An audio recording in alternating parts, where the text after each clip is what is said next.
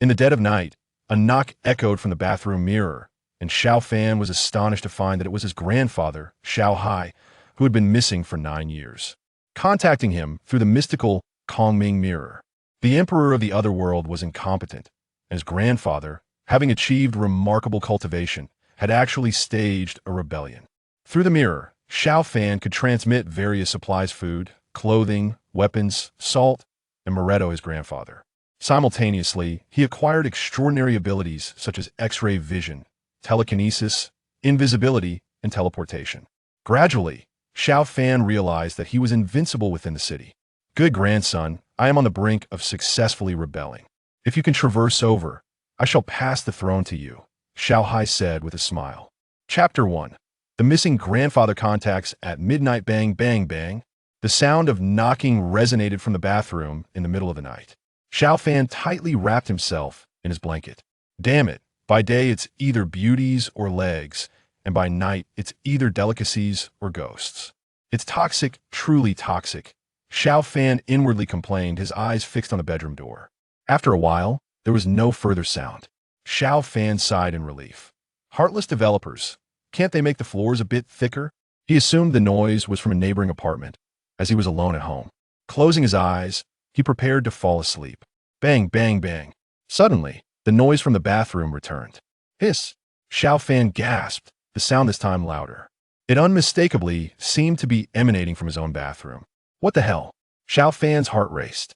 He quickly pulled out his phone and searched for Buddhist scriptures. This would do. Let the music play. Xiao Fan played the Ksitigarbha Sutra, cranking the volume to the maximum. Immediately, he felt a surge of courage. Turning on a light, he cautiously opened the bedroom door, peeking outside. Everything appeared normal. Scaring myself, there are no ghosts in this world, he muttered, stepping out of the bedroom towards the bathroom, tightly gripping a baton he had bought for self-defense. Years ago, after his parents died in a car accident, he was left alone, and this item gave him a semblance of bravery. Phew. Indeed, it's just noise from a neighboring apartment, Xiao Fan observed, looking into the bathroom. There was nothing amiss, and he exhaled in relief. Splash. Having just sweated from fear, he turned on the faucet to wash his face. Raising his head, he was startled and stumbled back. Reflected in the mirror was not his own image, but that of his long-lost grandfather. His grandfather had vanished 9 years ago, and the family had exerted great effort to search for him, even involving the police, but to no avail. Good grandson, you don't recognize your grandfather? The figure in the mirror, Xiao Hai, spoke. You Xiao Fan felt an urge to flee. What's with this cowardice? I'm your grandfather, not a ghost. 9 years ago, I traversed realms and achieved great cultivation, becoming a general, Xiao Hai declared with authority. Xiao Fan stared in disbelief at the reflection of Xiao Hai. His grandfather was a robust man who had once served in the army and fought in battles. In his youth, even the local ruffians would steer clear of him. The image in the mirror bore a striking resemblance to the grandfather he remembered. Are you truly my grandfather? Xiao Fan asked, incredulity lacing his voice. Xiao Hai retorted, would a ghost jest with you like this? Call your father, I have matters to discuss with him. Xiao Fan's heart sank that my parents passed away in a car accident 5 years ago. The reflection of Xiao Hai froze, his eyes growing misty. Back then, a fortune teller said, I would struggle to support you and your grandmother. We worked hard to raise him, yet he left this world before me, Xiao Hai said hoarsely. Looking at the sorrowful expression on Xiao Hai's face, Xiao Fan began to believe that this was indeed his grandfather. The displayed grief felt genuine. Grandfather, were you just knocking on the mirror? You nearly scared the soul out of me with your midnight knocking, Xiao Fan said, turning off the music on his phone. Xiao Hai wiped his eyes. For now, this is the only convenient method to contact you. Good grandson, your grandfather urgently needs your assistance. Xiao Fan questioned, what could I possibly help with? Xiao Hai cleared his throat. The emperor is tyrannical and wishes to kill me for staging a rebellion, which is rather sudden. Currently, we are short on food and weapons. With winter approaching, we also lack clothing for the cold. My 10,000 soldiers must be well fed and warm if I want them to fight for me. Xiao Fan was taken aback. 10,000 soldiers was no small number. He wondered if his grandfather was exaggerating. Grandfather, you're in another world, I can't be of any help, he lamented. Moreover, the money in my bank account can't buy much. Xiao Hai replied, your grandfather has cultivated well and obtained a powerful artifact known as the Kongming Mirror. Through it, I can contact you. You can also use the mirror to send items from your side over. Surprise flickered in Xiao Fan's eyes. It can work like that? Good grandson, if you assist your grandfather in rebellion, there will be rewards in store for you. I shall first enhance your constitution, Xiao Hai said. An array of light shot from the mirror into Xiao Fan's body. Instantly, Xiao Fan felt a warm sensation spreading within him. Good grandson, after a good sleep, your physique will improve considerably. Currently, your grandfather needs food. Think of a way. I will contact you again in 3 days. With that, the image of Xiao Hai in the mirror grew hazy and soon vanished completely. Grandfather is alive and rebelling in another world, Xiao Fan muttered to himself. He could hardly believe it was real. He pinched himself and hurt. This was no dream. Grandfather needs food, but I only have 100,000 yuan in my bank account. That would only buy about 50,000 jin of rice. Xiao Fan furrowed his brow.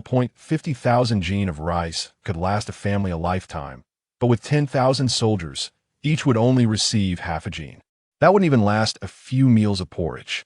Forget it. I'll think about it tomorrow. The figure in the mirror might not be my grandfather after all, Xiao Fan thought. He had only 100,000 yuan. He couldn't afford to spend it recklessly.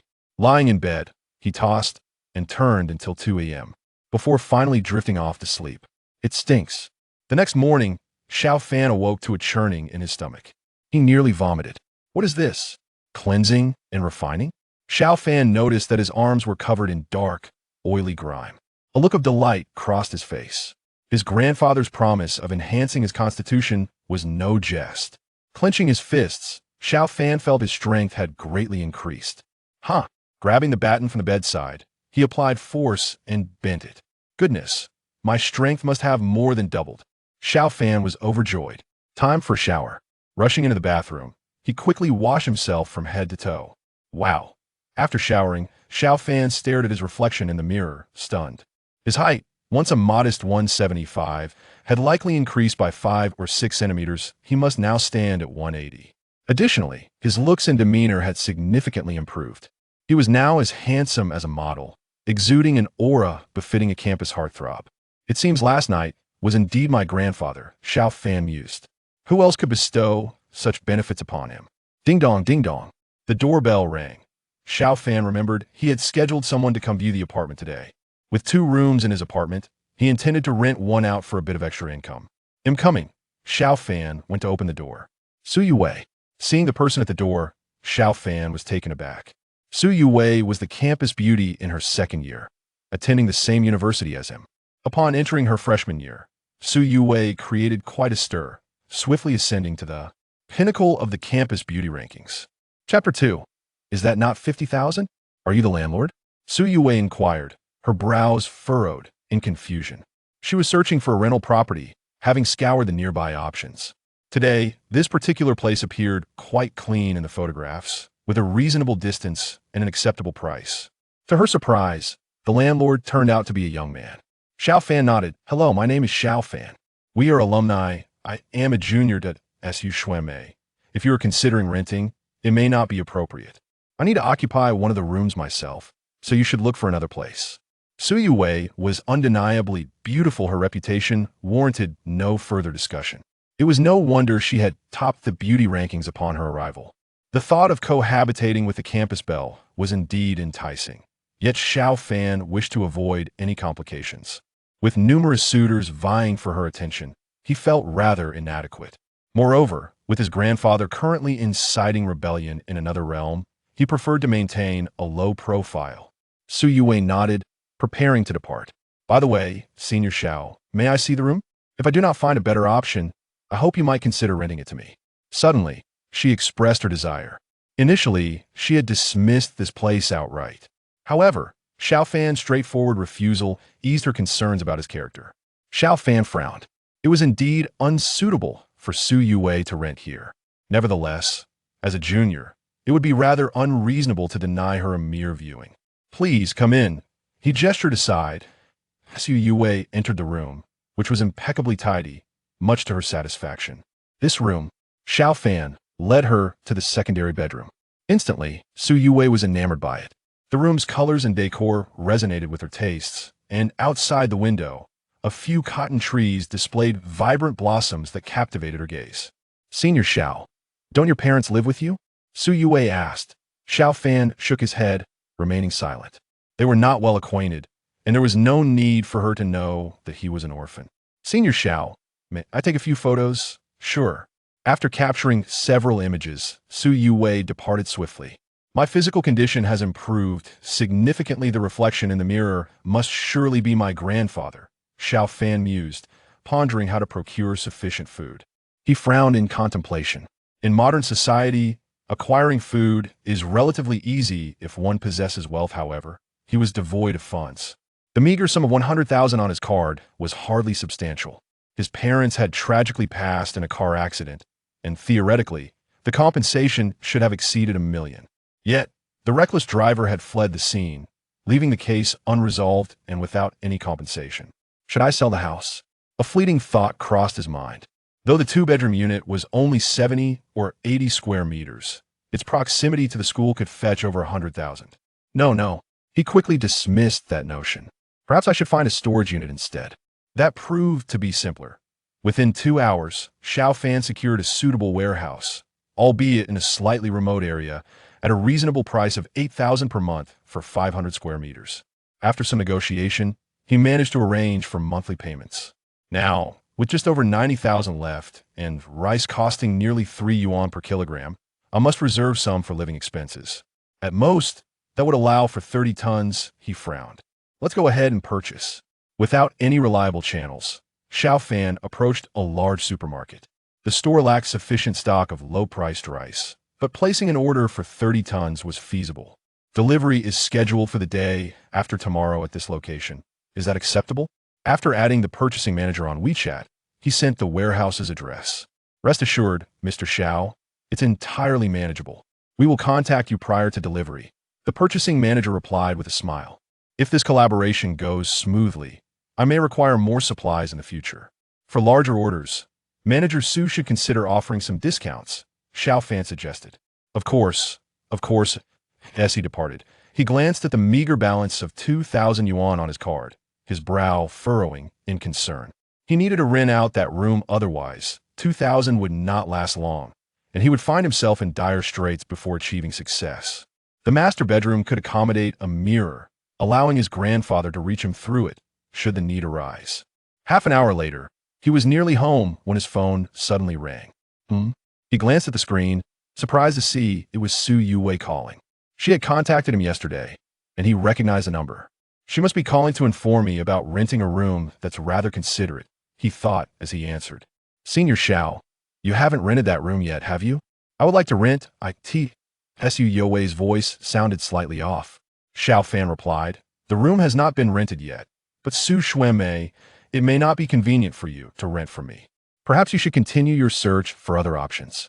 Senior Xiao, are you home? Could you please open the door? Su Yue's voice trembled. I'm not home yet, but I'm almost there. He hung up and quickened his pace, sensing her apprehension. 2 minutes later, he arrived at his doorstep to find Su Yue crouched there, hugging her knees, her shoulders trembling slightly. Su Xuemei, what's wrong? Xiao Fan inquired, puzzled. She quickly stood, visibly relieved upon seeing him. I just encountered a landlord who didn't seem like a good person. He followed me for a while. Senior Xiao, please rent that room to me, she implored, fear evident in her voice. Hey, little girl, speaking ill of others behind their backs is unwise. Open the door and both of you come in, otherwise, don't blame me for being rude. The door to the stairwell swung open, revealing a man wearing a baseball cap, brandishing a knife. Xiao Fan's expression changed. Su Yue turned pale. Xiao, Senior Xiao, it's him. She had not anticipated his audacity to follow her all the way here. Both of you, get in now. Otherwise, they'll come in with my knife, and you'll both be dead, the man snarled. Xiao Fan scrutinized him, recognizing the familiarity in his appearance. Isn't that 50,000? Suddenly, Xiao Fan froze, recalling where he had seen this man before. Just days prior, he had come across this individual's photograph in a class group chat. His name was Lu Kuan, an 11-level fugitive with a bounty of 50,000 on his head, as reported by officials. The group had been buzzing with discussions about him. 50,000 on my doorstep. I wonder if Su Yuwei is a harbinger of misfortune or fortune, Xiao Fan pondered. Had he encountered this man the day before, he would have likely faced dire consequences. Now, with a few robust men by his side, Xiao Fan felt confident. Having undergone body refinement, his strength and reflexes had significantly improved. Calm down, big guy. There's no need for violence. He'll open the door, and we could discuss this amicably. Xiao Fan reached into his pocket, and in the next moment, he pulled out his phone and hurled it at Lu Kuan. Ah! Lu Kuan screamed. With his newfound strength, the impact of the phone struck him as if hit by a brick. Crack! As the phone shattered upon impact, Xiao Fan charged forward and kicked Lu Kuan in the chest, sending him flying 2 or 3 meters. Several of his bones broke, and he curled up in agony. Su Yuwei stared in disbelief, unable to comprehend the unfolding events. Chapter 3. Caught on camera with a campus bell. Xiao Fan kicked Lu Kuan's knife away, exhaling a sigh of relief. Despite having undergone body refinement, he remained a mere mortal. Had Lu Kuan plunged that blood-stained knife into him, he would surely meet his end here. Senior Xiao, I didn't expect him to follow me here. I'm sorry, Su Yuwei said, her voice trembling with fear. Xiao Fan replied, Su, you should go rest in your room for now. I'll call the police, and you might need to give a statement later. Su Yuwei nodded gently. She quickly retreated to her room. Xiao Fan picked up his phone, letting out a sigh of resignation. His phone was utterly useless. Lu Kuan, may I borrow your phone? Is that all right? Xiao Fan approached Lu Kuan. Lu Kuan's expression shifted. Xiao Fan had indeed uncovered his identity. Taking out Lu Kuan's phone, Xiao Fan dialed a very familiar number. Hello, who is this? Came a voice from the receiver. Taking a deep breath, Xiao Fan replied, Captain Liang, it's me, Xiao Fan.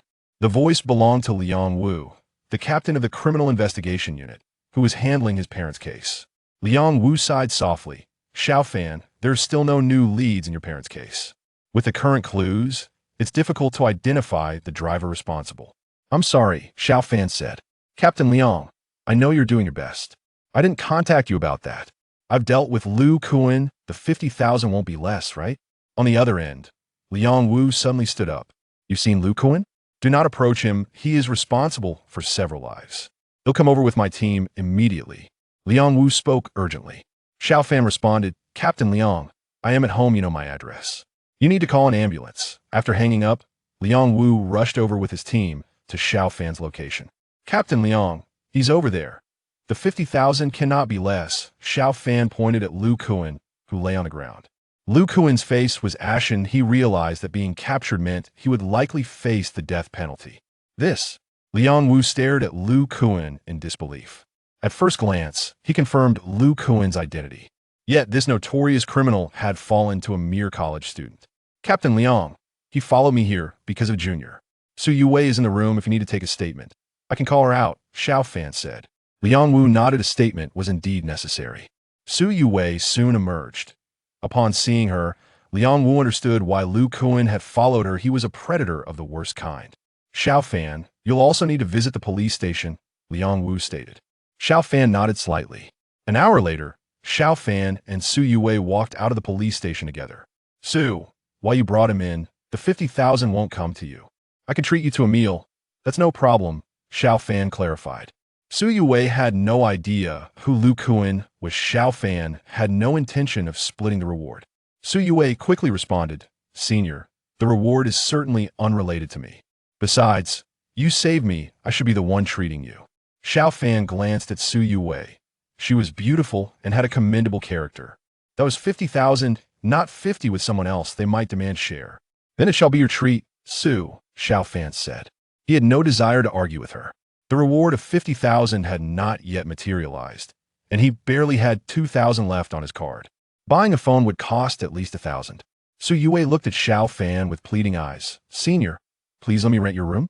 I've searched everywhere for reasonably priced places. Xiao Fan firmly shook his head. He had no plans to rent that room anymore. He had only about 100,000 in his account, and he needed to rent it out to avoid financial ruin. The capture of Lu Kuan would yield a reward of 50,000. Su, please wait a bit longer. Suitable places for rent will surely become available. With a reward of 50,000, I won't be renting out my place, Xiao Fan replied. Su Yue felt helpless. If it were any other guy, she would be certain they would gladly offer up their master bedroom for her to stay in, yet Xiao Fan wouldn't even let her rent a room.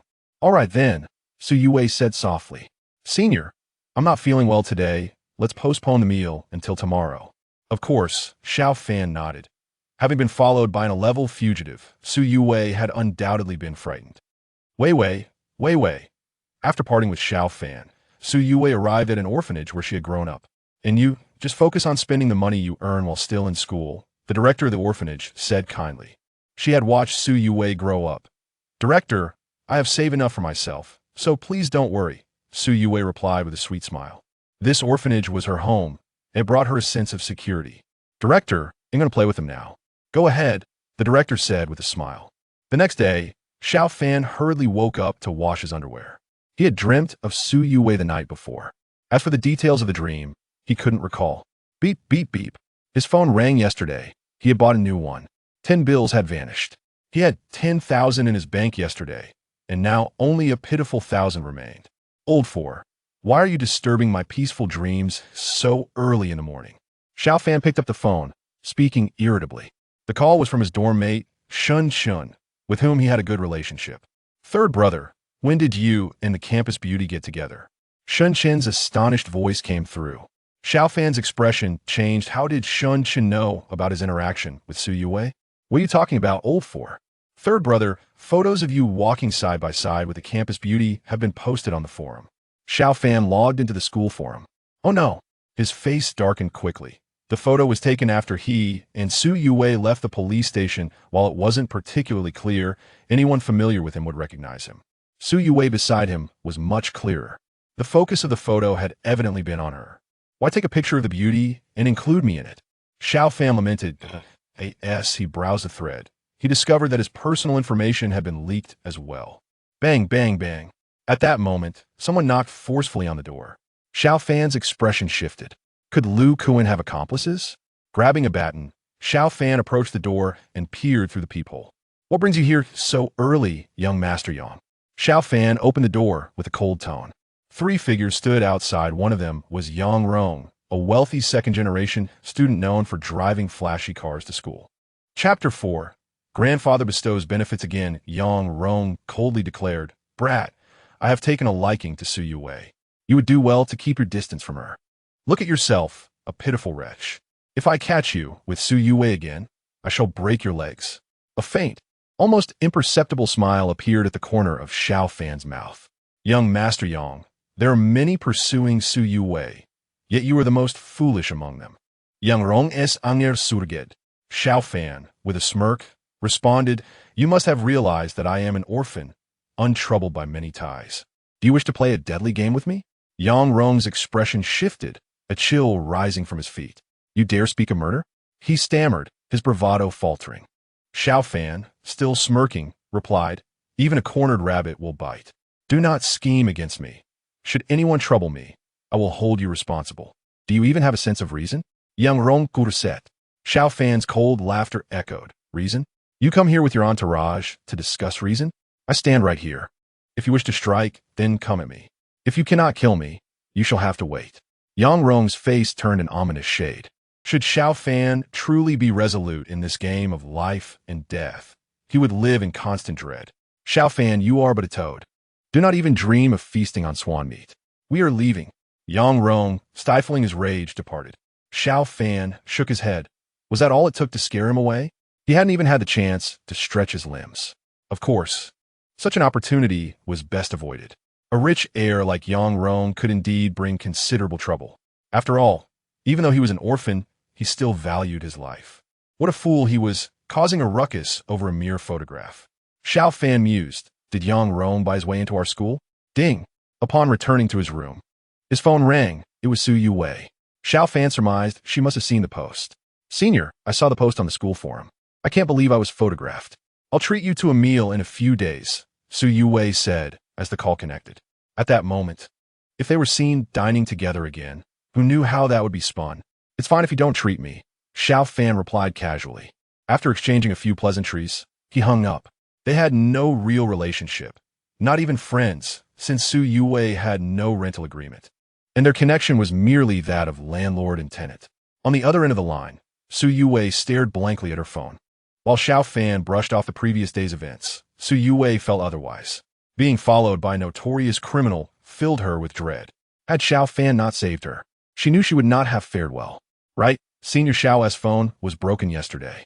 I must earn some money to buy him a better one. Su Yue resolved within herself. Originally, she had over 10,000 on her card, but after donating 10,000 to an orphanage, her funds were now dwindling. With no one around in the dormitory, she opened her laptop and quickly began typing code, assisting a company in patching security vulnerabilities. Little did anyone know, aside from her beauty, Su Yue was also a top-tier hacker. However, she never exploited her hacking skills for profit. Every penny she earned was clean. Not long after, a sound came from the dormitory door. Su Yue swiftly switched off her computer screen, sighing internally. She needed to find a place of her own. You and Xiao Fan. Are you really? A girl named Song Jia entered the dormitory, her voice dripping with curiosity. Su Yue glanced at Song Jia. With her intelligence, she had long realized that Song Jia was being bribed, likely by more than one person. Su Yue shook her head. How could that be? We just happened to run into a situation yesterday and went to the police station to file a report. Oh, I see. I thought so. Xiao Fan's looks and background are so mediocre. He could never match up to you, Yue, Song Jia prattled on. Su Yue recalled Xiao Fan's appearance, believing he was far more handsome in person than in pictures, particularly when he delivered that kick yesterday. He was incredibly cool. Song Jia, Senior Xiao, is a good person. Please don't speak ill of him, Su Yue said, her brow furrowing slightly. Song Jia pouted. Yue, you're just too kind. In this day and age, being good doesn't pay the bills. Su Yue's expression soured. Song Jia quickly fell silent, as she still wished to gain benefit from Su Yue. Sigh, I must move out soon, Su Yue thought to herself. However, housing around the school was tight, and it would be difficult to find a suitable place in the short term. 2 days swiftly passed. As night fell, Xiao Fan was not in his apartment, but in a rented warehouse filled with bags of rice. This secluded warehouse was devoid of people. After scrolling through some ghost videos, Xiao Fan felt a strange unease, as if he were not alone. A 500-square-meter warehouse was neither too big nor too small. Yet being alone there at such an hour was rather unsettling. This account is useless now. Should I register a new one and watch more beauty videos to boost it? Xiao Fan murmured to himself. Grandson, is this all you have prepared? A voice emanated from a large mirror in the warehouse. Xiao Fan quickly turned his gaze to the mirror. Wasn't he that his grandfather, Xiao Hai? This is all. I have only 100,000 in my card. After renting the warehouse, I spent 8,000 on it, leaving 90,000 worth of rice here. Grandfather, do you really have 100,000 soldiers under your command? Xiao Fan rolled his eyes. Xiao Hai sighed. In the past few days, I've recruited a new unit, adding another 20,000. We now total 120,000. Why do you only have 100,000 on your card? Your parents died years ago. Did their compensation money dwindle to such little sum? Xiao Hai's expression darkened. Xiao Fan's parents were his son and daughter-in-law. It had been years since their deaths. Yet the driver responsible had not yet been apprehended and remained at large. Unthinkable. Xiao Fan, as their son, you must find that scoundrel, Xiao Hai declared angrily. Xiao Fan sighed softly. 5 years had passed. Even if there were leads back then, they had likely vanished by now. Finding the perpetrator was no simple task. Grandfather, how should I deliver this rice to you? Can you send some gems or something over for me to sell? Xiao Fan inquired. Gold is difficult to handle. If I could send you a good gem, selling just one would yield considerable income, Xiao Hai explained with a cough. For now, I cannot provide you with tangible items. It's easier for you to send something here than for me to send it to you. You can transmit items through the mirror. Xiao Fan lifted the mirror, and as it made contact with the pile of rice, the entire heap vanished in an instant. With 5 tons in one pile and a total of 6 piles, soon 30 tons of rice disappeared from the warehouse. Grandson, you must devise a plan regarding food. The remaining supplies, coupled with what you have now, will not last long. You cannot wage war on an empty stomach, Xiao Hai said helplessly. Xiao Fan gazed at Xiao Hai with anticipation. Xiao Hai retorted, I am your grandfather. How could I not provide you with benefits? The empty mirror has its limitations. Otherwise, I would have given you everything at once. Xiao Fan coughed lightly. Grandfather, Any little bit you can spare will suffice. Xiao Hai pondered for a moment, then said, Grandfather grants you the ability of X-ray vision. However, due to your insufficient strength, overuse will deplete your vitality. You may only use it 3 times a day. Remember this. Chapter 5. Gaining the ability of X-ray vision. Once Xiao Hai finished speaking, he raised his hands, powerful energy swirling within them. Xiao Fan narrowed his eyes, captivated by the brilliance emanating from his grandfather's hands. Drink. Suden Li, Xiao Hai Bao Lao. A dazzling light surged through the mirror and instantly entered Xiao Fan's left eye. Poof! Xiao Hai spat out a mouthful of blood, his complexion paling. Grandfather! Xiao Fan exclaimed in alarm. Xiao Hai waved his hand dismissively, assuring, Don't worry, you won't die. It's quite easy to alter your physical constitution, but acquiring a unique ability like clairvoyance is far more challenging. You should find ways to utilize this ability to earn some money. With 12,000 mouths to feed, even boiling me for soup wouldn't suffice. At this point, Xiao Hai awkwardly patted his own mouth. My dear grandson, I am a rough man, so refrain from using coarse language around me. Xiao Fan replied, Grandpa, speak as you wish. I'm already 21. Xiao Hai was momentarily taken aback. He had been gone for 9 years, and Xiao Fan was merely 12 at the time. My dear grandson, if I were to conquer the world, I would find a way to bring you over and pass the throne to you. You could be the emperor. Xiao Hai Godin Bo Li, Xiao Fan remarked. That's a grand ambition, one that is too big for me to digest all at once. First, focus on living well. He then added, by the way, I prepared something good for you. Xiao Fan dashed away and soon returned carrying a box, which, upon contact with the mirror, was instantly transmitted to Xiao Hai's side. Upon opening it, Xiao Hai discovered a collection of military strategy books. Excellent, excellent. His eyes sparkled with excitement. These books would indeed be of great use to him. Well done, my dear grandson. I was just injured. I'll contact you again in 5 days. After saying this, the scene in the mirror changed instantly, and Xiao Fan found himself staring at his own reflection. It seemed there was no noticeable change. Rubbing his left eye, Xiao Fan leaned closer to the mirror for a more detailed inspection and saw nothing unusual. Could it be that, like the process of cleansing one's meridians, this requires time? Xiao Fan pondered. The next morning, Xiao Fan awoke groggily.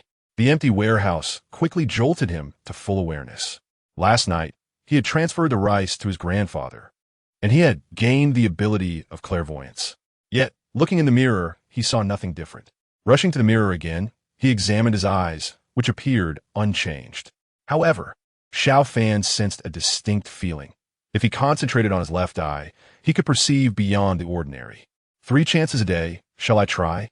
He thought, quickly gathering various materials. Cardboard, wooden planks, bricks, and iron sheets stacked together. Different materials might affect the clarity of his perception. Taking a deep breath, Xiao Fan focused on his left eye, and the first layer of cardboard instantly became transparent, followed by the wooden plank. The brick was a bit more challenging, while the iron sheet required considerable effort. Nonetheless, he successfully perceived through all the prepared layers and felt quite satisfied. He gazed downwards and managed to see through about half a meter. Just then, Xiao Fan felt a dryness in his left eye and instinctively blinked. Instantly, everything returned to normal. So blinking means losing one opportunity, he mused. My grandfather is quite impressive. He granted me the ability of clairvoyance across dimensions. I wonder just how powerful he truly is. With a deep exhale, Xiao Fan's resolve solidified. Having cleansed his meridians and acquired this extraordinary ability, he felt optimistic about the future and the potential to track down the perpetrator. The act of fleeing after causing the death of 2 individuals was exceedingly reprehensible. Had the perpetrator called the police and an ambulance at the time, perhaps his parents would still be alive.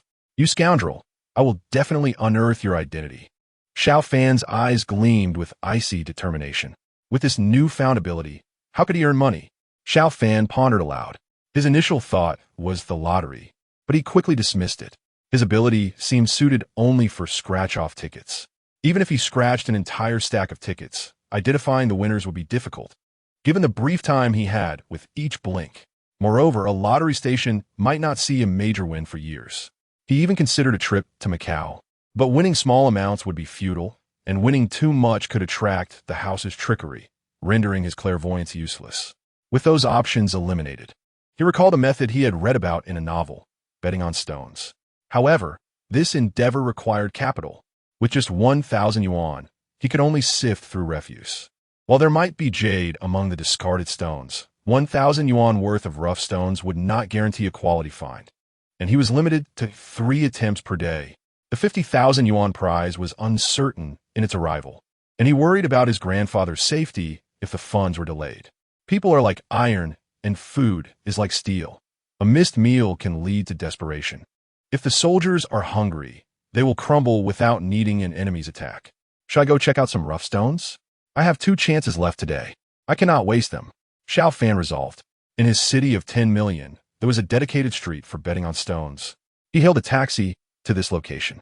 Young man, if you're just here for fun, that's fine, but beware of becoming too engrossed. It could lead to financial ruin, cautioned the taxi driver, a bitter expression on his face. He once owned 3 properties worth over 10 million and drove a luxury car, but now he was reduced to a taxi driver. Xiao Fan nodded. Thank you for the warning, brother. I'm just here to take a look. By the way, which shop is more reputable? Dongji Rough Stones. They've been around for over a decade. The prices are a bit higher, but they sell genuine rough stones, unlike some shops that mix in ordinary stones. Xiao Fan expressed his gratitude and paid the fare before alighting. Soon, he arrived at Dongji Rough Stones. The shop was spacious, with numerous stones of varying sizes displayed on wooden racks. The pricing ranged from 500 to 3,000, 5,000 to 10,000 yuan, with each shelf clearly marked. The stones priced at 500 yuan attracted many curious onlookers, while few dared to approach the more expensive stones. Is this all you have? Xiao Fan inquired, sensing the chances of finding anything valuable among these stones were slim. Using my 3 daily chances on them would be a waste. Customer, we have more on the 2nd and 3rd floors. The 2nd floor requires a capital verification of 200,000 yuan, while the 3rd floor requires 1 million. The attendant politely informed him.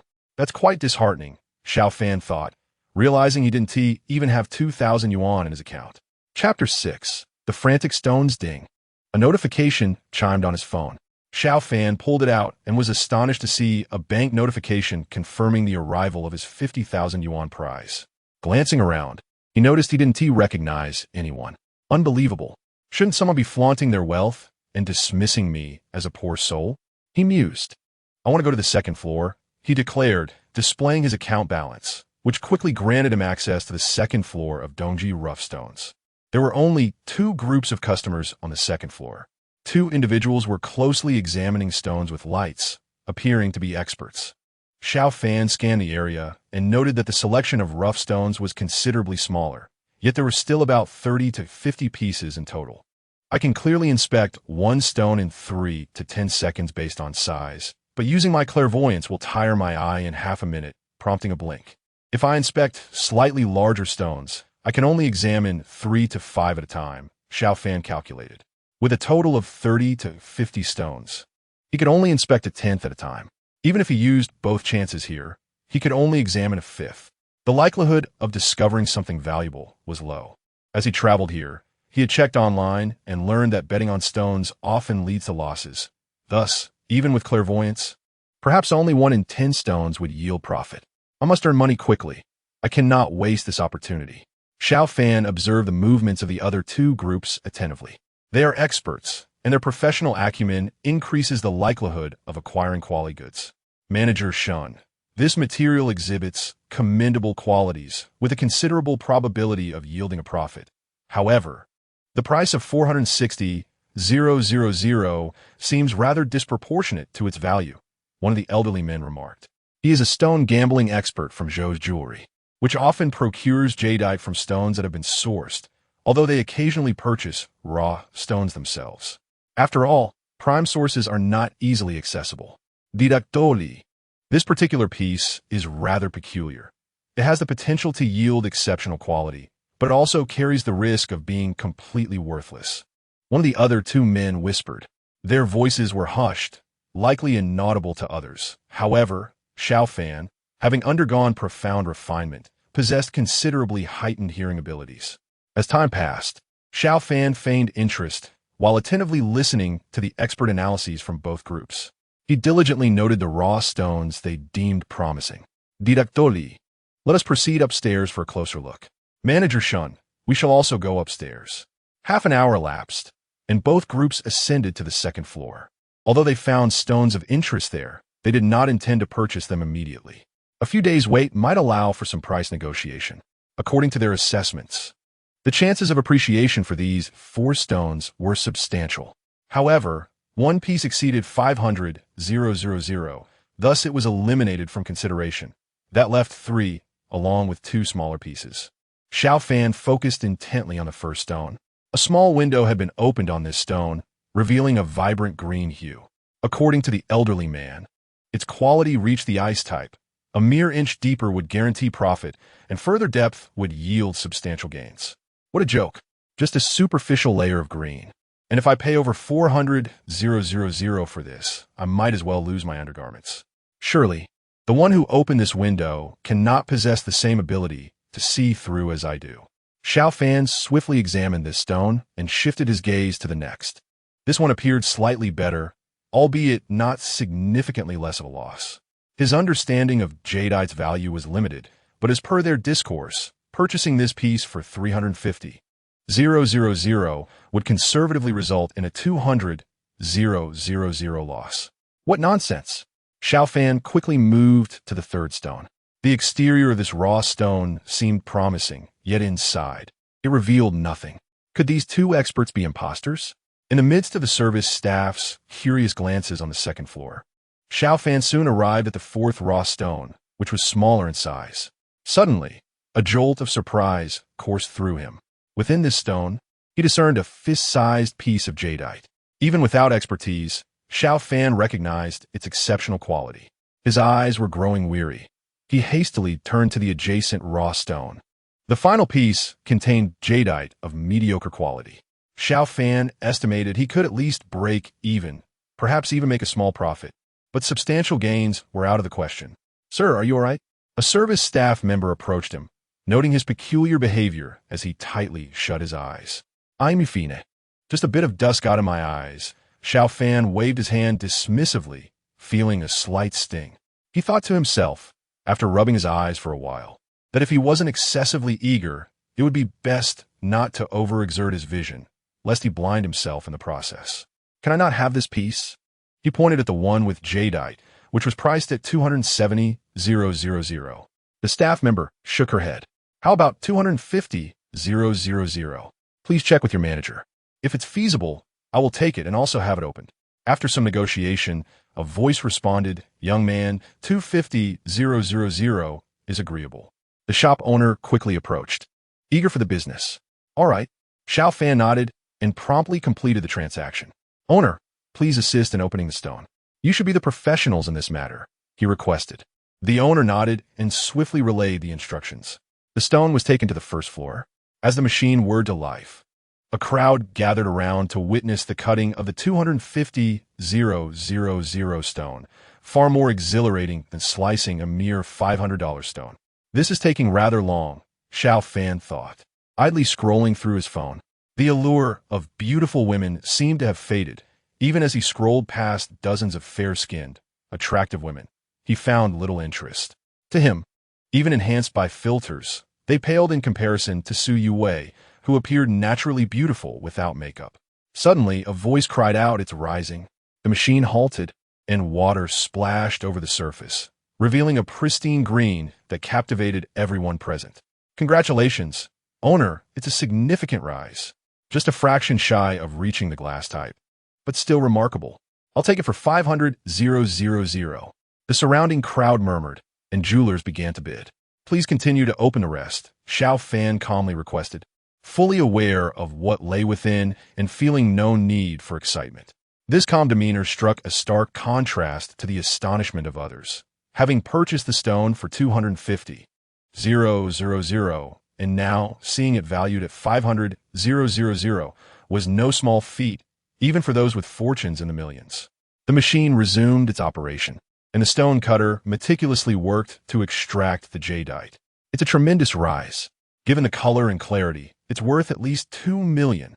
"Young man, I'll take it for 2 million. The crowd gasped at the substantial appreciation of this raw stone.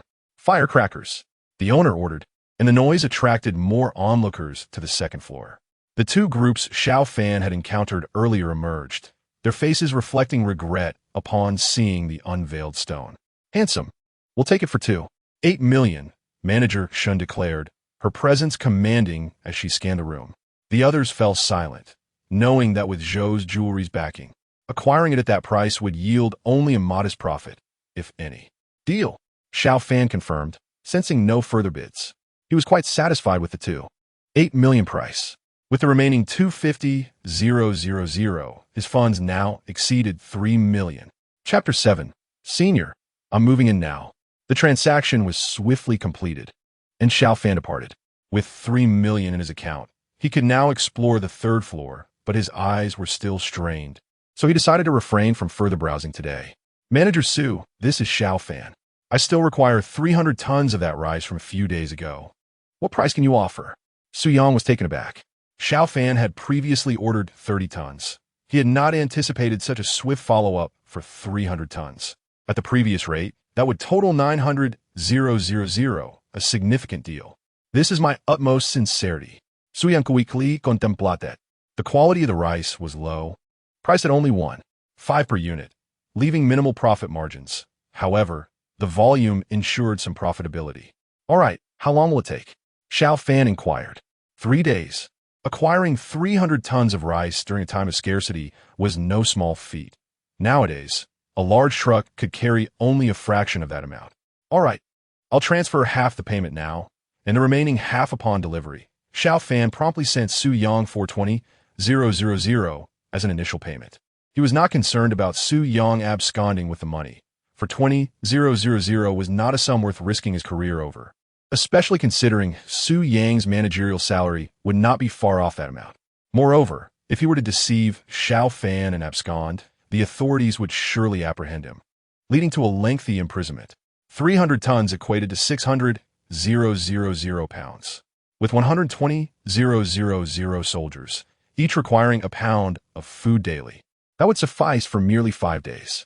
Xiao Fan calculated briefly, shaking his head in disbelief at the staggering consumption of resources. He currently has just over 3 million on his card, but he cannot spend it all at once. He desires to earn more, which naturally requires substantial capital. He plans to visit the third floor of Dongji raw stones tomorrow. The prices for raw stones on the third floor are significantly higher, and any substantial increase would result in considerable profit, he mused. Just then, his phone buzzed. It was a call from Liang Wu. He was somewhat puzzled. Why was Liang Wu calling him? Nevertheless, he remained calm and answered the call. Team Liang, how surprising. You actually called me, Xiao Fan remarked. Initially, after his parents' car accident, the case was handled by the traffic police, but since the perpetrator had fled and was untraceable, it was eventually handed over to Liang Wu. In the beginning, Liang Wu called him daily, but the frequency had gradually diminished, leading Xiao Fan to despair. Xiao Fan, Liang Wu said in a solemn tone. During the interrogation of Lu Kuan, he divulged some additional information. There has been progress in your parents' case. I will continue to investigate. There is hope for a breakthrough. Xiao Fan's eyes lit up with surprise. The compensation for his parents' death no longer mattered to him. He only wanted the perpetrator to face consequences. Had the individual not fled, his parents might very well have survived. Now at 21, he was just 16 when he suffered the devastating loss. A wound that had yet to fully heal even after 5 years. Team Liang, what kind of lead do you have? Xiao Fan inquired eagerly. Liang Wu replied, I cannot disclose that information at this moment. You have waited too long. Otherwise, I wouldn't have made this call. Rest assured, we will do our utmost. With that, Liang Wu ended the call, as he had many pressing matters to attend to. Xiao Fan's eyes turned red with emotion. Hope had finally surfaced. He had not anticipated that capturing Lu Kuan would yield such a surprise. It seems Su Yuwei is not a harbinger of disaster, but rather a blessing. He thought to himself, without Su Yuwei leading the way, he would never have earned that 50,000 reward, and Liang Wu would not have discovered any new leads. Lu Kuan had been at large for 2 years, and had he not been caught this time, he could have continued to elude justice for several more years, if not longer. Ding dong. The doorbell rang suddenly in the evening, surprising Xiao Fan. The properties adjacent to the school had been changing hands frequently. The old neighbors had moved away long ago, and he had not met any new ones in recent years. If it were someone like Yang Rong coming to cause trouble, they wouldn't bother with the doorbell. Lost in thought, he walked to the door and instinctively peered through the peephole. He had not developed this habit until after his parents' passing. "Su, why are you here?" he exclaimed in surprise upon opening the door. It was indeed Su Yuwei, who quickly stepped inside as the door opened. "Senior, please close the door. If someone sees me here, it might lead to trouble," she urged. Xiao Fan shut the door, but did not close it completely. "Su, I have no intention of renting this place out again, and everyone already knows about it. It wouldn't be wise for you to stay here," he said. He had no plans to move in himself. Living together with Su Yuwei, even without any impropriety, would inevitably draw attention. "I understand, Senior. That day, you broke your phone to save me, so I bought you a new one. Please check if it works," Su Yuwei said as she produced a new phone from her bag. Xiao Fan was taken aback. He was surprised she remembered. "This phone must cost 4,000 or 5,000, right? My old one was only 2,000 and had lasted 3 years. It's a perfect opportunity to upgrade," he remarked, holding up the new device. Su Yuwei's keen eyes quickly recognized that Xiao Fan's newly purchased phone was merely an entry-level model. "Senior, you saved my life. This is just a small token of my gratitude. And I hope you accept it," she insisted, placing the phone down and preparing to leave. To purchase this phone, she had rented a small hotel for 3 days, working until 3 in the morning to earn 6,000 yuan. As a top-notch hacker, it was not difficult for her to make extra money, but revealing her online alias would have made securing large contracts easier. However, taking on projects as a newcomer was challenging. Why would anyone trust a novice? Consequently, the tasks she could acquire often did not match the remuneration, with 6,000 yuan worth of work being something others might take a month to complete. "Su, wait a moment. Have you found a suitable place to stay?" Xiao Fan asked. Su Yuwei shook her head. She had not looked for a new residence in the last few days. Even if she had, she doubted she would find something agreeable in such a short time. She needed to pay respects at her parents' graves, communicate the fact that her grandfather was still alive, and share any lead she found with Liang Wu.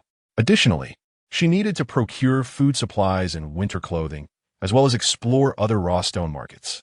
Managing all these tasks would take at least 10 days to half a month. "Senior, are you going away for a while?" Su Yuwei asked, surprised, as it was not yet vacation time. "Thank you, Senior.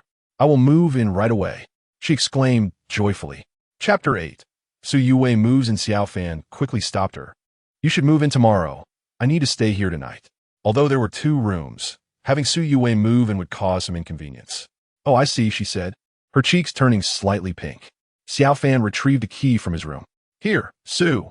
This is the key to the door. You can move in tomorrow. If anyone asks, you can say you rented this place, and you have half a month to find a new one." After receiving the key, Su Yuwei left promptly. The next morning, before Xiao Fan had even risen, the doorbell rang. Su Yuwei appeared at the door, dragging a suitcase. "Su, why are you here so early?" Xiao Fan was taken aback. The sun had barely risen. "I came at this hour to avoid trouble. If I had waited a bit longer, it might have been problematic with the suitcase," she explained. Xiao Fan nodded in agreement, recognizing the validity of her concern. The challenges of being attractive. Unlike him, who had never faced such issues growing up. Now, having undergone a transformation, his looks had reached a level of attractiveness, but he still fell short compared to Su Yuwei's ethereal beauty. Furthermore, a man's poverty could overshadow his looks. Knowing he was not wealthy, others would overlook him, no matter how handsome he might be. Xiao Fan yawned. "All right then." Su Yuwei wheeled her suitcase into the guest room. He felt he needed at least 10 hours of sleep to feel refreshed, whether due to his transformation or the exhaustion from using his enhanced vision. How pleasant. After settling her belongings, Su Yuwei gazed out at the vibrant kapok flowers. The morning sun bathed the bright red blossoms in a glorious light. Having risen early, she lay down on the bed and soon drifted off to sleep. 2 hours later, Su Yuwei awoke. She had been experiencing insomnia lately, but here, she felt quite comfortable. "Good morning," Xiao Fan greeted as he emerged from his room and caught sight of her. She looked vibrant and stunning. "Good morning, Senior," Su Yuwei replied, her face slightly flushed. Xiao Fan thought to himself, how wonderful it would be to live with such a beautiful classmate. However, he quickly dismissed the thought. He had no romantic inclinations at the moment. His grandfather was still engaged in a rebellion in another realm, and his parents had passed away, leaving him as the sole descendant of both families. Even setting aside familial ties, if he were to assist Xiao Hai in moving forward, Xiao Hai would undoubtedly offer him various benefits, illuminating his future with promise.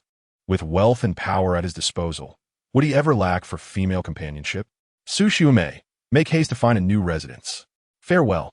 After freshening up, Xiao Fan departed swiftly. Su Yue peeked her little head out from within the house, glanced around, and upon confirming Xiao Fan's absence, she emerged from her room. It wasn't that she feared Xiao Fan's actions towards her. Having moved in, she trusted his character. Rather, she felt that early in the morning, without having groomed herself, her tousled hair would diminish her image in his eyes. At Dong's original stones, Xiao Fan's arrival did not stir much commotion. Today's clientele was largely different from yesterday's. And with over 2 million worth of jadeite unearthed, such occurrences were not particularly rare on this street. After Xiao Fan's departure yesterday, someone else had extracted jade worth 5 million from another shop. However, that individual had already spent 3 million on the original stone, yielding a profit comparable to Xiao Fan's. Client, you've arrived quite early today. The owner of Dong's original stones greeted Xiao Fan warmly. Having witnessed Xiao Fan's substantial profit, he too had benefited greatly. Xiao Fan's success had spurred many others to purchase original stones from his shop, resulting in sales equivalent to a normal week's worth in just one day. One must seize opportunities while they last, Xiao Fan replied cheerfully. Boss, I wish to explore the third floor. Is a financial verification necessary? The owner shook his head repeatedly. After all, Xiao Fan had just earned 3 million, and without sufficient funds, one could hardly afford the goods on the third floor. Soon, Xiao Fan ascended to the third floor. As he had anticipated, the number of original stones was again diminished, totaling just over 10 pieces. Client, the stones on the third floor are all in the $1 million range. The price is slightly elevated, yet the chances of uncovering exceptional items are likewise heightened. The owner remarked with a smile, estimating that the 3 million Xiao Fan earned yesterday would soon find its way into his own pocket. Money made by luck is inevitably lost through skill. Xiao Fan nodded. Boss, you attend to your matters. I shall browse at my own pace. The owner departed the third floor. Xiao Fan's gaze swept over the various stones, some large and others small, and employing his X-ray vision. He realized he could not evaluate them all in one go, but perhaps half was feasible. He quickly ruled out one stone priced over 3 million. And another large piece valued at merely 100,000 appeared unlikely to yield good results. After a cursory examination, he selected 5 pieces. Should none of these yield valuable findings, his visit today would be in vain. Miss, what kind of discerning eye do you possess? Do you believe my skills to be lacking? Xiao Fan remarked to a service attendant on the third floor, who was notably more attractive than those on the first 2 floors. And no, she stammered, suppressing a laugh. Xiao Fan's prowess had eluded her perception. He gestured towards the window. Miss, why not take a moment to admire the view outside? Your gaze upon me makes me rather anxious. The attendant quickly turned to the window, mindful not to offend a customer capable of ascending to the third floor. Xiao Fan fixed his attention on one original stone, swiftly activating his X-ray ability. 1, 2, 3. By the 5th stone, he could no longer restrain himself and blinked. The first and third were losses, the second was small. The fourth could yield a modest profit, while the 5th should net him 1 to 2 million. He internally mused on the accuracy of his judgments, knowing they were not infallible, but could provide a reasonable estimation. Please summon your boss. I wish to purchase this stone for 1 million. He indicated towards the 5th original stone, which was marked at 118,000. Such stones were not easily sold, and Xiao Fan believed that securing it for 1 million was entirely feasible. Client, that price is a touch low. Could you perhaps increase your offer? The owner soon arrived upstairs. Xiao Fan shook his head. This stone has likely lingered in your shop for quite some time. 1 million in cash is far more appealing than a mere stone.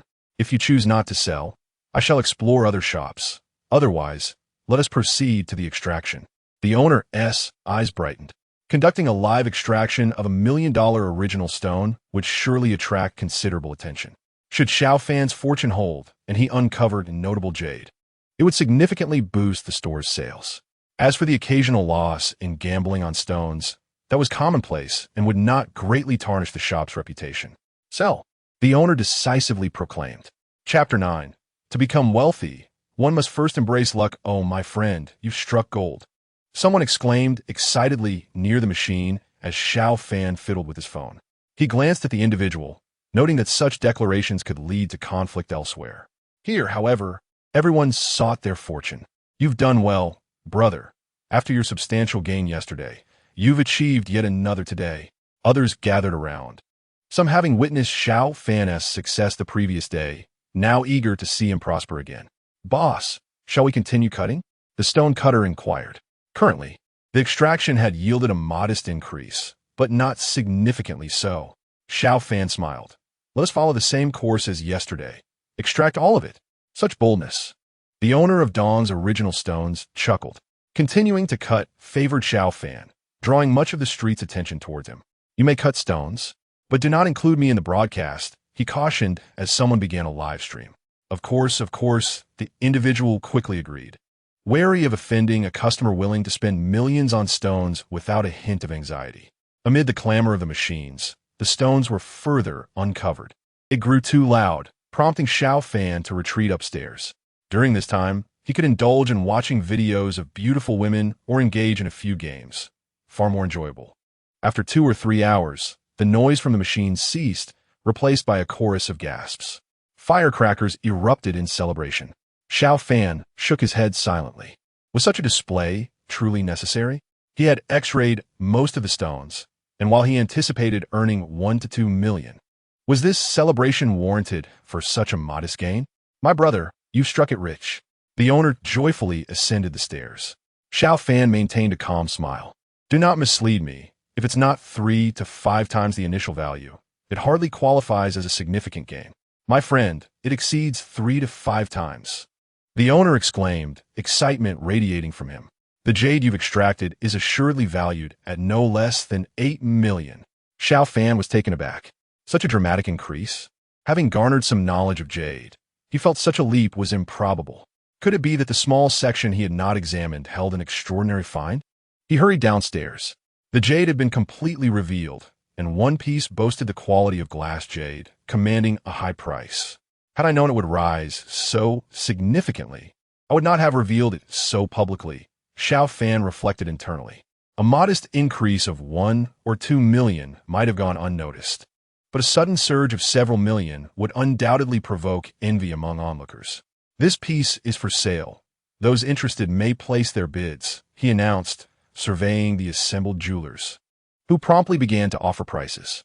Several shop owners joined in as well. Ultimately, this piece of jade was sold for 880,000. As the bank notification pinged, Xiao Fan's heart raced. His account balance had reached an 8-digit figure, a sum he had once only dared to dream of. He resolved not to return to this street in the near future. Having experienced 2 consecutive windfalls, should he return and strike gold again, it would attract undue attention. From the taxi's rearview mirror, Xiao Fan keenly noticed a vehicle following closely behind him. After 2 significant surges, it is likely that someone wishes to profit from him. Master, I urgently need to reach Leishan County in the shortest possible time. If you can drive quickly, I will pay you 2,000, Xiao Fan stated. The taxi driver's eyes immediately lit up. The distance to Leishan County is merely around 100 kilometers, typically costing about 300. Hold on tight, handsome. The driver slammed down on the accelerator, determined to earn that 2,000. 5 minutes passed, and Xiao Fan could no longer see the car that had been following them in the rearview mirror. In terms of driving skills and road familiarity, ordinary individuals could never compare to a taxi driver. Master, you're driving quite well. Here, the 2,000 as promised, Xiao Fan said when they arrived at Leishan County. He transferred the money without hesitation. To him, 2,000 was a mere trifle. Thank you. The taxi driver exclaimed joyfully. Take me to Liuhe town, Xiao Fan instructed. The pungent smell of vomit filled the cab. I suppose I should get a driver's license and buy a car when I arrive, he mused. After a few hours of bumpy travel, Xiao Fan reached the town and purchased some offerings for worship. By the time he arrived in the village, dusk had settled. Fancy, come over for dinner at your aunt's place. Your uncle just caught a large grass carp, a villager called out. The people in the village were simple and warm-hearted, greeting Xiao Fan as he walked by. When his parents passed away, it was the villagers who helped lay them to rest, a kindness he would always remember. 20 minutes later, Xiao Fan arrived at the back mountain of his ancestral home, where his parents were buried. Lighting incense, he respectfully bowed 3 times. The second piece of news: Captain Liang has found a lead. The scoundrels who caused your deaths will surely be brought to justice. They cannot escape the law's severe punishment. As he burned paper money, he spoke softly to his parents. A man may not shed tears easily, but recalling the past brought tears to Xiao Fan's eyes. As twilight deepened, someone approached to call Xiao Fan. He stood and looked at the newcomer. "Huzi, you have just 2 months until your high school entrance exam. Do you feel confident?" The visitor, Cheng Hu, appeared somewhat despondent. "I have confidence, but I might not continue my studies. I may have to work to earn money," he replied. Most families in the village were quite impoverished, and the costs of high school, tuition, accommodation, living expenses were burdens too heavy to bear. "Fanzi, please don't mention this to my parents. They have it tough, and my younger siblings still need to study. I can help with the family expenses by working," Cheng Hu implored. Xiao Fan had grown up in this village before moving to the city at the age of 15, and it was during high school that his parents had met with misfortune. "Fanzi, wash your hands and sit down for dinner." Cheng Hu's mother warmly invited him. As he took his seat and gazed at the dishes before him, his eyes moistened. There were 5 dishes in total: chicken, fish, and cured meat. "Fanzi, this chicken was prepared by your Uncle Tian and brought over. The cured meat comes from Grandpa Chen's family. Eat well and replenish your strength," Cheng Hu's mother urged. The village was small, with only 20 to 30 households, most of which were poor, yet it brimmed with warmth compared to the city. "Uncle, Aunt, Huzi must continue his studies. I recently earned some money, and for the village children going to high school, I will provide 10,000 each per year. For those attending second-tier universities, I will give 15,000. For first-tier universities, 20,000, Xiao Fan declared. As he descended the mountain, he resolved to do something for the villagers. Cheng Hu and the others stared at him in astonishment. "Fanzi, have you been possessed by spirits in the mountains?" Cheng Hu's mother placed her hand on Xiao Fan's forehead. Xiao Fan chuckled. "Auntie, I'm quite serious. Huzi and the others should pursue their education. I now have the means to assist everyone. Had the villagers treated him poorly, he would never have been so generous, regardless of his wealth. After all, when his parents passed away, he was left without access to their bank account or any money. It was the villagers who contributed to give them a proper burial." Cheng Hu's father, Cheng Xinghua, spoke sternly. "Fanzi, even if you have some money, save it for your future family. You have to rely on yourself." Xiao Fan grinned. "Uncle Cheng, are you looking down on me? With my looks, there are countless girls chasing after me." Uncle Cheng and his wife exchanged doubtful glances, as did Cheng Hu. "Uncle, in our village, there are so few of us. Only a handful goes to high school or university each year. If I estimate, it won't exceed 100,000 for all. I can manage that," Xiao Fan reassured them, smiling. He currently had over 10 million in his account, and more importantly, he possessed a unique ability to generate wealth faster than robbing a bank. "Fanzi, you must not force this matter," Cheng Xinghua frowned. Xiao Fan shook his head. "There is no forcing involved, uncle.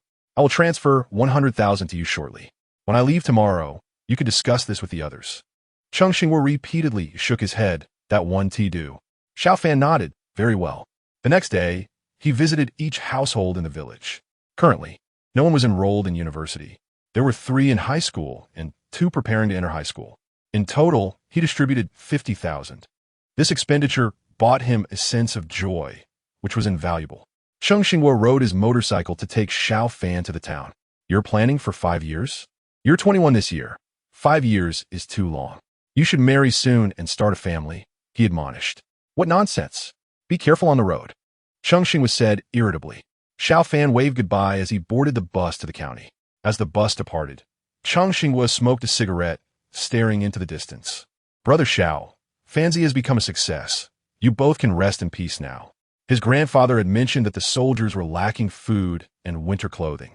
The 300 tons of grain would sustain them for several days. Now, he needed to address the clothing issue. He mused that specialized tactical training suits would be appropriate. although not military grade. Online, they could be purchased for just a few hundred each. However, he required at least 120,000 suits, one for each person without regard for replacements. This would amount to tens of millions.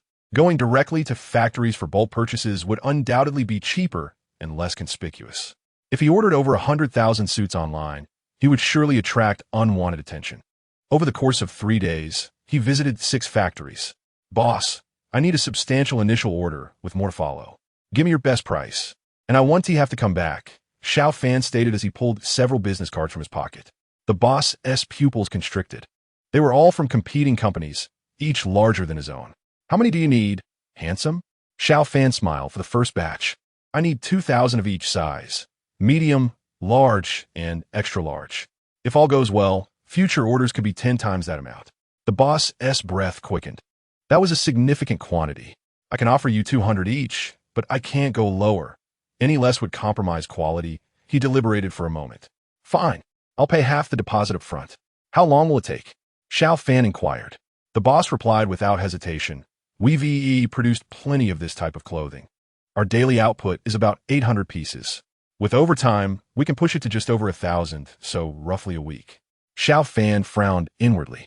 6,000 pieces in a week. If all 120,000 were made here, it would take several months. His grandfather couldn't wait that long. It seemed he would have to explore other options. The next day, Xiao Fan visited 2 more factories and ordered 6,000 pieces from one of them. Now on the 5th day, he awaited contact from his grandfather regarding the 300 tons of grain that needed to be delivered.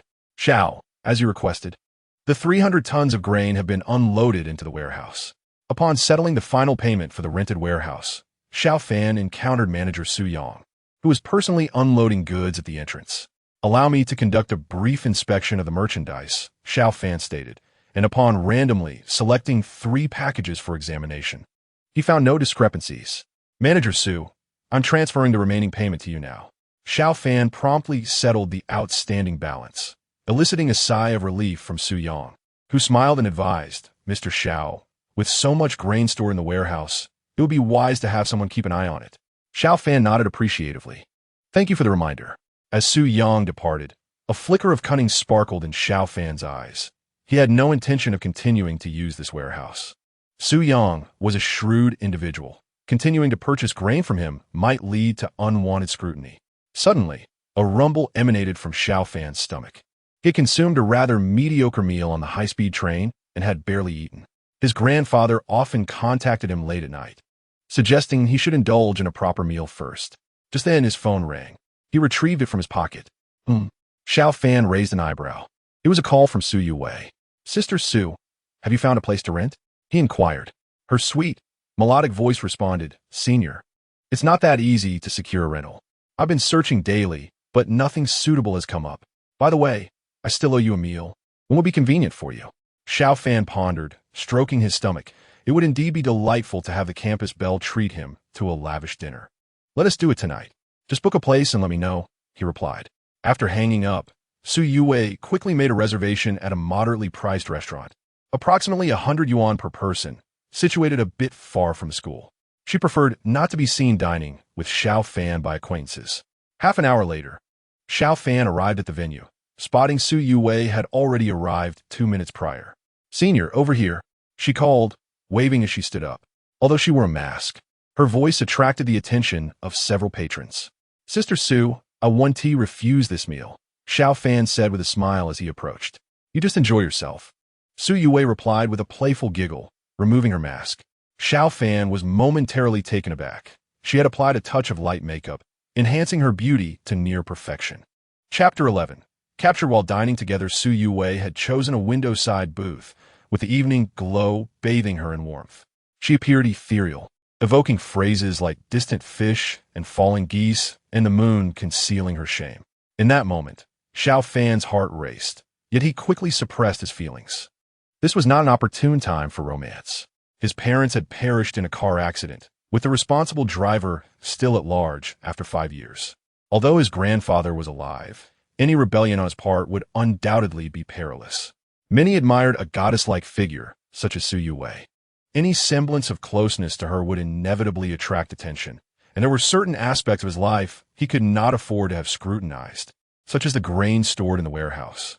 Should anyone discover the mysterious disappearance of hundreds of tons of grain, would he not be summoned by some enigmatic authority? Senior, Su Yue called, her cheeks slightly flushed as she sensed Xiao Fan's gaze lingered a bit too long.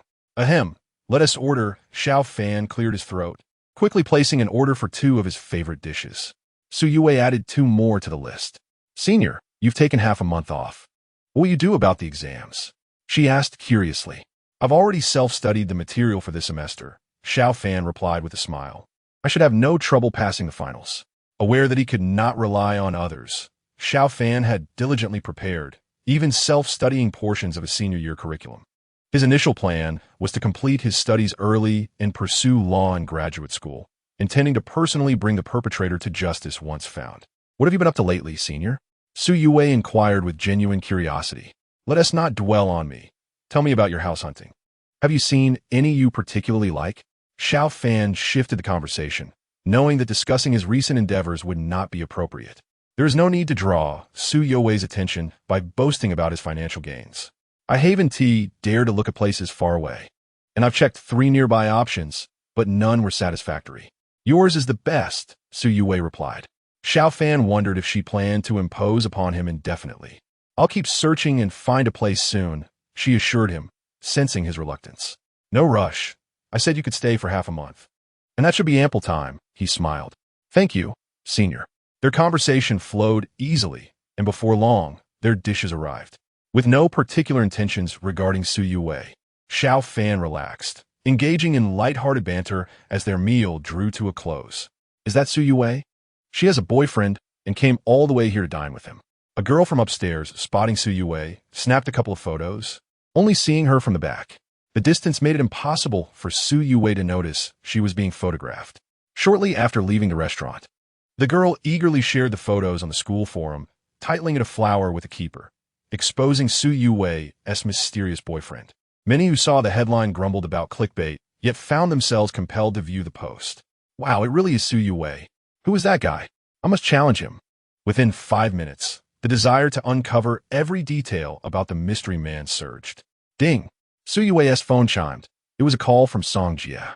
Senior, let me take this call, she said, initially contemplating ignoring it, but remembering they were dorm mates.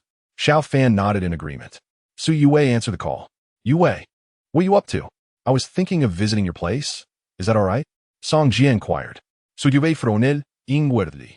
Dining with Xiao Fan was something she preferred to keep private, and bringing Song Jia to her residence would be inconvenient. I'm out for a meal right now. Let us discuss the visit later. I might need to change places, she replied. Dining with Xiao Fan? Song Jia exclaimed, surprised. The photo only captured Xiao Fan's back, making it difficult for someone unfamiliar with him to recognize him. My phone is running low on battery. I'll hang up now. Su Yue quickly concluded the call. Xiao Fan furrowed his brows slightly. While Su Yue was on the phone, he had taken out his device to check messages. Shin had sent a screenshot from the forum along with a questioning emoji. Too many people know Sister Su. We've been photographed. Xiao Fan sighed, showing the phone to Su Yue. Her brows knitted in concern. Song Jia must have seen the post. She intentionally called to check on me. She will surely suspect something is amiss. Su Yue felt a pang of regret for answering Song Jia's call. I'm sorry, senior. I never expected to be spotted from such a distance, she apologized. Xiao Fan waved his hand dismissively. It's fine. Just tell them I'm your distant cousin or something. Su Yue's voice turned soft. Senior, I'm also an orphan. Xiao Fan paused, taken aback. I wasn't aware, he replied earnestly. It's all right. I've grown accustomed to it. The orphanage has always been my home, Su Yue stated matter-of-factly. Xiao Fan could discern a hint of desolation in her gaze. Sister Su, let us refrain from discussing this sorrowful topic and take our leave. We wouldn't want to be cornered here, he suggested. Su Yue nodded in agreement. Upon exiting the restaurant, they each hailed a taxi to depart. Is third brother around? Give a sign, Shun Chen messaged again. Xiao Fan was well aware that Shun Chen and his dorm mates would undoubtedly recognize the situation. It's me. Don't spread rumors. There's nothing between Su Yue and me, he replied. Oh, came Shun Chen's cryptic response. Xiao Fan thought it best to avoid further clarification. He was too disinterested to explain. Shinshin would not speak out of turn. The buzz surrounding Su Yuwei was undeniable. Xiao Fan browsed through a forum, noting the background of a post that bore a resemblance to him. He felt a sense of resignation. Indeed, someone had connected the dots. Just days prior, photographs of him with Su Yuwei had resurfaced. Chapter 12. Ineffectiveness of hot weapons? Surely it cannot be Xiao Fan. How could Su Yuwei have any interest in him? I too find it implausible, yet the resemblance is striking. The forum divided into factions, embroiled in heated debate. Xiao Fan found the situation somewhat vexing. These individuals possessed an abundance of energy that could have been better spent on gaming. Master, it ends here, she said, swiftly tapping on her keyboard. With her hacking prowess, Su Yuwei identified the post-S originator in less than half a minute, Luo Qingling. Furrowing her brows, Su Yuwei recognized Luo Qingling as another campus beauty, albeit ranked below her. After a moment's thought, Su Yuwei infiltrated Luo Qingling's phone, quickly checking her recent photo album. Fortunately, none of the images depicted Xiao Fan's face clearly. She breathed a sigh of relief. Should anyone discover his identity, trouble would surely follow. She then conceived a plan. Rapidly, Su Yuwei altered the images on Luo Qingling's phone and seamlessly replaced the photos in the post. From the server's backend, she noted that 5 individuals had downloaded the images and took a moment to swap those as well. It's laughable that you think it's Xiao Fan. His hair whirls to the left, yet this person S is to the right. What poor eyesight you possess. She juxtaposed the original image of Xiao Fan with her modified version. Indeed, one spirals left and the other right. Definitively different individuals, others quickly noted, and the debate subsided. Su Yuwei exhaled in relief. What is happening? Is Sister Su a computer whiz? ISNT, she's studying finance? Xiao Fan pondered. It was evident that the images had been manipulated, and Su Yuwei was the most probable suspect. But did she truly possess such capabilities? During their meal, Xiao Fan had added Su Yuwei on WeChat and messaged her. Senior, I had a friend assist in modifying the photos. Ah, I see, Xiao Fan realized. It was only natural for a goddess-like campus beauty to have a wide network. After a long day, he soon succumbed to sleep. In the dead of night, Xiao Fan was roused by a series of knocks. Groggily, he turned toward the upright mirror, where he beheld Xiao Hai, his grandfather, bloodied and bearing a long wound on his arm. Just a minor skirmish. I'll recover swiftly, Xiao Hai dismissed. Grandson, is that rice you have behind you? Xiao Hai's eyes gleamed. In recent days, they had acquired little food, and their supplies were dwindling. Thousands of soldiers were on the brink of starvation. Xiao Fan nodded. Grandfather, you're a cultivator. Aren't the soldiers as well? Don't cultivators draw on the energy of the heavens and earth to sustain themselves? Xiao Hai zibli, somewat idita. How could ordinary soldiers ever reach the realm of fasting? Martial soldiers require sustenance, and their appetites exceed those of the average person. But with your prowess, what use do ordinary soldiers have? Xiao Fan inquired while passing the rice. Xiao Hai explained, the laws of this realm prohibit the indiscriminate slaughter of common folk. It's acceptable to kill 30 to 50 in a year, but more than that invites divine retribution. Many cities restrict powerful cultivators from acting. Xiao Fan understood now. Surely ordinary soldiers must practice martial arts too, and they need warm clothing? Xiao Hai responded, martial training requires talent. Most soldiers possess only rudimentary skills, and a mere 30% can withstand the cold. You must prepare ample warm clothing. The soldiers here are similar in height to those from our homeland. Xiao Fan nodded, having already begun preparations. Grandson, it seems you've amassed a considerable fortune. This grain should last us 5 or 6 days, Xiao Hai expressed, his spirits lifted. With food secured, his anxiety eased. Grandfather, should I procure some machine guns or similar weaponry? Xiao Fan offered, knowing such items were unavailable in his homeland, but accessible abroad. Xiao Hai frowned. You may try, but it may prove futile. I've spent much time attempting to create gunpowder, but the differences between our worlds hindered me. Wait here, Xiao Fan said, rushing to a corner to fetch a box. He quickly presented it to Xiao Hai. Upon opening it, Xiao Hai found several firecrackers. He tossed one into the flames, but it did not ignite. Xiao Fan observed through the mirror, realizing that the disparity between their worlds rendered certain elements ineffective. It appears hot weapons are not viable. If possible, You may attempt to send some over, but if it proves difficult, don't force it. If you can manage cold weapons, that would be preferable. The metallurgical standards here are average, while the weapons of the powerful are exceptional. Those of the soldiers are rather ordinary. Xiao Hai shook his head in disappointment. If machine guns were effective, I could sweep across the realm. Understood, Xiao Fan replied. 300 tons of grain was substantial, but stacked in 10-ton piles, it amounted to only 30 piles.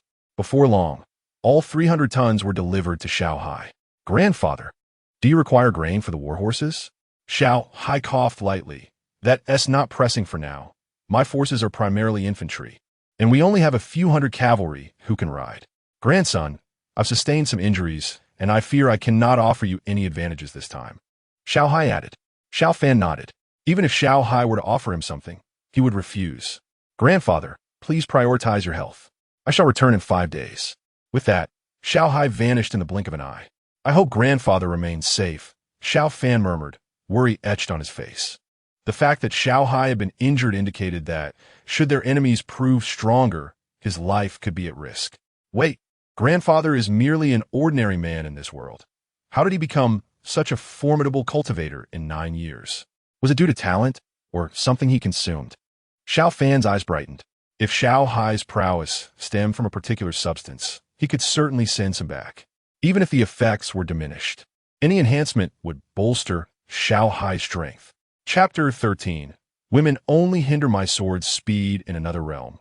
Xiao Hai soared through the air, swiftly arriving at the military camp. General, as he landed, numerous individuals emerged from the tents to pay their respects, their eyes filled with anticipation. Having rebelled against the tyrannical emperor, morale among the troops was exceptionally high, and they were enjoying consecutive victories. Yet, the generals understood the significant crisis that loomed, namely, the food shortage. Xiao Hai declared that he would find a solution. A few days ago, he had indeed managed to procure some grain, but the amount was utterly insufficient for an army of over 100,000. Why were such a worried expression? I assured you that I would secure food, and I shall certainly deliver, Xiao Hai asserted fiercely. With a flourish of his hand, bags of grain materialized before him. His empty void mirror, a spatial treasure, allowed him to communicate with Xiao Fan and to store items, effortlessly holding hundreds of tons of grain within. General, is this the same type of white rice as before? One of the generals exclaimed with delight. Though the rice bought by Xiao Fan was of mediocre quality, it was a sumptuous provision for the ordinary soldiers of Xiao Hai's world. Faced with insurrection, it was evident what the common folk were subsisting on. Many had no food at all, consuming husks, tree bark, or grass roots, anything that would sustain them. A bowl of rice porridge was already a luxury, let alone a plate of pure white rice. Indeed, follow me to claim the world, and I shall ensure none of you suffer from hunger, Xiao Hai proclaimed with commanding authority. With food in hand, he felt emboldened. Several generals hurried to open a few bags, their faces lighting up with joy as they discovered the pristine white rice within. This rice was of superior quality compared to that sold in grain shops, which often featured yellowing grains mixed with husks. Distribute half of the rice to each camp, Xiao Hai instructed, cautiously setting aside the remaining portion, should any unforeseen circumstances arise. He could not afford to be left bereft. We shall rest for 2 days. After that, we will set forth for Silver Moon City. Xiao Hai spoke solemnly. The city was substantial, and capturing it would not be easy, but once they succeeded, it would serve as a formidable stronghold.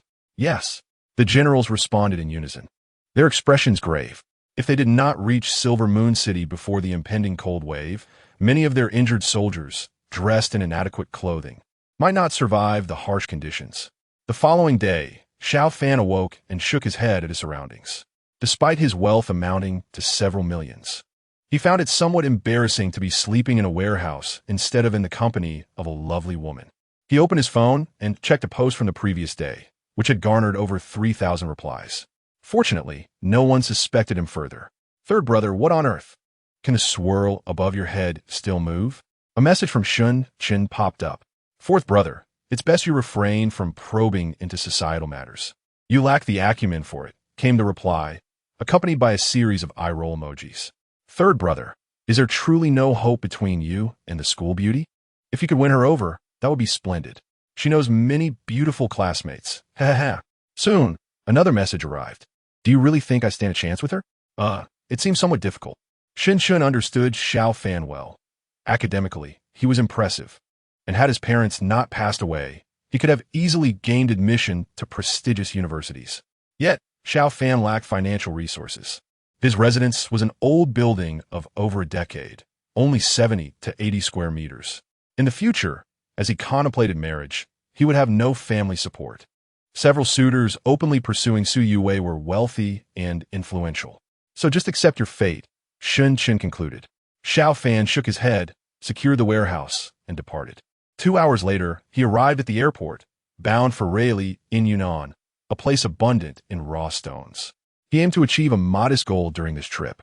With over 7 million in capital, multiplying that several times would be feasible, especially with his ability to see through objects. Uncle Cheng, I have a favor to ask. Xiao Fan called Cheng Xinghua while waiting at the gate. What is it, my boy?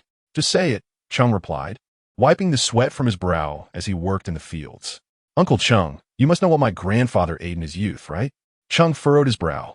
I'm not certain about what your grandfather consumed as a child, but the village elders might know. What are you planning?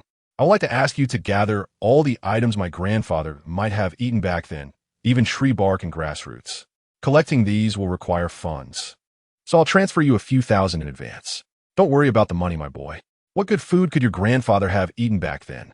I'll shout out to the villagers to help you gather, Cheng replied quickly, dismissing the need for compensation. Collecting the items will require proper refrigeration, so you'll need to buy a couple of large refrigerators and aim for a comprehensive collection, Xiao Fan insisted. After ending the call, he transferred 20,000 yuan to Cheng. What is he up to? Cheng wondered, but he quickly brushed it aside and headed home, knowing it was Xiao Fan's request. Many villagers soon gathered to assist. Xiao Fan felt reassured that, even if not everything could be collected, most of it would be. A few hours later, Xiao Fan's flight landed at Mongsher Airport. He took a taxi to Rayleigh. By the time he arrived, it was already evening, and he had to settle for a hotel for the night. Knock, knock. A gentle rap on the door drew Xiao Fan's attention. Upon opening it, he found a young woman standing outside. Handsome, do you need some company? She purred, casting a flirtatious glance. With a firm thud, he closed the door. Why was he thinking of Su Yue again? He chided himself, knowing that distractions would only hinder his resolve. Lying in bed, he pulled out his phone and saw a message from Su Yue. Smart move, he chuckled softly. She had recently been followed by Lu Kuan and had reported it to the police, who would undoubtedly take action to find stalker. Logging into the school forum, he found the relevant discussions unfolding. With such incidents occurring, anyone harboring similar intentions would likely reconsider. Su schoolmate, make sure you find a place soon, he messaged. Oh, this guy. Su Yue rolled her eyes at Xiao Fan's message. I'm not looking anymore. Yet, despite her words, she understood the need to find a place to avoid misunderstandings from extended stays at Xiao Fan's residence. In the coming days, she resolved to earn more to widen her options.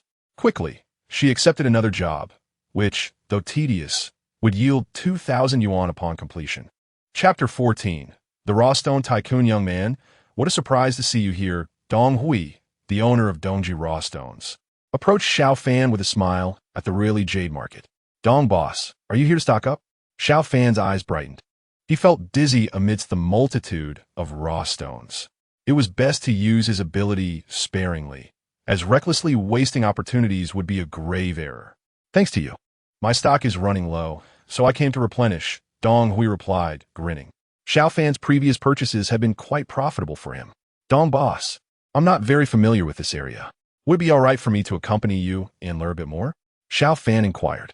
Dongji Raw Stones had been established for over a decade, and with Dong Hui in his 50s or 60s, he certainly possessed a wealth of experience that would help Xiao Fan avoid pitfalls. Of course, no problem at all, Dong Hui replied cheerfully. His interest in Xiao Fan was not solely due to the profits he had gained, but also a desire to forge a connection with him. Xiao Fan's calm demeanor during his previous stone cuts had left a profound impression. The first time, he had been engrossed in gaming, and the second time, he had even taken a break on the second floor. It was remarkable that he remained composed while cutting stones valued at hundreds of thousands. Dong Hui speculated that Xiao Fan might have a substantial background, viewing the stone cutting merely as a pastime. As time passed, Xiao Fan followed Dong Hui through numerous locations, during which Dong Hui endeavored to explain many things that were difficult to learn online.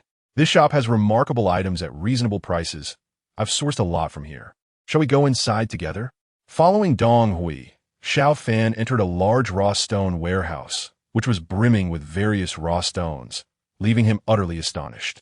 As a seasoned raw stone merchant, Dong Hui's fortune was likely considerable, yet it paled in comparison to that of the warehouse owner. Mr. Dong, you arrived rather promptly. My new stock just came in, and here you are. A gaunt old man approached, flanked by two imposing bodyguards. The bodyguards exuded an intimidating aura, clearly formidable opponents for an average person. However, Xiao Fan remained unfazed. Dong Hui discreetly noted Xiao Fan's demeanor. Impressive, he thought.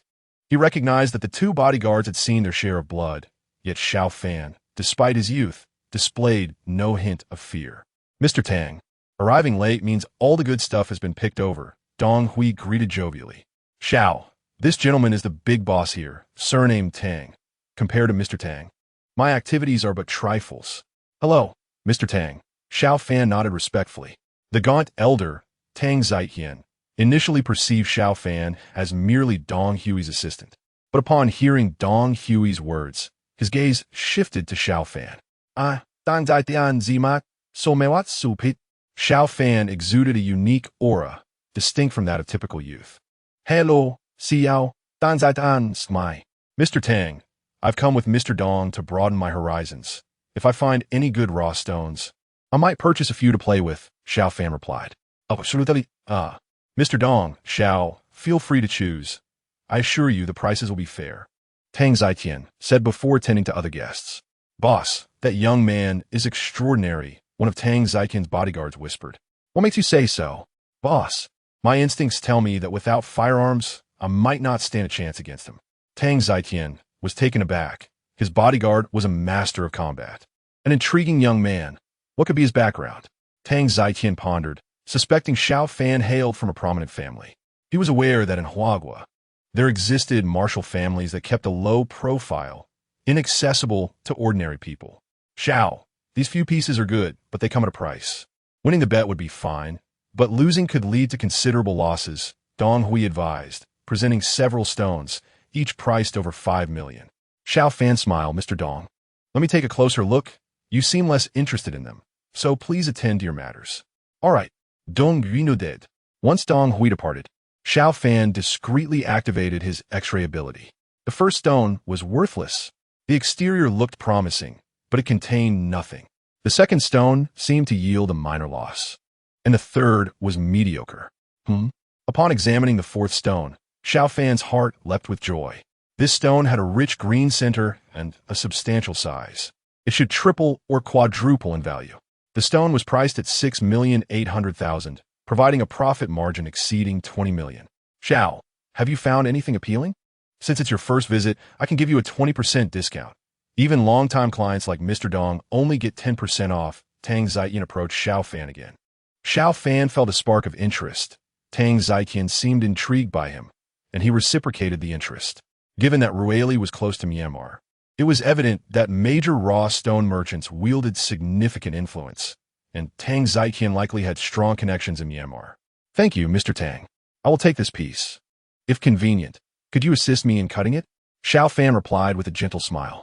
At a discounted price of 5,400,000, Xiao Fan effortlessly made the payment. Xiao, shall we go see the cutting? Tang Zaiqian suggested, hoping to glean more about Xiao Fan's background. Not necessary, Mr. Tang.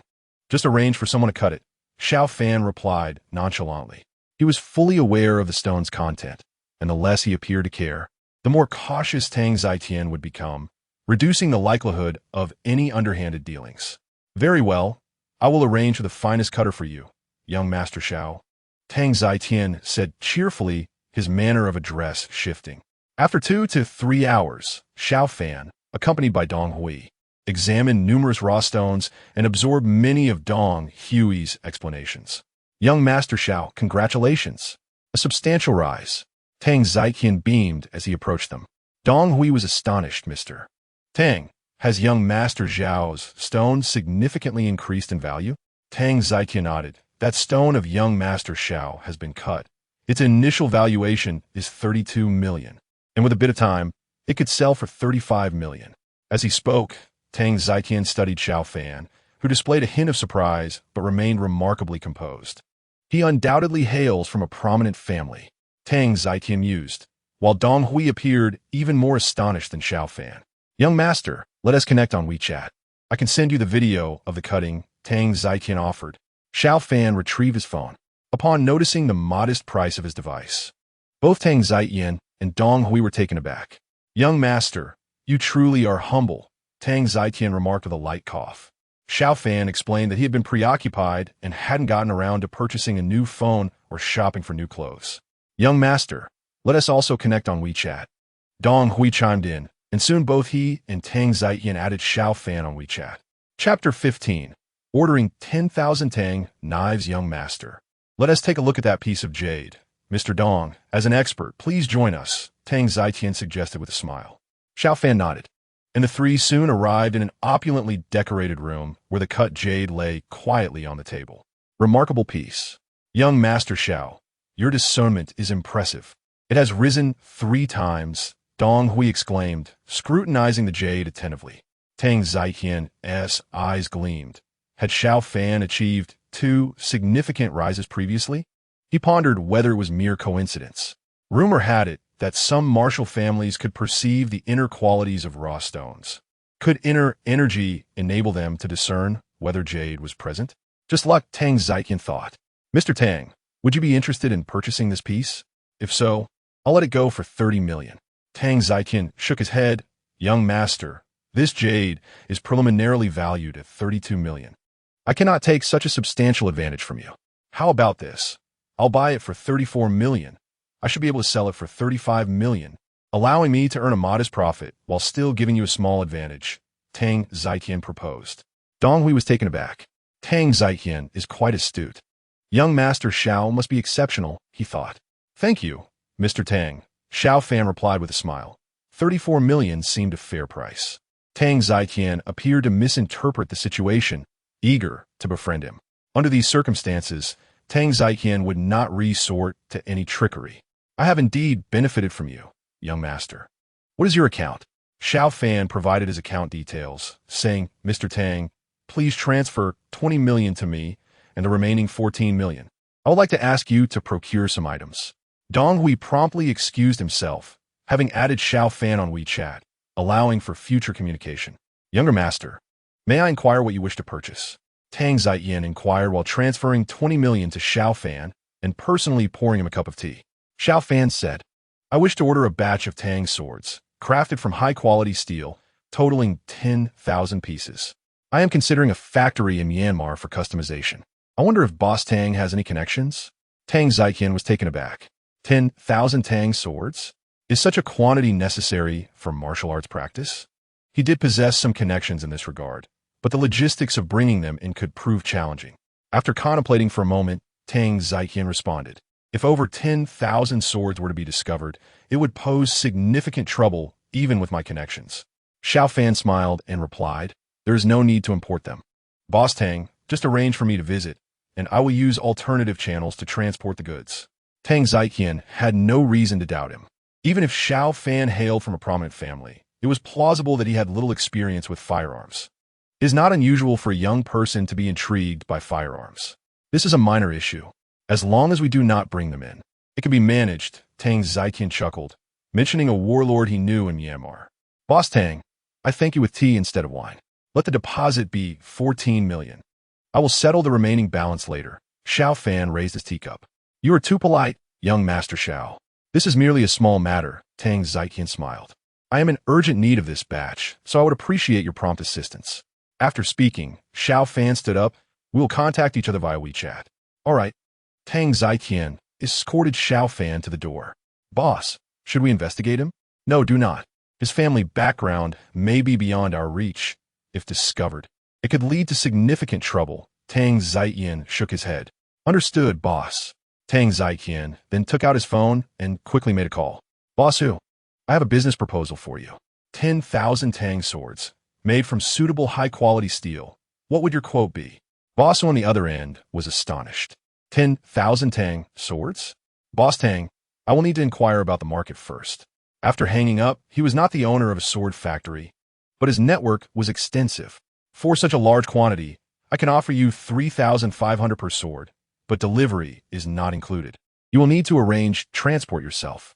That works. I need them urgently, so please expedite the process. Tang Ziqian concluded the call and promptly transferred the 14 million deposit. Young Master Xiao, the total price is 35 million.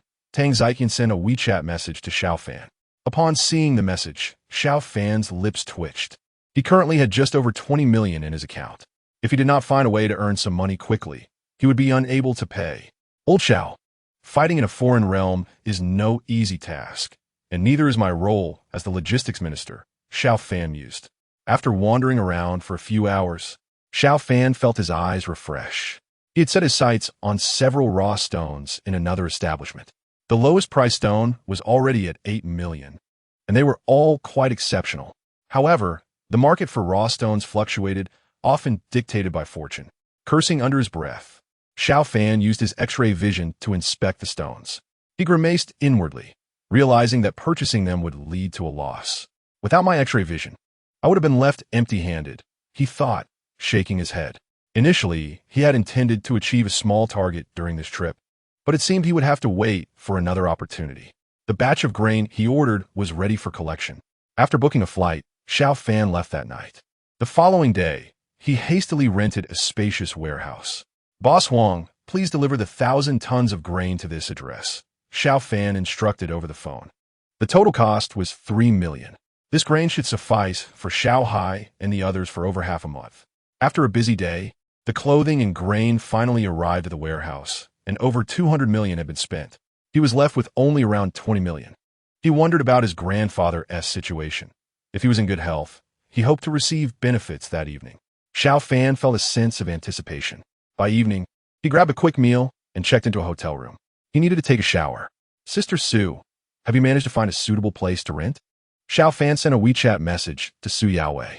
Upon receiving Xiao Fan's message, Su Yaowei felt a twinge of frustration. It seemed like a nudge to hurry her along. Not yet. Give me a little more time, she quickly replied, adding a pitiful emoji. Oh, Su Yaowei sighed, putting down her phone. She searched online again for available rental properties, but there were no new listings nearby. Suddenly, there was a knock at the door. Su Yaowei's heart raced as she tiptoed to the door and peered through the peephole. Third brother, open the door. It was Shun Shun calling from outside. Su Yaowei felt a slight relief, but she did not open the door. Strange, third brother clearly said he had gone out, yet the light is on. Could it be a thief? Shun Shun tried calling Xiao Fan, but no answer came through.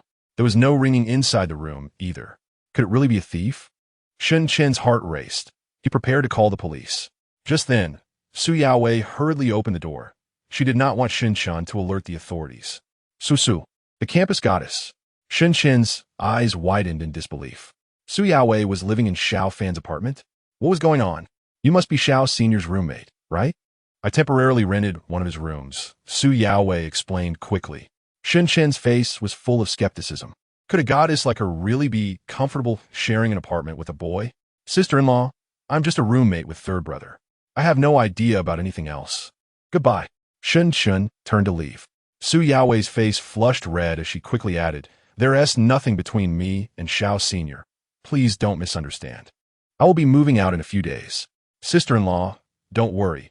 I am known for being quite strict, Shun Shun replied before disappearing around the corner.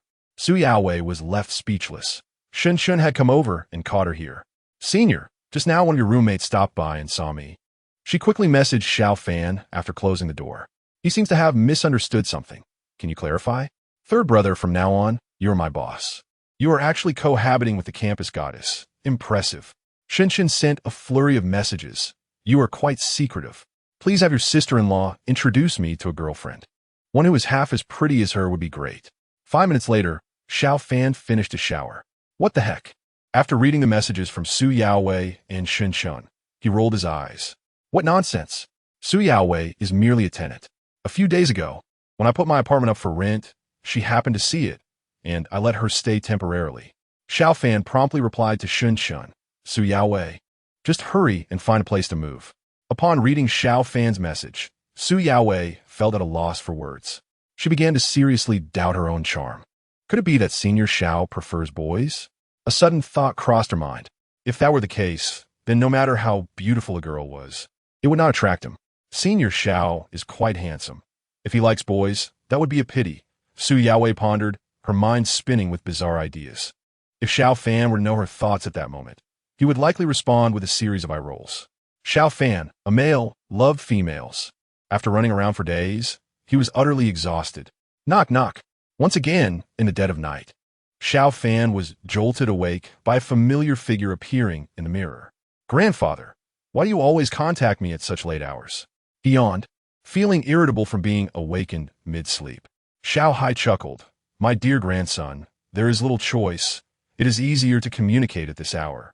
Xiao Fan got up, shifting the mirror as he began to transport the grain. Grandfather, I have managed to obtain 1,000 tons of grain for you. Your empty mirror should be able to accommodate it, right? As the grain was being transported, Xiao Fan spoke. Rest assured, the space within the empty mirror is vast. Not to mention 1,000 tons, even 10,000 tons poses no challenge, smiled Xiao Hai. Grandfather, what is the situation on your end? You were injured last time. Are you all right now? No need for concern. It was merely a superficial wound, and I recovered by the next day. As they conversed, in no time, 1,000 tons of grain had been transmitted through the mirror. Grandfather, I have prepared 12,000 sets of winter special operations training uniforms for you. While these garments may not withstand blades, they should provide warmth during winter. Xiao Fan maneuvered the mirror to the location where the uniforms were piled.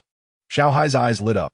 They had reached the vicinity of Silver Moon City, yet its defenses were formidable, making a quick assault challenging, especially with the first wave of the cold front gradually approaching. Excellent. Sending over a large quantity of clothing is thrilling, Xiao Hai exclaimed. Although the number of uniforms amounted to only 1/10 of the soldiers, it was sufficient for those who were injured or of weaker constitution, allowing them to endure the initial wave of the cold front. Grandfather, you mentioned that you were besieging the city. Wouldn't formidable cultivators be able to directly infiltrate the soldiers? If only it were that simple. As we approach Silver Moon City, even my strength is significantly suppressed, forcing us to resort to ancient siege tactics akin to those of Huagua. Xiao Hai shook his head. Cultivators like me are indeed much stronger than ordinary soldiers, but due to the city's restrictions, we are reduced to the level of moderately skilled warriors. An ancient city that has endured through the ages is not to be underestimated. Xiao Fan blinked and said, Grandfather, if I were to send a heavy truck loaded with stones through, could we not simply crash open the city gate? Or perhaps a fuel tanker filled with oil. Even if it does not break through, the explosion should be sufficient to demolish the gate. Xiao Hai sighed. With my current cultivation, such a large object cannot be transmitted. Perhaps in the future, when my strength increases, we can explore that option. Xiao Fan smacked his forehead, realizing he had nearly forgotten something. He then carried the mirror to a corner of the warehouse, where 2 large refrigeration units were filled with an assortment of items. While still in Rayleigh, he had instructed the villagers to send goods over. Grandfather, these are the items I had the villagers gather. Do sample them, and see if any might aid your cultivation. As Xiao Fan spoke, he transmitted the 2 large refrigeration units over. Upon scanning the contents, Xiao Hai felt exhilarated. With these items, he could taste the flavors of home even in a foreign realm. My dear grandson, I have some fine items for you as well. At this point, 2 figures appeared behind Xiao Hai, placing a hand on his back. With their assistance, Xiao Hai sera rapidement intensifié. Despite the distance between worlds, Xiao Fan felt the formidable presence emanating from Xiao Hai. Go, Xiao Hai Goman. As a radiant beam of light surged through the mirror and into Xiao Fan's body. You can move objects using mental telekinesis. Practice regularly to strengthen your abilities. I shall seek you out in 10 days. With that, Xiao Hai vanished. After the exertion, Xiao Hai appeared quite fatigued. Telekinesis, is it? Quite impressive, Xiao Fan mused, his eyes shimmering. His physique was significantly stronger than the average person, surpassing even that of elite soldiers. However, in the face of an adversary, relying solely on brute force could spell doom. One bullet could end his life. If his mental telekinesis were sufficiently powerful, he could potentially control incoming bullets. Yet, the extent of this newfound ability would only be revealed in time. Restless, Xiao Fan tossed and turned without finding sleep. He decided to lock the warehouse and took a taxi to a hotel where the large bed was far more comfortable than the warehouse floor. After this endeavor, he finally drifted off to sleep. When he awoke, it was already bright outside. So this is mental telekinesis? He thought, eyes closed, sensing a clear perception of everything within a 2-meter radius, perceiving it in a complete 360 degrees. It felt as though countless tendrils, each adorned with eyes, had emerged around him. Could he penetrate objects? Concentrating, he attempted to see through the bedside table and succeeded, though it proved quite taxing, depleting his mental energy at a rate far greater than he anticipated. Rise, he commanded, attempting to lift the nearby lamp with his mental energy. The lamp wobbled slightly, but despite his utmost effort, he could not raise it. It seems my mental energy is still too weak. His gaze then fell upon a ballpoint pen, which wobbled and then lifted into the air. This lighter object was manageable, though he still lacked finesse. In the future, I can carry a box of needles with me. Controlling a needle would be effortless. Xiao Fan thought to himself. If faced with a dire threat, he could use a needle to strike at an enemy's eye. Chapter 17. Mental telekinesis saves lives. Boss Yang. The quality of your clothing is satisfactory. I will order an additional 10,000 sets with a 10-day delivery timeline. I will require more subsequently, so please see if you can expand your production capacity. Xiao Fan dialed the phone. Upon receiving Xiao Fan's call, factory owner Yang Anren felt a surge of joy. The quality of his factory's products was commendable, but without sufficient volume, prices could not be reduced, making competition with larger manufacturers challenging. Such a large order was a rare opportunity. Boss Xiao, how many more do you anticipate needing? Yang Anren inquired eagerly. To maintain quality and quantity, at least 50,000 pieces, possibly up to 100,000, responded Xiao Fan. With over 100,000 soldiers, each requiring at least one set, that translates to over 100,000 uniforms.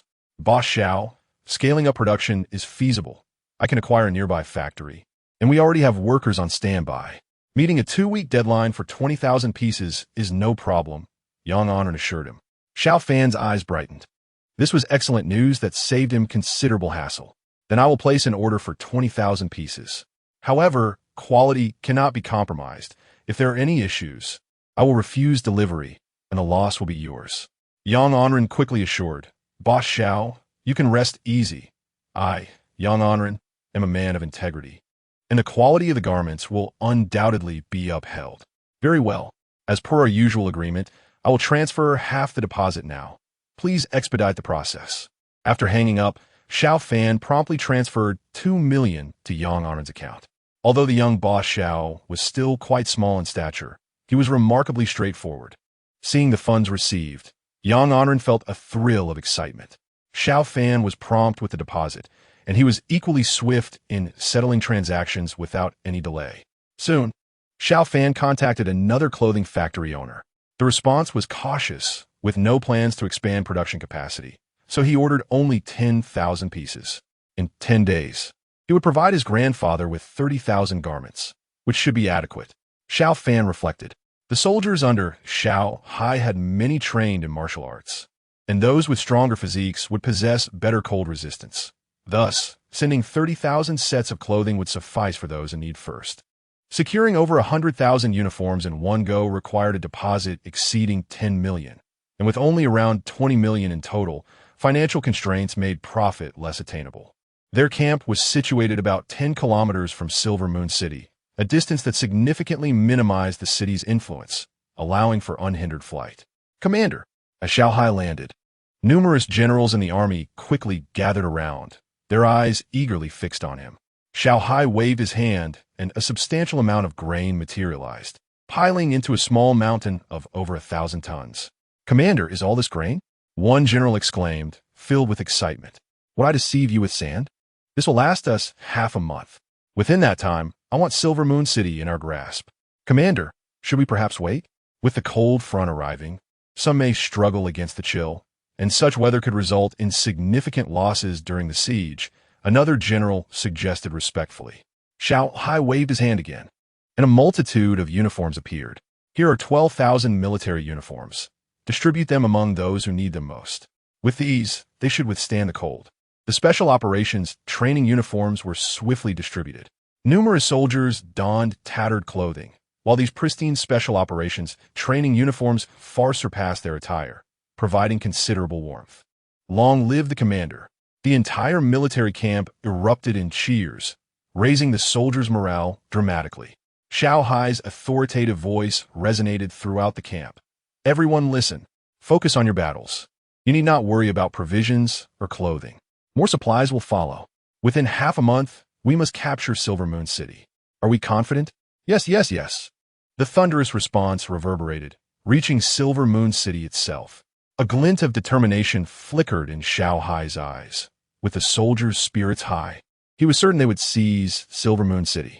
There were many grand cities like Silver Moon City, and if they could not conquer even this one, rebellion would be futile. They might as well clean their necks and await their fate.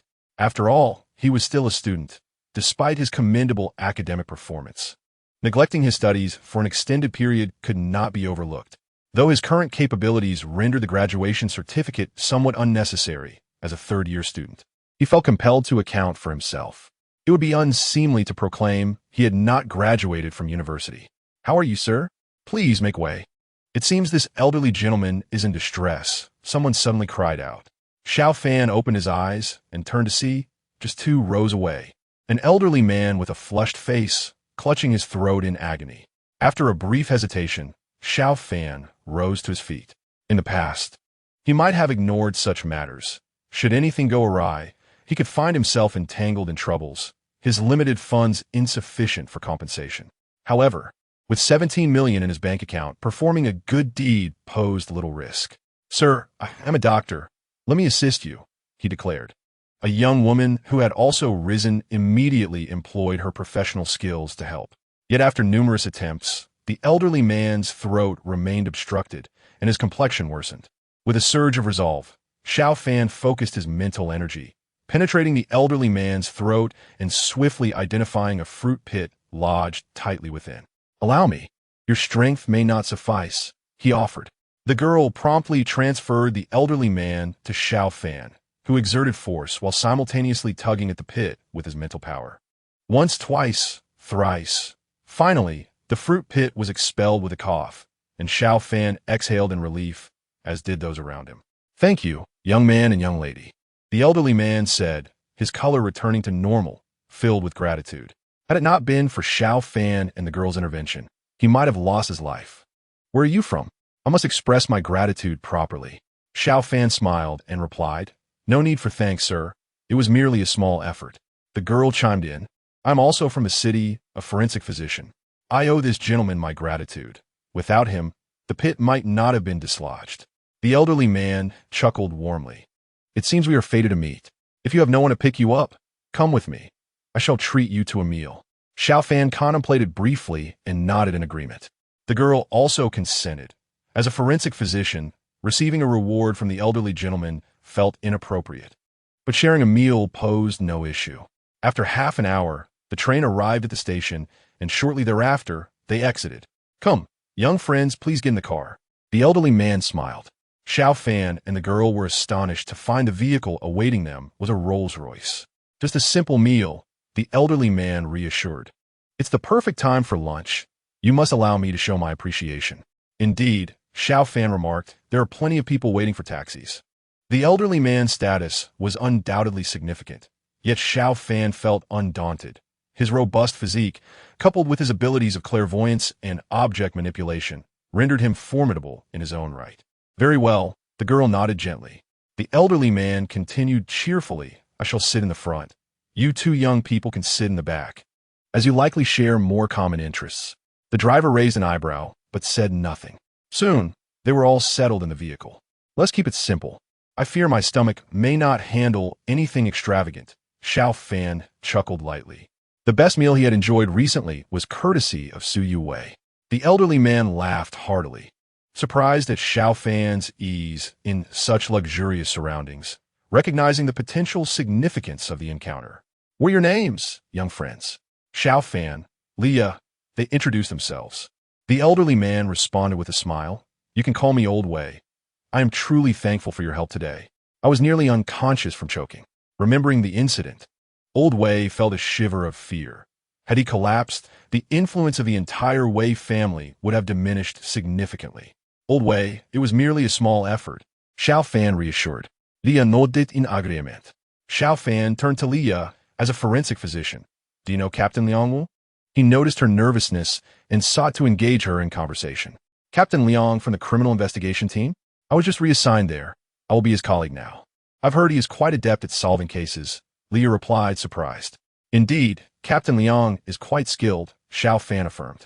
Although his parents' case remained unresolved, he understood it was not Liang Wu's fault. What is your relationship with Captain Liang? Old Wei inquired with a smile. Xiao, what is the situation with your parents? Perhaps I can be of assistance. Old Wei's expression shifted subtly. He surmised that Xiao Fan's parents had encountered a serious incident. Taking a deep breath, Xiao Fan replied. 5 years ago, my parents were involved in a car accident. The driver fled the scene, and there were no surveillance cameras at the location. The perpetrator has yet to be found. Lia's eyes filled with sympathy. Xiao Fan appeared so vibrant, yet he bore such a heavy burden. Xiao Fan, let's exchange contact information. If there are any developments regarding your parents' case, I will inform you promptly, as long as it does not breach protocol. Captain Liang is quite busy. He may not be as timely, Lia suggested, pulling out her phone. That would be great, he agreed, and they quickly exchanged contact information. Old Wei remained silent, but he committed the matter to memory. After more than half an hour, the vehicle entered a serene and elegant villa community. Following a swift meal, Xiao Fan and his companions prepared to depart. Old Wei pondered for a moment before dialing a number. Xiao Chun, do you have someone named Liang Wu on your team? On the other end, Chun Qinglin, a figure of considerable influence, immediately stood upright upon receiving the call. Yes, there's a Liang Wu. What instructions do you have? Chun Qinglin replied, surprised. How could a mere criminal investigation team leader connect with someone of Old Wei's stature? I have a young friend named Xiao Fan. Liang Wu is responsible for his parents' case, which has remained unsolved for 5 years. Please ensure Liang Wu intensifies his efforts on this matter. Chun Qinglin's demeanor grew serious. Understood. I will personally follow up on it. After hanging up, he felt the weight of the situation. Old Wei's young friend? He had heard of Xiao Fan's parents' case. It had been an unsolved mystery for 5 years, but if Old Wei himself was involved, they would have to crack this challenging case. Bring Liang Wu to the headquarters. Chun Qinglin instructed, dialing another number. Lacking Liang Wu's direct contact, he reached out to his superior instead. A little over half an hour later, Liang Wu hurriedly arrived at headquarters, standing before Chun Qinglin. Director Chun, he saluted. Young Liang, how is the investigation progressing regarding the car accident involving Xiao Fan's parents from 5 years ago? Chun Qinglin inquired. Liang Wu frowned in silence, having uncovered hidden truths regarding the car accident involving Xiao Fan's parents. At that moment, Chun Qinglin's inquiry piqued his interest. Was there a connection between them? However, reflecting on Chun Qinglin's background, Liang Wu deemed him unlikely to be involved. Director Chun, we have made progress. We have apprehended Lu Kuan, who served time 4 years ago. He revealed that a former inmate, Wang Xiong, is linked to this case, as he witnessed the incident. Liang Wu reported. Chun Qinglin's eyes sparkled with interest. Does this mean we can uncover the truth swiftly? If he could resolve the matter expeditiously, it would be a significant achievement. Liang Wu shook his head, furrowing his brow. The situation is far from straightforward. Wang Xiong saw someone push Xiao Fan's parents into the road just before the vehicle struck them. Terrified, he screamed and fled, fearing for his life. Chun Qinglin's eyes gleamed with insight. If this is the case, the incident transforms from a hit and run to a deliberate murder. Has Wang Xiong been located? Liang Wu shook his head. No. Chun Qinglin's brow knitted in concern. How could he be missing? Liang Wu explained, though he witnessed the event. Wang Xiong was too afraid to report it. A year later, he was arrested for telecom fraud and sentenced to 7 years. Shortly after confiding in Lu Kuan about the incident, he mysteriously died in prison. Chun Qinglin began to pace, his voice solemn. If Wang Xiong's death was not an accident, it suggests that the perpetrators may have eliminated him to silence him. Liang Wu nodded in agreement. I share your thoughts. This case is of grave nature. From now on, you are solely responsible for it. Ensure that the truth surfaces not only for the deceased but also for their families. If you require assistance, do not hesitate to mobilize resources. I grant you that authority. Liang Wu's eyes sparkled with determination, reassured by Chun Qinglin's unwavering support. Yes, Director Chun, he replied respectfully. Go on. Report any developments or difficulties to me immediately. Chun Qinglin instructed. Liang Wu turned to leave, while Chun Qinglin pondered deeply. His instincts told him this case was anything but simple. Why would anyone wish to murder Xiao Fan's parents, who were merely ordinary individuals? Chapter 19. Are you Yui's boyfriend? Have you not yet found a suitable place to live? Xiao Fan thought to himself, frowning quietly. Yue had stayed here long enough to attract attention, while Shun Shan would remain discreet. Any outsiders would undoubtedly stir rumors in the school forum. He sent a message to Yue, confident she would grasp his intent. He was not reporting to her, but rather suggesting she reconsider her continued stay. Soon, his phone rang. It was Yue calling. Can I stay a few more days? She asked, her voice tinged with bitterness. My sister is undergoing surgery, and I've already paid the medical fees. I can't afford to rent another place right now. I promised to pay the rent. Surprised, Xiao Fan replied. Aren't you an orphan? She is a sister from the orphanage. Yue clarified. She suddenly suffered a cerebral hemorrhage, and the orphanage is already tight on funds. Please, senior, if she moved to the school dormitory, she would lose her ability to work and earn money. The funds she had barely covered the surgery, and she would need additional time for recovery. Xiao Fan felt a wave of empathy. Yue was indeed a person of deep loyalty. Many who left the orphanage would never return, yet here she was, still caring for her sister. Where are you? He inquired. Yue provided the location, and Xiao Fan hurried over, wary of being deceived. Well, she was lying. Half an hour later, at the Provincial People's Hospital, Xiao Fan found Yue comforting an elderly woman outside the operating room, whose eyes were red from tears. Yue, what is the situation? Xiao Fan approached, concerned. Looking up, Yue replied, My sister was fine until this morning when she suddenly collapsed. The county doctor suspects a cerebral hemorrhage. The director rushed her here. The elderly woman turned to Xiao Fan. You must be Yue's boyfriend.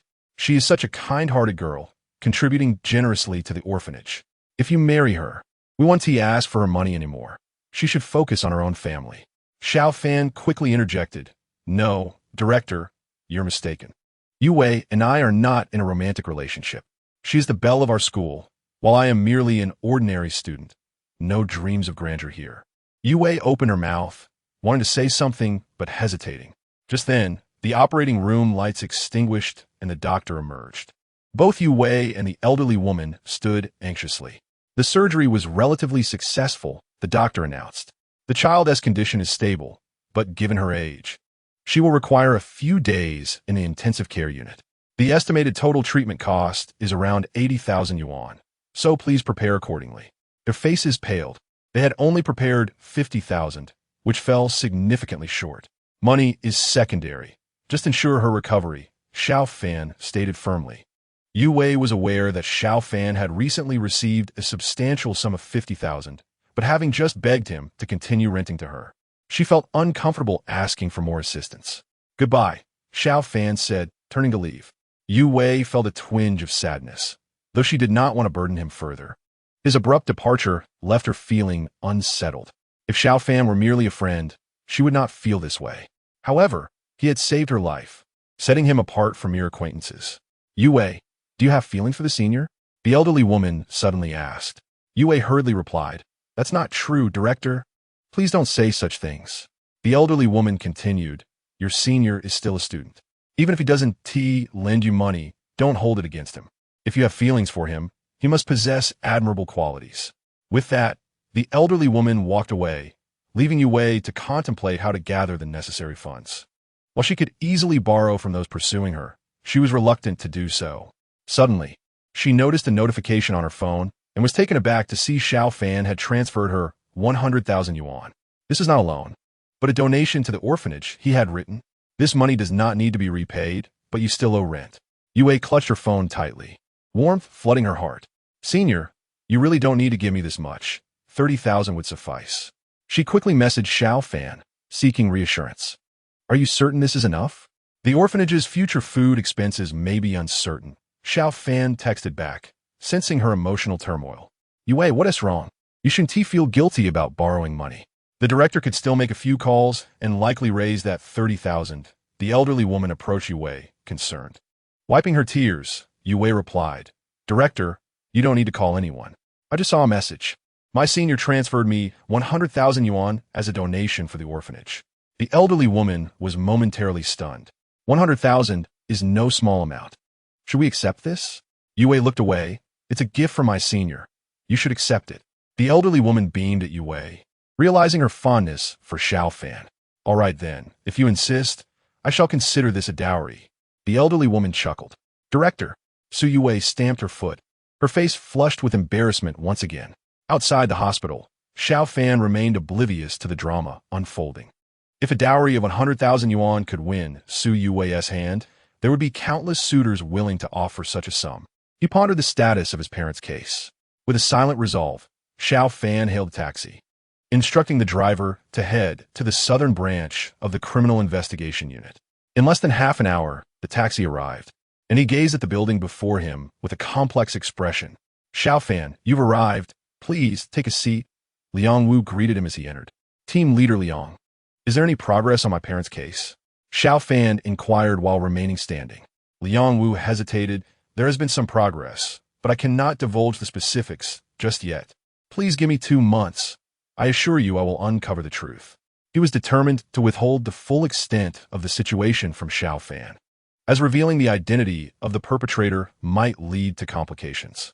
Furthermore, if the culprit was not found and it turned out to be an accident, it would be easier for Xiao Fan to accept. Team Leader, are you certain 2 months will suffice? Xiao Fan asked, surprised. Even with some progress, investigating a 5-year-old cold case is no easy feat. Liang Wu smiled. Today, I was assigned specifically to this case, free of other distractions. 2 months should be ample time. For Liang Wu, 2 months was generous. Typically, even older cases would not receive such an extension. Xiao Fan felt a flicker of hope. Was this mere coincidence? The special task force had just been established. It was highly likely that Wei Lao was lending a hand. Thank you for your assistance, Xiao Fan replied, rising to leave. It's been 5 years. You should have moved on by now. You're still young and should experience romance and enjoy life, Liang Wu suggested. I have a niece, quite charming in appearance. Would you like me to introduce you? Xiao Fan quickly retreated. Team Leader, I'm still young. I'm not ready to date just yet. He turned and hurried away. He had met Liang Wu's niece once, standing at 1.60 meters and weighing 160 pounds. She was not quite the epitome of beauty. Xiao Fan seems to be more cheerful and confident lately. Have you noticed? Liang Wu asked those nearby. Indeed, it may have something to do with that pretty girl. What was her name? Su Yue? I believe your niece may not stand a chance, someone replied. Liang Wu shot him a glare. My niece is inferior to Su Yue? Laughter erupted among the others. They were all well aware of Su Yue's striking beauty, which was difficult to rival even on television. Liang Wu's niece could hardly be described as attractive. Get back to work. If we don't solve this case in 2 months, I'll be reprimanded, and you won't have it easy either, Liang Wu snapped. As Xiao Fan exited the criminal investigation building, a smile crept onto his face. 2 months? That was a weight he could endure. After 5 years, an additional 2 months was inconsequential. During this time, he would strive to become stronger. When he visited his parents' grave, they would surely be comforted. As a light drizzle began to fall, Xiao Fan sought shelter under a tree, but found himself waiting for quite a while without a taxi in sight. He realized it was time to hurry and obtain his driver's license. He had made significant improvements in his physical fitness and mental agility, making it quite feasible to pass the driving test. Suddenly, a car pulled up beside him, and the window rolled down. It was Leah. Get in. I'll give you a ride wherever you need to go, she offered with a smile. Xiao Fan quickly opened the door and climbed in. Leah, have you completed your onboarding? Yes, I start work officially tomorrow, she replied. By the way, just to clarify, I'm not giving you a ride because you're handsome. I have a boyfriend. Xiao Fan chuckled. With your looks and charm, it's hard to believe you're still single. Let us find a larger shopping mall nearby. I need to buy a few things. The phone I bought earlier isn't satisfactory, and I need to replace it. I should also get some clothes and shoes. After all, I'm now a person of considerable means. Need any assistance in selecting? Lia invited pitifully. Xiao Fan's eyes lit up. I would be grateful for your help. Dinner is on me tonight. Before long, Lia drove them to a shopping mall. In the fitting room, Xiao Fan tried on a stylish outfit of good quality. When he emerged, Lia's eyes sparkled. Indeed, clothes make the man. You look significantly sharper in that ensemble. She complimented.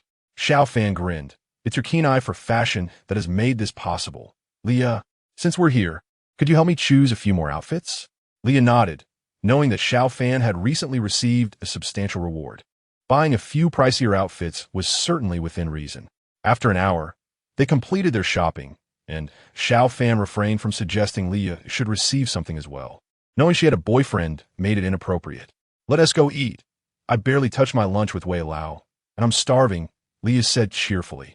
Although Wei Lao was approachable, his long-standing position still intimidated her, while Xiao Fan felt no such pressure.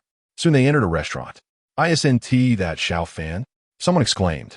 The forum claims he doesn't have a girlfriend. What a scoundrel. Song Jia, dining in the establishment, quickly pulled out her phone and snapped several photos of Xiao Fan. Capturing him clearly, Li was unable to get a good angle, only managing to capture her side profile, which was still quite lovely. You see, even a poor person can be deceptive. Xiao Fan's family may be ordinary, yet he is out here in expensive clothes trying to fool everyone. Men are inherently fickle. Why not seek out someone wealthy?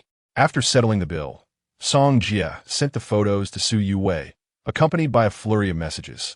In her apartment, Su Yuwei was busy preparing a meal. Unsure how to express her gratitude to Xiao Fan, she decided to cook for him. She had hurried to buy ingredients right after leaving the hospital, and now her preparations were nearly complete. Murmuring to herself, she felt her cheeks grow warm. Although her cooking skills were decent, she had never had a boy taste her food before. Picking up her phone, she opened WeChat, hoping to find a message from Xiao Fan. In recent days, she had checked her messages far more frequently than usual. What is Song Ji up to now? Su Yuwei noticed a dozen messages from her. Quickly, she came across the photos. Xiao Fan was dining with a beautiful girl. It was evident that he had changed into a different outfit, likely chosen by the girl accompanying him. Instantly, Su Yuwei felt a pang of jealousy. Even the ribs simmering in the pot lost their appeal. Senior, do you have a girlfriend? After much contemplation, Su Yuwei sent a message to Xiao Fan. Although he claimed to not be interested in dating, it did not diminish her awareness of his attraction to her beauty. She was undoubtedly the most stunning girl he had ever encountered.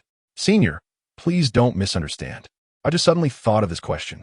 If you have a girlfriend, it would indeed be inappropriate for me to continue renting here. I will move out immediately. Soon. Su Yuwei sent another message. Xiao Fan curled his lips. Her messages made his heart race.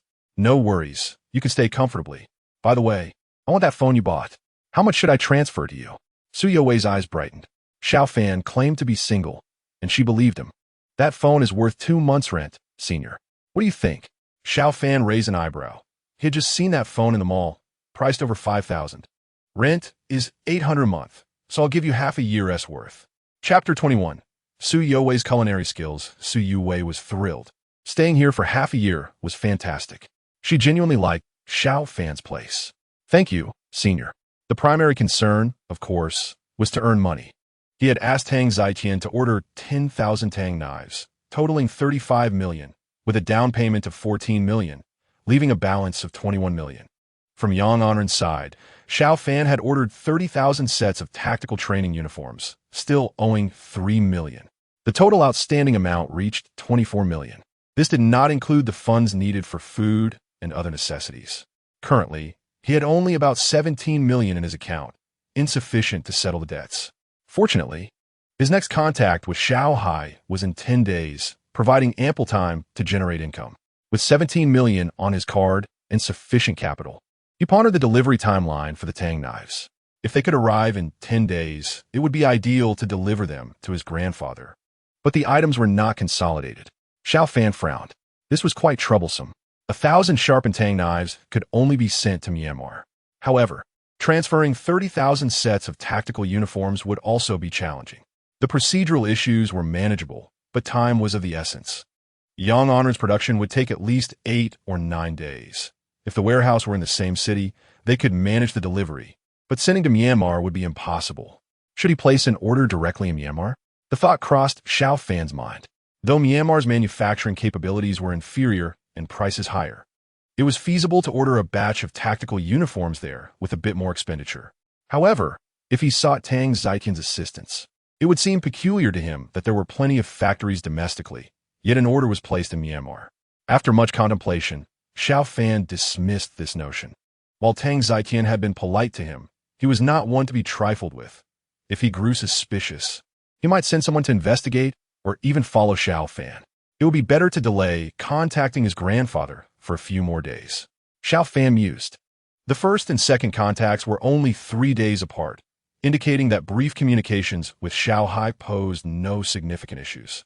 At worst, he could forego benefits next time, minimizing Xiao Hai's costs. If the Tang knives could be produced on time, he would need to make a trip to Myanmar within 10 days. He resolved to practice his telekinesis diligently during this time. Lost in thought, Xiao Fan's vehicle unwittingly arrived near his home. Click! At the doorstep, he took out his key and opened the door. Instantly, a delightful aroma wafted towards him. Su Youwei's melodious voice emerged as she stepped out of her room. I wasn't too sure how to thank you, so I made dinner, but it seems you've already eaten. Xiao Fan glanced at the table, which held 4 dishes, 3 main courses, and a soup. They looked appetizing and smelled divine. It was surprising that a goddess like Su Youwei could also excel in the culinary arts. At that moment, Xiao Fan felt a flutter in his heart. Su Hunyor, whoever marries, you will be incredibly fortunate. You can both grace the hall and master the kitchen, he said with a grin. As he picked up his chopsticks and sampled a piece of braised pork ribs, his eyes lit up. Su Youwei's cooking surpassed his own by far. He usually relied on the school cafeteria. This is excellent. Su Jr., your culinary skills are top-notch, akin to a professional chef, he praised, having also tasted the other 3 dishes. His compliments were sincere.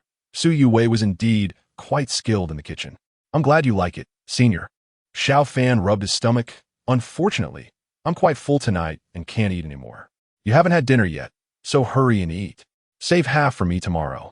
You needn't cook again as a thank you. By the way, how's everything in the hospital? Xiao Fan nodded. If I stay here for 6 months, will it affect you at all? Xiao Fan replied. I'll take some things back to the dorm. If anyone finds out, you can simply say you rented my house. It's perfectly normal for me to rent it out to make some money. Huh? Su Youwei gazed at Xiao Fan in disbelief. She had thought he would stay here too. I used to stay in the dorm often. I have my bedding there, and my 3 roommates are quite nice. Living in the dorm is pretty good, Xiao Fan chuckled. Though living with the goddess was delightful, Xiao Fan knew he was not in a position for a romantic relationship, especially not with someone like Su Youwei. Senior, actually, you can stay here too, Su Youwei timidly suggested. Xiao Fan looked at her, realizing that Su Youwei likely had developed feelings for him, possibly stemming from the time he saved her. Living in the dorm was more enjoyable, especially playing games with his 3 roommates. Take your time eating. I'll go play a few rounds, he said, retreating to his master bedroom, locking the door behind him. Su Youwei recalled how many people secretly watched her while she ate in the cafeteria. She hadn't anticipated that now, with just the 2 of them.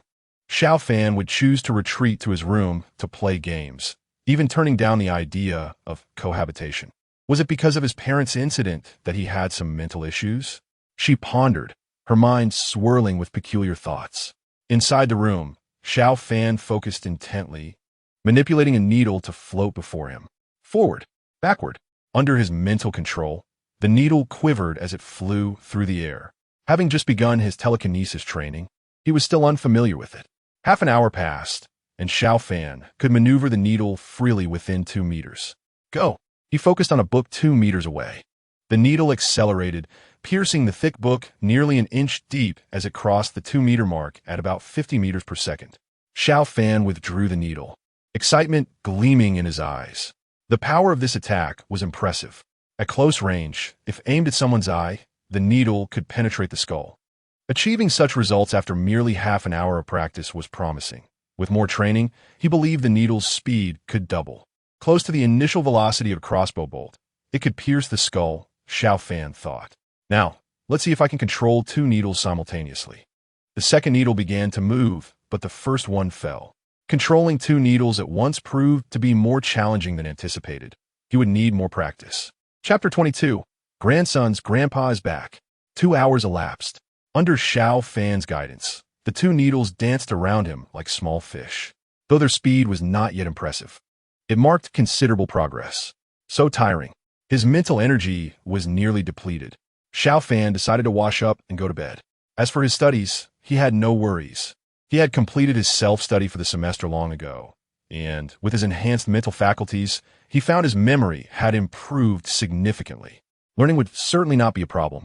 In the bathroom, Su Yuwei pressed her ear against the door, carefully listening to the sounds outside. She had gotten lost in thought and forgotten to grab her clothes while showering. The towel was a bit short. You shouldn't come out, right? She murmured to herself. She emerged from the bathroom and dashed to the adjacent bedroom. 5 seconds would suffice. Xiao Fan had been in his room for over 2 hours without coming out. In an effort to remain silent, Su Yuwei cautiously twisted the doorknob, creating a small opening. She peered into the master bedroom, finding it eerily still. A sigh of relief escaped her lips as she quickly exited the bathroom. Just then, the master bedroom door swung open unexpectedly, and their eyes locked in surprise. Su Yuwei, wrapped modestly in a towel, managed to cover her vital areas, yet her fair arms, delicate collarbone, and long, graceful legs were exposed. Apologies, Xiao Fan stammered, hastily shutting the door. Su Yuwei's face flushed crimson as she dashed into her own room, enveloping herself in her blanket. How could this happen? She felt utterly mortified. Senior, I forgot to grab my clothes. Please wait a moment before entering the bathroom. She quickly texted him, remembering that her discarded clothes were still inside. All right, she thought, realizing that this delay might cause her to miss a good view. Quickly dressing, Su Yuwei rushed to the bathroom to retrieve her garments. Senior, you may enter now, she called out, her cheeks still burning as she retreated to her room. After a shower, Xiao Fan fell into a deep slumber, exhausted from the day's mental exertions. The following morning, he awoke around 8, feeling well-rested. On the dining table, he discovered a note left by Su Yuwei. Her handwriting was elegant, reflecting her character. The woman may influence my speed with a blade. After breakfast, Xiao Fan tidied up a few things and left in a hurry. After spending a few days living with Su Yuwei, he felt he might struggle to leave, but he had many responsibilities to attend to and little time to contend with romantic rivals. Having a girl like Su Yuwei as a girlfriend would be wonderful, but not at this moment. She had developed feelings for him, and he believed no one could easily sway her in a short time. If she were to fall for someone else, it would be no great loss. As he opened the dormitory door, Xiao Fan called out. The response came in unison from Shun Shun and the others, who raised their middle fingers defiantly. We thought you were abandoning us, they exclaimed. Among the 4 in their dormitory, the eldest was Kong Su, a tall man from Shandong, who claimed to be a descendant of Confucius and was known for his generosity. The second, Yi Fei, appeared ordinary but had once single-handedly taken down 6 opponents when Xiao Fan was attacked. Shun Shun, a privileged youth, was known for his humor, and Xiao Fan had learned that Shun's family was worth at least $1 billion. Yet he behaved very differently from other wealthy students. Xiao Fan placed his belongings down. The house has been rented out. I will be living in the dormitory from now on. Shin Shun was surprised. He had assumed that Su Yuwei was the one renting for Xiao Fan. You're choosing to room with us instead of cohabiting with the campus belle? He mused. If he were in Xiao Fan's position, he would undoubtedly choose to live with the beauty. To make a bit of rent? It's not easy for the third brother. Shin Shun thought to himself. Did you perhaps visit the cosmos? Yi Fei questioned, sensing a change in Xiao Fan's demeanor. He seemed taller, his presence more commanding. Could it be the sweetness of love? Shin Shun speculated. Who knows if some have been secretly wooing women? Kong Su's eyes lit up. Could it be that you truly have something going on with Su Yuwei? If so, we are all in to support you. Xiao Fan rolled his eyes. Did you not see me changing clothes? The so-called adornment of a man merely concealed my striking appearance. The trio responded with a collective middle finger. Yi Fei dismissed any concerns about Xiao Fan's transformation, concluding that as long as he remained the same person, that was sufficient. Brothers, I've recently earned some money. Let's feast today. Xiao Fan proposed. Kong Su waved his hand. While I'm all for a feast, the treat isn't on you this time. It's the 4th brother's turn after Yi Fei treated last time. Shun Shun chuckled. Come now, brother, keep your earnings for your future bride. I hear dowries are quite hefty these days. Yi Fei nodded in agreement. Xiao Fan felt a swell of gratitude, since they learned of his family situation. They refused to let him spend on group meals. Let us play a game together. With you joining us, we're unstoppable, Kong Su declared, excitement in his eyes. Though not particularly skilled in gaming, his physical prowess made him a valuable team member, while Yi Fei excelled in gaming, just managing to keep up with Kong Su's pace. As they began, the atmosphere was filled with laughter and competitiveness. I'll inform the instructor about my absence. Choose a place for lunch. I've really made a decent amount of money and want to treat you all, Xiao Fan announced, rising from his seat. Half an hour later, he found himself outside a steam restaurant. You all are really trying to save me money. Do you think my looks require a dowry? He approached his friends, mock annoyance in his tone. Shen chuckled. 3. If you're not paying dowries, do you expect to receive one? Xiao Fan shot Shen a disapproving look. Do you think I, Xiao Yi, need to rely on others? He retorted. You really are saving me money, he added, sitting down. Otherwise, he feared he might fail a few courses this semester. Xiao Fan turned to Yi Fei, who wore a pained expression. He was a master of combat and gaming, yet struggled academically, often relying on Xiao Fan to help him scrape through. Yi Fei felt different from the average student. Perhaps he had some hidden talent. Xiao Fan mused to himself, realizing that his mental acuity had far surpassed that of an ordinary person, allowing him to sense things more sharply. Third brother, please. Yi Fei raised his beer glass. No need for pleasantries. Xiao Fan clinked cups with him and downed his drink. Helping Yi Fei with his studies was not difficult. As a top student, he knew precisely which areas were crucial for exams. Third brother, have you made any progress with Su? Shen teased, his eyebrows dancing mischievously. The others leaned in, intrigued. Xiao Fan cleared his throat. She rented my house. I'm merely her landlord. There's nothing else. Please don't jump to conclusions. Wait. What? Kong Su and Yi Fei exclaimed, astonished. Su Yue, known for her aloofness, renting from Xiao Fan? They found it hard to believe there was nothing more between them, especially since she would not typically rent a boy's place. Third brother, you know her stance, Kong Su remarked, casting a glance at others entering the restaurant, cautious not to let anyone else in on their conversation. After finishing their meal and settling the bill, the four of them spent just over 100 yuan. Xiao Fan shook his head in silence, not due to a lack of generosity, but because Sun Su and the others wouldn't allow him to spend freely. He couldn't very well reveal the balance of his bank card to them. Sun Su and Yi Fei pushed Xiao Fan down onto the bed, insisting, third brother, quickly confess. What is your relationship with Su Yue? Xiao Fan rolled his eyes and replied, what relationship could there be? I just helped her with a significant favor, and she bought a phone to express her gratitude. Am I supposed to accept a phone for free? Sun Su and the others eyed him intently. Xiao Fan admitted, at home, I sleep in a master bedroom, while Su Yue occupies the guest room. The others were taken aback, their jealousy palpable. They were all still single. Given their conditions, finding a girlfriend would be easy, but their standards were high, and most girls didn't meet their expectations. I'm just a landlord, Xiao Fan protested. Shen remarked, there's a term called keeping a beauty in a golden house. Third brother, you are no longer the same as before. I regret not having seafood earlier. Sun Su and Yi Fei nodded in agreement, but they were merely jesting. Given Xiao Fan's family situation, they didn't have the heart to take advantage of him. Second brother, let me highlight some recent priorities. Xiao Fan shifted the topic, and Sun Su and the others refrained from pressing further. Despite their playful banter, they knew when to draw the line.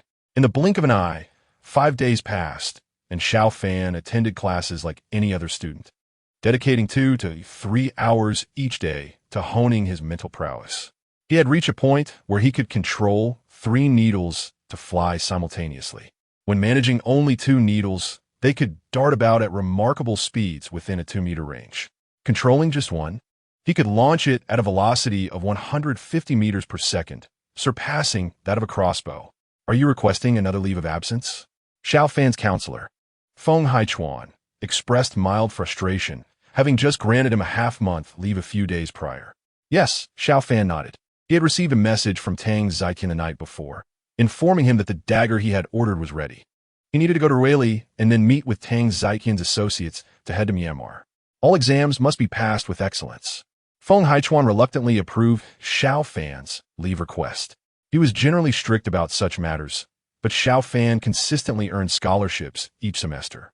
Thanks, old Feng, Xiao Fan said, swiftly taking the leave slip and making his exit. By afternoon, Xiao Fan arrived in Rueli but didn't immediately seek out Tang Ziyan.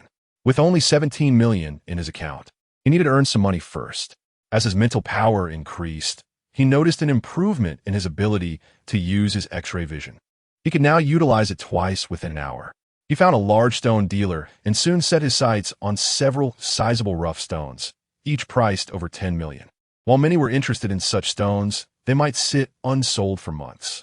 High prices and significant risks meant that even those worth over 100 million would think twice before purchasing. Using his X-ray vision, Xiao Fan quickly examined the 4 selected stones, finding their potential rather promising, yet none showed any significant appreciation. They all contained jade, but the best one was estimated to incur a loss of 5 million. Anyone purchasing these 4 stones would undoubtedly face substantial losses. I recognize you now. A familiar voice interrupted. It was Yang Rong, accompanied by an elderly man who appeared to be a gambling stone expert. Young Master Yang, you can come here. But I can't. Xiao Fan replied coolly, turning to leave, deeming it unnecessary to engage in banter with Yang Rong. You can come. But what are you looking at with stones of this caliber? Even if you sold your house, you couldn't afford even a tenth of these, Yang Rong scoffed, still nursing his ego after being scared off by Xiao Fan previously. If you have the money, go ahead and buy. Xiao Fan glanced at Yang Rong, then resumed inspecting the other rough stones. He could use his X-ray vision twice within an hour, but it required a half-hour interval. Young Master Rong, these stones are all performing well, but the gamble at this price is considerable, the elderly man advised after inspecting the stones Xiao Fan had looked at. Yang Rong's eyes sparkled with excitement. I feel a strong connection to them. I have a strong intuition that they will bring me tremendous profits today. I'll take them.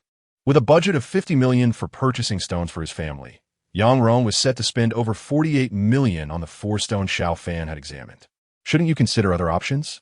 The old man cautioned. No need, these are the ones, Yang Rong insisted, eager to demonstrate to Xiao Fan that he could acquire what Xiao Fan could not. It's a matter of pride, Xiao Fan observed as Yang Rong completed the purchase, feeling sorrow for Yang Rong's father. This foolish boy deserves to be punished. The jade extracted from those 4 stones could at most sell for 15 million, meaning he would incur a loss of at least 30 million. Yang Rong had bargained a bit, ultimately paying 45 million for them. Xiao Fan, did you see that? This is true power. With power, you can obtain what you desire. Without it, you attain nothing, Yang Rong boasted, feeling triumphant. He held a particular interest in Su Wei, who had previously been rumored to be seeing Xiao Fan, which irked him. You seem to have a hidden message in your words, Xiao Fan replied lazily. Yang Rong smirket. I want you to know that a toad should not aspire to eat swan meat. You should forget about Su Wei. Xiao Fan chuckled. Thank you for your kind consideration. Young Master Yang, with so many suitors, you've chosen to fixate on me? Yang Rong was momentarily speechless, feeling insulted by Xiao Fan's remark. Don't flatter yourself. You're not worthy of my attention, he retorted coldly. Xiao Fan waved him off dismissively, uninterested in further engagement. Yang Rong arrogantly stated, Well, you're actually going to open the stones right here? Foolish boy. Xiao Fan thought to himself. Opening stones on site? DLL regretted. Even if Yang Rong's family was wealthy, losing 30 million would still sting. Although there were other stones of interest in this shop, they were too far away. Xiao Fan decisively switched to another shop. After half an hour, he selected several new rough stones. X-ray. No one paid him any mind as he focused intently on using his X-ray vision. The first stone was a loss. The second, third, and fourth stones were also losses. Ugh, Xiao Fan felt helpless. His eyes were strained, and he couldn't continue looking at the larger stones. Was he destined to earn nothing? Glancing at the ground, he spotted a small stone with poor skin, but was intrigued. To his astonishment, beneath the rough exterior lay a substantial amount of jade, likely of high quality, possibly even glass grade. A piece this size would be valued at no less than 50 million. Xiao Fan's heart raced. Using his X-ray vision to make money was not difficult. But luck was also a factor. After examining 8 stones, only 2 yielded small profits, while the rest were losses. Boss, how much for this one? Xiao Fan rubbed his eyes and called out loudly. Upon seeing Xiao Fan standing next to the expensive raw stone, the shopkeeper hurriedly approached with excitement. Which one? Xiao Fan pointed to the stone on the floor. The shopkeeper's expression darkened instantly. He had thought a big deal was at hand. The stone on the ground was placed there because a hole had been made in the floor, and he hadn't had the chance to fix it yet. He had simply put a stone over it. This one? 10,000, perhaps? The shopkeeper's eyes darted. Xiao Fan replied impatiently. Can iron be sold next to gold? Is that how you do business? The shopkeeper chuckled awkwardly. He extended a hand. 500? Deal, Xiao Fan stated. The shopkeeper widened his eyes.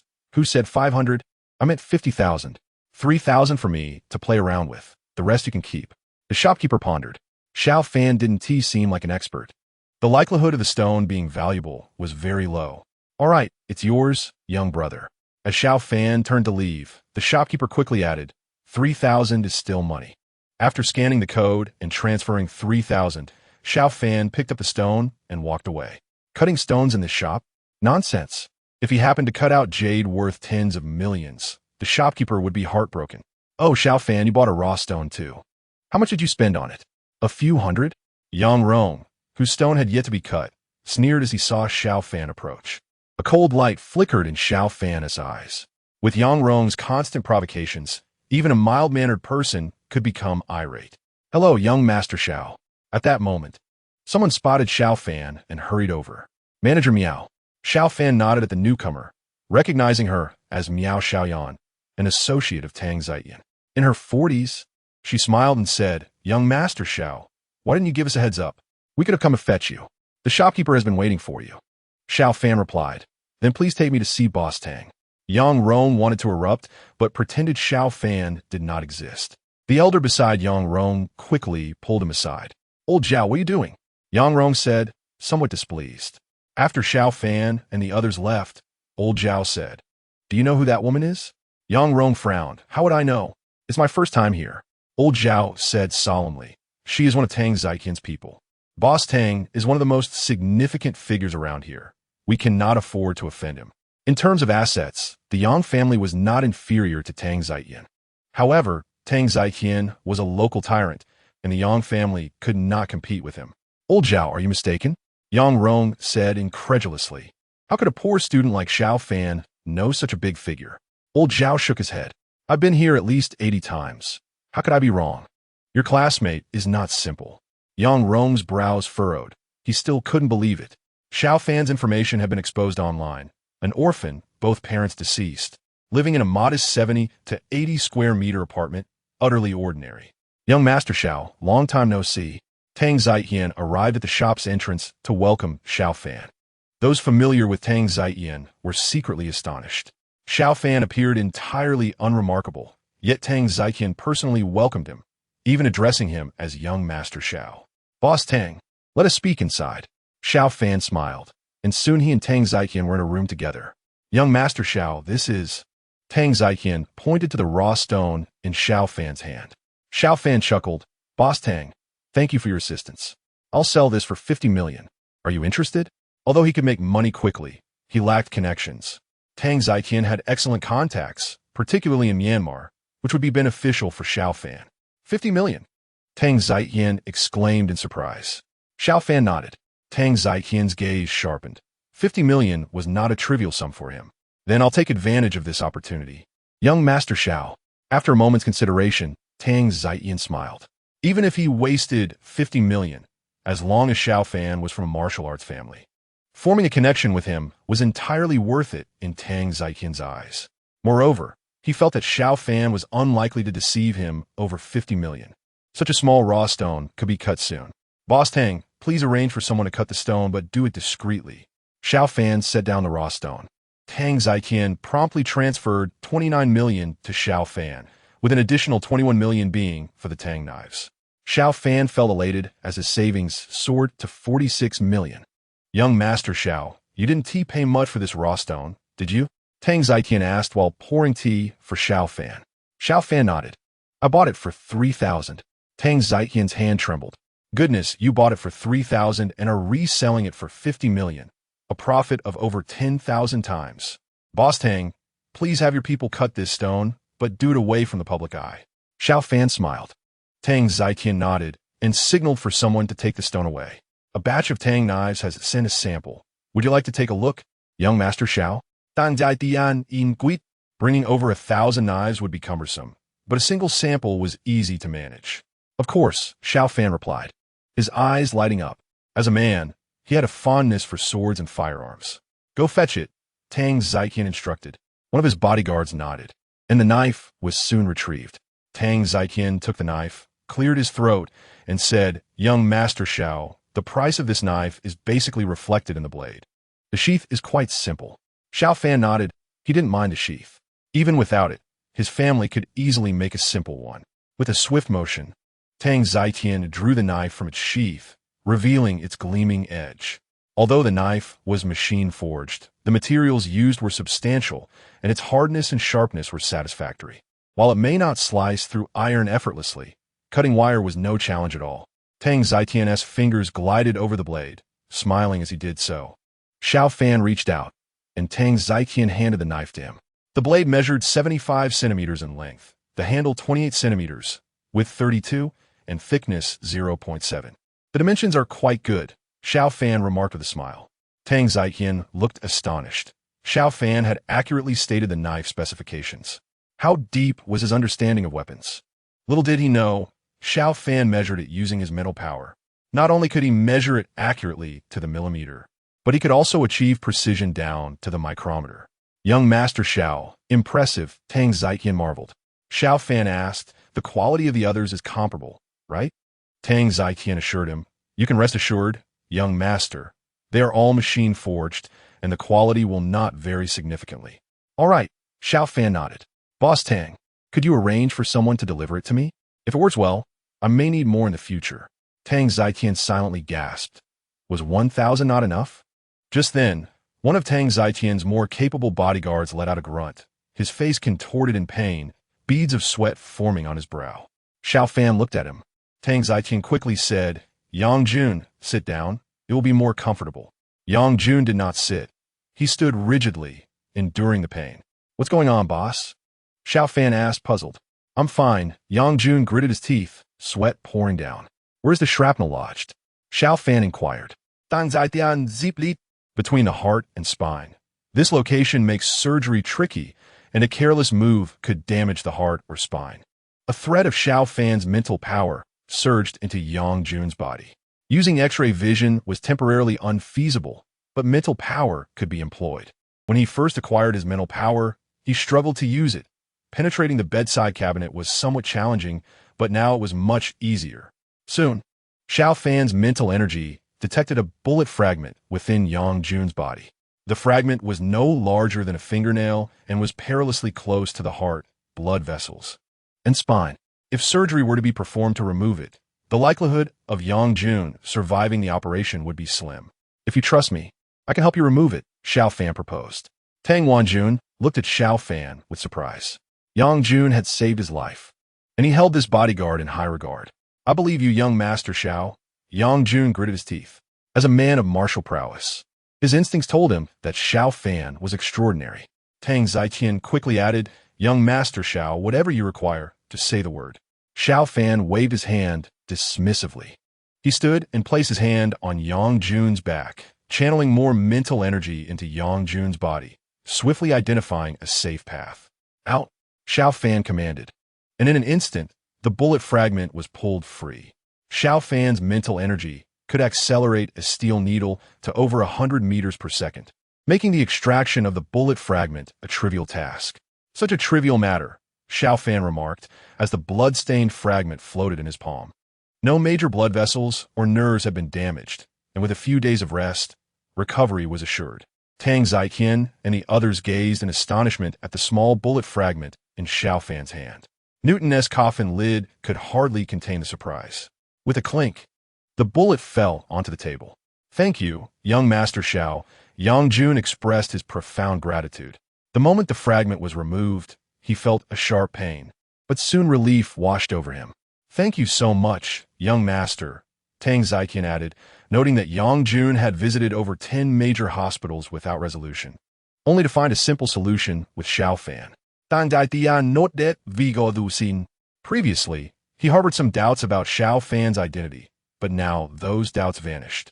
He believed Xiao Fan hailed from a martial arts family, likely a core member given his remarkable abilities at such a young age. Yang Jun, Take care of your wound and rest well. If your condition permits, accompany young Master Xiao to Myanmar tomorrow, Tang Zietian instructed. Tomorrow? Xiao Fan asked, puzzled. Dan Zietian Juke. It's already this late. You should rest here tonight, and we can enjoy a few drinks together. Though it was only 2 or 3 in the afternoon, Tang Zietian's words left no room for dissent. After all, Xiao Hai had mentioned contacting him in 10 days, and today marked merely the 7th day. Very well. Xiao Fan nodded in agreement. The two sipped tea, and half an hour passed. Miao Xiaoyan approached, carefully cradling a wooden box. Boss, the raw stone has been revealed, she said respectfully. Tang Zietian opened the box, his eyes widening in astonishment. Young Master Xiao, I have struck it rich. No, I cannot take such advantage. He shook his head repeatedly, as the jade had reached a glass-like quality, with an estimated value of no less than 68 million. Miao Xiaoyan nodded, well-versed in this area, corroborating Tang Zietian's valuation. You spent 50 million to acquire it. With such audacity, profit is only fitting, Xiao Fan remarked. I trust you, young Master Xiao. If someone else had brought that stone and asked for 50 million, I would have had them thrown out, Tang Zietian replied. Young Master Xiao, I truly cannot take this advantage. He was still hoping to cultivate a connection with Xiao Fan, wary of how he might perceive him after benefiting so greatly. As Tang Zietian reached for his phone to initiate a transfer, Xiao Fan interjected, You can hold on to that money for now. I will likely need to order a Tang knife later. All right then, Tang Zietian replied with a smile. Chapter 26. Yang Rong was so frustrated he felt like spitting blood. Rise, rise, rise, he shouted, his eyes bloodshot, as a crowd gathered around him. Xiao Fan also wandered over. After spending half an hour drinking tea with Tang Zietian, he had come out to explore, hoping to find a raw stone that might yield some profit. As a logistics minister, he had it hard, with no small goals in his account, while Xiao Hai commanded an army of over 100,000. Bro, what's going on that's causing such a commotion? Xiao Fan inquired, standing on the periphery, unable to see Yang Rong inside. A big fool spent tens of millions on 4 overpriced raw stones, and the first 3 yielded less than 10 million worth of jade. This last one is probably a dud as well, a young man explained, chuckling. Xiao Fan understood. It was Yang Rong who had yet to leave even after 3 hours. After parting from Tang Zietian, he had wandered for over 2 hours. It's a bust. The third cut was the same. This one has no hope. It's over. As the machine halted, murmurs erupted among the crowd, many turning to leave. Xiao Fan sensed that if the first 3 pieces yielded less than 10 million, the last one might indeed hold the highest value, potentially worth 6 or 7 million. This is the one, he thought, approaching to examine the raw stone on the cutting machine. The originally large piece had been reduced to 4 smaller fragments. Xiao Fan's gaze fell upon the smallest piece, remembering that jade was nearly cut from it. How could this be? Yang Rong couldn't he believe it? He had begged his father for permission to purchase the raw stones, and now this was the result. The 450 million spent on the raw stone had only yielded jade worth around 8 or 9 million. He had lost nearly everything. Young Master Yang, just cut a few more times. There may still be hope, Xiao Fan suggested. After all, they were schoolmates, and it would be better to resolve their differences than to harbor animosity.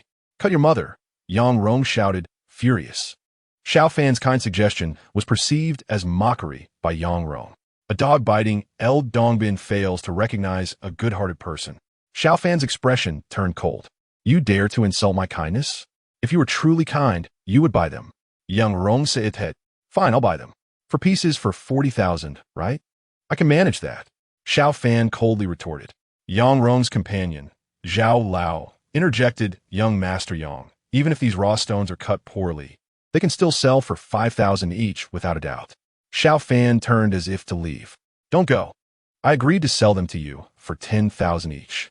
Will I go back on my word? But I have one condition. You must cut the stones. If they yield a profit, you can resell them. If not, you must cut them all the way through, Yang Rong sneered. He preferred to incur some loss himself rather than let Xiao Fan walk away with a profit of 40,000. A loss of over 100,000 meant little to him, but losing 40,000 would surely sting Xiao Fan. Yang Rong believed Xiao Fan's background was ordinary. Having checked online for information about him, finding nothing remarkable aside from good grades. Even if he knew Tang Zietian, how deep could their relationship be? Scan. Xiao Fan commanded coldly. Soon, he transferred 40,000 to Yang Rong. Please cut this small piece open first. Just a single cut down the middle, he instructed, pointing to the piece containing jade. A middle cut would reduce its value slightly, but the loss would only be around 10 to 80,000. The machine whirred to life with a piercing sound, drawing a few onlookers, though not as many as before. After several minutes, the machine halted. It's green. The icy green jade was of substantial size, a big score indeed. The crowd erupted in excitement. Oh my! Yang Rong gazed at the cut stone, feeling a deep sense of despair. He had hoped to see Xiao Fan suffer a significant loss, but to his astonishment, Xiao Fan was poised to make a profit of several million. Were it not for the multitude of onlookers, Yang Rong might have reconsidered and snatched it away. It seems my luck surpasses yours, young Master Yang, Xiao Fan remarked with a smile. I'll take the lot at 100,000 each. 3 pieces for 400,000. 500,000. Before Xiao Fan could respond, several individuals in the vicinity began to bid. Just moments ago, they would not have paid 5,000 for a piece after 3 cuts had rendered them worthless. Yet now, with Xiao Fan's smallest piece appreciating in value, the other 3, being larger, promised even greater returns. 1 million. Give it to me. Yang Rong gritted his teeth. If the others continued to bid, he might not secure the deal even at that price. All right, young Master Yang, your decisiveness is commendable. Manager Miao, may I borrow your account? Xiao Fan turned to the approaching Miao Xiaoyan, wishing to keep his bank account details private. Of course, young Master Xiao. Miao Xiaoyan promptly provided her account information, and Yang Rong transferred the funds to her. Xiao Fan smiled. It will take time to fully extract it. Tang Ziqian is waiting for me to dine with him. Understood. Young Master Xiao, Miao Xiaoyan nodded. With her influence, this was but a small matter. Young Master Yang, wishing you good fortune, Xiao Fan waved goodbye. Having spotted Tang Ziqian's vehicle, Yang Rong felt a pang of anxiety. Would the 1 million he had just committed be wasted? Elder Zhao observed from afar as Xiao Fan boarded Tang Ziqian's car. It was likely they were heading out for dinner. The fact that Boss Tang was personally treating Xiao Fan indicated that young Master Yang's classmate was no ordinary individual. Elder Zhao felt uneasy, fully aware of Tang Ziqian's formidable reputation. Young Master Xiao, it seems you have made quite a gain, Tang Ziqian remarked cheerfully as the car started. Xiao Fan chuckled lightly. Just a modest profit of a few million. It pales in comparison to the value of your vehicle, Boss Tang. Do you have an affinity for cars, young Master Xiao? I have quite a collection in my garage. Feel free to choose any one of them. As an old man, I merely indulge in my passion for collecting. Tang Ziqian offered. Xiao Fan sighed. I don't have a driving license. Obtaining a license is quite simple, Tang Ziqian replied, secretly thinking that the martial arts families were indeed very strict. Children from ordinary families often acquire their licenses shortly after graduating high school. Then thank you. Xiao Fan smiled lightly. A single vehicle was not worth such formalities. Tonight, young Master Xiao, you shall stay at my place. I have plenty of guest rooms, and you can choose any car from the garage. Inside the spacious and tidy garage, a dozen sports cars were neatly lined up, even without a driving license. Xiao Fan couldn't help but be dazzled. The allure of fine cars is something few men can resist. Boss Tang, how long would it pain you if I were to take one? Xiao Fan joked. Tang Ziqian chuckled. Young Master Xiao, you jest. Choose any car you fancy, and do not hold back. Xiao Fan's gaze swept over the vehicles, his heart filled with awe. The most expensive among them could cost several tens of millions, while even the more modest ones were still priced in the millions, an unattainable dream for most ordinary people. That had once been his reality. Now, he stood in a place where he could choose freely. However, if he were to select the most extravagant car, even if Tang Ziqian appeared unfazed, he might feel discomfort internally. Boss Tang, could you provide some introductions? I'm not well acquainted with these. Xiao Fan smiled. Tang Ziqian cheerfully began to introduce the cars, noting that the priciest was a Koenigsegg, valued at 40 to 50 million. The Porsche 918 was merely average among them, while the Lamborghini Gallardo sadly occupied the last position. Xiao Fan calculated. The combined worth of these vehicles amounted to 2 or 3 small fortunes, while he had yet to accumulate even a single small fortune himself. I'm so poor, Xiao Fan lamented internally. He currently had 46 million in his account, which was not insignificant. but it was nothing compared to the wealth of someone like Tang Ziyan. Which one do you prefer, young Master Xiao?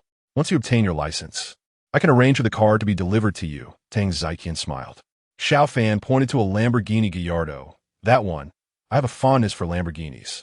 I used to own one. It looks stunning and is fast, though it does drain the battery a bit. Tang Ziyan chuckled in disbelief. Are you certain? You could choose any car.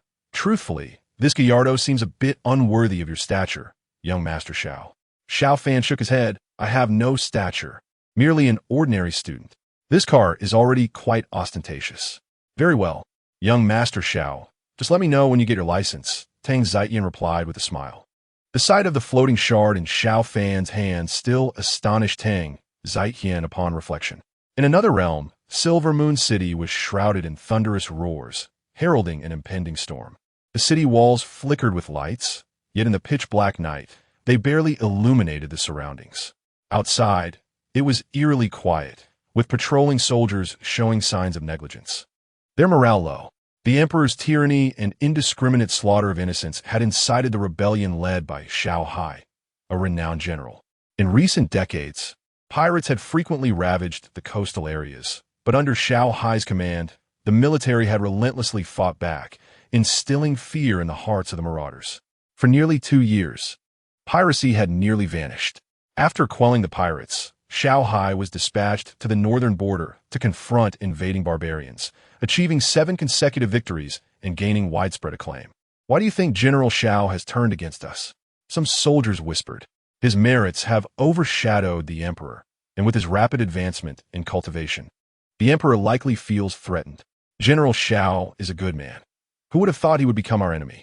In a corner of the city tower, soldiers quietly discussed their sentiments toward Xiao Hai, who now surrounded Silver Moon City with his formidable forces.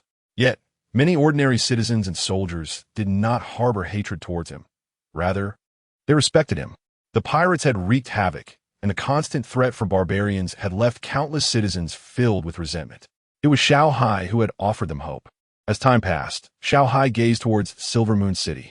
He had already arranged for an insider to incite a rebellion from within the city, and with some luck, they might open the gates directly. His forces would launch an assault from the outside. Sound the drums.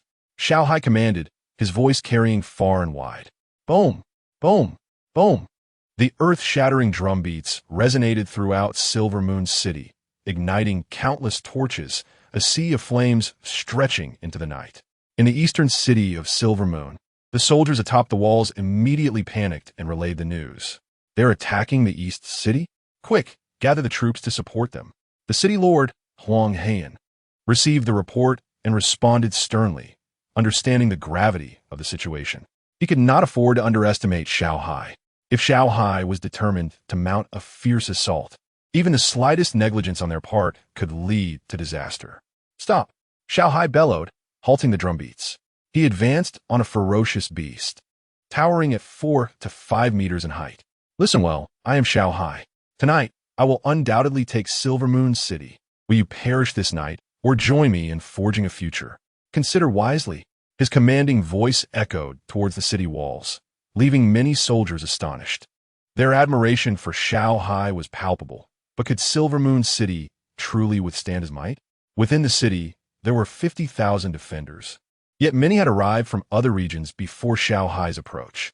Their morale was questionable, and even with a fortified city like Silver Moon, repelling a general of Xiao Hai's caliber would be a daunting task.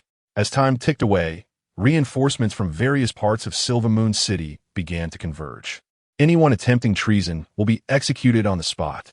City Lord Huang Heian also arrived, his expression cold as ice. Huang Heia led the assault team onto the city walls, each soldier drawing their weapons with fervor. The city lord, Xiao Hai, must have gathered all his forces here. Thousands of torches illuminated the night, each surrounded by a dozen soldiers. A messenger approached Huang Heia, reporting the situation. With a nod, Huang He stepped to the edge of the walls and gazed outward. The distance was too great for a clear view, but he could sense the general situation. Although Huang Heia possessed formidable skills, the oppressive atmosphere of Silver Moon City diminished his power. Were it not for this oppression, he knew he would stand no chance against Xiao Hai.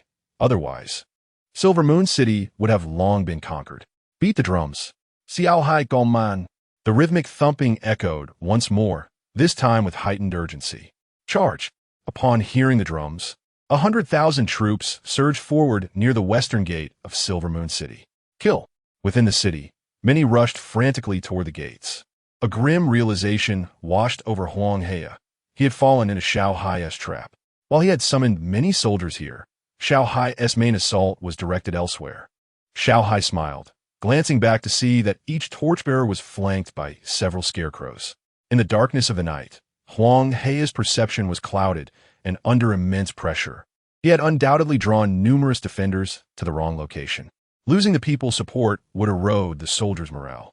If he could not seize Silver Moon City, he would lose face in front of his grandson. Chapter 28. Food that enhances talent. The next morning, Xiao Fan set off with Yang Jun.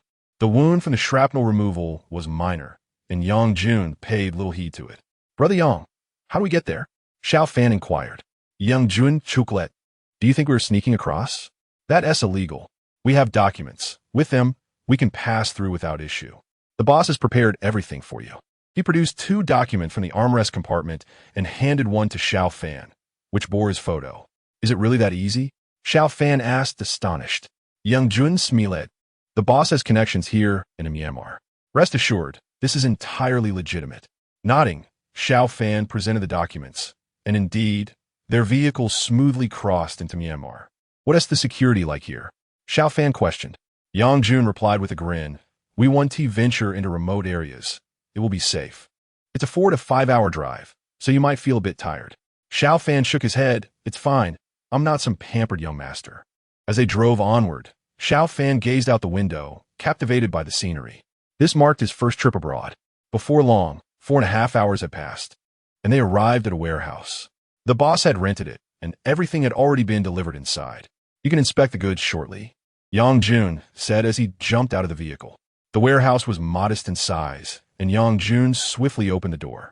Once inside, he turned on the lights, illuminating the entire space filled with hundreds of wooden crates.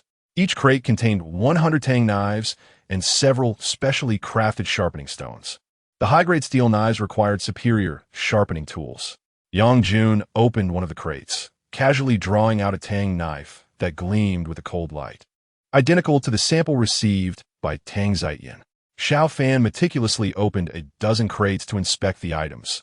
These supplies were destined for Xiao Hai's battlefield, and quality was paramount. These are impressive, he remarked, far superior to the trinkets sold by those dreamers. Let us move a few crates, Yang Jun suggested. The boss mentioned you wanted to try some firearms. The items have already arrived at the back. As Xiao Fan approached, he cautioned, Brother Yang, don't lift anything. If you exert yourself, your back injury will worsen. With that, Xiao Fan effortlessly lifted a crate and moved it aside. Yang Jun stared in disbelief. The crate, along with the 100 knives inside, weighed 400 or 500 pounds. Even 2 ordinary men would struggle, yet Xiao Fan appeared to handle it with ease.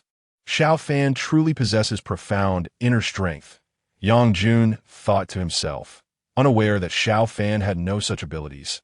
He simply had a robust physique. In no time, Xiao Fan moved several heavy crates aside without breaking a sweat. On the ground lay a flat metal box. Upon opening it, Xiao Fan discovered an array of firearms, handguns, submachine guns, shotguns, and rifles, even a light machine gun. Sniper rifles and heavy machine guns were absent, but the box contained numerous types of ammunition, each with hundreds of rounds. Yang Jun smiled as he retrieved a document from the bottom of the box and handed it to Xiao Fan. Upon inspection, it was a gun permit. Although firearms were prohibited in Myanmar, with Tang Zaiyan's influence, obtaining a permit posed little challenge. The boss has thought of everything, Xiao Fan remarked with a smile. Let us find a place to test these weapons. All right, Yang Jun agreed. Before leaving, Tang Zaiyan had instructed Yang Jun to accommodate Xiao Fan as long as his requests remained reasonable. Not long after, they arrived at a shooting range with their firearms. Bang, bang, bang. Xiao Fan began to shoot. Yang Jun, observing closely, was astounded. From Xiao Fan's grip on the weapon, he deduced that he had never handled a gun before. Yet he demonstrated remarkable accuracy, hitting targets with ease. After exhausting 100 rounds, Xiao Fan had reached the proficiency of a sharpshooter. Yang Jun silently fled. Achieving such skill typically required thousands of rounds and considerable time. Yet Xiao Fan had managed to catch up in merely a few hours, mastering handguns and rifles alike. To Yang Jun, it was clear that Xiao Fan's only deficiency was practical experience. 2 days swiftly passed, with Xiao Fan spending most of his time at the shooting range. Initially shocked, Yang Jun eventually grew accustomed to it. Xiao Fan had become adept with the sniper rifle, capable of hitting an apple from over 1,000 meters away. In terms of marksmanship, Yang Jun recognized that he could no longer match Xiao Fan. Yang Jun, take a day off, Xiao Fan said. I need to arrange for the supplies to be transported, and it would be inconvenient for you to be involved. Understood, Xiao Fan. Yang Jun nodded. Now I'm concerned about Xiao Fan's safety. Anyone foolish enough to cause trouble for him would be courting disaster. Soon, Yang Jun departed, and as the night deepened, a series of dull knocks roused Xiao Fan from sleep. He quickly turned to the mirror beside him. Grandson, what treasures do you bring this time? Xiao Hai inquit, his eyes twinkling with amusement. Yawning, Xiao Fan replied. Grandpa, you seem in good spirits. Have you taken Silver Moon City? Haha, of course. If I couldn't conquer a mere city, what would that say about me? Xiao Hai boasted, pride evident in his demeanor. They had captured Silver Moon City 2 days prior with minimal casualties, and in fact, his forces had increased by 3,000 after the conquest. Xiao Fan's eyes lit up. What did you find? Xiao Hai grinned broadly. Just the most ordinary of carrots. I never expected them to be useful. It was only yesterday that I discovered eating them doubles training speed. Even one's innate talent can gradually improve. From now on, I must consume more carrots. Who knows? I might become the greatest expert in the world. Xiao Fan's heart swelled with joy. Xiao Hai's rising power would ensure greater security for them both. The stronger Xiao Hai becomes, the greater the benefits he reaps. Grandpa, what I have prepared for you this time is not food, but 10,000 tang knives. Additionally, I have arranged some firearms. Please see if they're usable over there. Xiao Fan began his tasks, cradling a mirror. In just a few minutes, the hundreds of wooden crates in the warehouse had vanished without a trace, including those containing firearms. These knives are exceptional, far superior to the ordinary soldier swords we possess, though the quantity of 10,000 is slightly insufficient. Xiao Hai tested the blade, noting that for ordinary soldiers, the tang knives Xiao Fan transported are indeed treasures. Equipping such fine weaponry would significantly enhance their combat prowess. I will place another order later. Grandpa, do you find yourself lacking in food or other supplies? Xiao Fan inquired. Xiao Hai replied, we recently captured Silver Moon City and acquired a considerable stockpile of provisions. For now, we have enough food, and it is not too cold within the city. However, if we engage in battles outside the city, we will need more clothing. By the way, dear grandson, the city is currently short on salt. The price of salt has soared, causing public discontent. Please procure more when you can. Xiao Fan nodded. Grandpa, when will you be able to contact me again? I will send you clothing, salt, radishes, and other supplies. Xiao Hai chuckled. There is no rush on my part. Dear grandson, let me bestow some benefits upon you first. Your activities may attract unwanted attention, and we cannot afford any mishaps. At this point, 2 formidable figures appeared behind Xiao Hai, bestowing him with immense power. This time, I will not grant you new abilities, but I will further enhance your mental prowess. A dazzling light instantaneously penetrated the mirror and coursed into Xiao Fan's body. He immediately felt a swelling sensation in his head. The expressions of Xiao Hai and the 2 others grew noticeably weary. I will reach out to you in 7 days, Xiao Hai stated, and the reflection in the mirror promptly vanished. Chapter 29. The bitter taste of killing Xiao Fan soon fell into a deep slumber, and by the next day, the swelling sensation had dissipated. He could not ascertain how much his mental prowess had increased. He closed his eyes and unleashed his mental energy, and instantly, everything within a radius of 3 to 4 meters was within his perception. What a remarkable enhancement! Xiao Fan's eyes sparkled with excitement. Previously, his mental energy could only cover a radius of 2 meters, but now it seemed to extend to approximately 3.7 meters. Although the increase did not appear to be quite double, that was not an accurate measure. His mental energy spread in a planar manner, and the increase in capability should be calculated in terms of area. Thus, his mental energy was now roughly 3 times its previous capacity. Last time, Grandpa granted me the ability to manipulate objects. It should be easier to enhance my mental energy, and indeed, the improvement is quite substantial. Xiao Fan mused. Although he had not acquired a new ability, he was immensely satisfied with such progress. Rather than fostering a myriad of capabilities, it was wiser to specialize in a few. I wonder how quickly I can manipulate a needle now. A steel needle materialized in Xiao Fan's hand.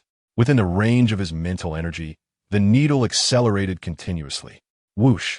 Once it exited the range of his mental energy, its speed became terrifying, piercing through the thick concrete wall of the warehouse in an instant. An initial speed of 400 meters per second. Xiao Fan was astounded. This was comparable to the muzzle velocity of a handgun bullet, if not superior. The increase was astonishing. He contemplated the reasons behind such an enhancement. Firstly, his mental strength had augmented, allowing him to exert greater force in a given time. Secondly, the area of effect of his mental energy had expanded, prolonging its effect. How formidable! Xiao Fan approached and noted that the steel needle had penetrated more than 3 inches deep. The concrete was extraordinarily solid. A bullet typically would not penetrate so deeply due to the larger area of force exerted upon impact. With such a boost in mental energy, I will no longer need to rely on steel needles in the future, Xiao Fan thought. Although the steel needle served as a decent concealed weapon, it was not particularly convenient to carry. It constantly reminded him of the legendary Dongfang Booby. Henceforth, I shall utilize this. Xiao Fan retrieved a coin from his pocket. With his enhanced mental energy, using a coin as a projectile could yield impressive initial velocity, and it was perfectly normal to keep such an item in his pocket. Go! The coin in Xiao Fan's hand was propelled forward in an instant. Bang! The coin struck the concrete wall, embedding itself, though not as deeply as the needle. With an initial speed of 350 meters, it was slower than the needle, but due to its greater weight, it could potentially inflict more damage upon a human target. A satisfied smile crept across Xiao Fan's face. Ding ding. At that moment, his phone rang. It was the one Yang Jun had left for him. Young Master Xiao, when approximately do you expect me to come find you? Yang Jun's voice came through upon answering. Xiao Fan replied, you can come over now. After extracting the steel needle and coin lodged in the concrete, Xiao Fan locked the warehouse door, and within half an hour, Yang Jun arrived. Let us go. Someone will take care of the items here. Xiao Fan entered the vehicle. Yang Jun nodded, adhering to his principles as a bodyguard not to pry into matters that did not concern him. All right. Yang Jun pressed the accelerator, and the vehicle surged forward like a wild beast. 2 hours later, Yang Jun glanced into the rearview mirror and frowned. Young Master Xiao, it seems we are being followed. Yang Jun's tone grew serious. The pursuers appeared vigilant, and he had spotted them 3 times within half an hour, a rather unusual occurrence. Xiao Fan turned to inspect the rearview mirror as Yang Jun accelerated. Indeed, there were individuals tailing them. Xiao Fan remarked, why don't you find a place to let me off? I will deal with them and then meet up with you. Xiao Fan questioned, you are the bodyguard for Boss Tang. If they are not targeting him, why would they target you?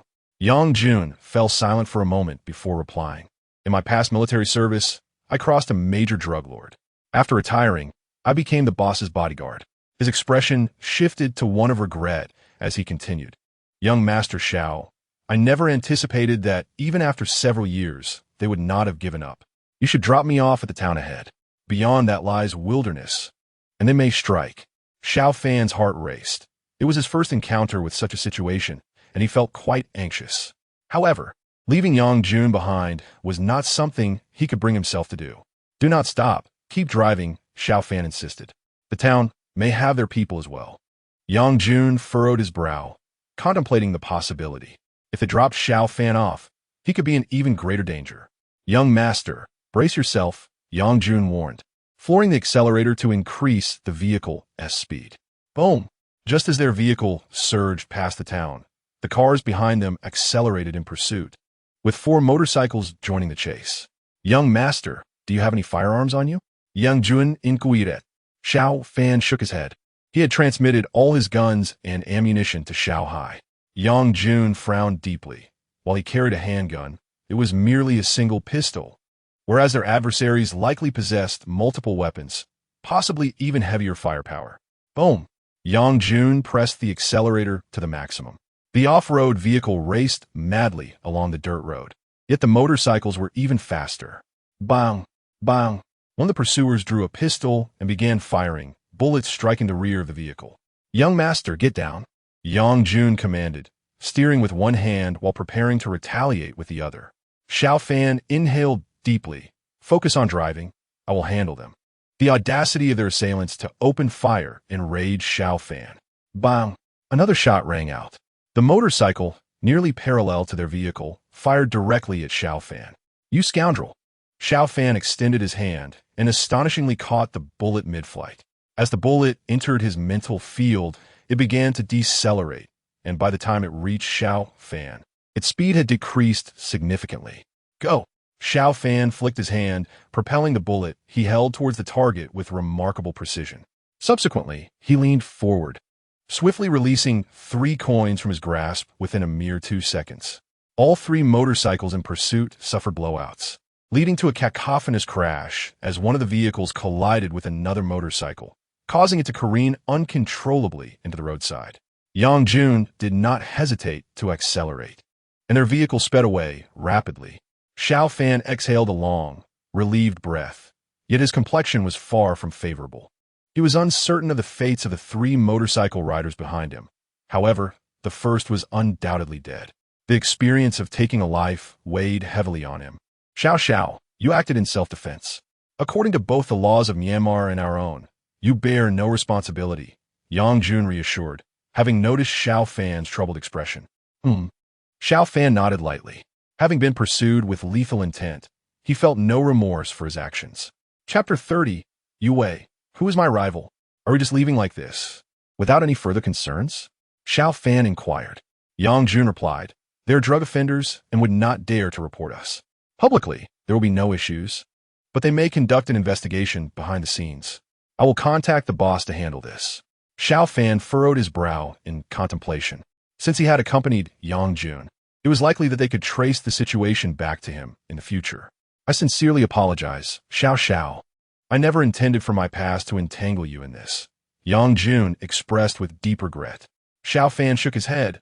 "Yang Gu, there is no need for apologies. Your previous conflicts with drug lords were solely to protect ordinary citizens like us, and I truly admire your character." "Let me call the boss," Yang Jun stated. Xiao Fan nodded in agreement. Soon, Yang Jun managed to get through to Tang Zietian. "What?" Tang Zietian's face paled upon receiving the news. To him, Xiao Fan was a scion of a prestigious martial arts family, and if anything happened to him while under Yang Jun's protection, it would bring immense trouble to Tang Zietian. "Boss, we are safe." Xiao eliminated one of them. The fates of the others remain unknown, Yang Jun hurriedly assured. Tang Zietian let out a slight sigh of relief. "Yang Jun, ensure Xiao's safety at all costs. I will dispatch someone to assist you."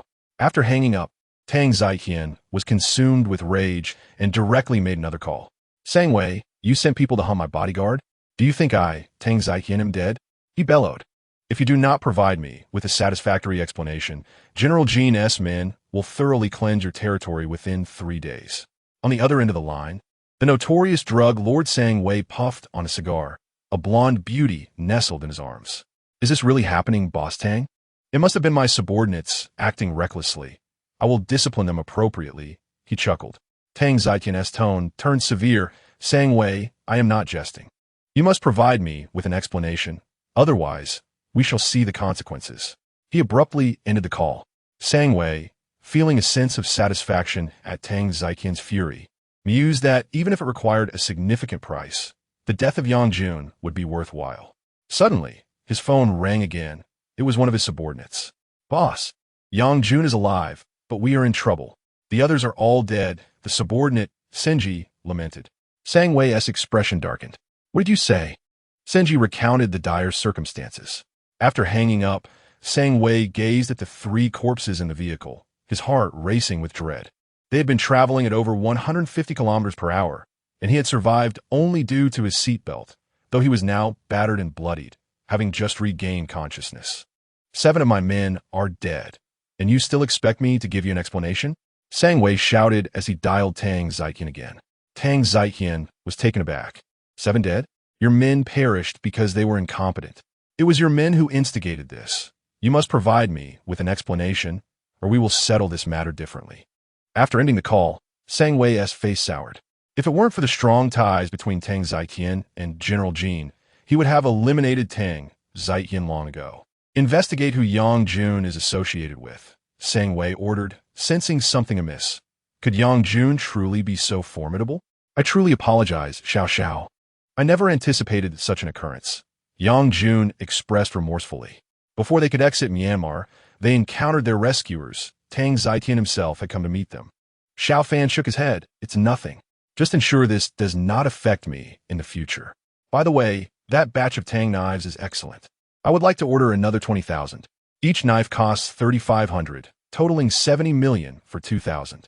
With 540,000 in his account and an additional 1,800,000 deposit with Tang Zietian, he had the means.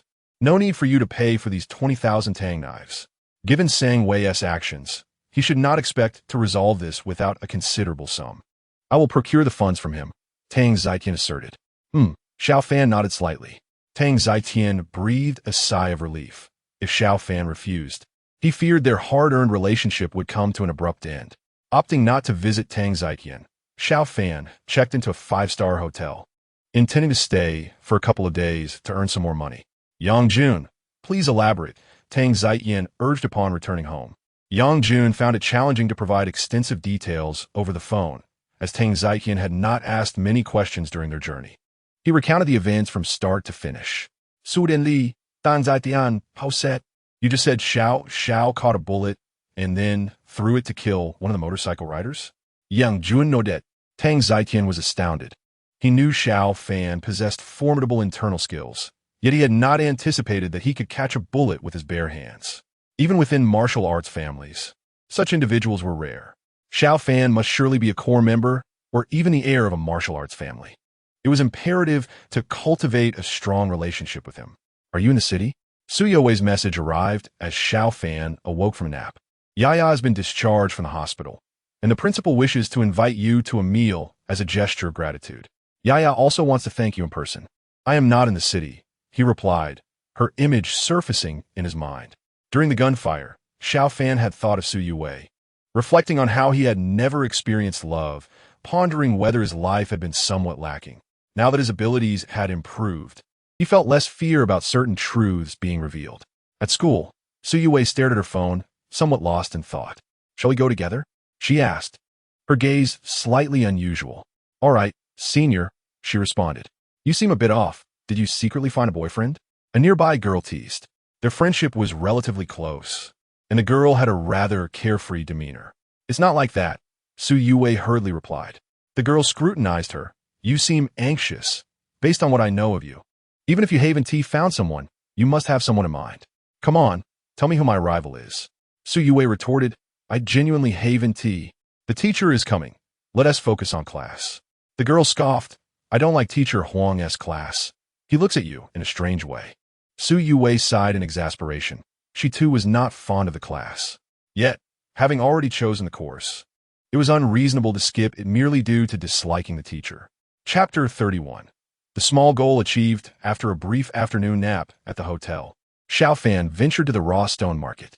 He was pleasantly surprised to discover that with the enhancement of his mental acuity, the frequency of his ability to discern the true nature of objects had increased. Within 2 hours, approximately 4 sessions could be conducted. Over the course of an entire day, this could amount to around 10 sessions. This is a significant improvement compared to the initial situation. In the blink of an eye, 2 days passed, during which Xiao Fan utilized his perspective ability roughly 20 times, examining around 80 to 90 raw stones and spending 30 million to acquire 5 of them. The 5 stones were sent to Tang Zietian. Before the stones could be cut, Xiao Fan had already departed. Boss, all 5 stones of Xiao have been cut open, and they have all appreciated significantly, Miao Xiaoyan exclaimed. She knew of Xiao Fan's prowess in stone gambling, but she had not anticipated it to be to this extent. All 5 stones had appreciated. The speed of profit was faster than robbing a bank. What is the estimated selling price? Tang Zietian in Guit? Miao Xiaoyan considered and replied. If we take 2 months to sell, it should reach around 170 million, but holding on to the stock carries risks of price fluctuations. Tang Zietian zet ponde gan li. Although there is a risk of depreciation, there is also the potential for appreciation. Let us proceed with the price of 170 million and transfer the funds to Xiao immediately. Tang Ziyan had no intention of profiting from Xiao Fan. Even if he had to spend a little money to maintain their relationship, he deemed it worthwhile. Ding! As Xiao Fan disembarked from the plane and opened his phone, he received a text message from the bank. Your savings card, ending in 9312, has received a deposit of 170,000,000 RMB on May 10th at 16:55. Current balance, 19,432,865, 312 renminbi. Xiao Fan stared at the message in a daze. His modest goal had been achieved, and he was close to reaching two smaller targets. Boss Tang, I have landed and received the transfer. You didn't lose money, did you? It's better to conduct business with mutual benefit. That way, we can ensure longevity. Xiao Fan sent a message to Tang Ziyan. He mused to himself that Tang Ziyan had indeed given him a concession. He could now estimate that the acquisition by others would not exceed 160 million. Boss Tang, in the future, please acquire at market price. Otherwise, I will process the stones elsewhere, Xiao Fan stated. For him, making money was no longer difficult, and he did not wish to owe Tang Ziyan a favor in this regard. Xiao, you are a long-term valued client. There is no reason not to offer you market price. I absolutely will not shortchange you, but I will also reserve a reasonable profit for myself. Let's leave it at that. As Xiao Fan exited the station, he observed the long queue for taxis, noting the sheer number of people. Having nearly met his two targets, he still had to wait for a cab. Who would believe such a thing? Is that Xiao Fan? Two individuals approached him. Xiao Fan nodded and inquired, I am Xiao Fan. May I help you? One of them presented identification, stating, Mr. Xiao, this is my identification. The system has detected significant fund movements in your account. We need to verify the source of these funds. If the source is legitimate, perhaps Mr. Xiao might consider converting the funds to a fixed deposit, the other added. Xiao Fan found it peculiar. Couldn't you have just called? The first man cleared his throat. Given the substantial amount in your account, it is more prudent for us to meet in person. Xiao Fan asked, Did you drive here? They nodded. The two exchanged silent glances, realizing that Xiao Fan, with nearly 200 million in his account, did not possess a vehicle. Soon, Xiao Fan was seated in their car. You should be aware of the source of my initial 500,000. It was a reward for capturing a wanted criminal. The subsequent transactions should also be traceable, stemming from profits made in stone gambling, Xiao Fan explained. One of the men drove, while the other sat in the back with Xiao Fan. Mr. Xiao, we mainly need to discuss the recent transaction of 170 million. This amount is substantial, and the headquarters has sent an inquiry letter. Xiao Fan replied. This too was earned from stone gambling. I spent 30 million to purchase 5 raw stones, which I sold to Bosong Ziyan and Rayleigh for a value of 170 million. If you have doubts, you may verify with Bosong. This money should pose no issues, right? As the bank representatives recorded the information, one remarked, Mr. Xiao, we have noted that you have traveled abroad. If the funds are found to be related to illegal activities, our bank will freeze the account. Xiao Fan nodded. If there are any issues, feel free to freeze it. I won't keep the money in a fixed deposit or transfer it to other banks, but I have one condition. Please, Mr. Xiao, they urged. He found their offer too limited. Tang Ziyan could easily transfer 170 million, while for him, it was quite troublesome. We will require 2 days to verify the relevant information.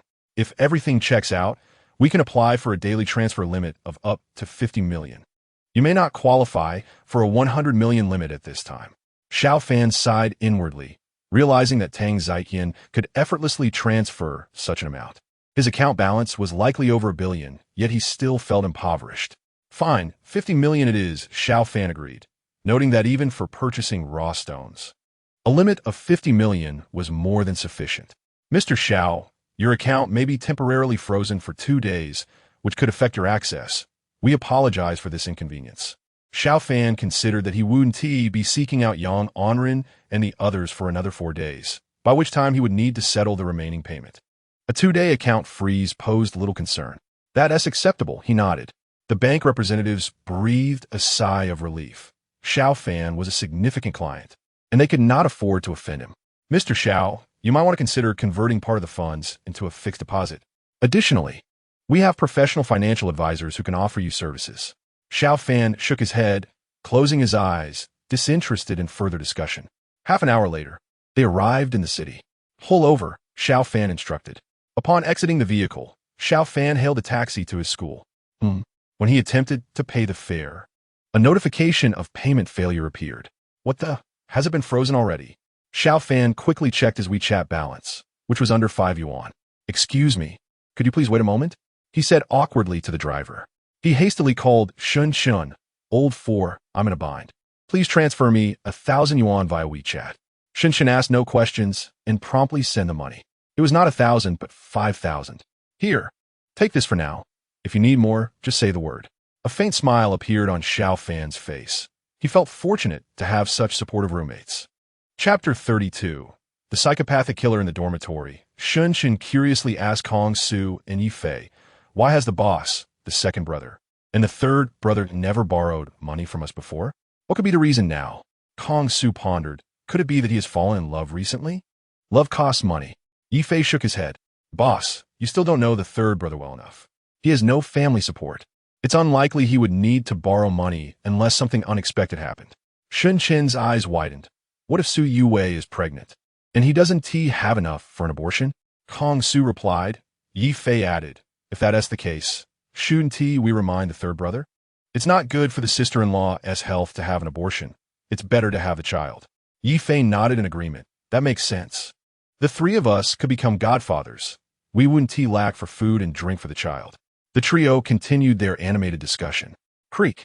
The three exchanged peculiar glances upon seeing Xiao Fan approach. What else with the three of you? Constipated? Xiao Fan asked quizzically. Shun closed the door tightly. Kong Su cleared his throat. Third brother, how far have you and the school flower Su progressed?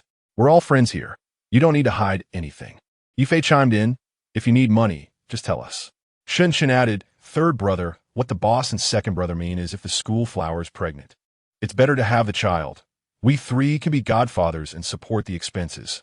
Xiao Fan nearly spat blood in disbelief. What nonsense are you all talking about?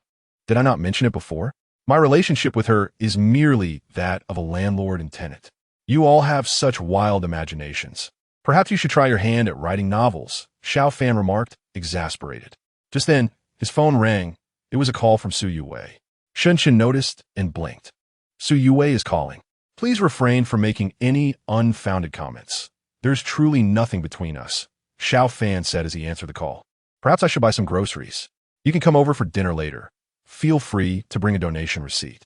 Upon hearing this, Su Yue's cheeks flushed slightly. All right, she replied. After hanging up, Yifei said, I vaguely heard Su Yue mention you donated 100,000 yuan. Xiao Fan glanced at Yifei, realizing he must have heard quite clearly. A child from the orphanage where Su Yue works needed money for surgery, so I donated a bit. Brother, your ears are exceptionally sharp, Xiao Fan replied. Kong Su furrowed his brow, stating, if Su Yue has feelings for you, then the donation is well justified. However, if her feelings are indifferent, we cannot afford to be overly submissive. You must prioritize your own well-being. Yifei remarked somberly, Su Yue just invited you over for dinner, and we should focus on our own lives. You'll have a lovely evening together while we remain single. I'm feeling a bit envious, he added. Xiao Fan retorted. There is still nothing established between us. Kong Su chuckled. Since Su Yue seems interested in you, we wholeheartedly support your pursuit of her. If you need financial assistance, don't hesitate to ask. Xiao Fan responded. Let matters of the heart unfold naturally. Shall we go out to eat? The four of them linked arms and departed the dormitory. After consuming 2 bottles of beer, Shun remarked, Did you hear about the girl who recently died at school? Rumor has it she was murdered. She was quite a pretty junior. Such a pity. Xiao Fan was taken aback. Is that true? I haven't seen any mention of it on the school forum. Kong Su replied, Initially, someone posted about it on the forum, but it was swiftly deleted. The class advisor cautioned us against spreading such rumors. Yifei added, The official statement from the school is accidental death, but the rumors suggest the girl, Dong Jia, was murdered and she may have been assaulted beforehand. If the rumor holds any truth, there could be a psychopathic killer on campus. You should warn Su Yue to be cautious. Xiao Fan nodded slightly. If such a monster truly existed, it would be wise to caution Su Yue, as her beauty could make her a target. I'll inquire about the truth. He took out his phone and messaged Leah, a forensic expert responsible for the area, who would surely know the situation. Dong Jia was indeed murdered. The perpetrator used a sedative, and the method was so adept that it doesn't seem to be their first offense. You need not worry too much. Such incidents haven't occurred at your school before, likely indicating an outsider is responsible. Leah's response arrived swiftly. That's indeed alarming, Xiao Fan said, his expression grave. Although Leah suggested it might be an outsider, many crimes are often committed by acquaintances. Kong Su said, you must alert Su Yuwei. Yes. Xiao Fan nodded and sent her a message. Sorry, the number you dialed is currently unavailable. Xiao Fan was startled to hear that Su Yuwei's phone was off. Why would it be off at this hour? His expression shifted. This was unusual. It was barely past 6, and few people would switch off their phones at this hour. Especially since Su Yuwei had just called him from the dormitory. You all continue to eat. I'll check on her, he said, rising. Yi Fei asked, should we accompany you? If something is amiss, we can help. There's no need. You all just enjoy your meal. It's merely a phone issue. No need to make a fuss, Xiao Fan replied, shaking his head. Even if he encountered the perpetrator, he was confident in his ability to handle the situation alone. If you need anything, just call, Kong Su said, and they did not press further. Xiao Fan hurriedly left. They were dining nearby, and he reached his building in under 5 minutes. The building had 5 floors, and he resided on the 3rd. In the stairwell, he encountered a man wearing a mask and carrying a large box, which appeared to be empty. New tenant? Xiao Fan greeted him. The man nodded in acknowledgement. Xiao Fan didn't linger and quickly ascended to the 3rd floor, but paused momentarily on the 4th. The man reached the 3rd floor, and Xiao Fan's eyes narrowed. There were only 3 units on this floor. He extended his mental awareness and was alarmed to see the man heading straight for his door. With a click, the door was easily opened by the intruder. Do you live here? This place seems to be rented by a girl, the man said, nodding. She is my daughter. I have matters to attend to, so I must be on my way, he added. Xiao Fan's expression darkened. Su Yuwei was an orphan, and he had sublet the apartment. With such a large box, could something have happened to her? His heart raced at the thought. He immediately employed his mental powers to scan the man, discovering that he was armed with a knife. Damn it! Just as the man prepared to enter, Xiao Fan delivered a powerful kick to his rear end. With a loud crash, the man stumbled forward, the door slamming shut behind him as he cried out in pain. His body collided heavily against the security door, knocking out 2 of his teeth. Shut up! Xiao Fan didn't allow him a moment to retaliate, stepping forward to deliver a punch directly to his forehead, silencing the man as he fell unconscious. Su Yuwei, you must be safe. Xiao Fan hurriedly unlocked the door and dragged the unconscious man into the room like a rag doll.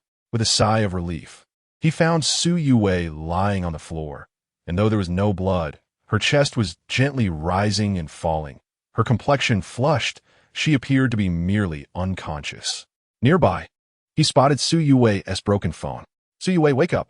Please wake up, he pleaded, shaking her, but there was no sign of her regaining consciousness. He quickly took out his phone and dialed emergency services. You scoundrel, he cursed, retrieving duct tape from the cabinet to bind the man's hands and feet securely, wrapping several layers around his mouth as well. Liang, it's still my apartment. Bring 2 people over. I may have caught a big fish. Xiao Fan called Liang Wu. Liang Wu was taken aback. Was there another incident at Xiao Fan's place? Could it be that the mastermind was attempting to silence him? I'm on my way, he said, hanging up. Shortly after, Xiao Fan heard the sound of an ambulance approaching and quickly carried Su Yuwei downstairs. She weighed less than 100 pounds, and even before his physical enhancement, carrying her was a simple task. She smells quite pleasant. What perfume does she use? He mused, unaware that Su Yuwei did not wear any perfume. The fragrance he detected was her natural scent. It was my call. My tenant is unconscious, likely due to a sedative. As the ambulance came to a halt, Xiao Fan promptly placed Su Yuwei inside. The 2 doctors on board regarded him with suspicion. Just attend to her first. I have some matters to attend to and will return shortly to settle the medical fees, Xiao Fan said, stepping out. Liang Wu and his team had yet to arrive, and there was still a psycho inside. Xiao Fan felt an unsettling intuition that the man might be the murderer. A knock echoed within 20 minutes as Liang Wu and his 2 companions arrived. Team leader, the person is in there. Su Yuwei's phone was unreachable. so I decided to come and check on her. This fellow opened my door and claimed that Su Yuwei was his daughter, although she was an orphan. Xiao Fan pointed to the man who was tied up, indicating that he had regained consciousness. Liang Wu glanced at the large box that Xiao Fan had brought. Did he bring this with him? Liang Wu inquired. Xiao Fan nodded affirmatively. Indeed. Su Yuwei is unconscious. I'll just call an ambulance. Liang Wu's sharp gaze fell upon the bound man. His instincts told him that this individual posed a significant threat. Bringing such a large box likely indicated an intention to conceal Su Yuwei within it. Hey, Captain Liang. He seems to be a teacher at our school. A young man beside Liang Wu remarked. The individual was from Xiao Fan's school, and he had recently reviewed all the information regarding a major murder case. So he recognized the teacher. Xiao Fan was taken aback. A teacher? This increased the likelihood that this man was a murderer. Captain Liang, Su Yuwei collapsed right here. That is her water cup. You should investigate it. I'll head to the hospital first, Xiao Fan stated. Liang Wu nodded. You go ahead, with the suspect apprehended. The case should be straightforward. Before long, Xiao Fan departed, hailing a cab to the hospital. Upon arrival, he found Su Yuwei awake. Senior, what happened to me? Su Yuwei asked, bewildered. After a moment of contemplation, Xiao Fan decided to inform her of the situation. Although it might frighten her, given her beauty, she ought to be more vigilant, such as ensuring the doors were securely locked at home. After hearing Xiao Fan's account, Su Yuwei's complexion turned pale. She had heard the rumors circulating in school, and her intelligence allowed her to connect the dots. Thank you, Senior, she said, gazing intently at Xiao Fan. At that moment, Xiao Fan retrieved Su Yuwei's phone from his pocket. Your phone is damaged. Rest for now. I'll take care of your medical expenses, which you will need to reimburse. As he left, Su Yuwei clutched the blanket tightly, feeling an overwhelming sense of dread. Don't worry too much, Su Xuemei. The perpetrator has been captured and is likely being interrogated as we speak. He wants he escape justice, Xiao Fan reassured her. Just then his phone rang. It was Liang Wu. Xiao Fan, Qiao Yiming has confessed. He has previously killed 3 people, and Su Yuwei was his 4th target. Fortunately, you arrived in time. There was no bounty on him, but I will arrange for a reward for you. Xiao Fan chuckled. Thank you, Captain Liang. I appreciate it. A reward is always welcome. Even if the amount was modest, every bit counted. I should be thanking you for the credit. Liang Wu concluded before hanging up. He was currently overseeing Xiao Fan's case, ensuring that no one would claim his achievements. Su Yuwei looked at Xiao Fan with admiration, prompting him to smile. That man, Qiao Yiming, has killed 3 people and will certainly face the death penalty, so you need not worry. Su Yuwei paused. I have a teacher named Qiao Yiming. Xiao Fan replied. It must be him. You should exercise more caution. He hesitated slightly. If it were before his mental fortitude had strengthened, he might have refused to involve Su Yuwei, given her beauty and the trouble it could attract. However, having experienced an attack in Myanmar and gained strength, his perspective had shifted. Senior, I beg you, Su Yuwei said, her tone slightly coaxing. Thank you, Senior, she added joyfully. Chapter 34. Is this your girlfriend? Su Yuwei had merely been drugged, and soon, Xiao Fan and the others facilitated her discharge from the hospital. We need to visit Captain Liang, Xiao Fan informed Su Yuwei, as they were required to provide additional statements. It was too late. Liang Wu and his team were still at work due to the gravity of the situation. Alright, Su Yuwei nodded. After hailing a taxi, they soon arrived at the South City Criminal Investigation Team. Oh, Su Yuwei noticed a familiar profile. It was Leah. Although she understood that Xiao Fan likely had no girlfriend, she was still somewhat concerned about his previous dinner with a beautiful girl. Sister Leah, you're still here? Xiao Fan greeted with a smile. Leah approached them with a playful grin. Our nemesis has arrived. How can we leave on time with the case at hand? Is this your girlfriend? She's stunning, Leah remarked, causing Zoe to blush. Xiao Fan quickly replied, Sister Leah, don't misinterpret. This is Su Yuwei, a friend of mine. We're here to provide statements. Leah rolled her eyes, the girl, isn't denying it. So why are you so quick to clarify? You know the statement room. Let us head there directly. Soon, they arrived at the statement room, and moments later, Liang Wu entered. Su Yuwei felt a bit embarrassed. Both assailants had targeted her. While Xiao Fan was a nemesis to criminals, she felt like a bearer of calamity. Captain Liang, how did Qiao Yiming manage to drug Su Yuwei? Xiao Fan inquired. It was essential to clarify this for Su Yuwei's safety. Liang Wu explained. Qiu Yiming secretly infiltrated your home and laced the water in your kettle with sedatives. We found traces of the drug in the kettle. The security of your door is subpar. Consider upgrading it. Xiao Fan nodded. Given the incident, a change was indeed necessary. The case was resolved swiftly, and they completed their statements efficiently. Captain, what about my parents' case? Xiao Fan asked. Liang Wu pondered before responding. There has been some progress, but it's not convenient to disclose details for now. Please be patient. We will uncover the truth. Xiao Fan nodded in understanding. Once outside, the criminal investigation team. Su Yuwei donned a mask. Having been photographed after her last statement, she was determined not to fall into that trap again. They soon hailed another taxi. As they neared the school, Su Yuwei expressed her nervousness. Xiao Fan considered that he had spare clothes at home. No need to worry, Xiao Fan replied.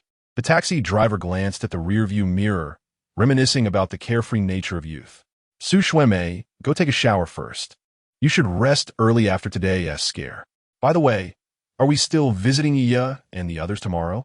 Xiao Fan asked. Su Yuwei nodded. Senor, I'm fine. I've already spoken with Grandma Dean, and Iya is looking forward to it. All right, Xiao Fan agreed. Without further discussion, he entered his bedroom. The thought of living with Su Yuwei for the upcoming days made him slightly anxious. He had always been alone. He took a deep breath, calming himself. She was also feeling nervous, but her anxiety was not due to fear of Xiao Fan. Xiao Fan sent a message to Shun Shun. Shun Shun, engrossed in a movie, heard the notification sound and picked up his phone, only to feel that the film had lost its appeal. He gets to cohabitate with the school beauty. While I'm stuck with you two old men, Shun Shun grumbled. Kong Su and Yi Fei, engrossed in their game, felt that even the game had lost its charm. Kong Su solemnly remarked, we need to teach him a lesson. He must not expect to escape the consequences of abandoning us. Agreed. Yi Fei and Shun Chun chimed in unison. However, despite their words, they knew they wouldn't dare confront Xiao Fan in an expensive establishment. Little did they know, Xiao Fan's bank account was currently quite healthy. Third brother, stay safe. Avoid causing any fatalities, Shun Chun messaged Xiao Fan. Get lost. Xiao Fan tossed his phone aside, retrieving a few coins from his pocket. He began to manipulate the coins, making them dance around him in the air. Xiao Hai possesses the ability to enhance the intensity of his mental prowess, yet the mastery of control requires his own diligent practice. Each day, he dedicates a considerable amount of time to honing his skills. Meanwhile, in the bathroom, Su Yuwei seizes the opportunity to finish her shower. She gazes at the clothes she has just changed out of, lost in thought. The undergarments she has definitely hand-washed.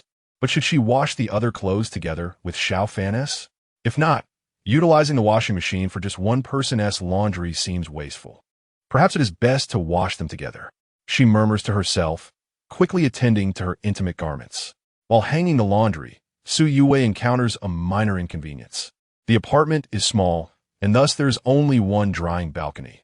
Both their clothes must share the space, including her undergarments. Living with a male companion is indeed less than convenient, though with Senior Xiao it is not too troublesome. She reflects silently, hastening to finish hanging her clothes. Senior, I'm done, good night. She knocks on Xiao Fan's door. Good night, he responds, though he does not immediately cease his practice. After finishing his shower, Xiao Fan notices Su Yuwei's clothes in the washing machine. Should he wash them together? Very well, he thinks, not pondering too deeply. However, when his gaze falls upon Su Yuwei's intimate garments, he experiences a slight unease. As night passes, a delightful aroma wafts through the air as Xiao Fan exits his room.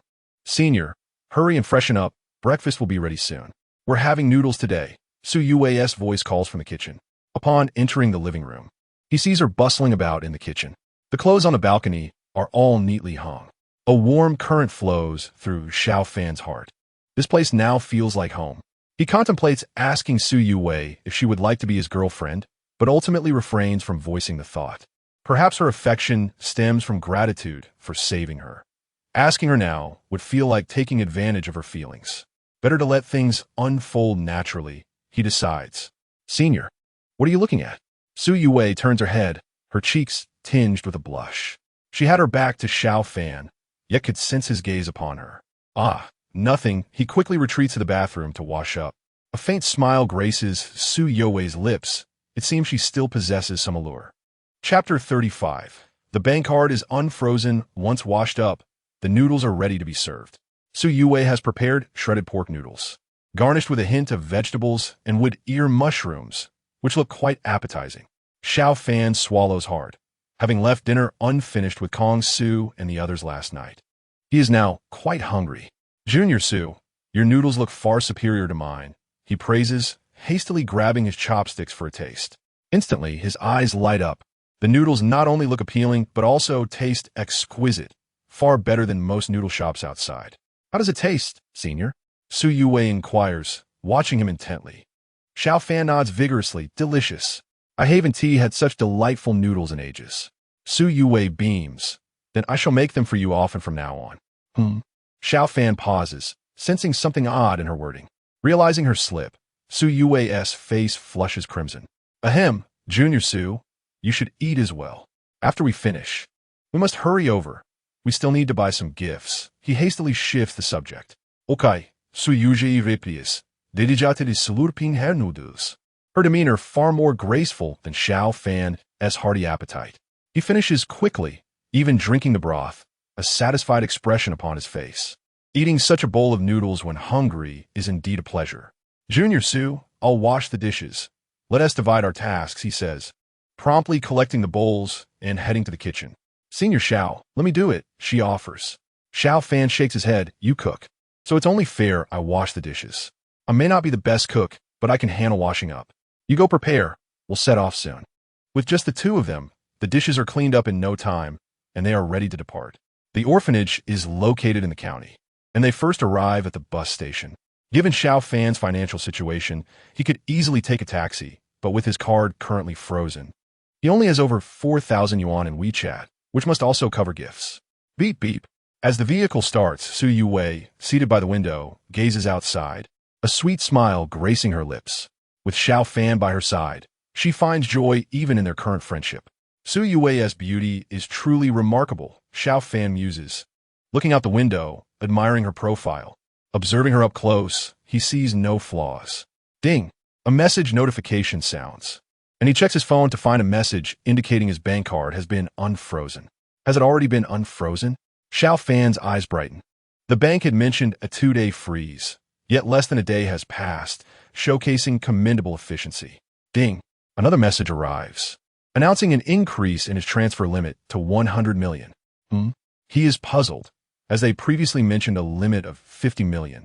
Why the sudden increase to 100 million? Boss Tang, did the bank contact you? Xiao Fan ponders, sending a message to Tang Zaijian. Thanks. He quickly surmises that this change is likely due to Tang Zaijian's influence. While the 50 million limit would suffice, 100 million is undoubtedly more advantageous. As for Shun, he decides to return the favor after some time.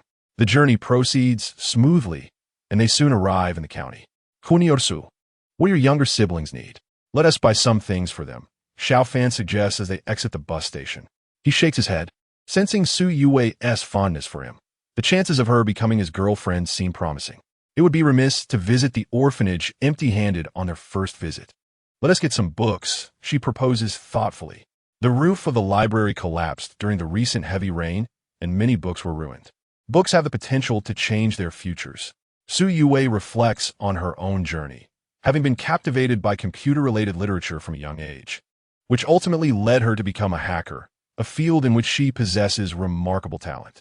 Very well, Xiao Fan agrees, acknowledging that she knows them best. Soon, they arrive at the largest Xinhua bookstore in the county, entering the children's literature section where a plethora of books awaits them. Senior Xiao, let us choose about 20 books, Su Yue suggests. Authentic books are not inexpensive, and 20 will cost several hundred yuan. You have a part in this as well. Are you implying that I'm a disaster?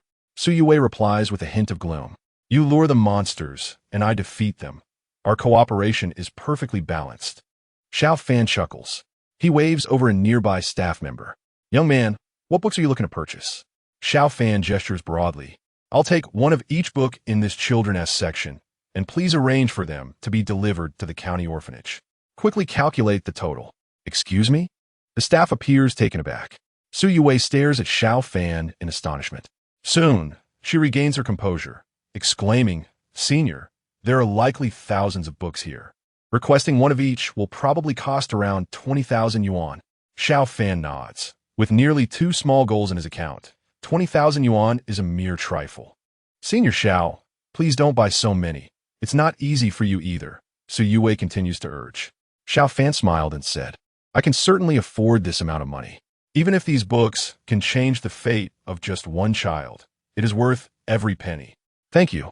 Su Yue replied softly. The staff swiftly began to tally up the books. For them, this was a significant achievement. Half an hour passed, and several employees worked together to clear the books, filling several large boxes. Young man, the total comes to 20,872, the staff member announced. Xiao Fan paid promptly, while Su Yue felt a pang of sympathy for him. In her eyes, even though Xiao Fan had received some money earlier, he had no parental support and had to rely solely on himself. The days ahead would not be easy. If I end up with my senior, I must earn more in the future, Su Yue thought to herself. Currently, she was making a decent income, earning around 30 to 50,000 each month. Once she gained some notoriety and secured better projects, she could earn even more. Chapter 36. Returning to the orphanage with Su Yue Sr., we have arrived. Su Yue said as she and Xiao Fan took a taxi to the orphanage. Xiao Fan nodded, surveying the area. This was where Su Yue had lived since childhood. Here we are, the taxi driver announced, coming to a stop. Xiao Fan scanned the QR code to pay and stepped out. Nay. Several children rushed out upon hearing the sound of the car. Xiao Montak, elf.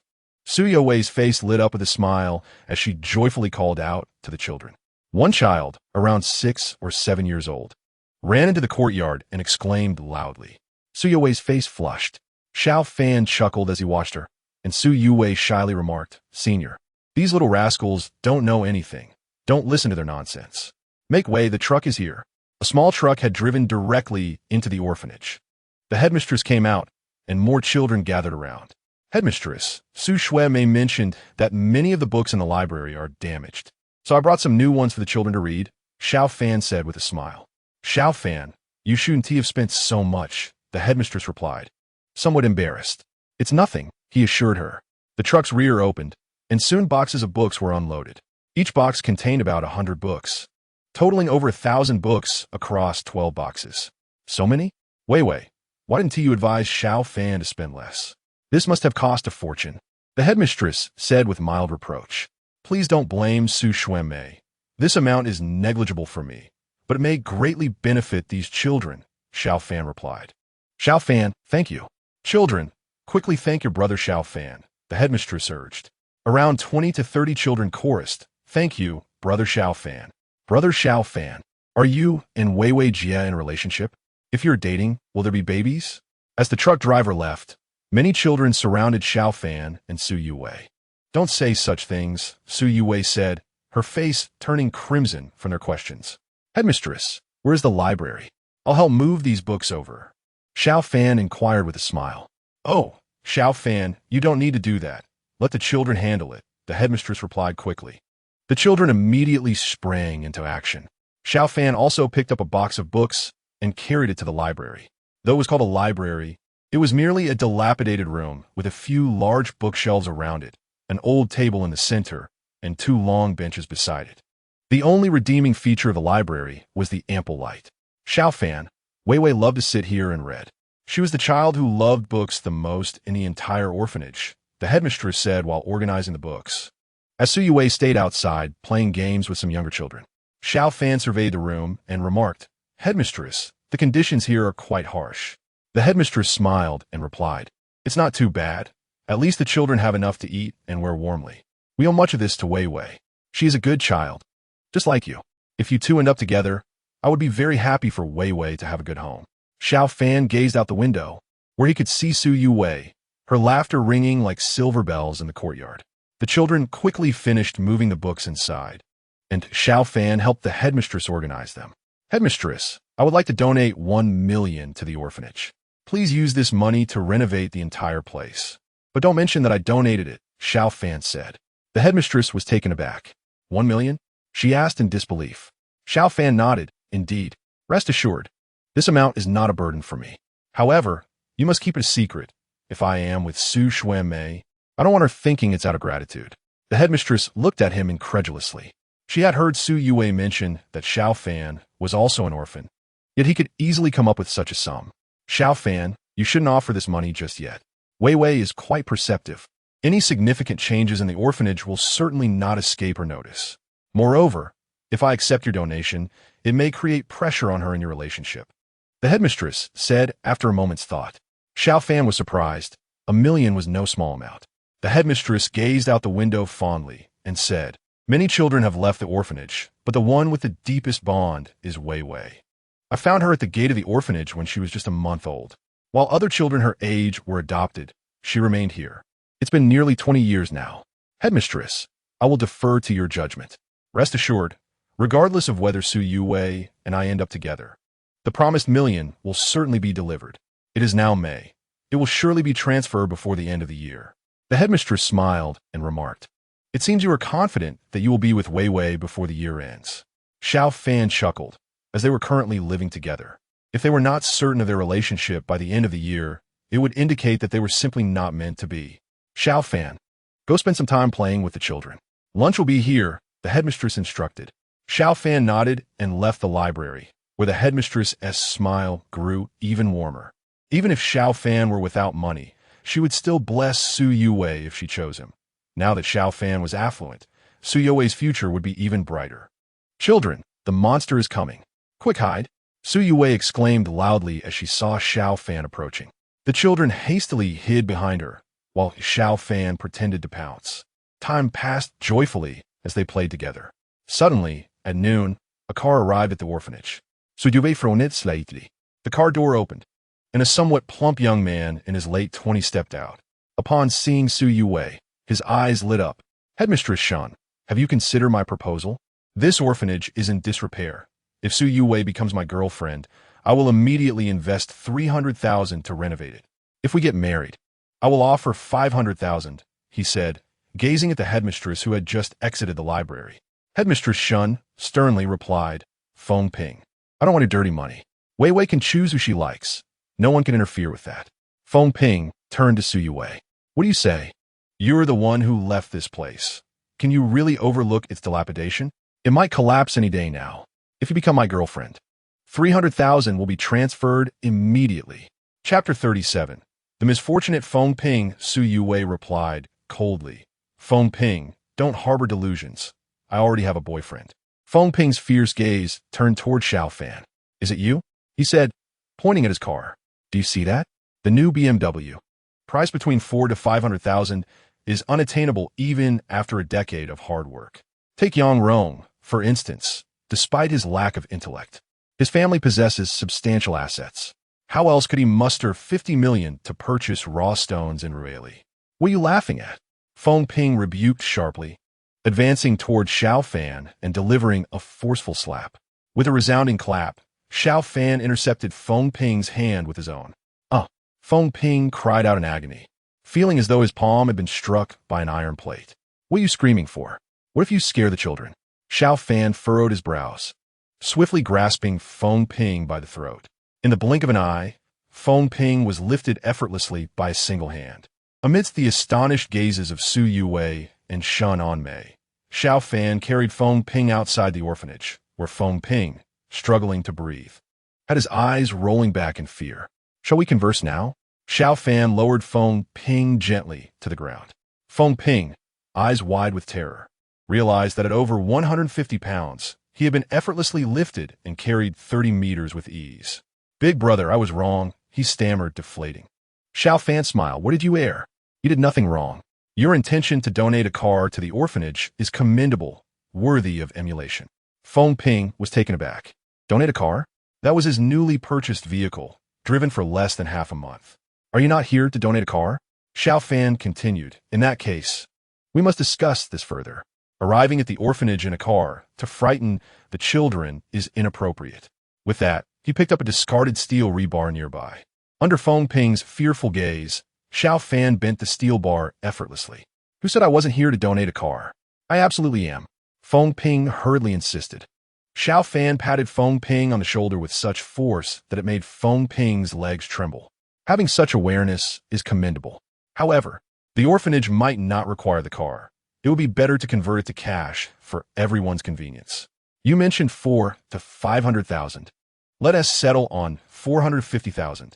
Feng Ping hesitated. Actually, the car was only worth 350,000. Is there a problem? Xiao Fan inquired with a smile.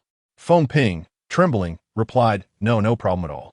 Contributing to charity is something I cannot neglect. I will make the donation immediately. See? You broadened your perspective. Excellent, Xiao Fan remarked, tossing the steel bar aside with a grin. Let's go. Together, Xiao Fan and Feng Ping entered the orphanage.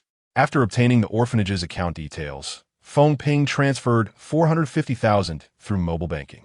As the funds were dispatched, Feng Ping felt his heart bleed. His family had supported him with 1 million for his entrepreneurial endeavors. He had already spent 350,000 on a car, and now 45,000 was gone, leaving him with a meager 200,000. Senior, will there be any repercussions? Feng Ping asked anxiously as he drove away. Su Yue voiced her concerns. Rest assured, there won't be any issues, Xiao Fan reassured her. He was confident that even if Feng Ping had the audacity to report him, it would not matter since the money was donated to the orphanage, not pocketed by him. This amount of money, Shun Anmei hesitated. 450,000 was no small sum. Director, you need not worry about the funds. Use it to repair the most urgent areas. I see many parts here need attention, Xiao Fan replied. Understood, Shun Anmei nodded. What kind of person is Feng Ping? Xiao Fan inquired. So you wait for it slightly. His family owns a factory nearby. He noticed me during my senior year and has been persistently pursuing me since. They are relatively wealthy, possibly with assets in the millions. Xiao Fan nodded slightly. Millions is indeed a considerable sum, especially in this county, but for me, it is hardly significant. Director, it is getting late. We should take our leave. If Feng Ping returns to cause trouble, please do not hesitate to call me, Xiao Fan said, having provided his number to Shun Anmei. Su Yue's phone was broken, and she had yet to purchase a new one. Be careful on your way back, Shun Anmei smiled. We will, they replied in unison. Goodbye, Sister Weiwei. Goodbye, Brother Xiao Fan, they called as they exited the orphanage. Su Yue hesitated, reluctant to leave. I'm sorry for causing you trouble, Senior. I didn't expect Feng Ping to come and that you would make him donate 45,000. He might seek revenge later. Xiao Fan chuckled. It's a trivial matter. By the way, you mentioned you have a boyfriend. I'm curious who he is. Su Yue's face flushed. Senior, you're ignoring me. She stomped her foot, quickening her pace as her heart raced. Xiao Fan followed with a smile. He could sense that Su Yue harbored feelings for him. If he confessed, she would likely agree. But they had not known each other long enough to rush into declarations. They dined together before Xiao Fan suggested, it's still early. Would you like to catch a movie? Su Yue's heart raced at the thought of sharing a meal and then watching a film together. Was this considered a date? Sure, she replied softly. Soon, Xiao Fan purchased movie tickets along with a large bucket of popcorn. The film was neither a romance nor a horror, and nothing particularly eventful occurred during the viewing. Yet for Xiao Fan and Su Yue, it was a rare and cherished experience. Upon returning home and after a shower, Su Yue lay on her bed, a sweet smile gracing her face. This day had been truly wonderful, but I can't sleep yet. I must strive to secure more orders and earn extra money. Although she felt somewhat fatigued, Su Yue rose from her bed. To her, even if Xiao Fan captured 2 criminals and received a reward, that would merely be a stroke of luck. Once Xiao Fan graduated, his salary would likely not be substantial. As she opened her computer, her expression shifted to one of intense focus, exuding an invisible aura. In the realm of Chinese hackers, Su Yue had achieved the 5th rank with her moniker Ugly Duckling 2 years prior. Now, her skills had improved significantly. Chapter 38. I saw nothing after 2 hours of training my mental focus by manipulating a coin. Xiao Fan finally made his way to the bathroom for a shower. The exertion had drained his mental energy, leaving him somewhat disoriented. As cold water cascaded over him, he suddenly remembered that he hadn't locked the bathroom door. He attempted to extend his mental focus to lock it, but the effort proved too taxing, and the lock remained immovable. Su Yue must be asleep by now, Xiao Fan thought, hastening his shower. He was already undressed, making it awkward to secure the door. Within 3 minutes, he was nearly finished bathing. Suddenly, I'm sorry, senior. I didn't knock. I saw nothing. Xiao Fan froze in disbelief. Why was Su Yue still awake at this hour? And she had entered during those few, fleeting minutes. Thankfully, a towel hung on the glass door, obscuring his modesty. He hurriedly dried off and dressed, feeling embarrassed as he approached Su Yue's door. Su Yue, I forgot to lock the door. You can go in now. After a moment, Su Yue cautiously poked her head out, glancing left and right before quickly stepping into the bathroom. Senior has a nice physique. He seems to have abs, she thought, recalling the image from mere moments ago. Although she hadn't seen anything inappropriate, she had clearly observed Xiao Fan's upper body. As the night passed, Xiao Fan awoke to the enticing aroma of breakfast. It was different from the previous day. Senior, today I made beef noodles. Hurry up and wash up. I'll prepare the noodles, Su Yue said, noticing Xiao Fan's slightly evasive gaze. All right, Xiao Fan replied, quickly washing up. Delicious. The beef noodles differed from the wood ear mushroom and shredded pork noodles he had yesterday, yet the flavor remained equally delightful. Today, I intend to enroll in a driving school. Would you like to join me? Asked Xiao Fan. Su Yue shook her head. Recalling the 2 orders she had taken the previous night, she needed to work hard to earn more money, as those 2 orders would likely consume a week of her time. However, upon completion, she could earn around 20 to 30,000 yuan. Given her hacking skills, if she resorted to illicit means for quick money, it would come easily. Yet, Su Yue had never desired that path and was even less inclined to pursue it now. If she were to be with Xiao Fan, engaging in dubious activities could potentially affect him. Senior, I'm taking on some online orders to make money. I fear I won't have the time, she replied. Xiao Fan nodded, not probing further. As a student of a prestigious university, Su Yue's academic performance was commendable, and it was entirely plausible for her to earn money online. Xiao Fan had full faith in the legitimacy of her income.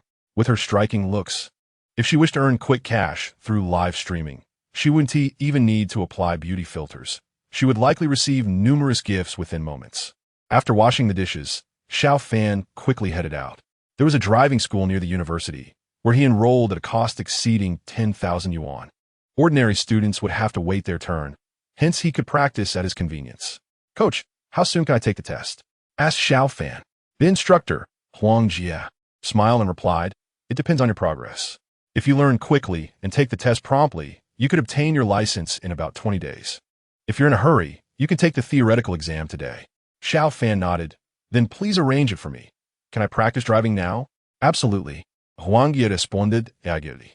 Ordinary students typically spent 3 to 4,000 yuan on lessons, while the average cost was around 7 to 8,000.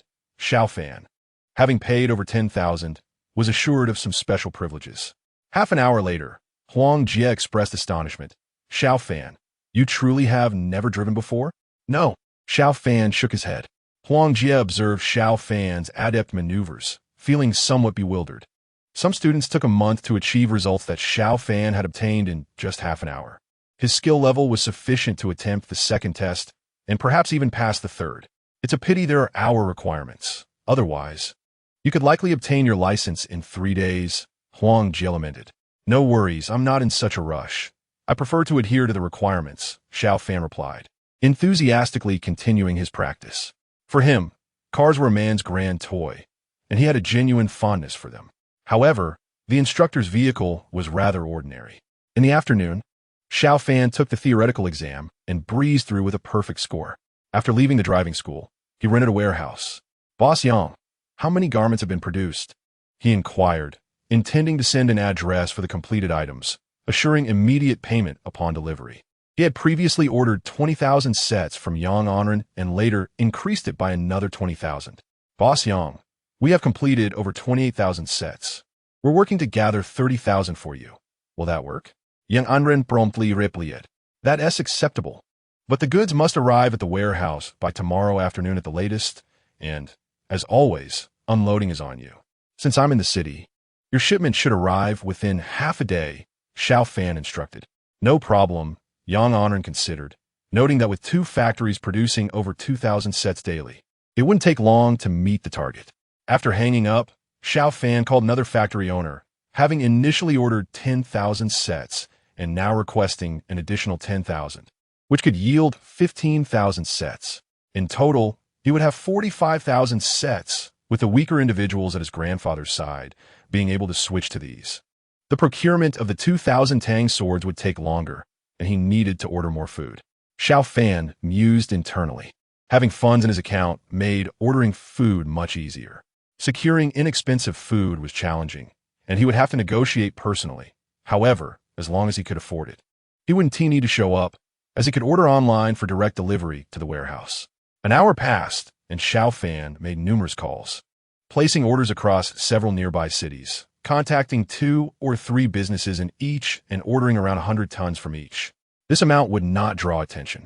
Even if someone discovered it and caused trouble, Xiao Fan felt little fear. After enhancing his mental prowess, his strength had increased significantly compared to before. Spending money to purchase goods was not illegal. His grandfather also required radishes. This, however, did not need to be ordered. He could simply buy some from a market the day after tomorrow. Xiao Fan silently thought. The radishes were solely for Xiao Hai's consumption. Even if others ate them, they would have an effect, but Xiao Hai would not allow others to eat them, as leaking this information could lead to significant trouble. So Yue sent a message, informing him that it was already dark, and she felt somewhat scared. He had not yet eaten, but Su Yue had prepared dinner at home. Chapter 39. Xiao Hai faces a crisis. 2 days passed in the blink of an eye, and the warehouse Xiao Fan rented was now filled with various items. This included 1,500 tons of rice, hundreds of tons of salt, 45,000 sets of winter clothing, and over 100 pounds of radishes. Additionally, he had purchased over 10 drones, solar panels, and high-magnification binoculars. The surrounding cities would suppress cultivation abilities, preventing Xiao Hai from flying to observe the situation inside the city. If the drones were operational, they would serve well for reconnaissance. The binoculars would also prove useful in such conditions. As night fell, Xiao Fan kept vigil in the warehouse. Gradually, time slipped into the depths of the night. Xiao Fan did not sleep. After completing his mental training, it was already past 11, and previously, Xiao Hai would contact him around midnight. Xiao Fan played a couple of games, but as time passed midnight, the large mirror in the warehouse remained unresponsive. What is going on with grandfather? Xiao Fan furrowed his brow, anxiously waiting for another hour, but Xiao Hai had still not reached out, and they had agreed on today. Lu Gu, are you certain there are valuable items in this warehouse? 2 individuals cautiously approached the vicinity. Of course, I've observed numerous vehicles transporting goods to this warehouse today, and there should only be 1 person guarding it, Lu Gu replied. If there are not many guards, it's likely there are only worthless items. How much can we carry away? Lu Gu hesitated. You have a point. If there were truly valuable items, there would likely be more guards. What a letdown. I thought we could make a fortune. And should we go in or not? For what? It's not worth the risk for a few worthless items. The 2 quietly retreated. They were still a short distance from the warehouse, speaking in hushed tones, while Xiao Fan remained unaware of their approach. As time ticked by, Xiao Fan found it impossible to sleep. The worst-case scenario was that Xiao Hai had perished. Grandfather, you mustn't come to harm, Xiao Fan silently prayed. Having lost both parents, Xiao Hai was now his only family. In the other world, Silver Moon City. Kill. The sounds of slaughter echoed as Xiao Hai's elite soldiers, wielding Tang swords, relentlessly cut down their enemies. The adversaries were also elite, some even possessing superior average quality compared to Xiao Hai's forces, yet they gradually began to falter. Their weaponry was significantly inferior.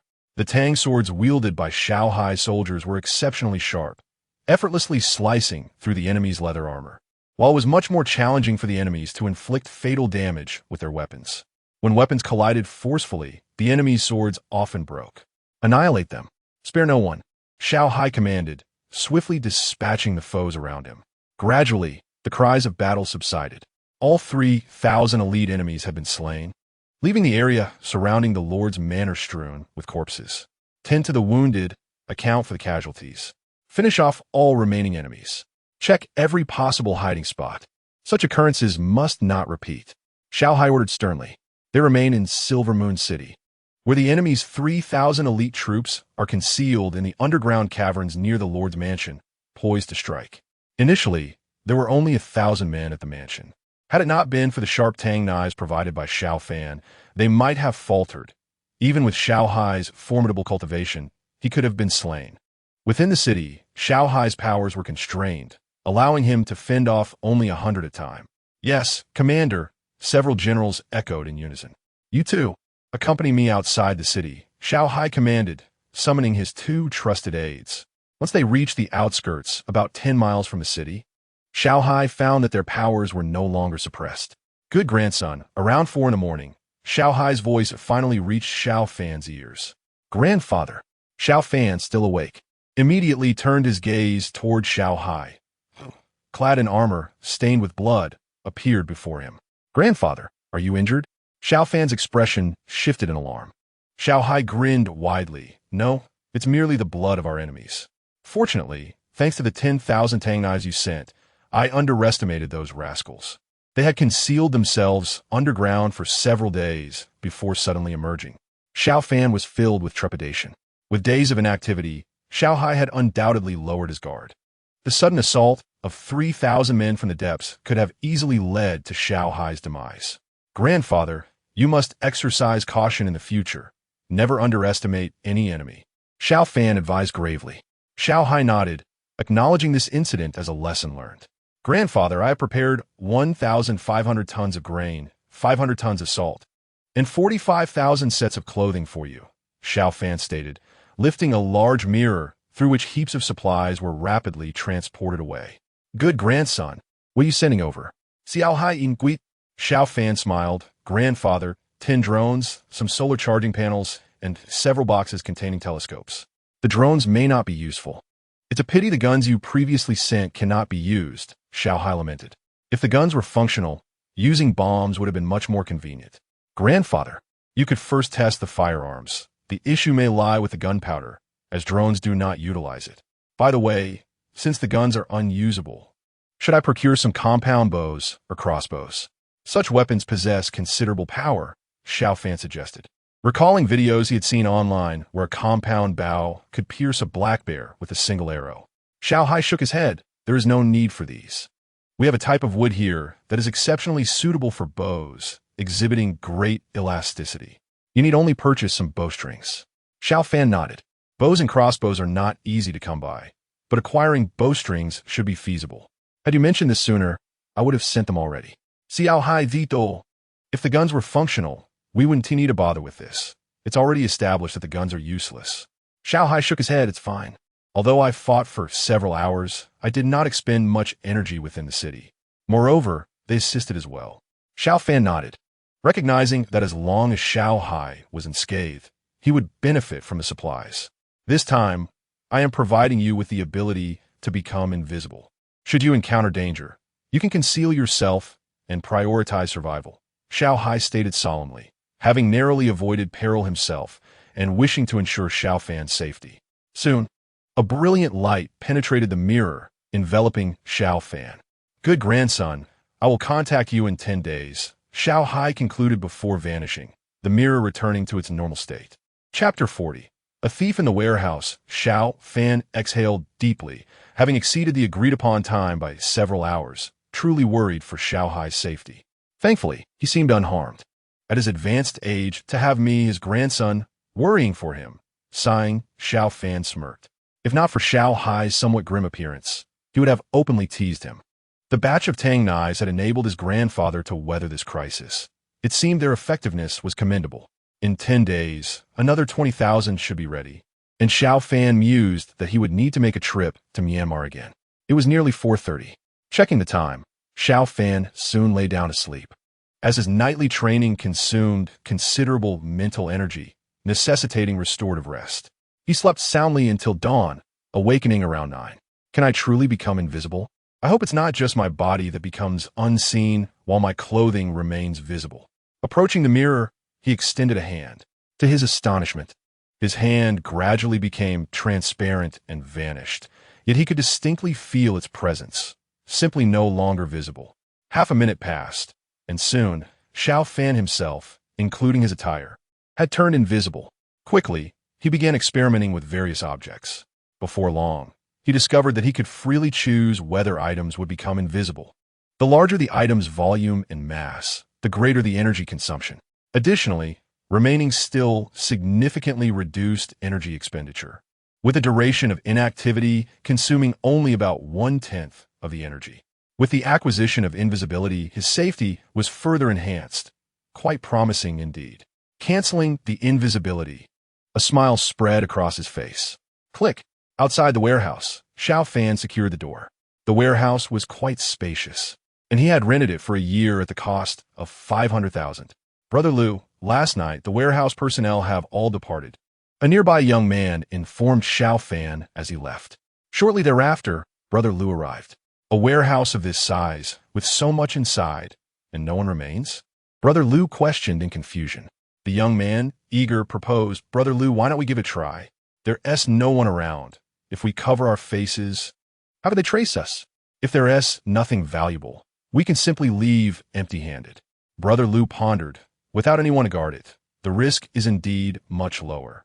Let us reassess at night. If no one shows up, we'll return. You keep an eye out. After deliberating for a while, Brother Lu, known for his cautious nature, concluded his plan. Xiao Fan visited school briefly before heading to the driving school to practice. Time flew, and soon evening approached. With nothing left at the warehouse, Xiao Fan had no reason to return. Brother Lu, how is it going? Brother Lu, known as Lu Meng, quietly inquired upon returning to the warehouse. Brother Lu, nothing to report. Not a soul has come all day. Had I known, I would have preferred to spend my time at an internet CAF, the young man complained. Brother Lu, I was merely joking. I assure you, there is definitely no one inside. Given that the guards are absent, our chances seem slim. The young man added with a nervous chuckle. Put on your hats and masks, Lu Meng instructed, as they cautiously approached the warehouse entrance. The door was locked with multiple locks, but that posed no challenge for Lu Meng, who swiftly opened both within 3 minutes. The two entered the warehouse. Where's the stuff? Lu Meng asked, bewildered, as they discovered the vast warehouse empty. Only a solitary mirror stood forlornly in the corner. Goodness, we clearly saw many items stored here yesterday. There was no shipment overnight or today. How could everything have vanished? The young man stammered, feeling a chill as darkness enveloped the outside world. Ding dong. While Xiao Fan dined with Su Yuwei, he received a notification. Xiao Fan's expression shifted as he read the message from the surveillance he had discreetly set up at the warehouse, alerting him whenever someone entered. Susuime, I have something to attend to. Xiao Fan excused himself, heading into the master bedroom. Quickly, he accessed the surveillance feed, where he could clearly see two individuals entering the warehouse, having turned on the lights. They were dressed in hoodies and large hats, their faces obscured by masks, rendering them unrecognizable through the surveillance footage. The warehouse had been vacant for several days, and they chose today to enter. It was likely they had observed a significant shipment arriving yesterday. Xiao Fan furrowed his brow. These two individuals would undoubtedly suspect the whereabouts of the missing goods. Brother Lu, there's a mirror over there. With so many items gone and only this mirror remaining, do you think something sinister is lurking within it, dragging away the contents of the warehouse? Gongzi's face turned pale, his voice trembling. Stop with the nonsense, and don't call me by name, Lu Meng snapped, skeptical of the supernatural. However, the peculiar disappearance of the warehouse's contents unnerved him. The surveillance could capture sounds as well, and Xiao Fan overheard the two thieves conversing. Those two rascals couldn't possibly report it. Xiao Fan breathed a sigh of relief. They were here to steal, and likely Wu Ti spread rumors outside. Yet, with such an incident occurring, the warehouse he had rented for 500,000 was now temporarily unusable. Should we investigate who rented the warehouse? With so many items vanished. If it's not supernatural, we might be dealing with extraterrestrials, Gongzi whispered. Lu Meng retorted. The most plausible explanation is that they were transported last night while we weren't watching. Stop being paranoid. We're here for profit, not to investigate ghosts. Let us get out of here. The two quickly exited, locking the warehouse door behind them. Xiao Fan frowned. The warehouse's one-way entry would inevitably raise suspicions. If he were summoned for questioning, it would be troublesome. He needed a more astute plan. Perhaps acquiring a cargo ship and transferring goods onto it for later delivery to his grandfather? This idea briefly flickered in his mind, but was soon dismissed. It was too cumbersome. Not everyone could navigate a ship, and hiring someone posed the risk of leaks. Establishing a company to obscure the flow of goods could mitigate suspicion, making purchasing easier Yet internal employees would inevitably notice discrepancies. Xiao Fan rubbed his temples, a headache brewing. Solving one issue only seemed to invite further complications. Chapter 41. Song Jie appears after much contemplation. Xiao Fan realized he could procure food supplies from Myanmar, a nation known for its quality grain exports at reasonable prices. With nearly 2 billion in his account, he could easily secure tens of thousands of tons at 5,000 per ton, totaling around 50 million. This quantity would suffice to feed Xiao Hai soldiers for half a year, eliminating the need for domestic purchases. In 10 days, the 20,000 Tang Dao swords should be ready, and he could procure the grain in Myanmar, while simultaneously sending the swords to Xiao Hai. As for the foreign exchange needed for purchases, Tang Ziyan could undoubtedly facilitate that. Is there a problem? Su Yue inquired as Xiao Fan stepped outside. Nothing to concern yourself with, just a minor business matter that I can handle, Xiao Fan replied with a smile. As he resumed his meal, he appreciated Su Yue's culinary skills. Had it not been for his accelerated metabolism, he might have gained weight. Suddenly, a persistent knocking at the door interrupted them, prompting a shared glance of uncertainty. Who could it be? If it's Shun Shun and his group, that's manageable. But if others discover we're living together and dining in the evenings, the gossip would spread like wildfire. It's unlikely to be the fourth, Xiao Fan mused, frowning as he checked his phone for messages from them, finding none. They were aware of Su Yue's residence here. If they intended to visit, they would have called beforehand. The knocking continued. It's me, Song Jie. I know you're inside. The lights are on. We've had some misunderstandings, and I came to clarify. Please open the door. Her voice echoed from outside. Su Yue's brow furrowed. Having previously blocked Song Jie, she was surprised by this unexpected visit. Just leave. There's nothing to discuss between us. Su Yue recognized that Song Jie's motives were likely not aimed at mending their friendship, which had never truly existed.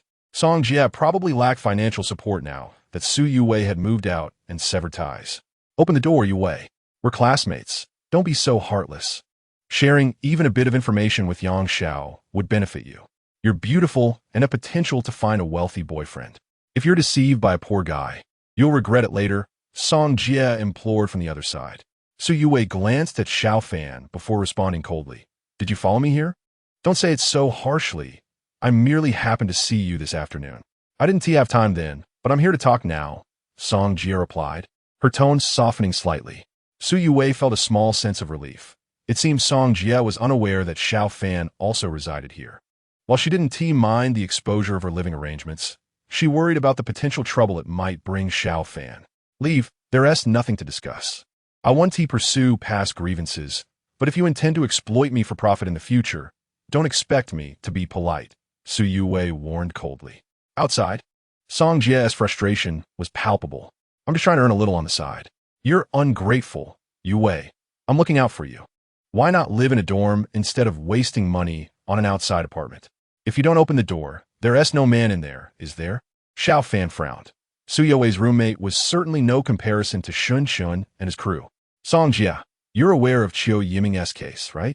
If you expose my living situation here, you'll bear responsibility if I encounter any issues, Su Yue asserted. Song Jie's expression shifted at the mention of the high-profile case, which had stirred considerable gossip within the school.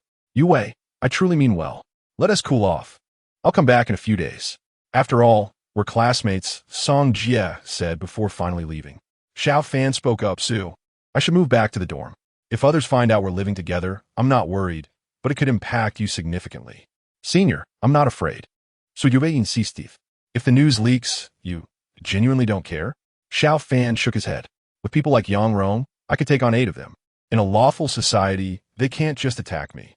Recalling how Xiao Fan had subdued 2 assailants and effortlessly lifted phone ping, Su Yue considered that perhaps he wasn't joking about taking on multiple foes. Senior, then you should stay here. I'm still a bit scared, she admitted, looking at Xiao Fan with a hint of vulnerability. Su Yue sighed. Initially, I thought Song Jie was kind-hearted, but once I learned about the money from Yang Rong, I kept my guard up and realized she was likely receiving funds from others as well, earning thousands each month through information leaks. Xiao Fan shook his head. She hasn't even graduated yet and has already become a pawn. Once she graduates, she could pursue that path more seriously. Su Yue chuckled softly, causing Xiao Fan to pause momentarily.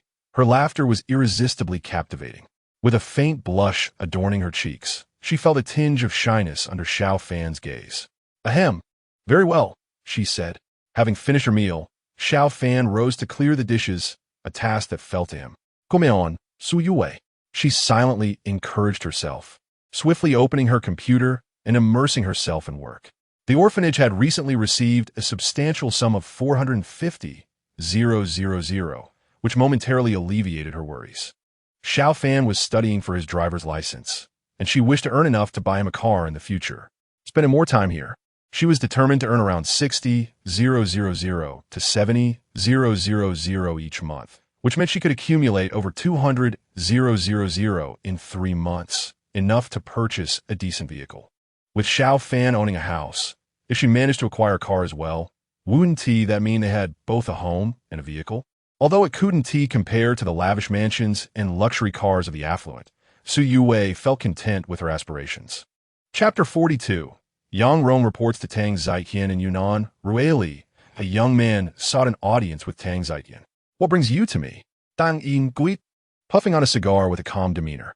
Before him stood Yang Rong, who appeared somewhat anxious. Though the Yang family possessed considerable wealth, Yang Rong felt somewhat intimidated in the presence of Tang Ziqian, a local powerhouse with considerable influence in Myanmar. Tang boss, I am Yang Wangyao's son. Yang Rong introduced himself.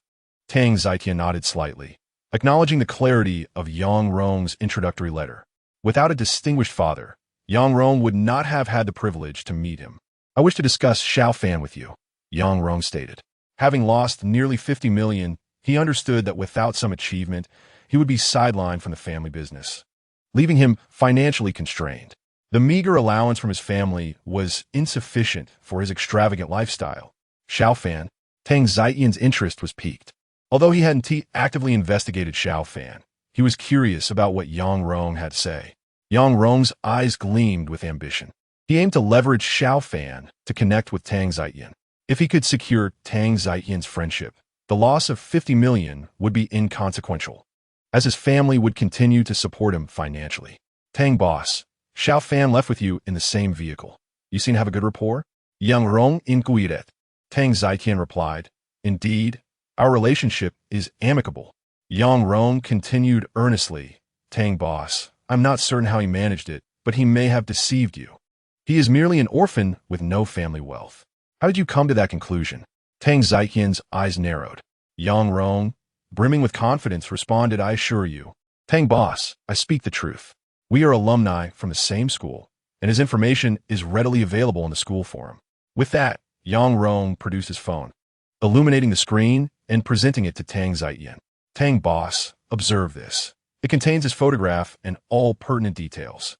Tang Ziqian scrutinized the information. On paper, Xiao Fan appeared utterly ordinary, an orphan with deceased parents and an unremarkable background, save for commendable academic performance. While concealed, Tang Ziqian mused internally. He certainly did not perceive Xiao Fan as ordinary. He was not naive. He recalled vividly the moment Xiao Fan effortlessly extracted a bullet from Yang Jun's body. He remembered how Xiao Fan had caught a bullet barehanded while they were being pursued. Even without those feats, the raw materials Xiao Fan selected had all appreciated significantly. Did such abilities belong to an ordinary individual? You're suggesting this to me, for what purpose? Tang Ziqian asked, his expression impassive. Yang Rong hastily replied, Tang boss, I merely wish to prevent you from being deceived. I am alerting you that Xiao Fan possesses considerable intelligence and likely adept at deception. I will verify this. People grow old and should retire early. Please leave, Tang Ziqian said flatly. With his acumen, he would not openly clash with Yang Rong, a mere junior. Understood, Tang boss. Here is my contact information, Yang Rong said, handing over a business card before departing swiftly. Yang Jun, take a look at this, Tang Ziqian instructed. Sharing the information he had just reviewed with Yang Jun boss, Xiao Fan's prowess is indisputable. There are two possibilities. Either his public identity is a fade, concealing another identity, or his identity is genuine, with connections to a powerful sect. Such ancient sects may possess even greater strength than families. Yang Jun pondered for a moment.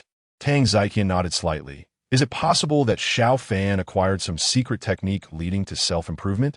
Yang Jun shook his head. Boss, I believe the likelihood of that is extremely low. The adage the poor are scholarly, the wealthy are martial suggests that without substantial support from a formidable force, it would be improbable for someone his age to possess such strength. We should refrain from harboring any antagonistic thoughts toward Xiao Fan. Yang Jun used we, but he truly meant for Tang Zitian to refrain from such notions. Even if Tang Zitian considered it, he would not act upon it. Tang Zitian smiled gently. Rest assured, I have no such intentions. Even if he lacks powerful backing, forming a connection with Xiao Fan is still advantageous. With that, Tang Zitian took out his phone and sent a message to Xiao Fan. Yang Rong has reported to Tang Zitian. Xiao Fan quickly read the message Tang Zitian had sent. This fellow must have lost the entirety of his 50 million, unwilling to accept defeat. A cold smile crept onto Xiao Fan's lips as he surmised Yang Rong's intentions. It could be said that his aspirations were noble. Establishing a connection with Tang Zitian would indeed be beneficial. Unfortunately, Yang Rong had greatly underestimated him. It was Tang Zitian who sought to connect with Xiao Fan. Ding ding. Xiao Fan called Tang Zitian. Xiao, am I interrupting you? Tang Zitian answered the call with a jovial tone. Tang boss, your reminder is quite timely. There's no disturbance at all. Yang Rong referred to me, and my humble background must have amused you. I am looking to purchase 10,000 tons of rice in Myanmar of average quality. I wonder if you could assist me? Tang Zitian was taken aback. 10,000 tons of rice. That is a substantial amount. Even if for feeding pigs, it would last quite a while. Of course, Xiao, that wouldn't be a problem. Should I arrange for a storage facility? Tang Zitian quickly replied. Yes, a somewhat remote warehouse would suffice. If the 20,000 Tang knives are ready, store them there as well. Additionally, I require 5,000 tons of salt and 5,000 tons of sugar. Both salt and sugar are strategic materials. Previously, I provided Xiao Hai with several hundred tons of salt to stabilize the salt prices in Inu City. But additional supplies will certainly be necessary. That much? Normal individuals don't hoard such quantities. A single bag of salt would last quite some time. Is it excessive, Tang boss? Is there an issue? Xiao Fan inquired. Tang Zitian chuckled. Rice, salt, and sugar are all commonplace commodities. As long as there is money, it is straightforward. I will arrange for someone to procure them immediately. Just let me know how much it costs. Oh, I also need some strong fishing line, tennis string, Kevlar fiber, and high tensile line. Prepare 1 ton of each, Xiao Fan added. A roll of line is quite lengthy and can produce numerous bowstrings. 1 ton of each would be more than adequate. Tang Zitian was somewhat puzzled about Xiao Fan's intentions, but he made a note to arrange it as requested, as it was quite manageable. Xiao, I will arrange for procurement right away. Would you like me to warn Yang Rong? Tang Zitian asked. Xiao Fan replied calmly. He is merely a buffoon. There is no need to concern ourselves with him. Thank you, Tang boss. Whenever you visit the city, I shall treat you to a drink. Ha, that sounds delightful. Tang Zitian responded with a hearty laugh. After ending the call, Tang Zitian turned to Yang Jun and asked, what are your thoughts? Yang Jun pondered for a moment and remarked, with such an abundance of grain, salt, and sugar, it is certainly not something a mere handful of individuals could consume. Moreover, raising livestock is no trivial task either. It is highly probable that behind Xiao lies a reclusive sect, as there seems to be quite a number of people involved. Tang Zitian slightly nodded, sharing a similar sentiment. The sheer volume of food, salt, sugar, and several tens of thousands of blades clearly indicated that this was not meant for a select few. Chapter 43. The baffling bank heist in the blink of an eye. 6 days had passed. Xiao Fan devoted the majority of his time to practicing driving. While he was more than capable of taking to the road, obtaining a driver's license required completing all the requisite hours, and he had little inclination to spend money on shortcuts, deeming it unnecessary. After the exam concluded, he emerged with a satisfactory score. With a grin, Xiao Fan exited the driving school, finally having passed the second practical test. On the 8th day, he contemplated preparing for his journey to Myanmar. In the morning, Tang Zitian called to inform him that the batch of Tang knives was nearly ready, and that the rest of the supplies had been procured satisfactorily. Suddenly, his phone chimed. It was a call from Kong Su. Boss, are we having lunch together? Xiao Fan answered with a smile, knowing that Kong Su and the others wouldn't forget him during their midday gathering. However, he soon learned that they were trapped inside a bank. Xiao Fan's expression shifted at the news. If it were Yifei caught inside, he wouldn't be overly concerned, as Yifei's skills might allow him to handle the assailants. But Shun Chun was different. He was somewhat portly and lacked the agility of a normal person. Dressed in designer clothes due to his affluent background, making him a likely target for the criminals. Upon entering the dormitory, Xiao Fan quickly stated, "Kong Su." "What's going on?" Kong Su, with a grave expression, replied, "Lao Si sent me a message saying he encountered bank robbers." Xiao Fan, perplexed, retorted, "I just passed by that bank near the school, and there was nothing unusual." Kong Su sighed. He isn't stuck there. He has been going out frequently these past few days and left early this morning. Who would have thought he'd run into this situation? Yifei spoke in a serious tone. "Let us take a taxi there." Xiao Fan nodded in agreement. Soon, the three of them exited the school and hailed a taxi. 20 minutes later, they approached their destination, where numerous police cars had already assembled and cordoned off the area. A crowd had gathered to witness the spectacle.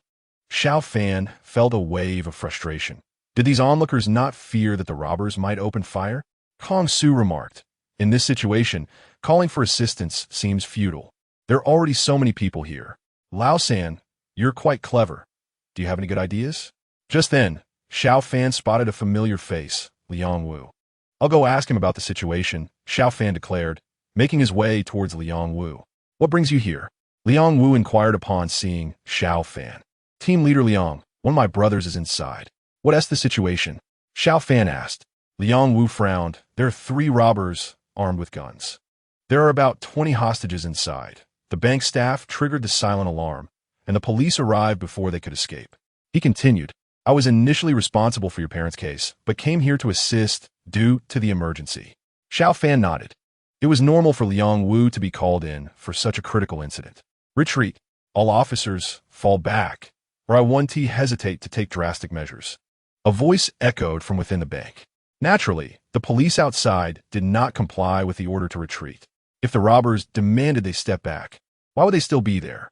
Suddenly, Xiao Fan spotted a dart gun barrel aimed directly at Liang Wu. Bang! The robber targeting Liang Wu fired. In a split second, Xiao Fan lunged forward, pushing Liang Wu aside. The bullet grazed past them. "Watch out!" The other officers quickly sought cover, while many in the surrounding crowd fled in panic. "That little brat. You think you're so clever, huh? Get in here.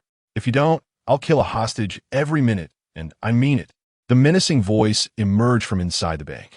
Liang Wu felt a surge of anger. The robbers were brazen enough to fire at him. Had Xiao Fan not pushed him away, he might not have made it out alive. Lao Sang, Kong Su, and the others, taking refuge behind a police car, called out an alarm. Xiao Fan's act of saving Liang Wu was commendable, but the robbers were now compelling him to enter, which would be akin to walking into the lion's den. Given that the robbers were willing to kill, their threat was genuine. "You cannot go in there," Liang Wu urged. Inside the bank, the robber who had spoken earlier growled fiercely, "You can hear me, kid. You have 50 seconds to come in, or I'll start executing hostages." Xiao Fan smirked internally. Entering was precisely what he desired. Despite the robbers being armed, he felt no fear. After days of rigorous training, his mental acuity had improved significantly, and he wielded it with greater finesse. While confronting the robbers outside posed challenges, he was confident he could handle them inside. "Team leader Liang, I must go in. They genuinely would kill," Xiao Fan insisted. "Have you forgotten my nickname?" He whispered, then rose, raising his hands in surrender. Liang Wu furrowed his brow and declared loudly, "Let me replace him as your hostage." The robber with the gun glimmered with malicious intent.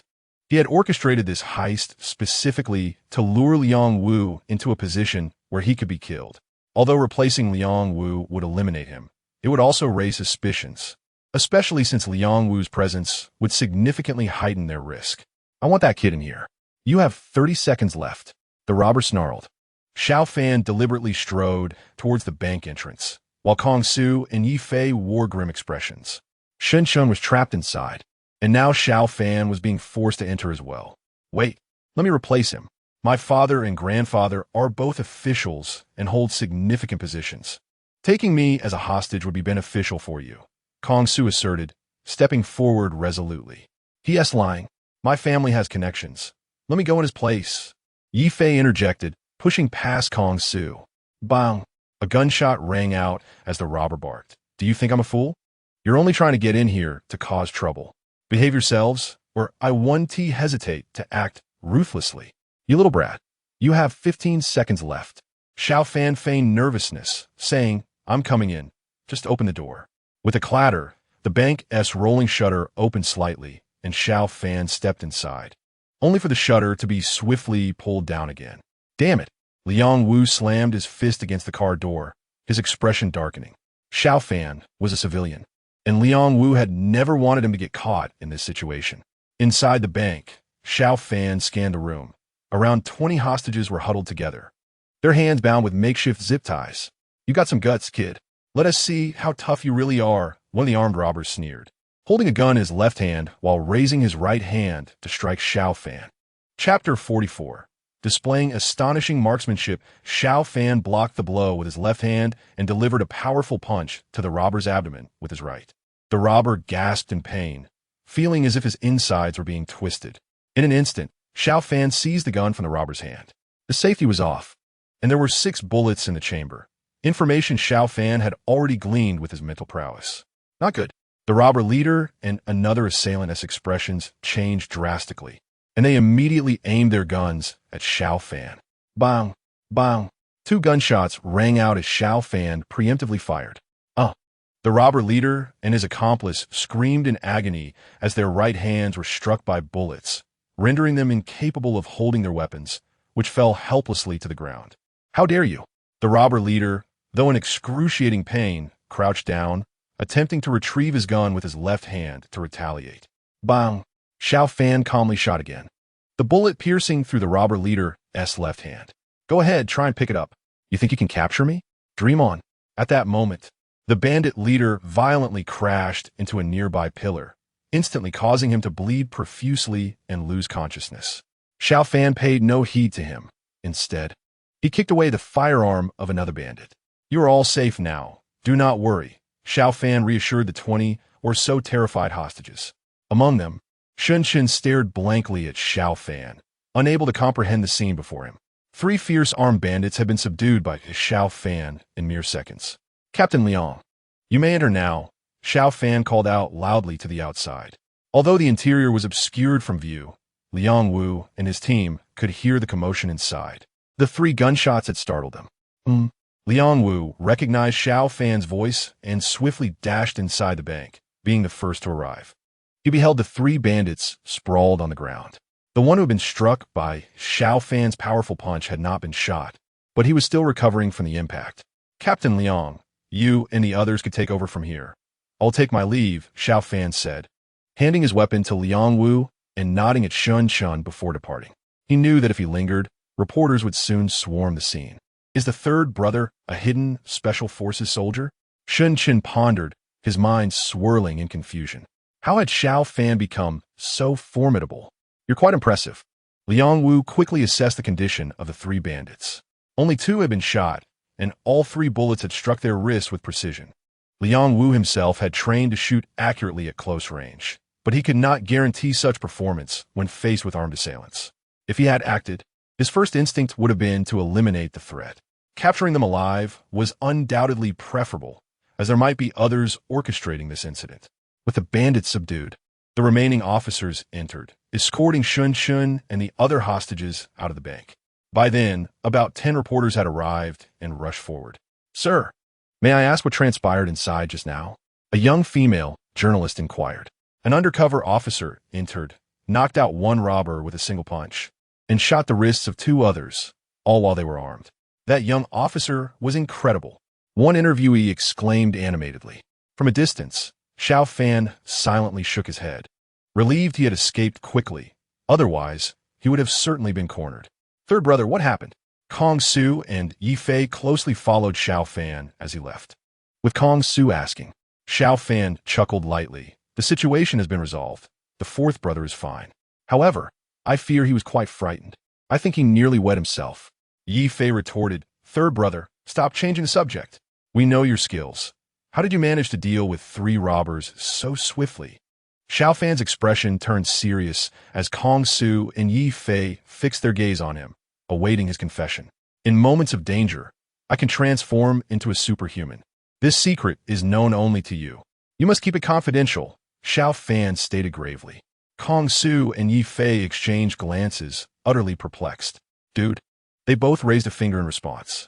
Just then, Shun Shun called Xiao Fan, who answered and informed him of his current location. Shortly after, Shun Shun arrived, brimming with excitement. Boss, second brother, you have no idea. Third brother was amazing. Xiao Fan rolled his eyes. You're the one who's amazing. Shun Shun laughed sheepishly. I was just expressing how incredible you were.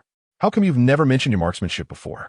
Xiao Fan, somewhat irritated, replied, Why would I bring that up casually?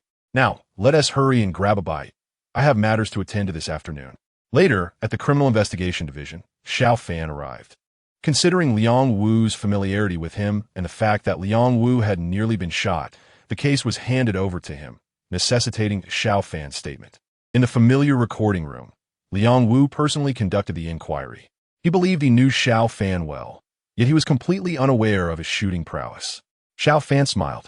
A few days ago, I visited Myanmar, where there is a professional shooting range. I practiced for only half an hour and managed to hit the bullseye at 100 meters. Liang Wu swallowed hard, astonished by this innate talent. Even he could not achieve such precision. Let me see your hands, Liang Wu requested. Xiao Fan extended his hand, revealing no calluses from firearms. How were you able to remain calm enough to shoot their wrists? Liang Wu inquired. Xiao Fan furrowed his brow. I didn't think about it much. Perhaps subconsciously I didn't want to kill them, and I had confidence in my shooting skills, so I didn't tee in their lives. Is the one who crashed into the wall dead? Liang Wu shook his head. No, he was taken to the hospital for emergency treatment. He suffered brain trauma and is currently in a coma. Whether he'll recover is uncertain. Is there any issue with my actions? Xiao Fan expressed concern. Liang Wu reassured him. They are bandits, and you only shot their wrists. There should be no problem. Are you interested in joining the police force in the future? Xiao Fan shook his head. Not a chance. I am a billionaire, after all. Why not enjoy life? Really? With your shooting skills, it would be a shame not to join the force. Liang Wu lamented. Chapter 45. An exorbitant consulting fee upon exiting the criminal police station. Xiao Fan spotted Su Yuwei, standing outside, looking charming. As he approached, he noticed her eyes were slightly red. She had seen reports of the bank robbery on the school forum. When Xiao Fan had left, he wore a mask and concealed his face, so few could recognize him. However, Su Yuwei could. She knew precisely what he was wearing that day. Senior, why did you take such a risk by entering the bank? What if the robbers had shot you? Su Yuwei said with a hint of fear. Xiao Fan sighed. That rascal Shun Shun was inside. I merely wanted to inquire about the situation from Captain Liang, but I didn't expect the robbers to be so ruthless, firing directly at him. Upon seeing the gun, I instinctively pushed him aside, and when they forced me in, I had no choice. Don't worry. My reputation as the nemesis of criminals is not unfounded.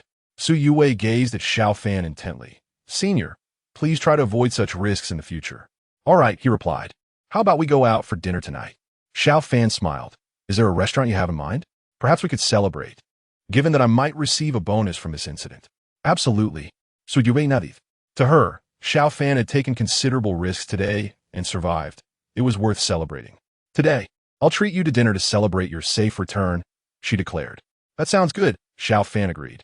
Knowing that Su Yuwei's income was likely decent and that treating her to a meal was no burden. After half an hour, they arrived at a lakeside restaurant with an elegant atmosphere, predominantly frequented by couples. Senior, I've heard great things about this place and have always wanted to try it.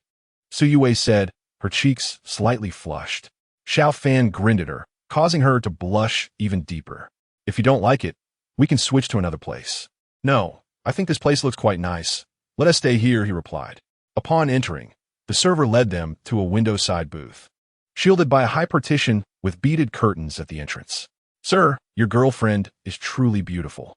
May I ask what you would like to order? The waitress complimented. At her words, Su Yuwei's lips curled into a subtle smile. Let us scan the QR code on the table to place our order, Xiao Fan suggested, pointing to the menu QR code. All right, the waitress replied. The waiter retreated, leaving only Xiao Fan and Su Yuwei in this small space. In the past, such a situation would have made Su Yuwei quite shy, but now she had grown accustomed to it. The two had been living together for several days now. Su, since you expressed a desire to come here, why don't you order? Xiao Fan suggested. Su Yuwei nodded gently, scanning the QR code with her phone. Before long, she had placed the order, fully aware of Xiao Fan as preferences. Su, I have a business trip tomorrow which may last 3 to 5 days, Xiao Fan stated. He had made a 10-day agreement with Xiao Hai, and tomorrow marked the 9th day. He needed to first head to Rueli and then drive to Myanmar. He would have time to spare the following day. Don't worry about the trip, senior. I'm not as frightened anymore. Just be careful while you're away.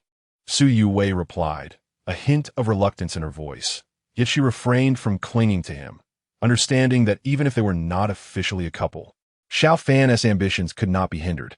How did you find out about today's events? Xiao Fan inquired, puzzled, as Su Yuwei had no contact with Shun Shun and the others. From a school forum. There are photos, though you are wearing a mask and have your head down. So only those who know you well would recognize you, Su Yuwei explained. Xiao Fan took out his phone and logged onto the school forum. The news was quite sensational. And indeed, the photos made it difficult to identify him, which relieved him. If people knew it was him, journalists might swarm to his home, and the fact that he lived with Su Yuwei would be exposed in no time. For students like them, that would be an even more explosive revelation. Here are your meals. Enjoy. The dishes were served shortly after. Su this. Xiao Fan looked at their drink, a single bottle shaped like a heart, with a straw that split into two, clearly a couple's drink. Su Yuwei, her eyes flickering, said, Senior saw was their popular item, so I ordered it. Since we're here, let us make do with it. All right. At home, we drink from the same pot, Xiao Fan replied with a smile. Su Yuwei rolled her eyes at Xiao Fan. How can it be the same? Silly boy. Given the ambience, she expected him to say something more, yet he remained quiet. She sensed that Xiao Fan still harbored feelings for her, but why didn't he confess? Did he fear she might reject him? The next morning, Xiao Fan set off. By the time he met Tang Ziqian and Rueli, it was already 2 or 3 in the afternoon. Xiao, I have some fine raw stones that I'm uncertain about. Could you take a look? Tang Ziqian asked with a smile. I'll pay you 10 million for each stone you assess. What do you think? Sounds good. Xiao Fan nodded. Tang Ziqian had been quite helpful to him, and he felt it was only fitting to reciprocate and bring Tang some benefit as well, solidifying their relationship. Before long, Tang Ziqian led Xiao Fan to his private warehouse. There were only about 10 raw stones, each quite sizable, and if sold, none would fetch less than 50 million each. Here, as a total of 11 stones, Xiao. If you assess them all, that's a consulting fee of 110 million. How many can you evaluate at once? Tang Ziqian inquired, knowing that even if Xiao Fan could use his internal energy to inspect the jade within, the size of the stones made it challenging to assess them all at once. Let me see, Xiao Fan replied, placing his hand on one of the stones, employing his X-ray ability. His mental strength wasn't well suited for checking raw stones. Even at full capacity, he could only penetrate about half a meter. Time passed slowly. It took him nearly half a minute to inspect the large stone. Then, he moved to the next one, closing his eyes after about 50 seconds. His eyes felt somewhat dry from not blinking for so long, but given his current condition, he could use his X-ray ability a couple more times without issue. In a single day, Xiao Fan could thoroughly assess all 11 stones. With great speed, he examined 4 more stones, using his X-ray ability 3 times, which left his eyes rather strained, making further assessments difficult. Let's start with these 6. Xiao Fan sighed in relief. Tang Ziqian quickly replied, no problem. Even if they all turn out to be worthless, I want to skimp on the 6 million consulting fee. Xiao Fan pointed to the stone Tang Ziqian favored. You might want to avoid cutting that one yourself. It looks good on the surface, but the jade inside is only worth about 30 million. Tang Ziqian ingan sapi. Good heavens. That stone could sell for 150 million. It contains only 30 million worth of jade. If I cut it, I'd incur a loss of over 120 million. Xiao, you've saved me a fortune with your insight. The value of your advice far exceeds 110 million. Tang Ziqian chuckled. Xiao Fan smiled lightly. I'm not at a loss either. I wouldn't have to search for raw stones myself. At that point, he pointed to another stone. This one you can cut yourself. It likely contains jade worth 200 million. Tang Ziqian was overjoyed. A stone that could only fetch around 60 million could yield jade worth over 200 million. He stood to gain over 100 million. Xiao, I truly owe you a great favor. This seems too good to be true, Tang Zietian remarked. Xiao Fan chuckled. I earn what I deserve. And you earn what you should. There's nothing wrong with that. Just a few minutes, and we've made millions, much quicker than robbing a bank. If any of these appreciates significantly, that is simply your good fortune. The other 4 stones have minimal fluctuations, so I won't bother discussing them. Thank you, Xiao. How much did you spend on grains, salt, and sugar? Xiao Fan inquired. Tang Zietian replied, according to your instructions, 5,000 tons of food and 5,000 tons of salt cost 50 million, with salt at 440,000 and sugar at 28 million. The total comes to 83 million. Xiao Fan acknowledged this with a nod. Did you buy the lines I asked for? Tang Zietian chuckled. Those were negligible. So I haven't included them. After reviewing everything, the consulting fee totals 110 million, and I still owe you 27 million. Xiao Fan smiled as well. Initially, he thought he would spend over 80 million, but now he had earned an additional 27 million, officially surpassing his 2 small financial goals. Chapter 46, Night Assault. Xiao Fan is poisoned. After dinner, Xiao Fan utilized his X-ray ability twice more to assess the remaining 5 raw stones. One could yield a profit of around 100 million, while 2 would incur losses, and another would yield a small profit. Xiao, please help me out. I have made a significant profit, Tang Zietian said. After evaluating the 11 stones, Xiao Fan was confident he could safely cut 2 for a profit of around 250 million, while the others could still be sold normally. After deducting the 110 million owed to Xiao Fan, Tang Zietian would still earn around 140 million. Tang, you might make a significant profit, but I will certainly not incur a loss, Xiao Fan said with a smile. Inda. How could I let you suffer a loss, Xiao? Dan Zietian Juke. Pleased with the collaboration. Early the next morning, Xiao Fan and Yang Jun set off. With the necessary clearance documents, they effortlessly crossed into Myanmar, and soon after, the news of their entry reached the drug lord, Sang Wei. Recently, Sang had been under pressure, compelled by Tang Zietian to compensate a staggering 50 million. The actual cost of 20,000 Tang knives was 70 million, with Tang Zietian discreetly covering an additional 20 million. Boss, should we take action? Asked one of Sang Wei's confidants, noting that the young man accompanying Yang Jun was merely an ordinary student with no formidable background. Known as the Smiling Tiger, this individual appeared amiable but was ruthless, having dealt death to more than a mere dozen. The Smiling Tiger replied, I will go with Scorpion. I can lure Yang Jun away, and Scorpion should easily handle the boy. Sang Wei nodded slightly, instructing them to act swiftly and to investigate why Tang Zietian valued Xiao Fan so highly, suspecting he was a cunning fox who would not extend goodwill without reason. Before long, the Smiling Tiger departed. Hours passed, and Xiao Fan and Yang Jun approached a dock capable of accommodating 1,000-ton vessels, surrounded by numerous warehouses, many of which were overgrown with weeds. This dock is nearly abandoned, Xiao Fan noted, and we've rented a large warehouse for a modest fee. Everything is inside. They soon arrived at a massive warehouse. Poliun. A couple of men sent by Tang Zietian greeted Yang Jun respectfully upon his descent from the vehicle. Open the door, Yang Jun commanded, and one of them promptly unlocked the warehouse. Xiao Fan swallowed hard as he beheld the immense space nearly filled to the brim. 10,000 tons of rice, 5,000 tons each of salt and sugar, amounting to 20,000 tons in total, and 200 crates of Tang knives.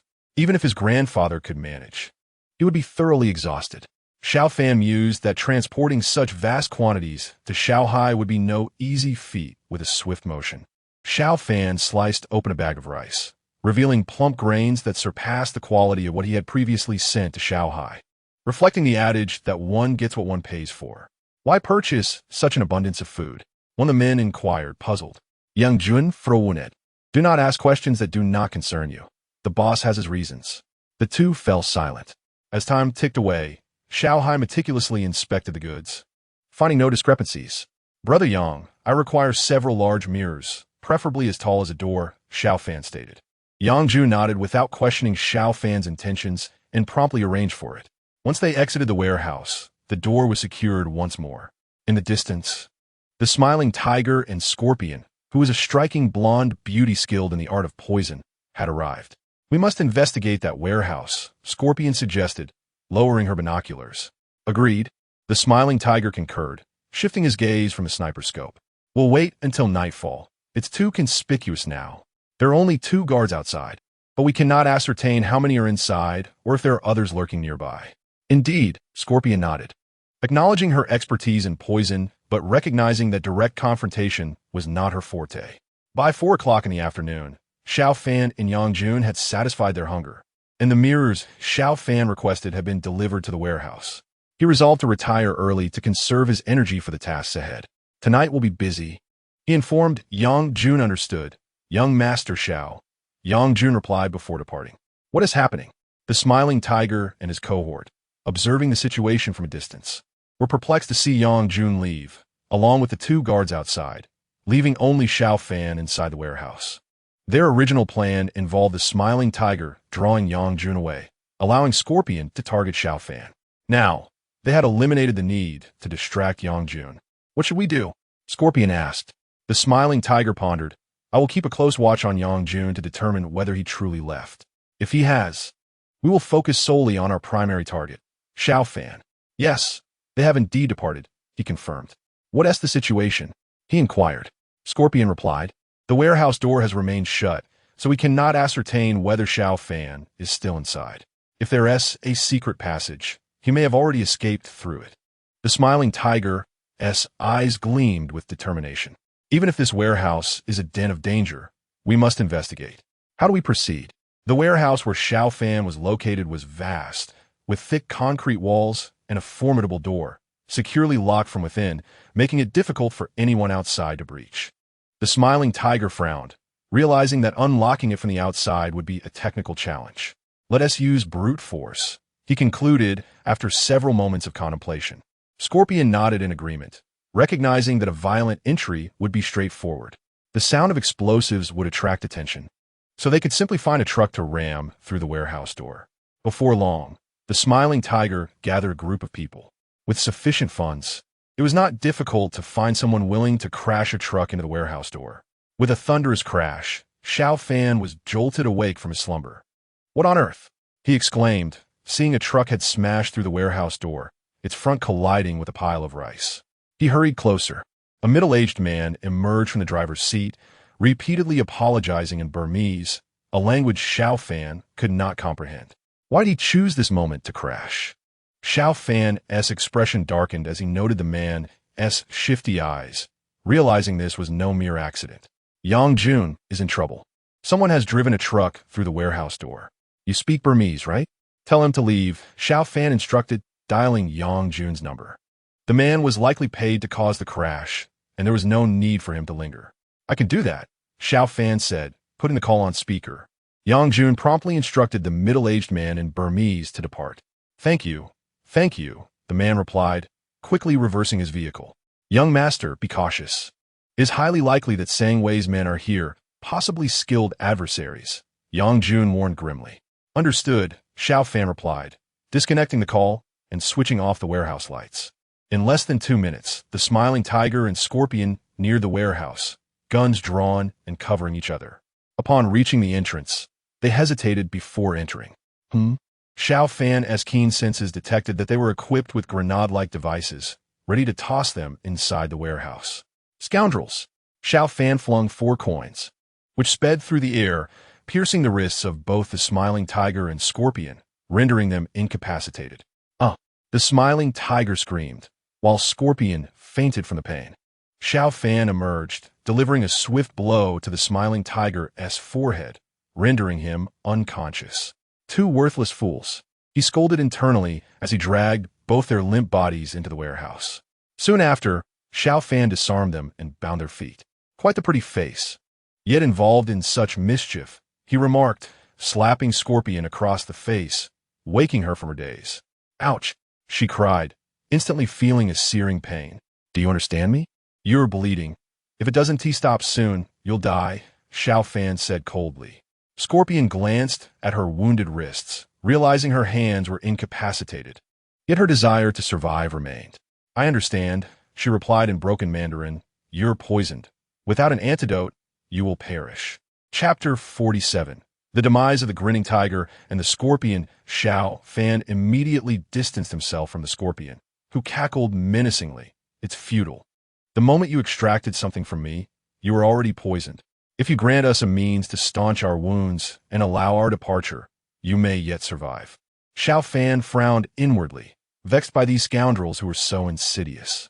He feared a counterattack from the grinning tiger and his cohorts, only to find himself ensnared. "You must be feeling a bit lightheaded now. In 2 minutes, your limbs will grow numb, and within 5 minutes without the antidote, you shall succumb to the poison." The scorpion hissed coldly. Xiao Fan touched his head. "Lightheadedness? You felt none of that. You wish for me to perish from the poison? We shall meet our fates together." He took a plastic bag, wrapped it around his hand, and smeared the items he had extracted from the scorpion onto her wounds and face. "Even if you wield toxins, can you withstand them?" Deliberately, Xiao Fan maintained a slight distance, clutching bags of rice. The scorpion's face darkened. The substances he had just applied to her were indeed tainted with poison. She was not inherently resistant to toxins. Without an antidote, death was her only fate. Reveal the antidote, and you may very well live. As for your release, do not harbor such dreams.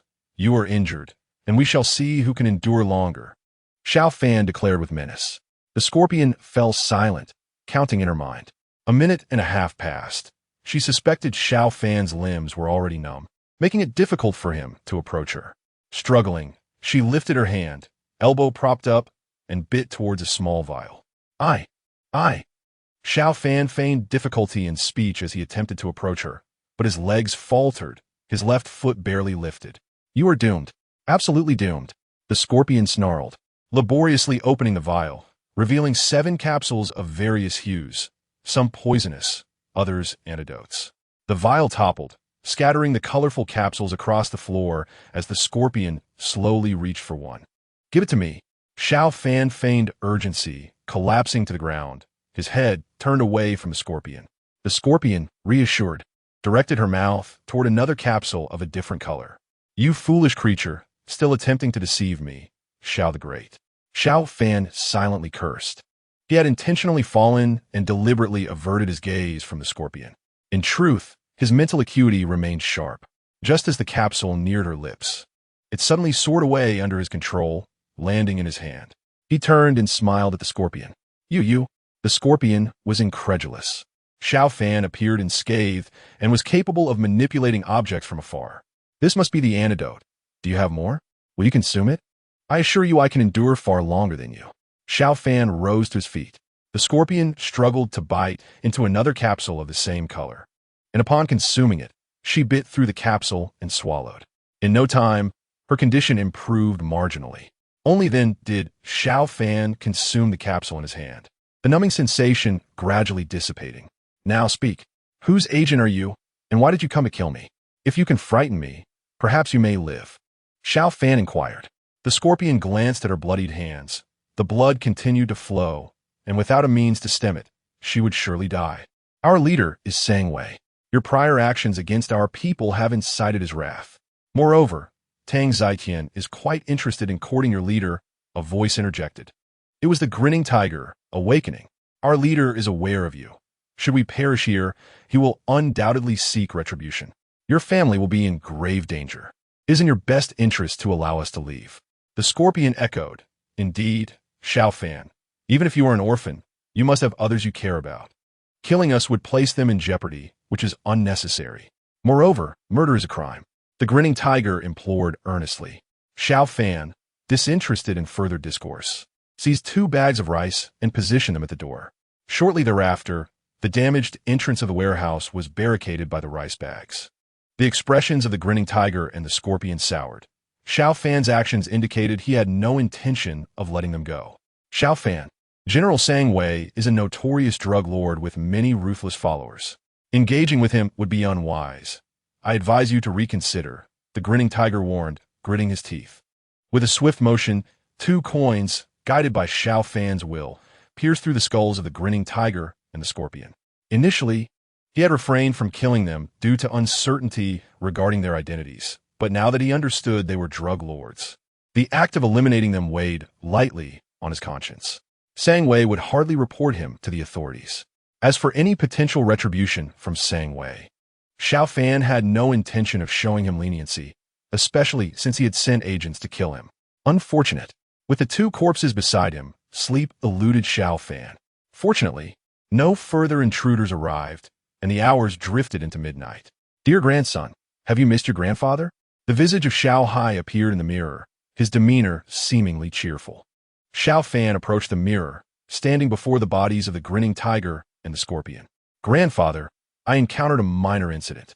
They intended to kill me, but I turned the tables on them. Is there an issue with transmitting the bodies? Xiao Hai reassured him, no problem, my dear grandson. It is entirely normal to kill those who sought to kill you. Do not bear any psychological burden, understand? The two corpses were swiftly transmitted. Even the blood pooling on the floor vanished without a trace. Grandfather, this warehouse contains a total of 10,000 tons of grain, with 5,000 tons each of salt and sugar. Can you accept all of it at once, or will it require multiple transfers? Xiao Fan inquired. As he spoke, he carried the mirror to the wooden crates storing Tang Dao, quickly transmitting each crate. This transport was relatively swift. Xiao Hai, Impa, mused over the sheer volume of supplies Xiao Fan had amassed. Indeed, my space treasure can accommodate it. However, it may not be feasible to transfer all at once. We shall need to split it into 2 shipments. I will contact you again in 2 days, Xiao Hai concluded. Understood, Xiao Fan nodded. After successfully transmitting the Tang Dao and the thread, he moved to the rear of the warehouse, where the rice was being steadily transported away, approximately 2 tons per second. On Xiao Hai's end, 2 powerful figures lent their strength to assist him. After over an hour, Xiao Fan was exhausted, while Xiao Hai was equally drained. 8,000 tons of rice, along with 2,000 tons of salt and sugar, were transmitted first. My dear grandson, that will suffice for now. I can no longer sustain this effort. I shall contact you again in 2 days. Xiao Hai's face paled, and with that, the image in the mirror vanished. Chapter 48. 1,000 Miles Rush. The death of Sang Wei. With a sigh of relief, Xiao Fan set down the mirror. Although his physical condition had significantly improved, maneuvering the large mirror was still a challenge. The warehouse was now devoid of corpses, and he quickly succumbed to sleep. The following morning, he called Yang Jun brother Yang. The warehouse door was damaged by a vehicle last night. Could you send someone to replace it? Please come yourself as well. Understood. Xiao Shao, Yang Jun replied, puzzled by the situation. Not long after, a repair vehicle arrived. Is this the door, Boss Xiao? Yang boss has already paid. Shall we begin? One of the workers, fluent in Mandarin, inquired. Xiao Fan nodded. Yes, this is the door. Please expedite the installation of the new one. Certainly. The workers quickly set to work, removing the old door and replacing it with a new one. Their seamless cooperation ensured that the task was completed in less than 2 hours. No sooner had the workers departed than Yang Jun arrived. Xiao Fan cast a deep, contemplative glance at him. Yang Jun had likely been nearby all along, choosing to wait until the door was fixed before coming over, which was quite commendable. Xiao, you haven't eaten yet, have you? I brought you some food, Yang Jun said with a smile, retrieving a still-warm pizza from his vehicle. Thank you, Xiao Fan replied with a nod. Yang, do you know where Sang Wei lives? Yang Jun paused, taken aback by the question. Why was Xiao Fan inquiring about this? Sang Wei was a formidable drug lord, not someone to be trifled with. I don't know, actually. He mostly resides in a villa with very tight security, surrounded by numerous spies. It would be nearly impossible to approach. There are also various escape routes underground. Any sign of trouble, and he would flee, Yang Jun added, furrowing his brow. He had dealt with Sang Wei more than once in the past. Is it really that far away? Xiao Fan asked. About a 5 to 6 hour drive from here. Why are you asking about this, Xiao? Yang Jun inquired. Xiao Fan frowned. Last night, a vehicle crashed through the warehouse door, and 2 of Sang Wei's subordinates came looking for trouble. I dealt with them, and now Sang Wei is likely to retaliate. It would be prudent for me to take the initiative. He noted that it would be 2 days before Xiao Hai would contact him. He had time to address Sang Wei's threat. Yang Jun thought to himself that indeed something had gone awry last night.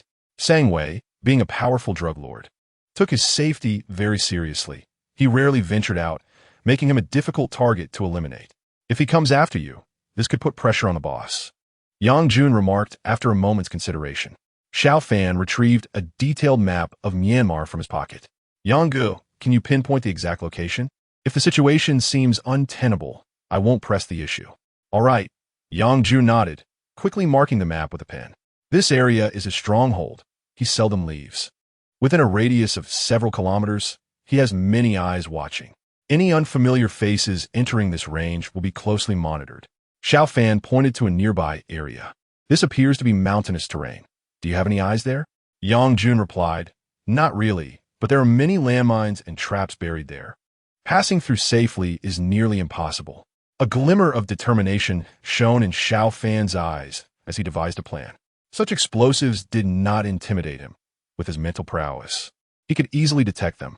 Xiao Fan, you should reconsider. The risks are too high, Yang Jun advised. Xiao Fan chuckled lightly. I'm just going to assess the situation. Please refrain from reporting this over the phone. It may be monitored, and I prefer to keep this operation discreet. Xiao, you have remained here at the warehouse.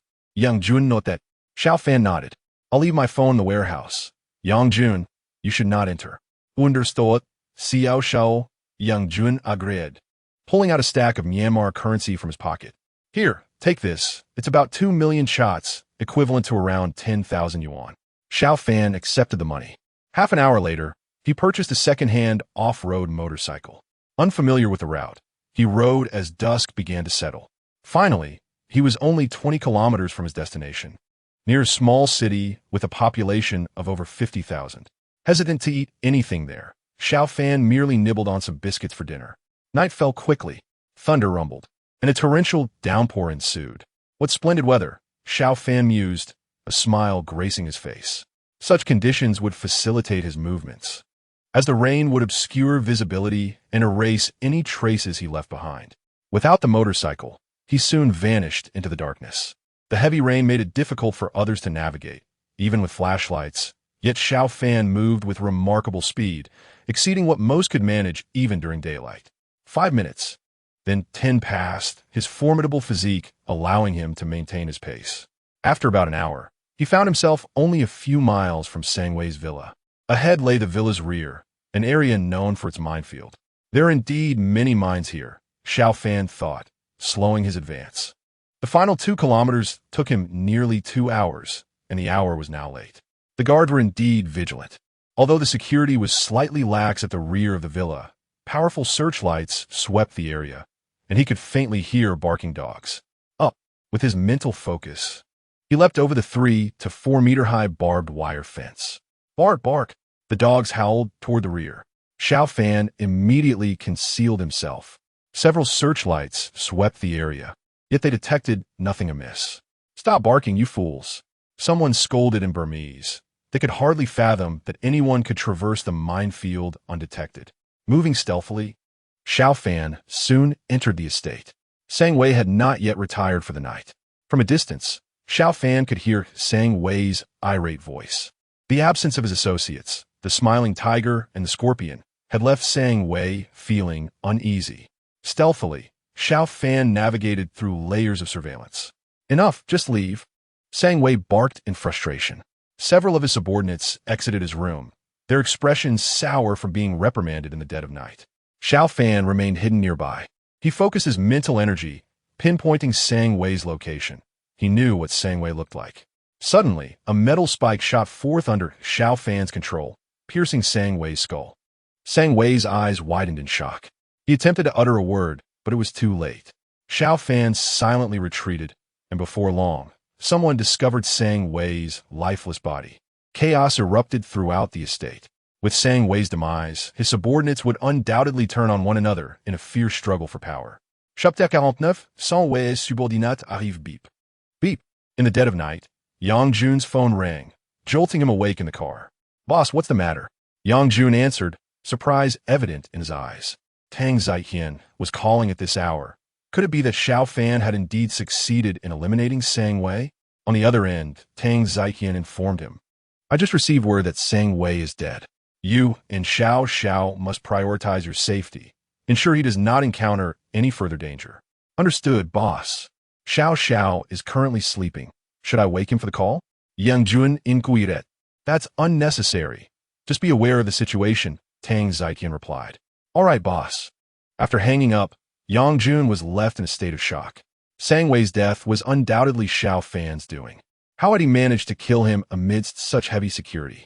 Time passed slowly. The next morning, Yang Jun awoke, and shortly after, he saw Xiao Fan approaching with breakfast in hand. Xiao Ge, I bought some steamed buns and fried dough sticks, Xiao Fan said cheerfully. Xiao, the boss called last night and said Sang Wei is dead, Yang Jun said solemnly. Xiao Fan finit surprise. Sang Wei is dead? That's excellent news. The demise of such a notorious drug lord benefits many families. It is a tremendous blessing. Indeed, Yang Jun nodded, understanding Xiao Fan's implication that this matter had no bearing on them. I'll give the boss a call. Xiao, would you like to speak with him? Yang Jun suggested. After last night's incident, the roads had quickly been sealed off.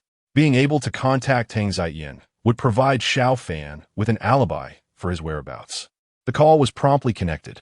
Yang Jun exchanged a few words before handing the phone to Xiao Fan. Boss Tang, I'm grateful you didn't wake me last night, otherwise I might have had trouble sleeping after hearing such uplifting news, Xiao Fan said with a grin. Xiao, the news is indeed good, but you must exercise caution. After a brief conversation with Tang Ziqian, Xiao Fan ended the call.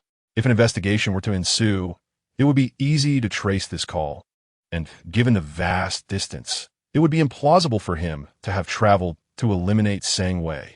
Brother Young, I believe it would be prudent to install surveillance outside the warehouse. Can we arrange for someone to do that? Xiao Fan suggested to Yang Yunya. Having surveillance would be beneficial.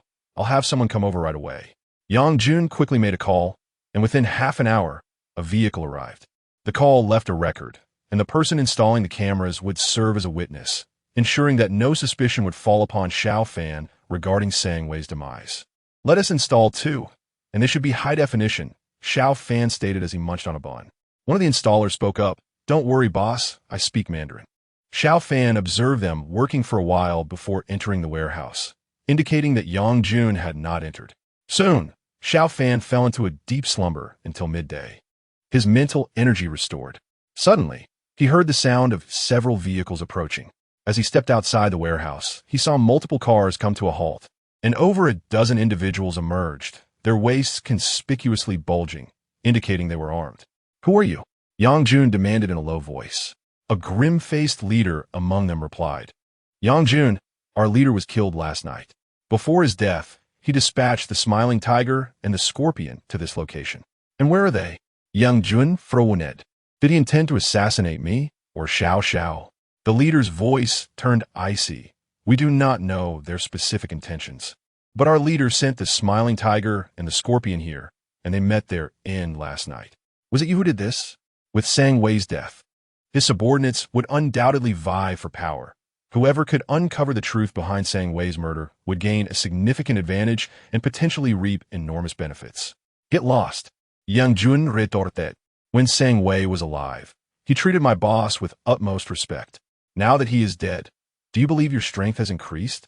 As he spoke, Yang Jun retrieved his phone. In a flash, several guns were aimed at him. Unperturbed, he calmly dialed Tang Ziqian. Boss, some of Sang Wei's subordinates have arrived, suspecting our involvement in his death.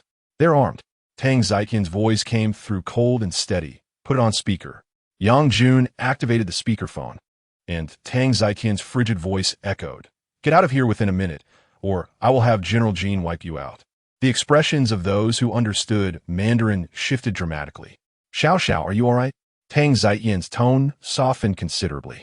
Xiao Fan replied, Boss Tang, if they had not approached, we would remain unaware of the Smiling Tiger and the Scorpion's visit. They owe us an explanation. Tang Ziqian responded gravely, rest assured, Xiao. Sang Wei previously incurred a debt of 50 million and still dare to send people. I, Tang Ziqian, am not to be trifled with. I will contact General Jean immediately. The leader of the group hastily interjected, Boss Tang, it's a misunderstanding, a complete misunderstanding. The Smiling Tiger and the Scorpion did not come here to provoke Yang Jun. They had other tasks. We will leave now. The group quickly returned to their vehicles and departed. However, they did not venture far, seeking information about the situation. It wasn't long before they learned that Xiao Fan had been out for breakfast that morning and that Yang Jun had called the surveillance installers. The death of the boss should not involve them. The timing does not align, one remarked. Indeed, the leader, known as the Poison Wolf, nodded. But should we seek revenge for their deaths? Tang Ziqian is not to be trifled with. We need not offend him on their behalf. As night fell, Xiao Fan, after spending over an hour transferring supplies to Xiao Hai, remarked, "Grandson, you have worked hard. Is everything all right on your end, grandfather?" Xiao Fan inquired. "Xiao Hai zipli chiflin. With your second batch of Tang knives, my soldiers have gained considerable strength, and I have recently recruited a few more, totaling 15,000. Xiao Fan nodded.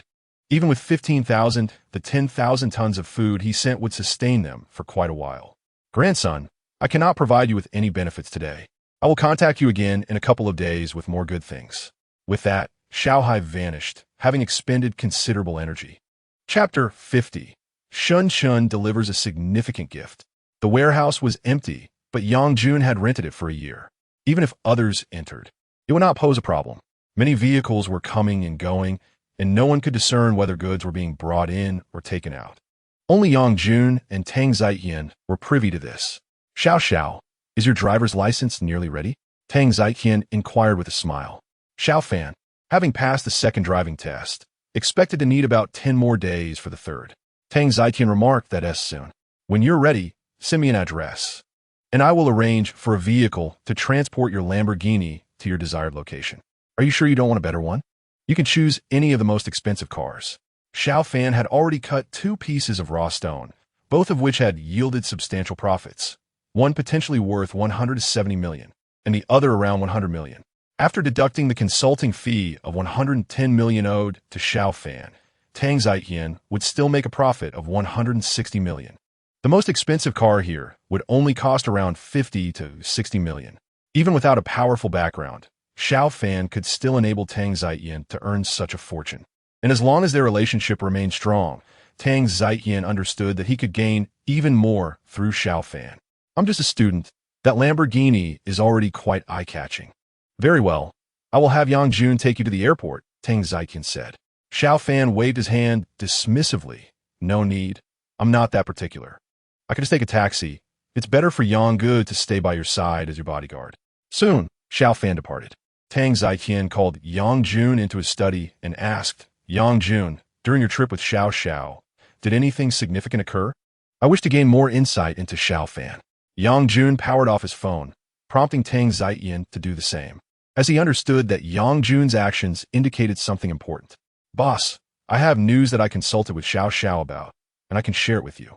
Tang Ziqian's eyes brightened. "What news?" Yang Jun took a deep breath. Sang Wei sent the smiling tiger and the scorpion to kill Xiao Xiao, but they were killed by him instead. Xiao Xiao was furious and took care of Sang Wei. "What?" Tang Ziqian was taken aback. Yang Jun's brief explanation carried explosive implications. Sang Wei was a major drug lord from Myanmar with a significant number of subordinates and weapons. While he could exert pressure on Sang Wei, killing him seemed nearly impossible. Even if General Jean were to mobilize many men, taking down Sang Wei would still be a formidable challenge. Xiao Xiao killed Sang Wei. Tang Ziqian could hardly believe it. Yang Jun nodded. "It appears so." Xiao Xiao did not elaborate, but he asked me for Sang Wei's address, and that very night, Sang Wei met his end. Tang Ziqian swallowed hard, realizing he had underestimated Xiao Fan. Previously, Xiao Fan's ability to catch bullets had astonished him, leading him to believe that was his limit. However, solely possessing that skill would not suffice to kill Sang Wei. Catching bullets was one thing, but the power of bullets varied significantly. Rifle bullets were far more potent than those from handguns, and if there were multiple enemies, they could unleash a barrage of bullets. "Boss, we cannot let this information leak." Tang Ziqian hurriedly replied, "Of course, this news must not be known by anyone else. In fact, you shouldn't have told me in the first place." Yang Jun said, "Boss, I was thinking that if you are unaware of Xiao Xiao's strength, it might hinder your decision-making regarding some matters, so I sought Xiao Xiao's opinion." Tang Ziqian nodded slightly, realizing that what Yang Jun had mentioned elevated Xiao Fan's status in his heart even further. In the evening, the plane landed at the city airport. Xiao Fan thought to himself that he needed to purchase a house in the next few days. The likelihood of Sang Wei's underlings coming after him was low, but he still felt the need to be cautious. Moreover, the neighborhood he currently resided in was an old one with very few parking spaces. As the taxi approached the school, Xiao Fan sent a message to Su Yue. "Okay, senior." Su Yue felt a sense of emptiness in her heart during the days Xiao Fan was away, but now it was filled again. "Let us go to the barbecue at the usual place." "Hurry up," Xiao Fan messaged in the small group with Shun Shun and the others. In the dormitory, Shun Shun was the first to see the message. "Boss, Ergu, Sangu just messaged us about going to the usual barbecue place." Shun Shun said. "Let us finish this round first," Kong Su replied. A few minutes later, they lost the round, and without Xiao Fan's participation, they had lost at least 7 out of 10 games. "Boss, Erga has something to discuss with you. My family has a real estate business, and I mentioned the recent bank robbery incident to my dad. He said he would gift Sangu a house as a token of gratitude." With that, Shin Shin pulled out a set of house keys from his pocket. Kong Su laughed. "Old four, you don't want us to overthink this, do you? Don't say just one house. Even if your family gave away 10, I wouldn't be jealous." Ye Fi nodded. Their families were not poor. Perhaps they weren't as wealthy as Shin Shin's, but they certainly wouldn't lack a place to live. Shin Shin rolled his eyes. "I know you guys too well. You won't be jealous. What I mean is, you need to help me persuade Sangha later. I'm afraid he won't accept." Kong Su pondered. "That is indeed a problem. Old 3 is quite stubborn. He might think it's his duty to save you and refuse to accept anything in return." Yi Fei added, "The house is quite old. He might need to buy a new one after getting married. If you can seize this opportunity to gift him a house, that would be great. We will help persuade him." Shun Shin nodded, knowing that with Kong Su and the others' persuasion, the chances of success were much higher. Shortly thereafter, they arrived at the barbecue restaurant. Xiao Fan had already ordered, but the food was taking longer to arrive. "Sengu, this is for you." Shin Shin placed a string of keys in front of Xiao Fan. "What is this?" Xiao Fan asked, puzzled. Shin Shin grinned. "You know the Zijing community on the east side of the school? That community is a property of my family. This house is my dad's way of thanking you. It's 188 square meters with 4 bedrooms. You and Su Xiaohua can have your own rooms when you have kids. The house is fully furnished and ready for immediate occupancy." Xiao Fan's eyes widened in surprise. "Is the Zijing community your family's?" On the way here, he had considered buying a house and had looked into the Zijing community, which was only 2 or 3 miles from their school, making it quite convenient to walk over. "Just a small part of the family business," Shun Shin said. "Don't refuse it, Sangu. You risked your life to save me. A house is nothing for my family. After all, I'm the only heir of the Shun family." Kong Su cleared his throat. "Old 3, don't rush to refuse. You risked your life to save someone. Your family is wealthy, so a house is not a big deal." Yi Fei added, "Old 3, you earned this. Those 3 in the bank were dangerous criminals. If the police had charged in, it could have ended badly." Shun Shin nodded repeatedly. Xiao Fan chuckled. "How do you know I won't accept?" "Old 4, I also need 2 decent parking spaces. You should arrange that for me." If he truly lacked the means, Xiao Fan would never accept such a gift. He was confident that if Shun Shun encountered troubles in the future, he would be able to help. Chapter 51. Su Yue's tears. Shun Shun looked at Xiao Fan in astonishment. He felt that Xiao Fan had truly changed. In the past, he wouldn't have accepted even a trivial gift, let alone a house. "Sangu, I will definitely arrange 2 parking spaces for you. 1 for your car and 1 for Su Xiaohua," Shin Shun said with a smile, genuinely appreciating Xiao Fan's transformation. After 3 years of brotherhood, Xiao Fan had risked his life to save him.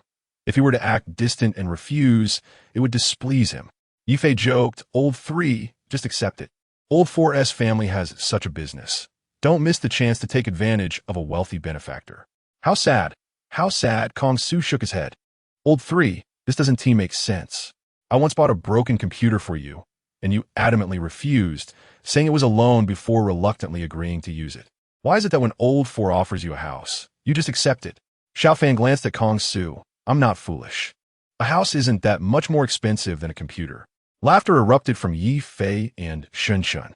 Shun Shun teased, "Boss, if you don't give Sangu a supercar, you won't feel balanced. What do you think about a Porsche 918? Kong Su rolled his eyes. "Do you think my family is as wealthy as yours? Even if I graduate, my family probably won't buy me a supercar." Sighing, Shun Shun lamented, "Graduation isn't that quick. My dad said that if I achieve something in the future and make money, I can buy my own. The thought of being given a supercar was as likely as the sun rising from the west. 2 hours later, they finished their barbecue. Kong Su and the others playfully made their way to Shun Chen's new house. All the furniture and appliances were indeed ready for immediate use. Shin Chen said, "Sange, this house has been renovated for half a year. The formaldehyde has mostly dissipated. You can move in whenever you want." Xiao Fan nodded. Kong Su smiled. "Old 3. How far along are you?" And Su Xiaowei. "I estimate you will be the first to find a partner among us 4. Old 4, I'm not optimistic about." Shun Chen rolled his eyes. "With my charisma, I can definitely win her over." Just then, Shun Chen's phone rang. Xiao Fan glanced over and saw that the caller ID read "Little Baby." "Shin Shun, we're not meant to be. I already have a boyfriend. Please don't come looking for me again. Goodbye." The room fell silent as Xiao Fan and the others clearly heard the voice on the other end of the line. Beep. Before Shun Chen could respond, the call was disconnected. Damn! Shun Chen's face darkened. At that moment, Xiao Fan's phone rang too. It was Su Yue calling. After a brief conversation with her, Xiao Fan hung up, leaving Shun Chen with a troubled expression. Sigh. Kong Su glanced at Shun Chen, letting out a long sigh. Yi Fei patted Shun Chen on the shoulder. Xiao Fan chuckled. Old 4, if the other party didn't find you appealing, that's their loss. If someone who only covets your wealth becomes attached to you, you would regret it. Shin Chen looked at Xiao Fan with longing. Sange, my happiness still lies with you. Birds of a feather flock together. In the future, you should have your sister-in-law introduce me to someone good. I'm still not together with Su Yue. Xiao Fan retorted, you know nothing. I'm leaving. After leaving the new house, Shun Chen and the others took a taxi to an internet CAF. Senior. Su Yue appeared guerinas liblis nigdgoben. The outfit clung closely to her form, causing Xiao Fan to gaze a bit too long. He sat on the sofa and pulled out his clothes. The weather had warmed up, and Su Yue had bought shorts and short sleeves of excellent quality, likely at a considerable price, which she might not even be able to afford for herself. Su Suime, is this nightgown new? It looks quite nice. Xiao Fan gently knocked on Su Yue's door. Instantly, her cheeks flushed, and she buried her head beneath the covers. Her sleepwear had never been so form-fitting before. Would the senior think her attire too revealing? If only she had known, she would not have purchased it. A tinge of regret washed over her. The next day arrived, and without a doubt, Su Yue prepared an exquisite breakfast. Senior, was that sleepwear I wore yesterday inappropriate? Perhaps I should refrain from wearing it in the future, she timidly suggested, concerned that Xiao Fan might perceive her as an immodest girl. It had been an impulsive purchase. Xiao Fan cleared his throat and replied, Su, that sleepwear might not be suitable for school. It could attract unwanted attention and be photographed. At home, however, it's perfectly fine. Rest assured, I shall merely glance and certainly not take any pictures. With her face still flushed, Su Yue shot him a playful glare. After breakfast, I will take you somewhere, Xiao Fan announced. All right, she replied, and soon they finished their meal. Half an hour later, Xiao Fan led Su Yue to the house gifted by Shin Chen. This house was a token of goodwill from Shun Chen's father. I believe I can repay him later, so I accepted it. How about you move in here? It's much safer. Currently, the security at that neighborhood is quite elderly, while the Zijing community is upscale with 24-hour security patrols, Xiao Fan explained. Su Yue stared at him, bewildered. Are you suggesting I move here while you do not? Yes. Xiao Fan nodded. A sheen of tears quickly formed in Su Yue's eyes. Do you dislike me? Is it because of the sleepwear from last night? Xiao Fan hastily reassured her, please, don't cry. Whoever said I disliked you? That is absolutely not the case. It's better for you to move here before any rumors arise. Tears cascaded down her cheeks. Xiao Fan grasped her hand and guided her to the sofa. Su, let us set a 3-month time frame. If you still have feelings for me then, I will pursue you. With tearful eyes, Su Yue asked, why 3 months? This isn't about repayment, is it? She gazed at Xiao Fan. Xiao Fan shook his head. Before I rescued Shun Chen and the others. Did you know I was skilled with a gun? Su Yue was taken aback. She knew some aspects of Xiao Fan's life, yet there was so much more she was unaware of. 3 months will pass swiftly. If you still feel the same, I will undoubtedly pursue you as my girlfriend, he said with a smile. Su Yue's tears turned to laughter. Chapter 52. The new house is ready, senior. Let us make a pact. If you change your mind, you'll turn into a puppy, Su Yue declared, extending her delicate finger. All right, if I change, I'll be a puppy, Xiao Fan agreed, linking his pinky with hers.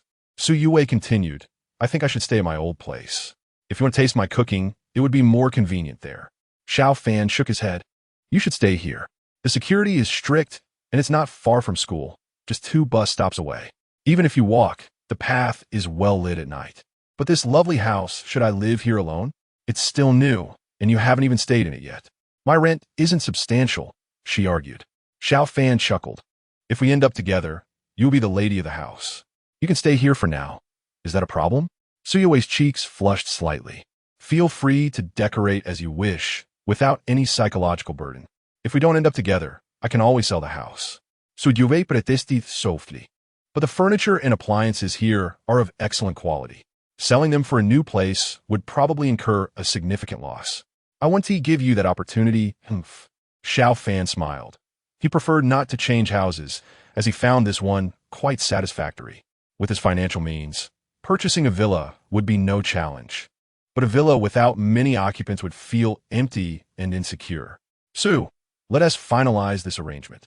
Now, let us go get your things, Xiao Fan said with a smile. Su Yue shook her head. Senior, you don't need to go out of your way for me. I don't have much, just 1 suitcase to bring over. Let us buy some groceries and cook lunch here. Xiao Fan pondered. Having lunch here sounds fine, but you can manage the groceries alone. I'll be at the driving school for half the day to get my license as soon as possible. Su Yue nodded. All right, we'll do as you say, senior. You must come for lunch. Xiao Fan agreed with a smile. No sooner had noon arrived than Xiao Fan practiced driving outside for half the day. If it weren't for his lack of a license, he could easily navigate the roads with his skills. Ding! He called Tang Zaiyan. Tang Zaitian's cheerful voice greeted him. Xiao, it's rare for you to call. What can I do for you? Regarding Sang Wei's death, Tang Zaiyan had gathered more information. Sang Wei had perished in his own home, and due to the unreachability of the smiling tiger, security had tightened considerably. Yet despite this, Sang Wei had been killed without leaving a trace. Tang, how about parting with another vehicle? Xiao Fan jested. Tang Zaiyan's eyes brightened. He was no longer apprehensive about Xiao Fan's requests, fearing only his lack of desire. Xiao, a mere vehicle? Selling it to you would be a blow to my pride. Consider it a gift. Expect the delivery along with your car in a few days, he added quickly. By the way, are you sure you want that Lamborghini? While it's high-end, it's only around 9 million. The Porsche 918 is over 14 million, significantly more expensive. Xiao Fan chuckled. As an ordinary student, driving a Lamborghini is already quite attention-grabbing. My friend is a rich second generation. He can afford something pricier. Tang Zaitian thought to himself, an ordinary student? One who earns 2 billion a month, effortlessly eliminates a drug lord like Sang Wei, and can catch bullets with his bare hands? Since you don't mind, I'll send those 2 cars. If you desire something better in the future, just let me know, Tang Zaitian said with a grin. Thank you, Tang, Xiao Fan replied before hanging up. Tang Zaitian wore a broad smile, believing that Xiao Fan's simple gratitude was worth far more than a Porsche 918. At his level, as long as he wasn't T2 extravagant, he could spend endlessly.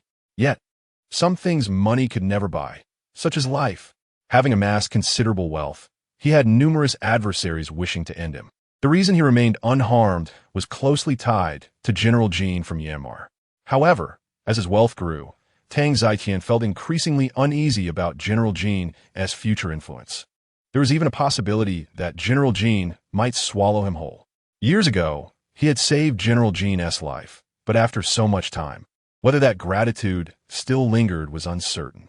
Xiao Fan had become his second option, as long as he maintained a good relationship with Xiao Fan, whose power was formidable. General Jean would think twice, ensuring his safety. Ding! Xiao Fan sent a location. Tang, the car will be delivered here, but please don't use a flatbed. That is too ostentatious. Tang Zaitian opened the map. Zijin Community? While it's upscale, I feel it doesn't quite match Xiao Fan's status. So it smells delightful. What have you cooked? Xiao Fan exclaimed as he opened the door, greeted by a rich aroma. You'll see once you come in, Su Yue called from the kitchen. Such an array of dishes. Xiao Fan was astonished to see Su Yue had prepared over 10 dishes. Since it's the first time cooking here, I made a bit extra, she said, emerging from the kitchen with another dish, beads of sweat glistening on her forehead. Preparing such a grand feast was no easy task. With so many dishes, we can't possibly finish them all. I'll call Shun Shun and the others over. You should get to know them as well, Xiao Fan inquired. A sly glimmer flashed in Su Yue's eyes. Of course, no problem. Xiao Fan, with a teasing smile, remarked, why do I have the feeling that you purposely made so many dishes just so you could meet Shun Shun and the others? Su Yue, senor. Didn't you say I don't know enough about you? To understand you, I should start by knowing your friends. Xiao Fan picked up his phone and called Shun Shun, knowing that it was only 11:30 and the three of them had likely not eaten yet. Hey, old four, come over to the new house quickly. Su is cooking, and we're having a feast together. Shun Shun swiftly hung up the phone and exclaimed, boss, second brother, this round is definitely lost. Su Yue is at the boss's new house, already preparing the meal for us. Kong Su and Yi Fei wasted no time in shutting down their devices. In 15 minutes, the three of them arrived at Xiao Fan's new residence. The sight of a large table filled with food left them in awe. Third brother, I am envious and jealous. How come I can't find a girlfriend like sister-in-law? Shun Shun lamented. Su Yue's cheeks turned a shade of red, and Xiao Fan glanced at Shun Shun, saying, the reason is simple. You're ugly. Chapter 53. The arrival of the queen. Shun Shun clutched his chest. Third brother, that was a bit harsh.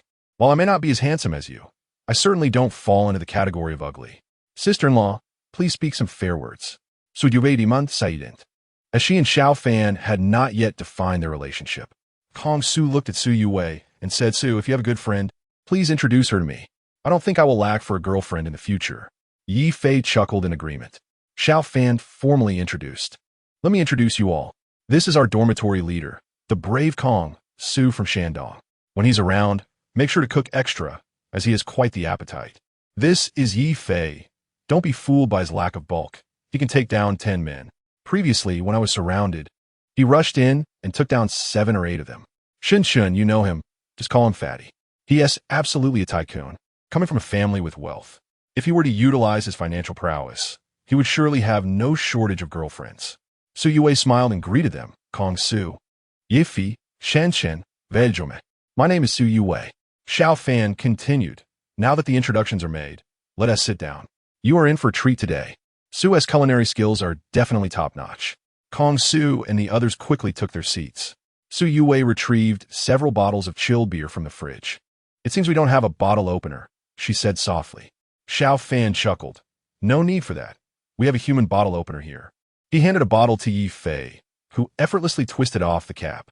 Xiao Fan passed the remaining bottles to Yi Fei. While he could open caps using his mental powers without lifting a finger, with Yi Fei around, there was no need to show off. Soon, they all poured themselves a glass of beer. Senior, please pour me a glass too, Su Yue requested. Xiao Fan obliged. Kong Su remarked, third brother.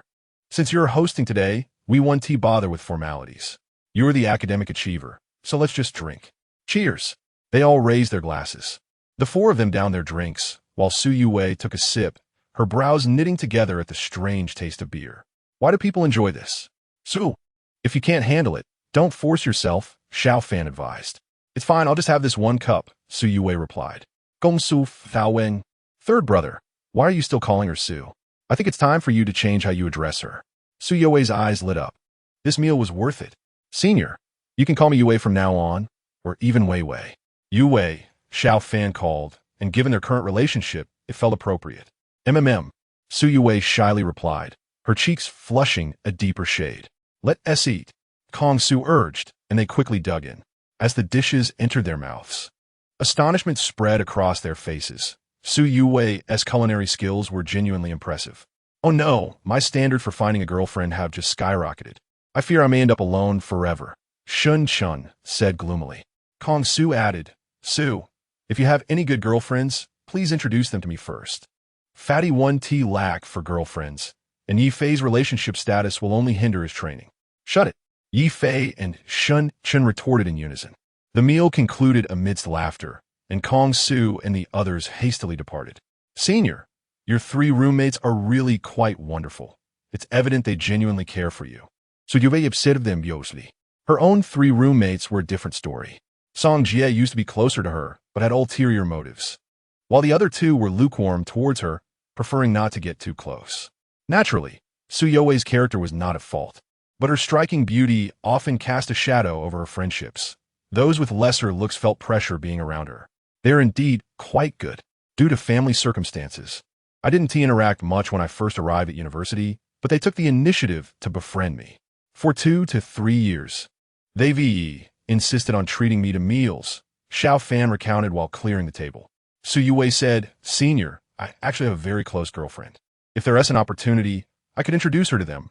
I just wonder if there would be any chemistry." "A close girlfriend? Why haven't I met her?" Xiao Fan asked, puzzled, having lived with Su Youwei for over half a month. "She is my high school classmate and studies in the capital. We were very close in high school and often chat since entering university," Su Youwei explained. Xiao Fan nodded, appreciating that Su Youwei had such a friend. "Youwei, you should take a nap. It must be tiring to cook so many dishes. I'll finish cleaning up and then head out to practice driving to try and get my license within the week." "Okay." Su Youwei obediently walked toward her room. "Youwei, wait a moment. You chose the secondary bedroom? Move your things to the master bedroom. You can stay there. It has a separate bathroom, making it more convenient," Xiao Fan suggested. Su Youwei turned back. "Is it appropriate for me to stay in a master bedroom, senior?" Xiao Fan chuckled. "If you think it's suitable, then it is. If not, you can stay in the secondary room." "I'll stay in the master bedroom," Su Youwei huffed, quickly relocating her belongings. Lying on a large bed in the master bedroom, a sweet smile appeared on Su Youwei's face. "No, I can't take a nap. I need to quickly earn some extra money." She swiftly got up and opened her computer. Habitually, she first wandered around the League of Gods. The League of Gods is a website established by a former hacker deity, requiring exceptional hacking skills to enter. Each member is a master in their own right. Within the League, there are rankings as well. Su Youwei's alias is Ugly Duckling, but the other hackers, aware she is female, refer to her as Queen. 2 years ago, she ranked 5th on the hacker leaderboard. The top 5 rankings have remained unchanged since, as no one has been able to surpass her. Many hackers believe her skills are undoubtedly among the top 3. Su Youwei furrowed her brows upon seeing a message about foreign hackers planning a massive attack on the Chinese network. These individuals truly do not know when to stop. Ugly Duckling. Su Youwei left her alias on the War of the Gods Alliance post. "Attention! Attention! The Queen has arrived. With Her Majesty at the helm, the realm shall be united for all eternity. With the Queen's intervention, we can all rest easy." The message board quickly filled with comments. Although her rank was merely 5th, Su Youwei's influence within the Gods Alliance undoubtedly placed her among the top 3. Chapter 54. Su Youwei's new ranking. "Your Majesty, you possess sufficient strength to elevate your rank. Why not give it a try? A shift in rankings would inspire everyone to hone their skills." A message appeared in bold red font on the board. Such a font was not easily used. Only those ranked 4th to 10th had that privilege, while the top 3 boasted golden text, even more conspicuous. "Indeed, Queen, do consider it." Another message in red emerged, authored by another prominent figure. "Very well." Instantly, the message board erupted, with other elite hackers swiftly joining to observe. Su Youwei had only attempted to ascend the Tower of the Gods once 2 years prior, achieving 5th place. Now, as she prepared for her second attempt, anticipation ran high. Oh no, 3rd place is in jeopardy. The golden text indicated that the 3rd-ranked hacker, the Sage, was speaking. He was an established figure in the hacker community, having gained fame a decade ago. "I will strike the Tower of the Gods in half an hour," Su Youwei announced.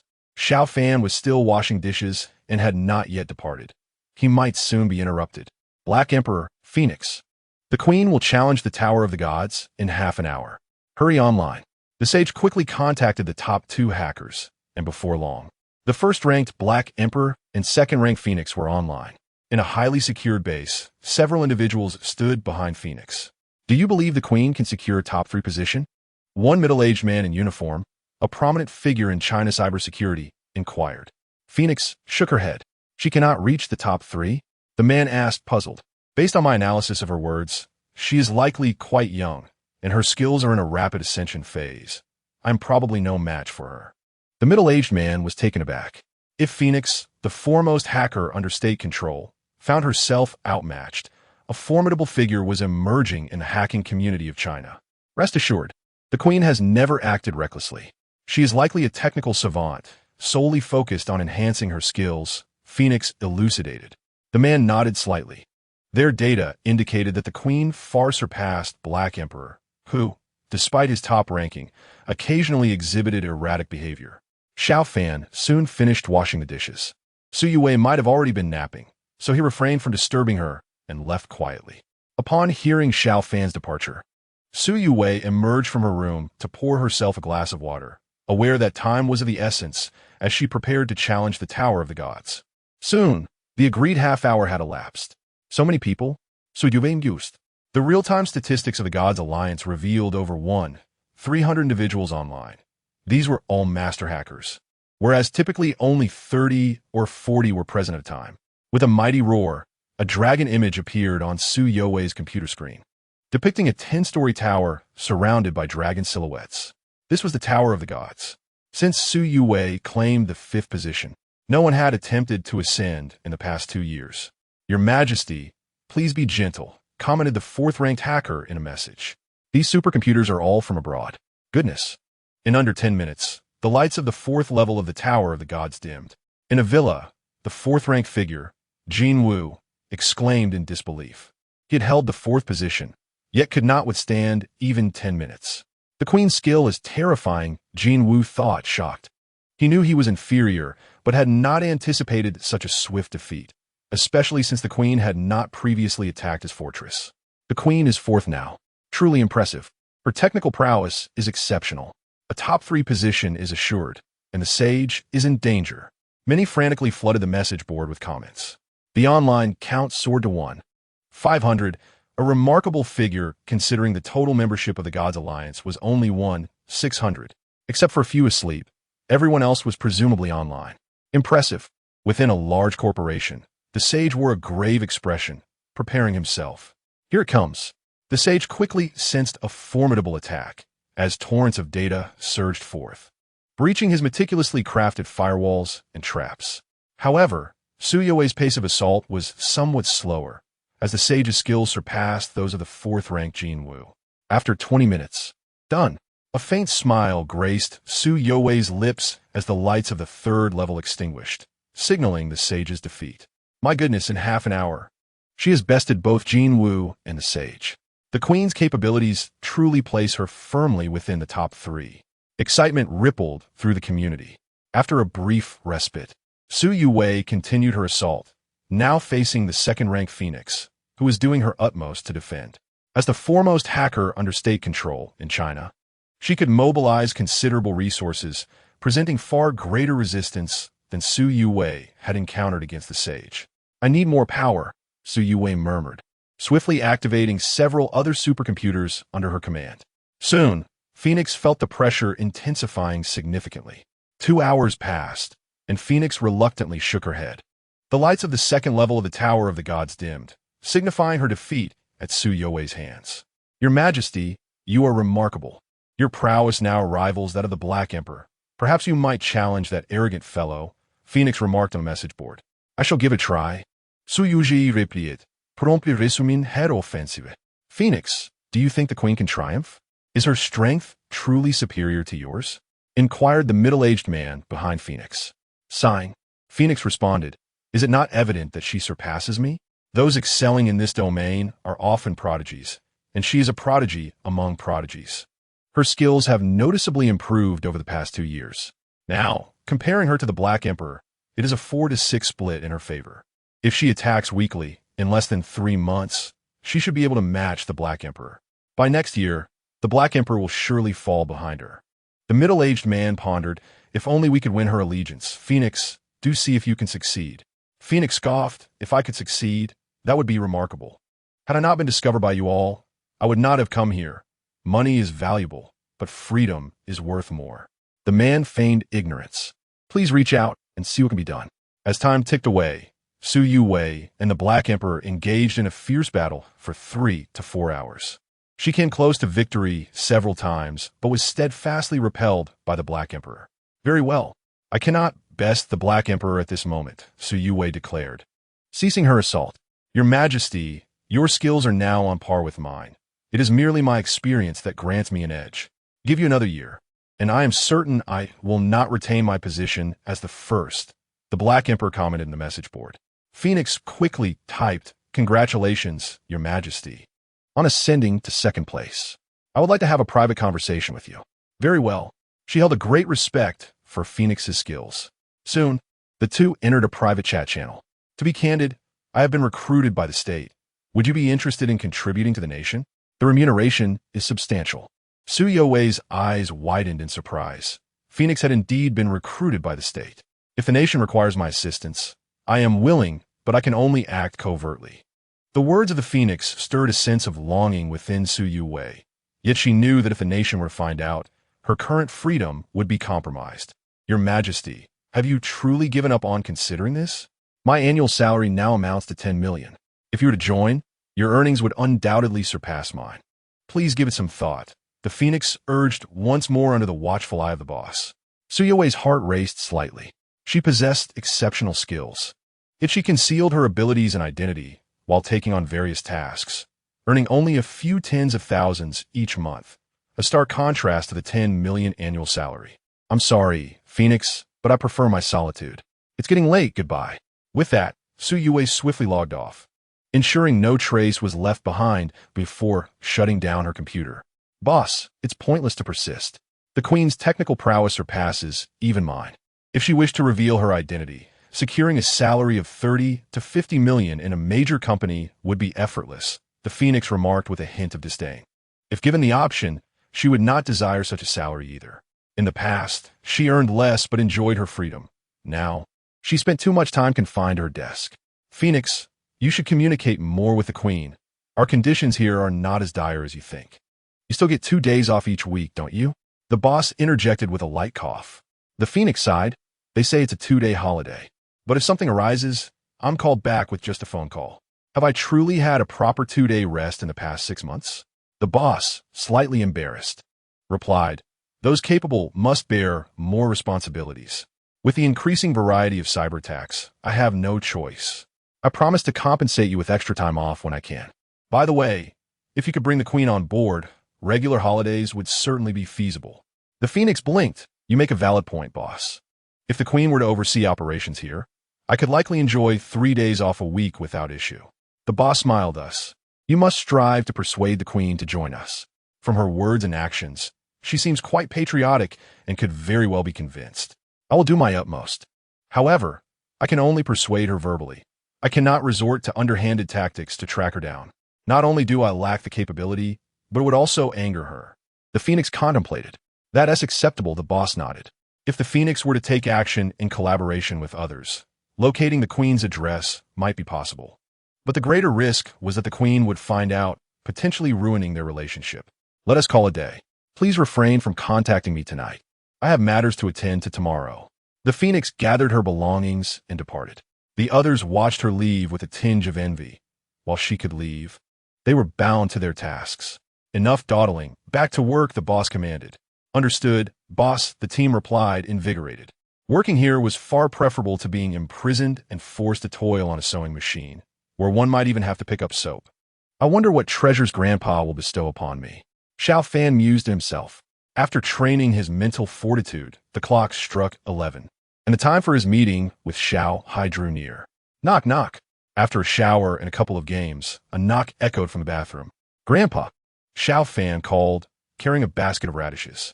I didn't prepare anything else. These are just bought fresh from the market this afternoon. Enjoy some fresh produce.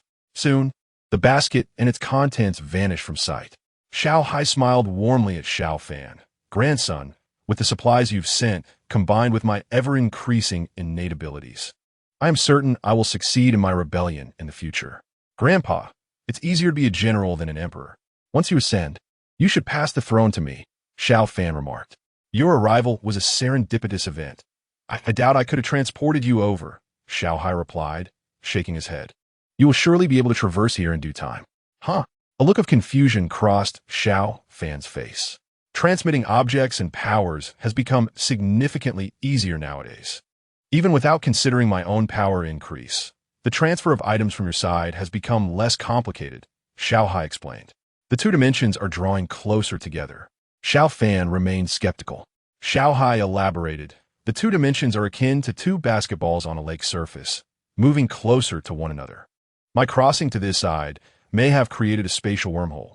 If the dimensions continue to converge and my strength increases, your arrival here would be entirely plausible.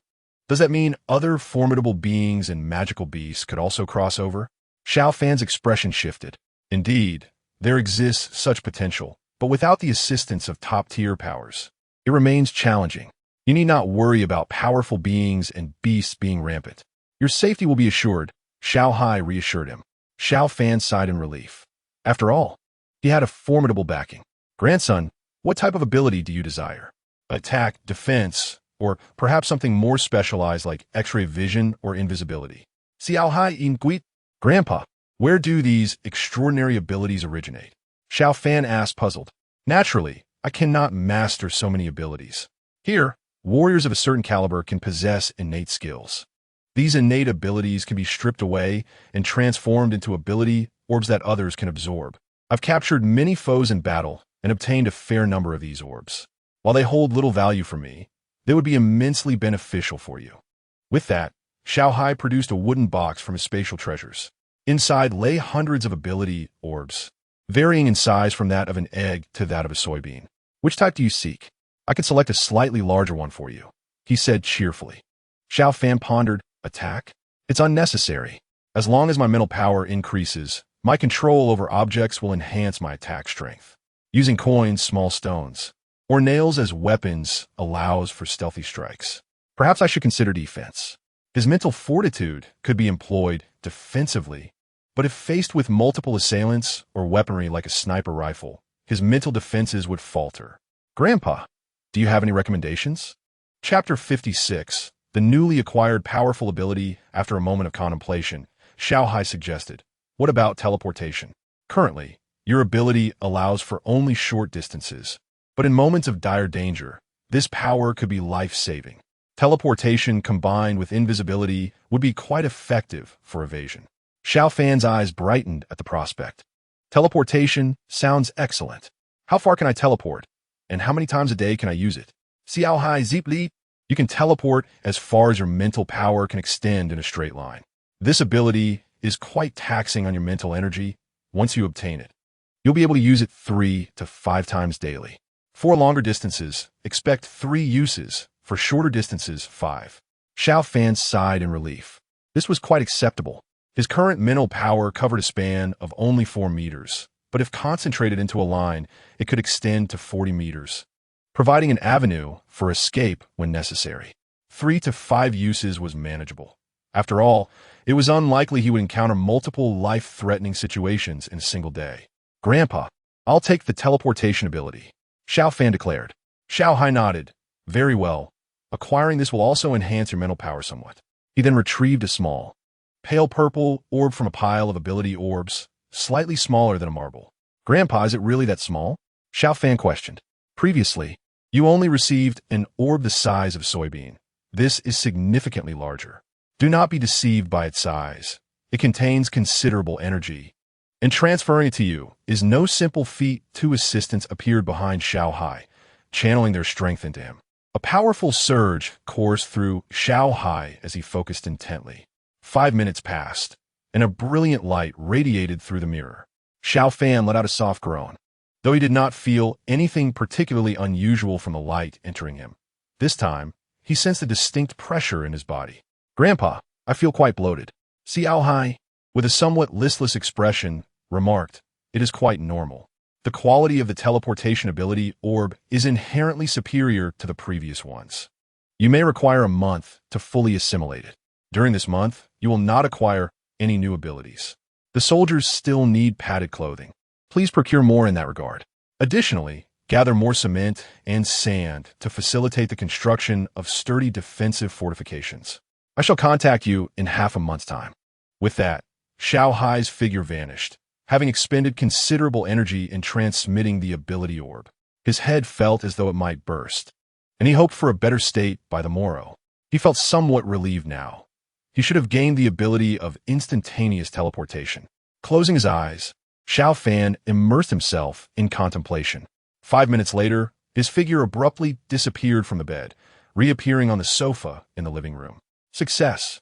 Xiao Fan's eyes sparkled with delight. Acquiring the ability of teleportation felt as natural as eating or drinking. It was instinctive. Even if he couldn't wield it perfectly, he was confident he could utilize it. 5 meters and 2 centimeters. He attempted to extend his mental energy outward horizontally. It had originally been 4 meters, but had now increased to 5 meters and 2 centimeters, nearly doubling his mental capacity. Xiao Fan manipulated several coins to fly around him. Their speed had increased, and controlling them had become much easier. Previously, the coins attacked at a speed of 400 meters per second. Now, they could reach 600 meters per second. He mused silently. The speed of a rifle bullet is 700 to 800 meters per second, and his controlled coin attacks now approached that velocity, which was indeed formidable.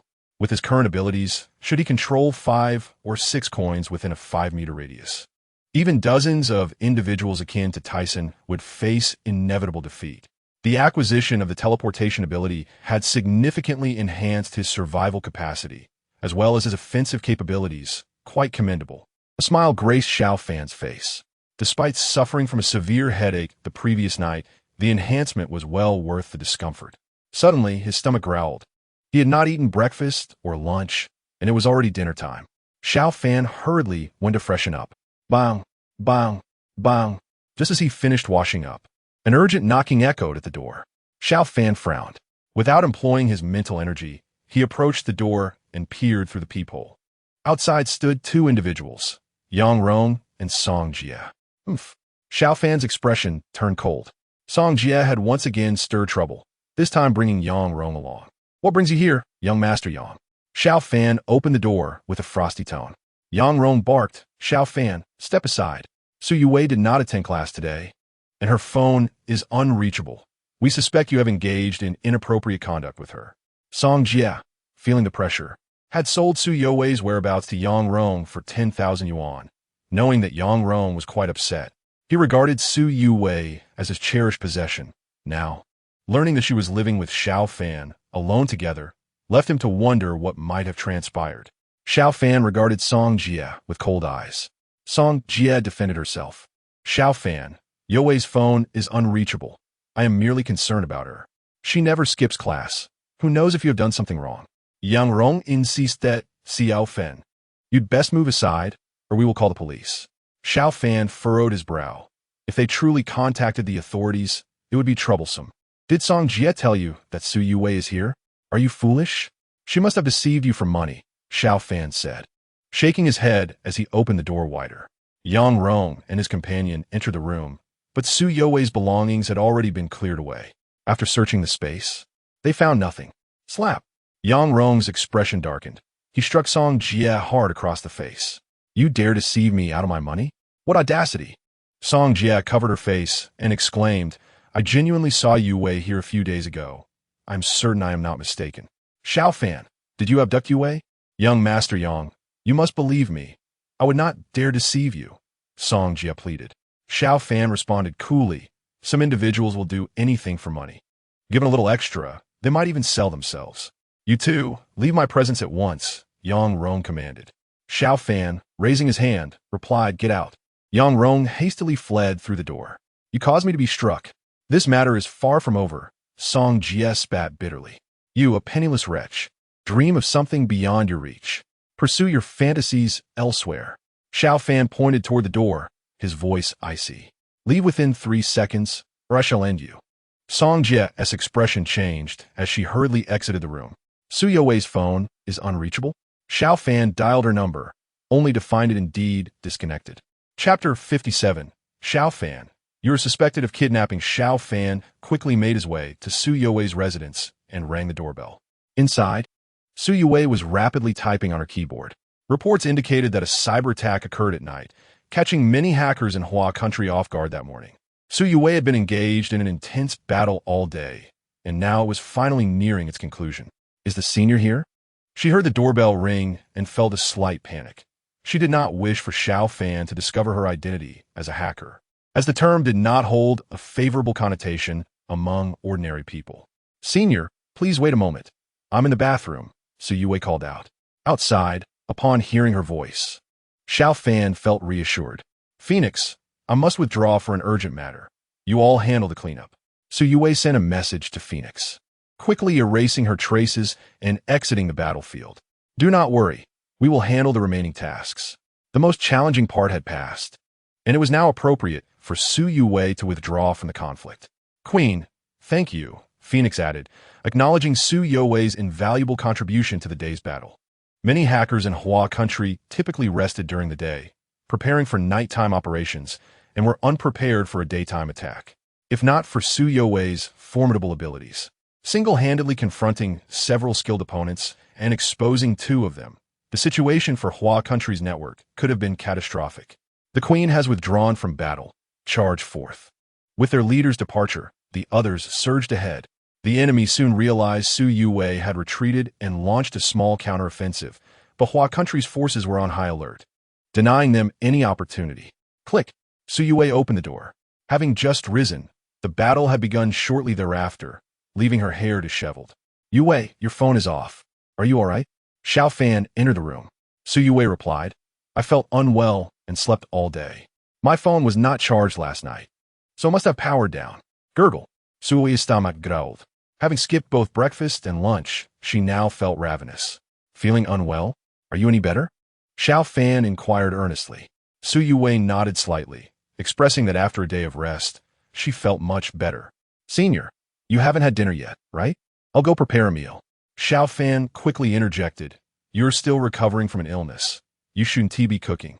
If you're feeling well enough, let's go out to eat. Otherwise, I can make some noodles. Su Yue hesitated. Senior, I want to eat your noodles, but I also want to dine out with you. It seems if you're able to go out, we should. My noodles cannot compare to yours, and you've been hungry all day. Let's indulge a bit, Xiao Fan replied. All right, just wait a moment, Su Yue said, heading to the master bedroom to tidy up her computer. She breathed a sigh of relief, thankful that Xiao Fan had not come at the most urgent moment. Senior, let us go. Su Yue quickly freshened up, tying her hair into a simple ponytail that accentuated her pure and radiant beauty. Ding ding. Not long after, they arrived at a nearby restaurant. Just as they placed their order, an unfamiliar number called, and Xiao Fan abruptly hung up. Recently, there had been an influx of telemarketing calls regarding loans. He had exceeded his modest financial goals, and it was perplexing that they still targeted him, showcasing poor research. Ding ding. The phone rang again. Hello? Xiao Fan answered this time. On the other end, a voice said, Is this Xiao Fan? I'm a police officer from Chengwang Road Police Station. Where are you right now? Xiao Fan provided his address. Stay where you are. We need your cooperation in an investigation. Minutes later, their food arrived. Two police officers entered the private room. Are you Xiao Fan? We receive a report that you are suspected of kidnapping Su Yue. Please come with us for questioning. One officer stated sternly. Xiao Fan and Su Yue exchanged puzzled looks. Officer, I'm Su Yue. I'm just out for dinner with my senior. How can he be accused of kidnapping me? She hurriedly explained. The officers were taken aback. You're Su Yue? The older officer asked. Su Yue nodded. Yes, I am. Is there some misunderstanding? I was merely ill and slept all day. Seems we have made an error. Our apologies, the older officer admitted, somewhat awkwardly. Xiao Fan smiled and said, You are merely doing your duty. There is no need for apologies. The officers quickly departed. Su Yue, puzzled, asked, Senior, who reported this? It must be Song Jie. Xiao Fan explained the situation regarding Song Jie and Yang Rong's visit to the former residence. Fuming, Su Yue replied, Song Jie has been reckless. She must have run out of money and concocted the scheme to get some. By the way, Senior, after you hit Yang Rong, he might not let this go easily. She expressed her concern. Knock knock. Less than 5 minutes later, the door to the private room was knocked upon. Xiao Fan stood up to open it, revealing the same two police officers. Xiao Fan, you need to accompany us again. Someone has reported that you assaulted them, and they are now at the hospital for an examination. The older officer spoke gravely. Xiao Fan raised an eyebrow, deducing that Song Jie had likely made the report.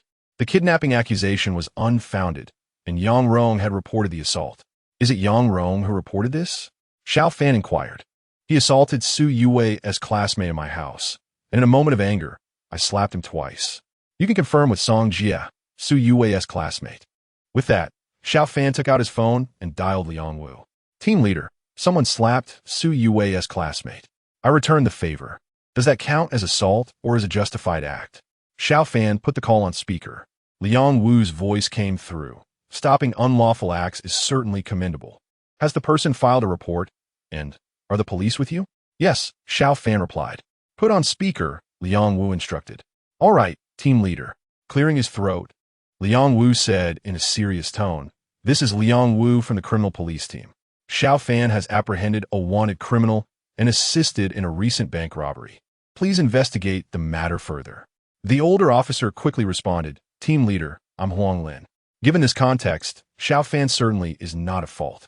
Liang Wu affirmed, Just ensure you investigate thoroughly. Xiao Fan, you apprehended a serial killer and resolved the bank robbery, for which you will receive a reward of 500,000. It should be arriving soon. Xiao Fan smiled, Thank you, team leader. I'll treat you to a drink when the reward comes. Chapter 58. The school aims to expel Xiao Fan. The two officers departed swiftly, and Su Yuwei expressed her concern. Senior, Yang Rong's family is wealthy. He might continue to cause trouble. Xiao Fan reassured her, Don't worry. In a lawful society, he cannot do much. In the hospital, Yang Rong soon received the news. Since he initiated the violence, Xiao Fan was deemed to have acted in self-defense, and no case would be filed. Damn it, Yang Rong fumet. He felt utterly humiliated after being slapped by Xiao Fan. Young Master Yang, I have an idea, one of Yang Rong's underlings proposed. Spit it out. Xiao Fan often skips classes, right? We could leverage that to get him expelled from school. Once that happens, you can ensure he can't find work in the city, and he'll be forced to leave, separating him from Su Yuwei. Yang Rong hesitated. This plan seemed beyond his capability, requiring the influence of his parents to execute. Get out, Yang Rong commanded.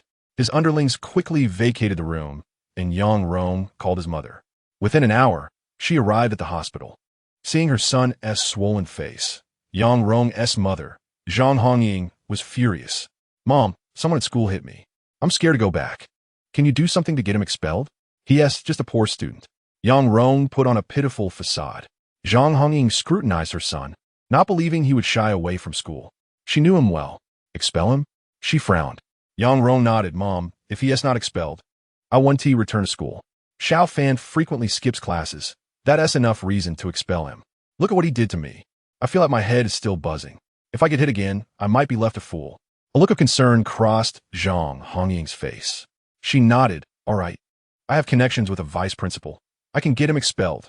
His name is Xiao Fan, right? Which grade and class is he in? Yang Rong quickly provided the details, familiar with Xiao Fan's information. Zhang Hongying asked, Are you sure he is just a poor student? Yang Rong nodded vigorously. I know his situation well. His parents died in a car accident years ago, and he lives in a rundown apartment of just a few dozen square meters. Zhang Hongying nodded. Given her status, she could easily exert influence to have Xiao Fan expelled. Principal Shui, in front of Yang Rong, Zhang Hongying made the call. 2 minutes later, she nodded to Yang Rong. Principal Shui has agreed. The expulsion notice should be coming soon. Mom, thank you. Yang Rong felt elated.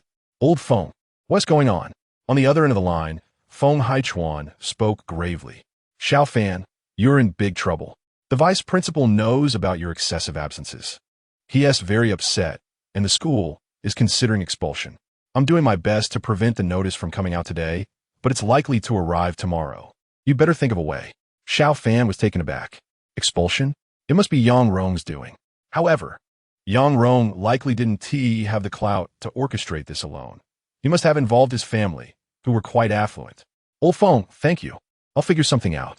After hanging up, Xiao Fan's expression turned cold. Yang Rong had come to his home, causing trouble, and made threats. And now he was contacting his family to ruin his future. Although he would not need to rely on a diploma to earn a living in the future, the thought of not graduating after so many years of study seemed quite unpalatable. Senior, what is it? So you in Kauayev. Xiao Fan shook his head, saying, It's nothing. I can handle it. Su Yue insisted, Since you have nothing to worry about, why not share it with me? Furrowing his brows, Xiao Fan replied, The counselor called to inform me that the school has decided to expel me. The notice will likely be posted tomorrow. Su Yue's expression shifted dramatically. For student, expulsion is an exceedingly grave punishment. Don't worry, I will take care of it. Xiao Fan reassured her with a smile. He intended to speak directly with Yang Rong's parents to discuss the matter. Senior, Don't fret too much. I will think of a way to help you. Could we perhaps enlist Kong Su's assistance? Su Yue recalled Xiao Fan mentioning that Kong Su's family held some influence. If I can't resolve it myself, I will seek his help. I must leave now. Xiao Fan departed swiftly. Furrowing her delicate brows, Su Yue retreated to her room and powered on her computer. The expulsion of her senior must have been influenced by the Yang family, likely reaching out to the principal or the two vice principals. In no time, Su Yue hacked into Yang Rong's phone and quickly identified his mother through the call records. Within 2 minutes, she pinpointed her target, Vice Principal Shui. A cold glint flickered in Su Yue's eyes. She had long heard unfavorable rumors about Vice Principal Shui and had immediately suspected him.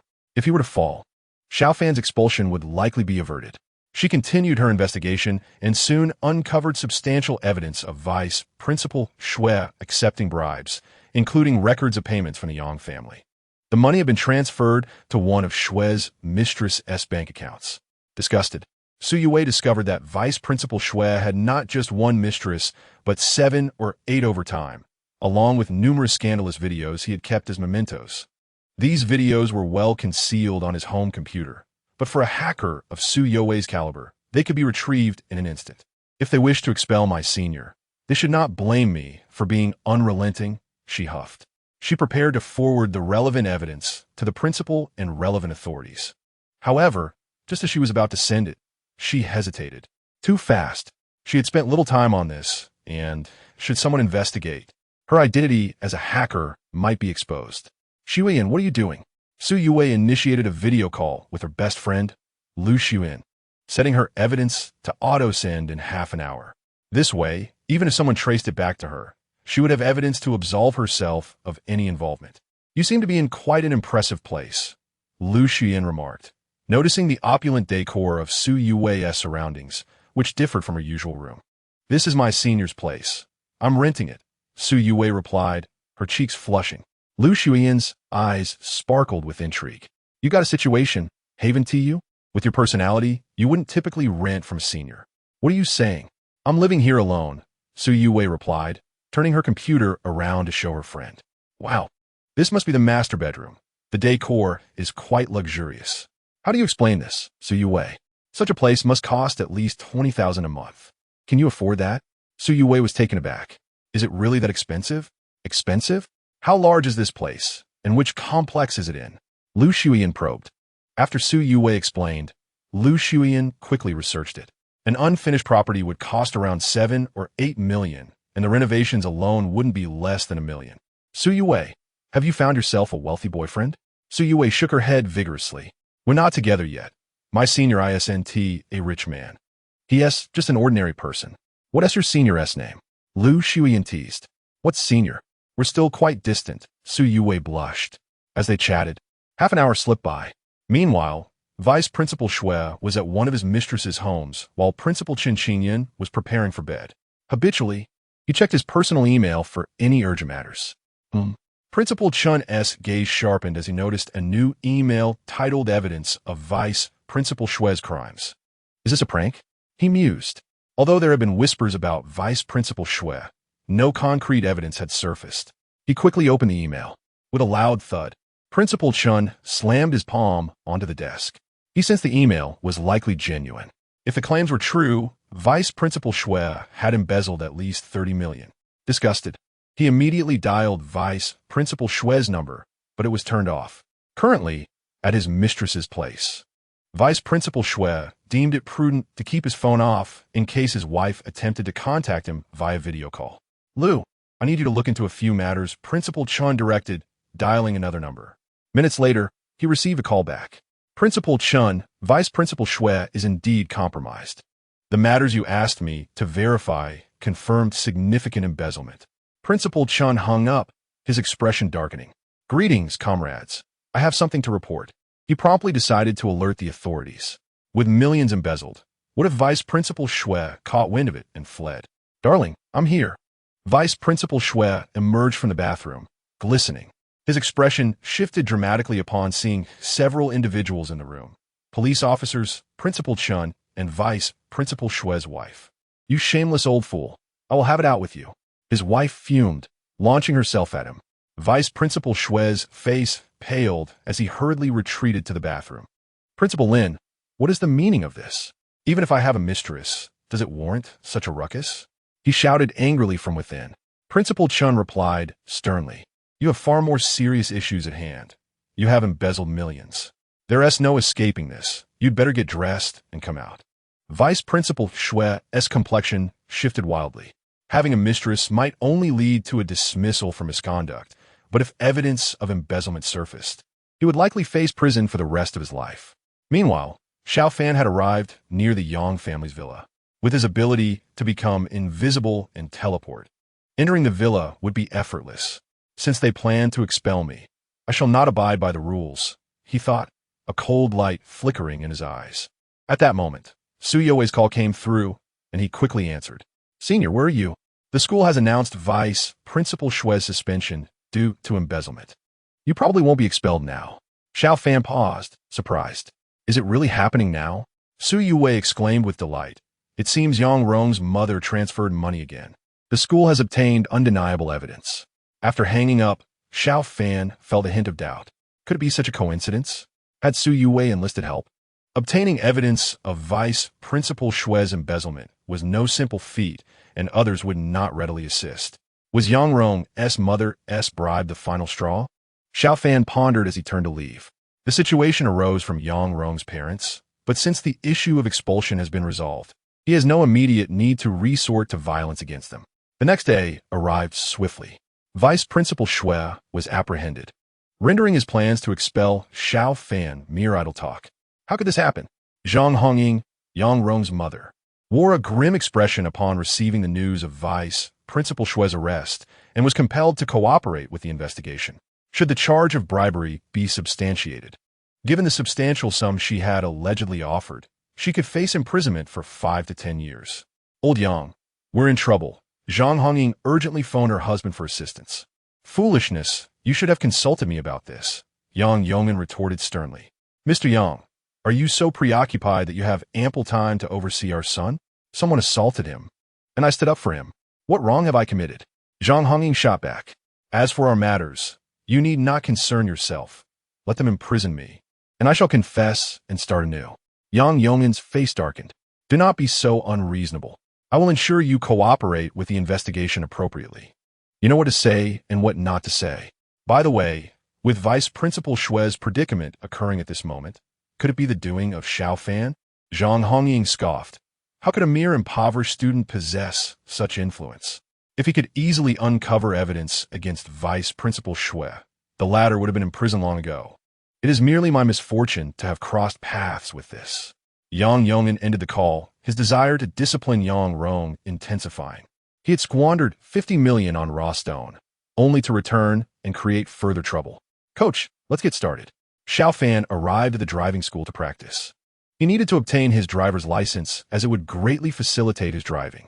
Old Yang, will you seek vengeance for your son or not? With Yang Yongin's arrangements, Zhang Hongying felt reassured. Vice Principal Shue was destined to spend the rest of his life behind bars. Having embezzled millions, the charges were severe, likely leading to a life sentence. Chapter 60. Is this what you call an ordinary person? Yang Yongin furrowed his brow. What he initially perceived as a trivial matter had escalated. To clear Zhang Hongying's name, he had expended considerable resources and connections, and simply allowing Xiao Fan to go unscathed did not sit well with him. You need not concern yourself. I will handle it, Yang Yongin stated coldly.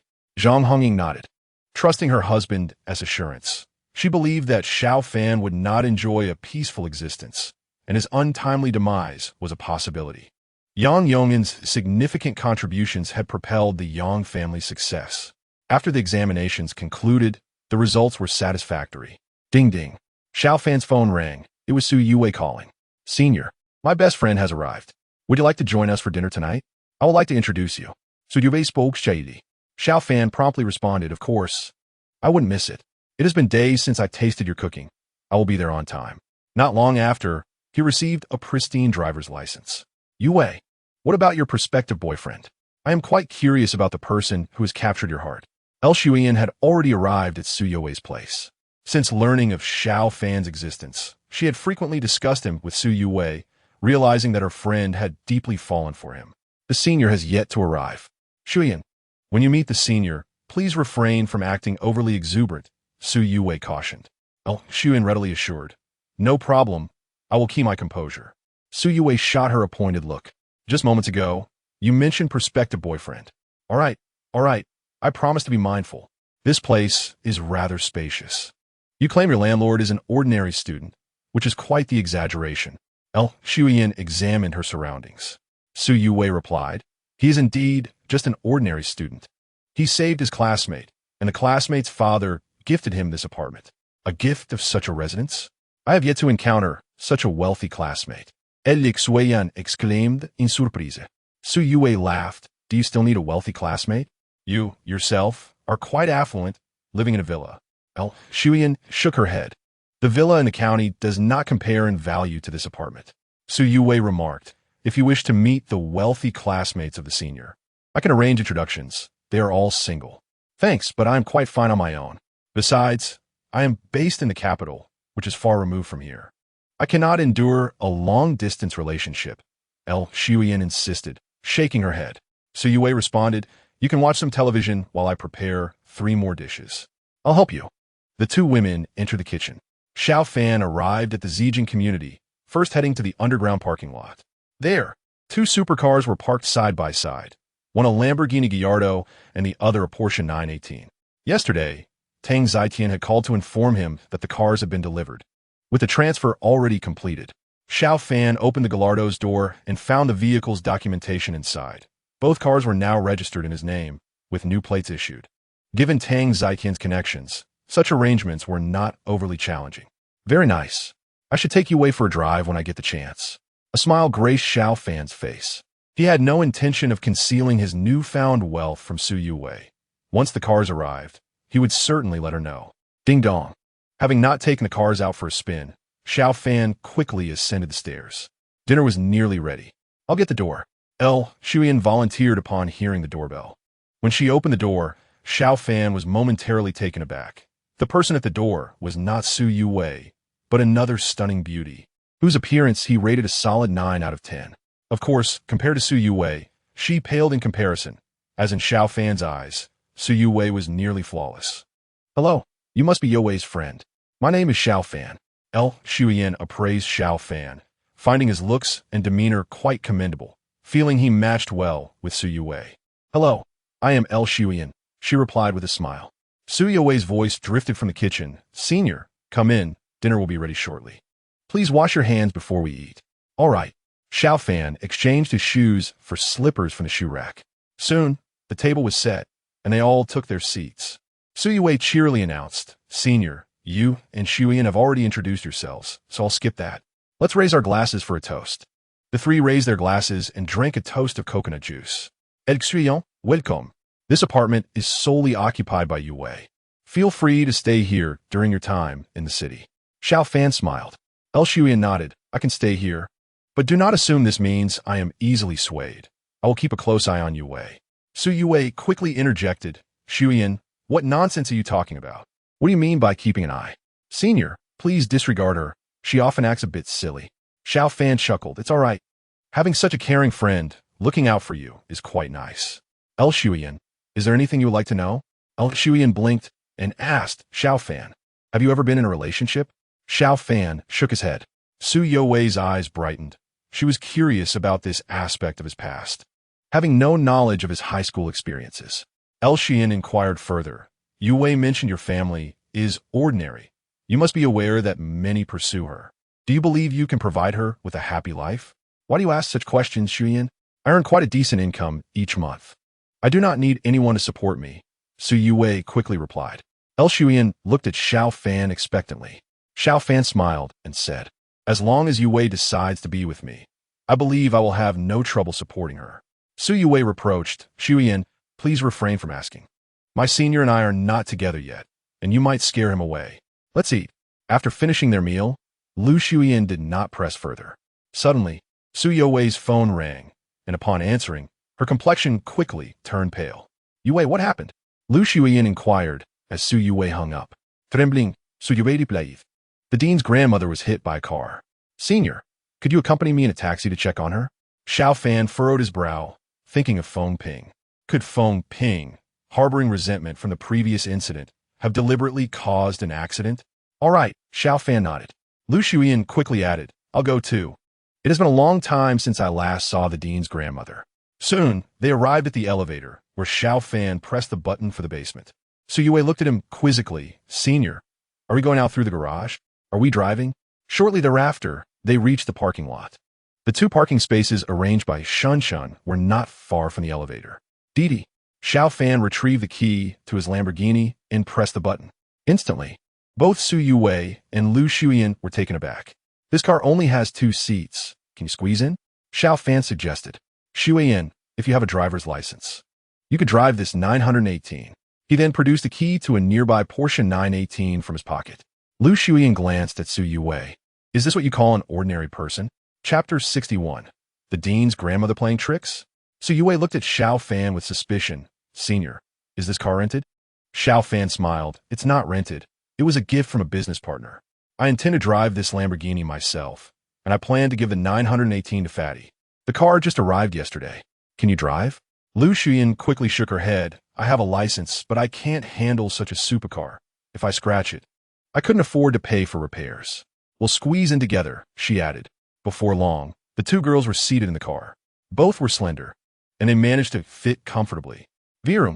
The car sped out, and for a while, Su Yue remained dazed, astonished that Xiao Fan owned such a supercar, especially one given as a gift. The distinction between purchasing one and receiving one was significant. Senior, how can anyone gift you such a car? Su Yue asked incredulously.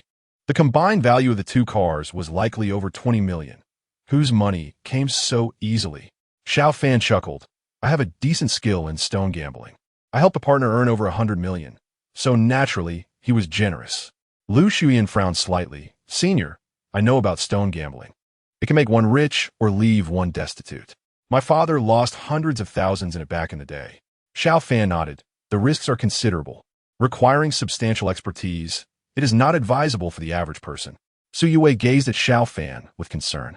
Xiao Fan reassured her with a light laugh. I possess considerable ability in this area. Besides, I was once broke.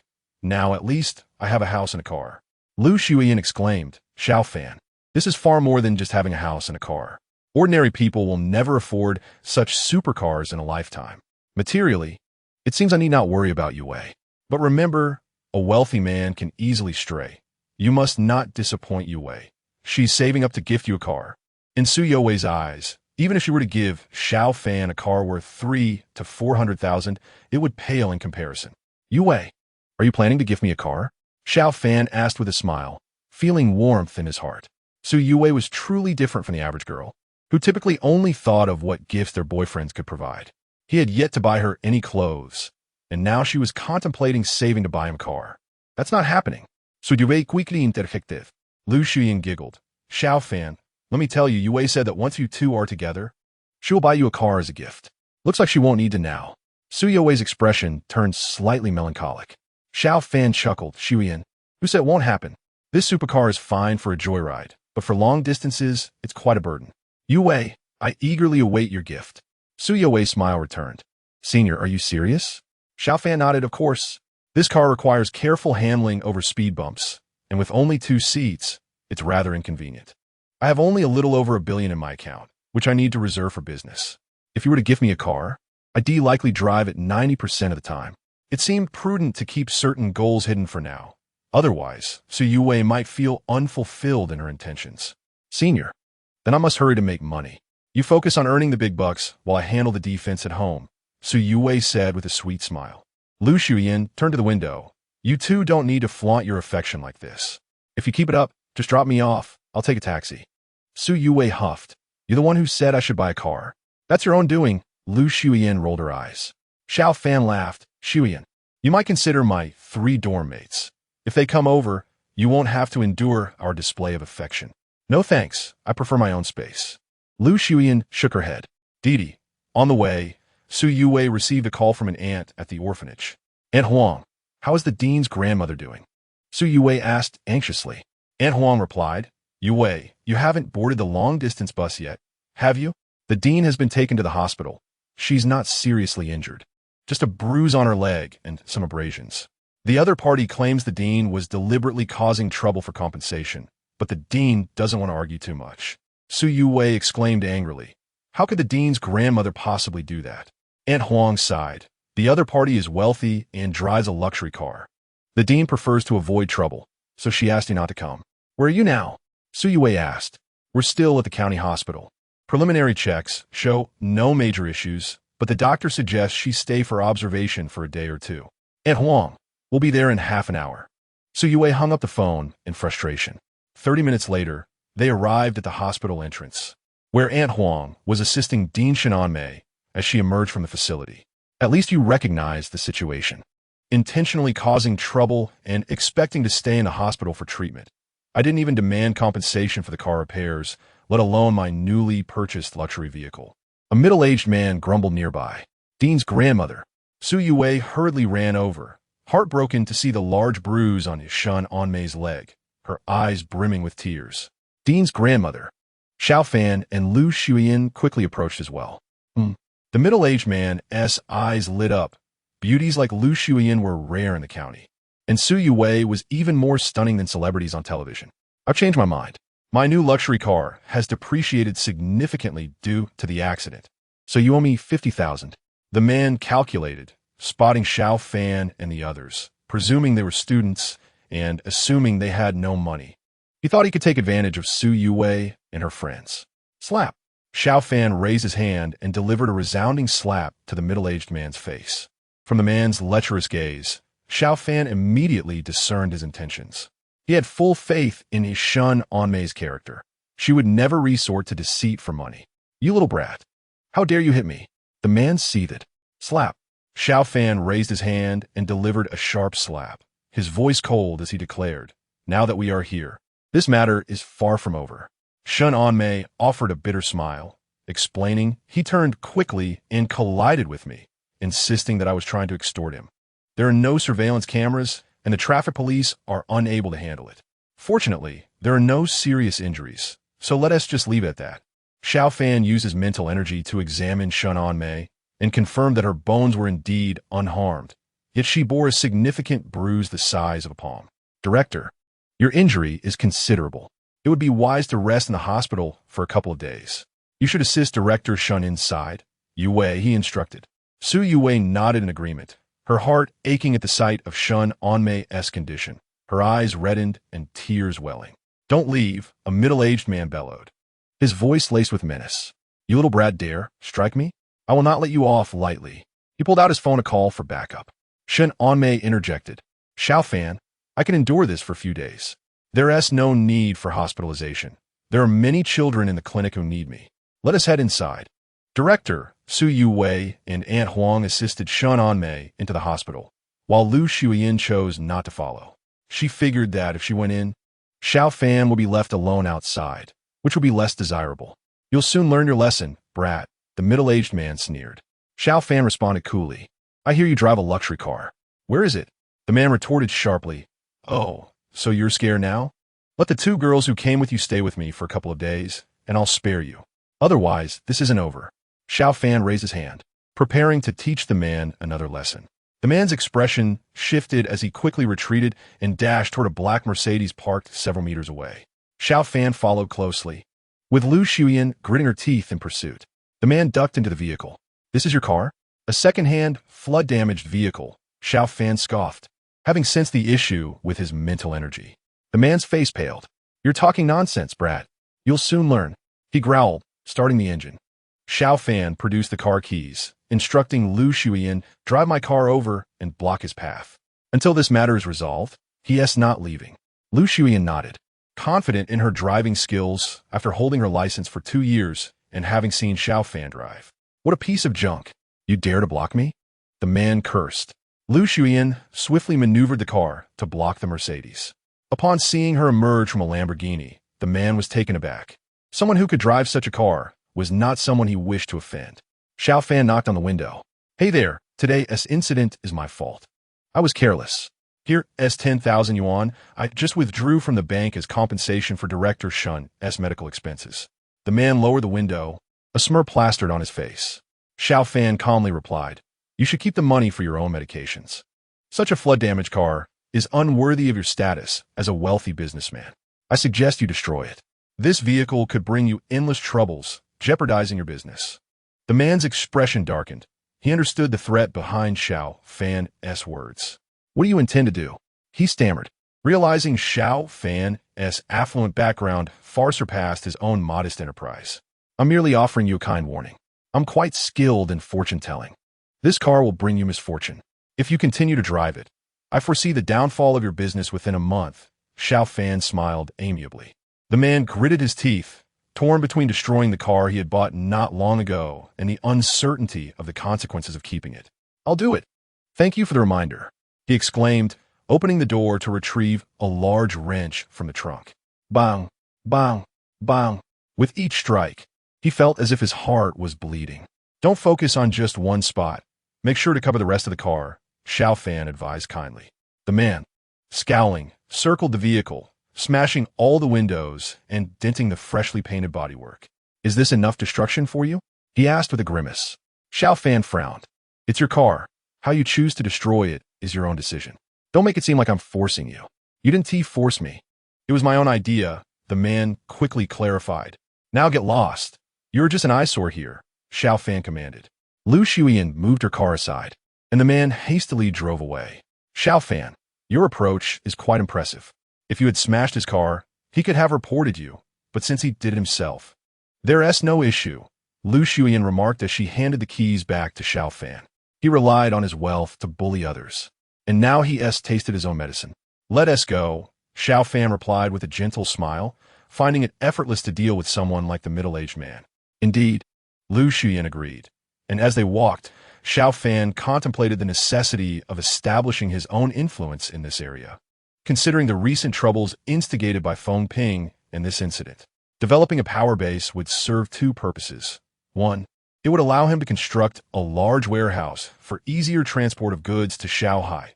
Rented warehouses could never compare to self-built ones. Two, strengthening influence in the county could also benefit the villagers. The city is the provincial capital, where many things are less accessible and land prices are exorbitant. Building a large warehouse would require substantial funds. County officials come and go, but the Zhao family remains steadfast, Xiao Fan mused, contemplating a visit to the Zhao family. He recalled a high school classmate, Zhao Kai, who despite poor academic performance often received praise from teachers due to his lineage. The Zhao family wielded significant power in Leishan County, with vast assets and involvement in numerous local industries, although they were seldom recognized in wealth rankings. If he could secure the Zhao family's cooperation, his operations in this area would be significantly more manageable. "What do you want?" he heard Su Youwei's voice, tinged with anxiety. "Your boyfriend? From now on, I shall be your boyfriend," a brazen voice interjected. It was Zhao Kai. Xiao Fan quickly approached, spotting Su Youwei and recognizing Zhao Kai. "Kai, you finally made it to the hospital. I told you to treat your issues promptly. It may be too late now," he teased. "Youwei, keep your distance. This guy has health issues, and I fear he might retaliate against society." Zhao Kai stared at Xiao Fan, astonished by his newfound boldness. "Is this truly your girlfriend, scholar? Your family is poor. You can't afford someone as beautiful as her." "I'm just looking out for you," he chuckled. He often frequented bars and nightclubs, filled with beautiful girls, yet he had never encountered anyone as stunning as Su Youwei. "Let's converse outside. Youwei, since we are old classmates, let us catch up. You and Lu Shuyan stay in the hospital. I will return shortly to fetch you," Xiao Fan said, draping an arm around Zhao Youcai's shoulders. "Who would want to leave with you? As a top student, I intend to continue engaging in meaningful discussions with them," Zhao Youkai retorted, shaking off Xiao Fan's grip. Suddenly, Zhao Youcai's expression shifted. He felt Xiao Fan's arm constricting him like an iron hoop. He struggled to break free, but his shoulder remained unyielding. "Let go of me, you brute," Zhao Youkai exclaimed. Xiao Fan tightened his hold as they moved forward, prompting Zhao Youkai to curse under his breath. Su Youwei let out a sigh of relief. "Youwei, let me tell you, that chubby guy just smashed his car. It'll cost him at least 100,000 to repair it," Lu Shuyan remarked. "Not to mention, replacing the 2 front and 2 rear lights will be quite expensive. He brought this upon himself." Su Yubei scoffed, well aware of the deceitful individuals who thrive on extortion in society. Yet she knew the hospital director would never engage in such behavior. That guy was Xiao Fan's high school classmate. Since Xiao Fan excelled academically, does that mean he attended the same school as us? Lu Shuyan inquired. Su Yue shook her head. He attended the first high school. I went to the private school that your family has shares in. How could we have been in the same school? Given her excellent grades, Su Yue could have easily entered the first high school, but attending the private school allowed her to study for free and was closer to the orphanage. Let go of me. My shoulder feels like it's going to shatter. After 2 or 3 years of not seeing you, you've grown bolder, daring to treat me this way. If you can leave Leishan County on your own 2 feet, I'll concede. Zhao Yukai gritted his teeth. Xiao Fan led Zhao Yukai outside the hospital. I've heard that your Zhao family has considerable influence in both the legitimate and underworld realms here. Are you the local emperor? You know it, Zhao Yukai replied proudly. The Zhao family's power in Leishan County surpasses your imagination. He grimaced as he rubbed his shoulder in pain. Is your family currently led by your father or your grandfather? Xiao Fan asked. Zhao Yukai squinted. What do you mean by that? Although our family is influential, we conduct legitimate business. Who's in charge now? Take me to meet him, Xiao Fan replied calmly. Zhao Yotsai's eyes gleamed with intrigue. This was not the Xiao Fan he remembered from high school, who was reclusive and solely focused on studies. Are you sure? My father is in charge now, and his temper is not to be trifled with, Zhao Yukai replied with a forced smile. Xiao Fan frowned. If I ask you to take me to him, you should comply without all this chatter. Do you dare test me? You have some nerve. I hope you don't end up crying later. Zhao Yukai sneered, pulling out his car keys and pressing a button, causing a nearby Lamborghini Huracan in to light up. See this? It's worth 3 to 4 million. You probably won't earn that much in your lifetime. In this day and age, money speaks volumes. Your strength means nothing, Zhao Yukai scoffed. He was aware that Xiao Fan's parents had died in a car accident, and that his family situation was modest, a fact he had known since high school. Lead the way, Xiao Fan said, retrieving his own car keys, and his Lamborghini Aventador's lights flickered on in the distance, leaving Zhao Yukai agape. Damn! Zhao Yukai felt as if he had just swallowed a fly, his discomfort palpable. The allure of his recently acquired Huracan diminished in comparison. He had persuaded his father for days to buy him that car, and it had been impressive enough in their county.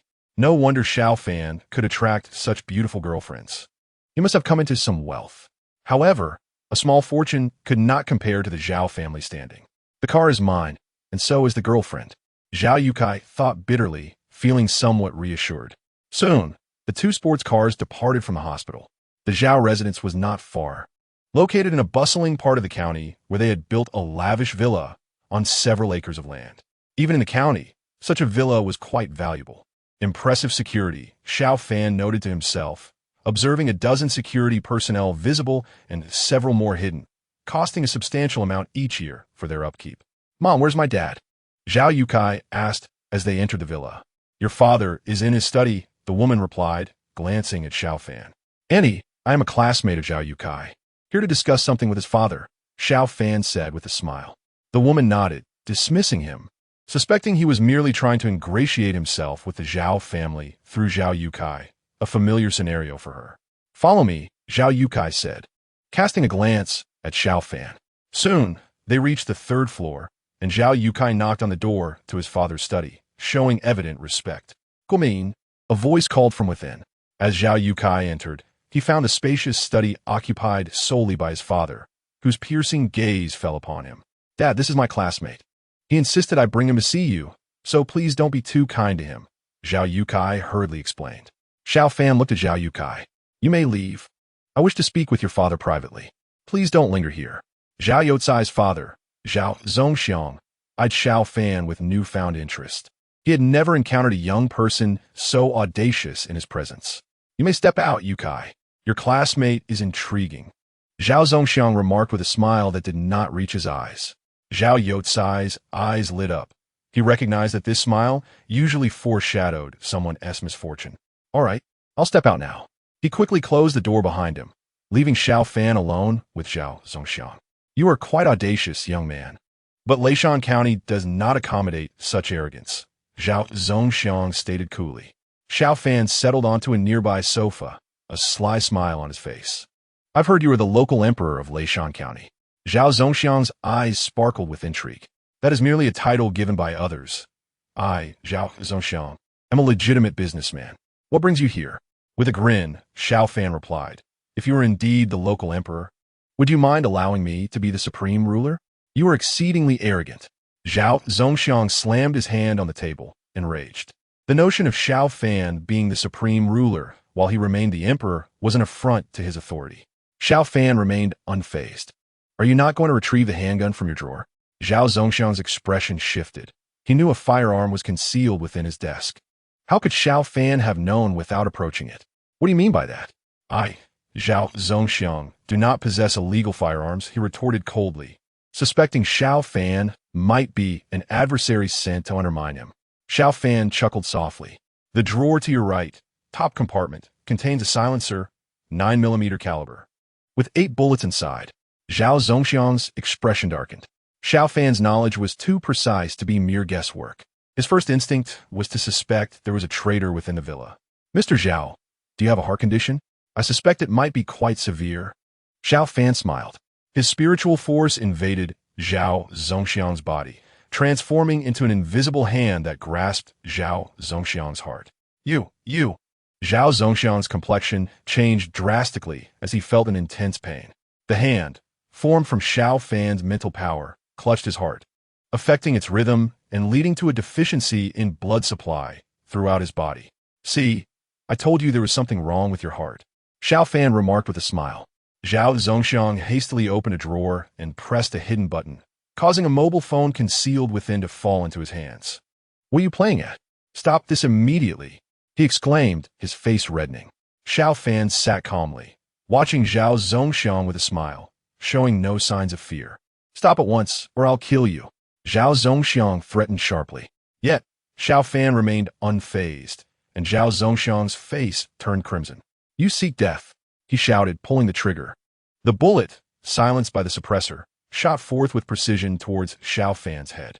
However, to Zhao Zongxiang's horror, the bullet slowed considerably, halting just an inch away from Xiao Fan.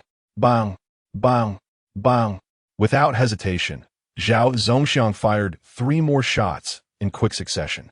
These bullets, too, were intercepted by Xiao Fan's mental prowess.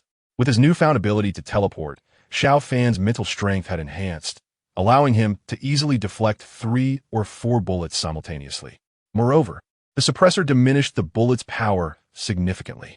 Continue, Xiao Fan said nonchalantly as 4 bullets clattered to the wooden floor. Zhao Zongxiang's eyes widened in shock. His hands trembled, and he dared not fire again. With 4 bullets failing to harm Xiao Fan, he realized further attempts would be futile. I concede, Zhao Zongxiang stammered, utterly astonished that someone like Xiao Fan existed, someone impervious to bullets. Mr. Zhao, you have a heart condition. You should visit the hospital for a checkup. Otherwise, you might meet an untimely end, Xiao Fan suggested with a smile. I can still muster 200 to 300 million in cash, Zhao Zongxiang added cautiously. Xiao Fan chuckled lightly. Mr. Zhao, there's no need to be so anxious. I am quite reasonable and do not engage in wanton slaughter. However, you're not entirely innocent. Zhao Zongxiang's lips twitched. The Zhao family had reached their current status not merely through reason. Mr. Zhao, be careful with such items, if seen by others.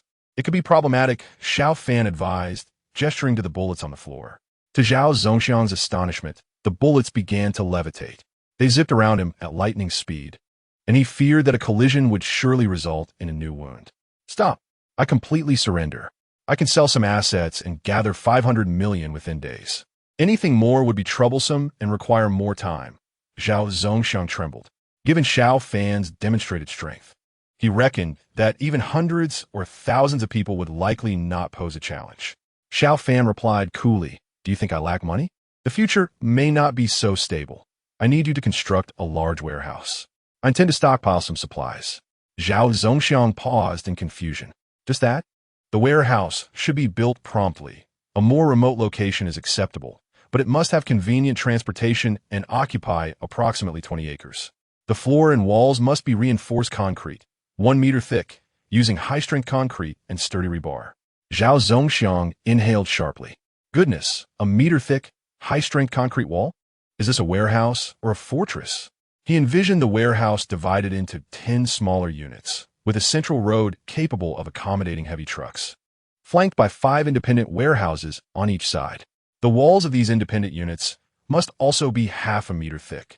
Each warehouse should have 2 stories, with a height of 10 meters, half of the second floor dedicated to storage and the other half to living quarters. All doors within the warehouse must be made of high-strength alloy, capable of withstanding impacts from fully loaded trucks.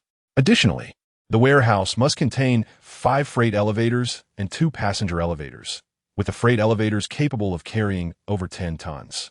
After hearing Xiao Fan's requirements, Zhao Zongxiang found himself utterly bewildered. Are you not constructing a warehouse, but rather establishing a formidable survival base?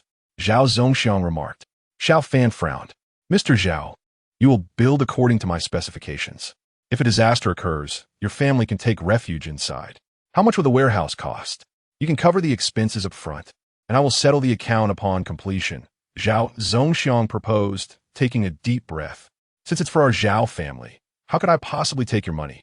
Zhao Zongxiang asserted, fully aware that constructing such a warehouse would not be inexpensive.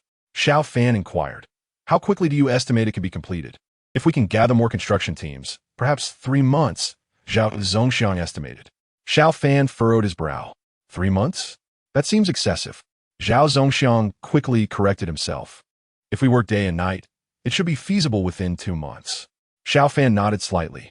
2 months was acceptable. I will grant you 2 months. Just provide me with the cost price then. Upon finishing, Xiao Fan rose. Mr. Zhao, today's events are known only to us. I would prefer no third party to learn of this. Otherwise, the forces behind me may silence you. Zhao Zongxiang felt a chill run down his spine and nodded vigorously. Chapter 65. Zhao Youcai's bewilderment. Xiao. May I have your contact information? I will keep you updated on the project's progress. Additionally, if there are other matters, you may reach out to me as well, Zhao Zongxiang said, a mix of anxiety and excitement in his tone. As a successful businessman, he recognized that Xiao Fan's visit might not be entirely negative. The Zhao family had a firm grip on their local territory, yet their influence remained confined to this small region. Zhao Zongxiang's ambitions extended far beyond. However, any expansion could potentially threaten the interests of competing forces.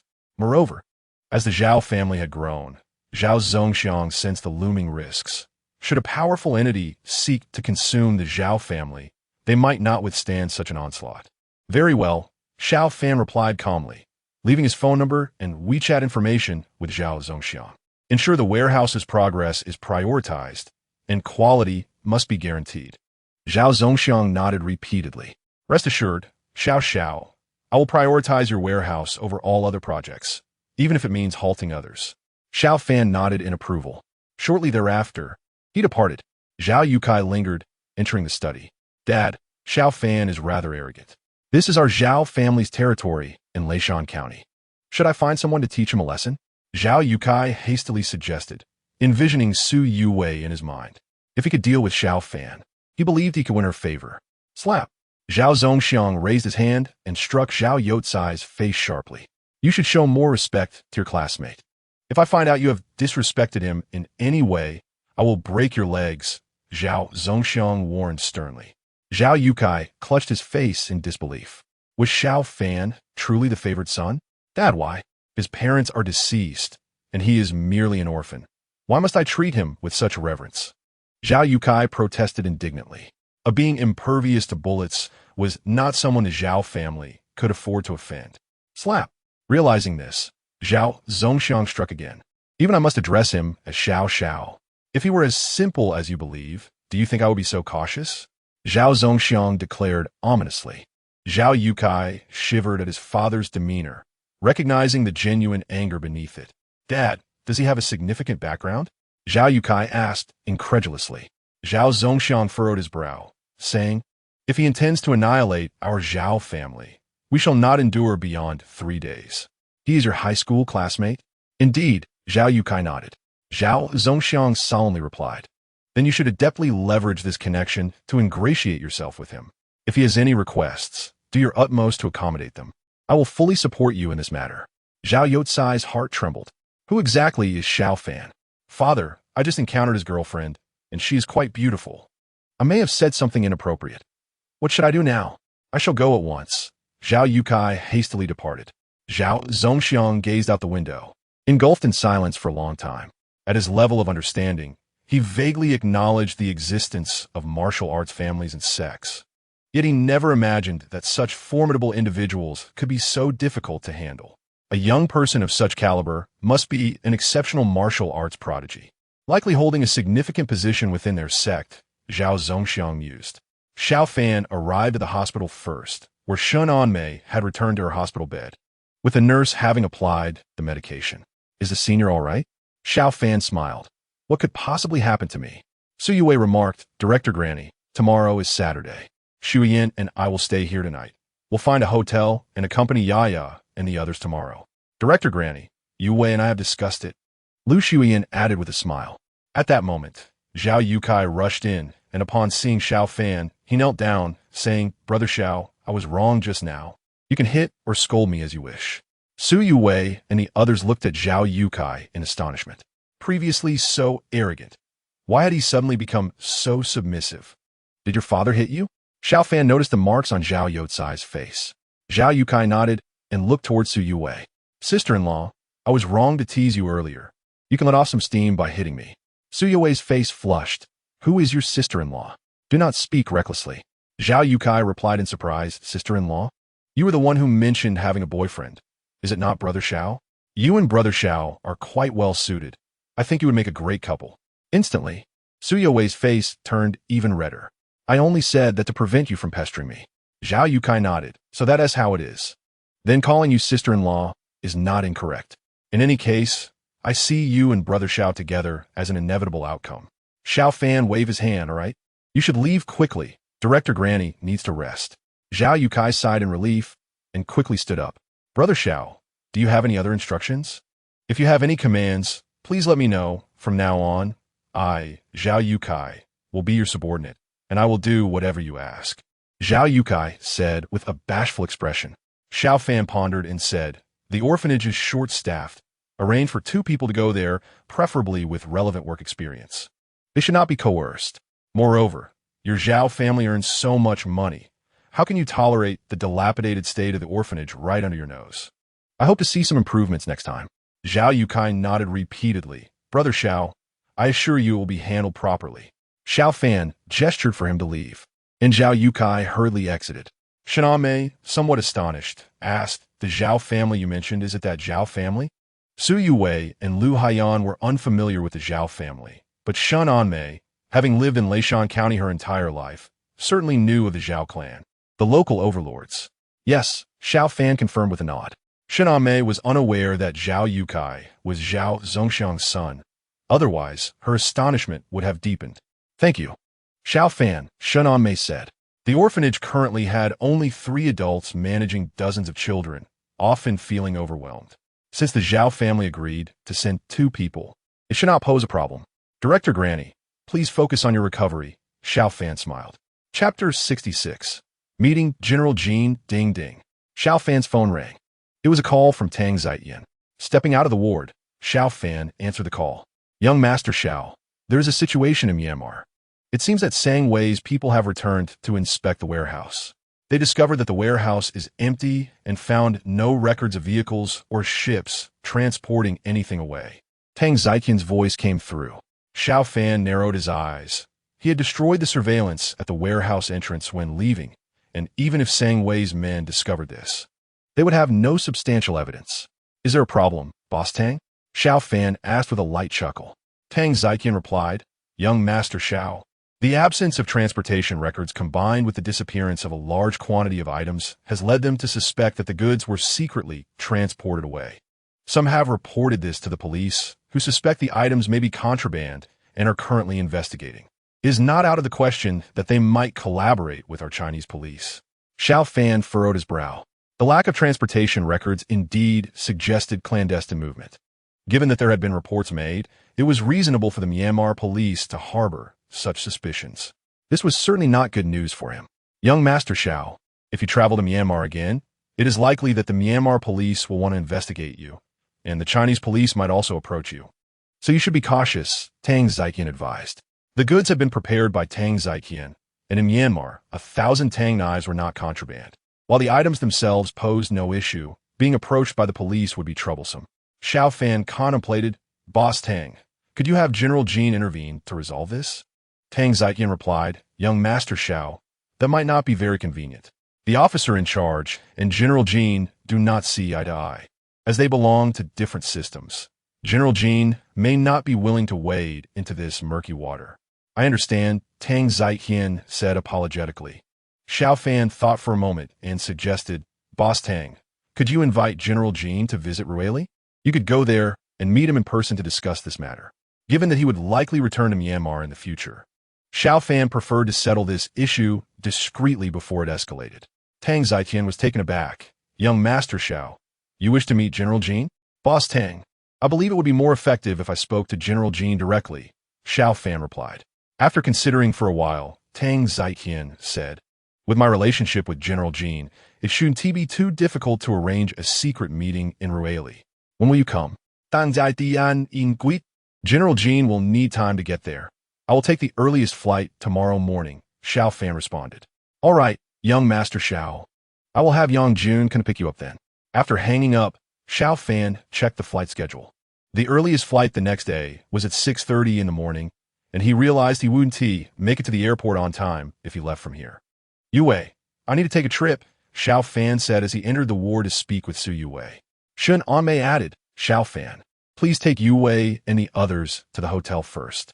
I'm a bit uneasy about them finding a hotel at this hour. Of course. Director Granny, please take care of your health, Xiao Fan smiled. Soon, he had taken Su Yue and the others to a nearby 4-star hotel. Yue, I will send Zhao Yotsai's phone number to you.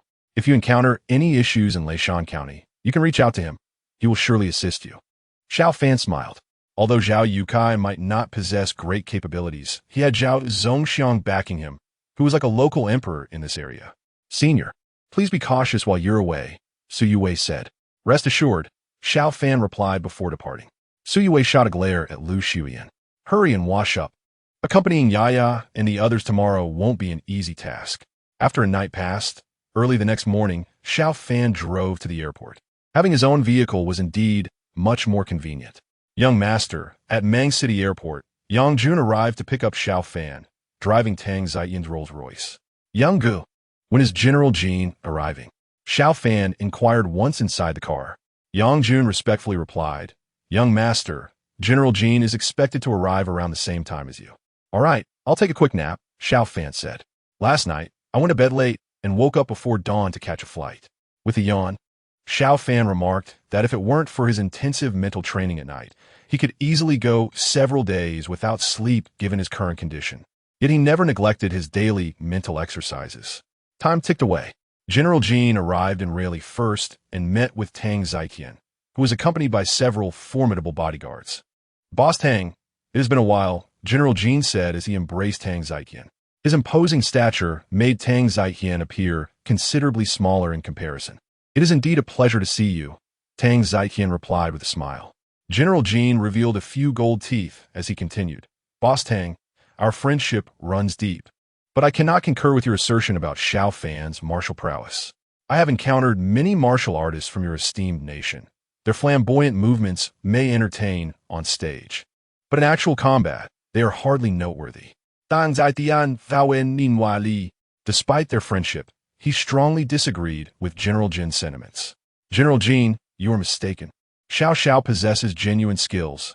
I assure you, I am not deceiving you, Tang Ziqian insisted.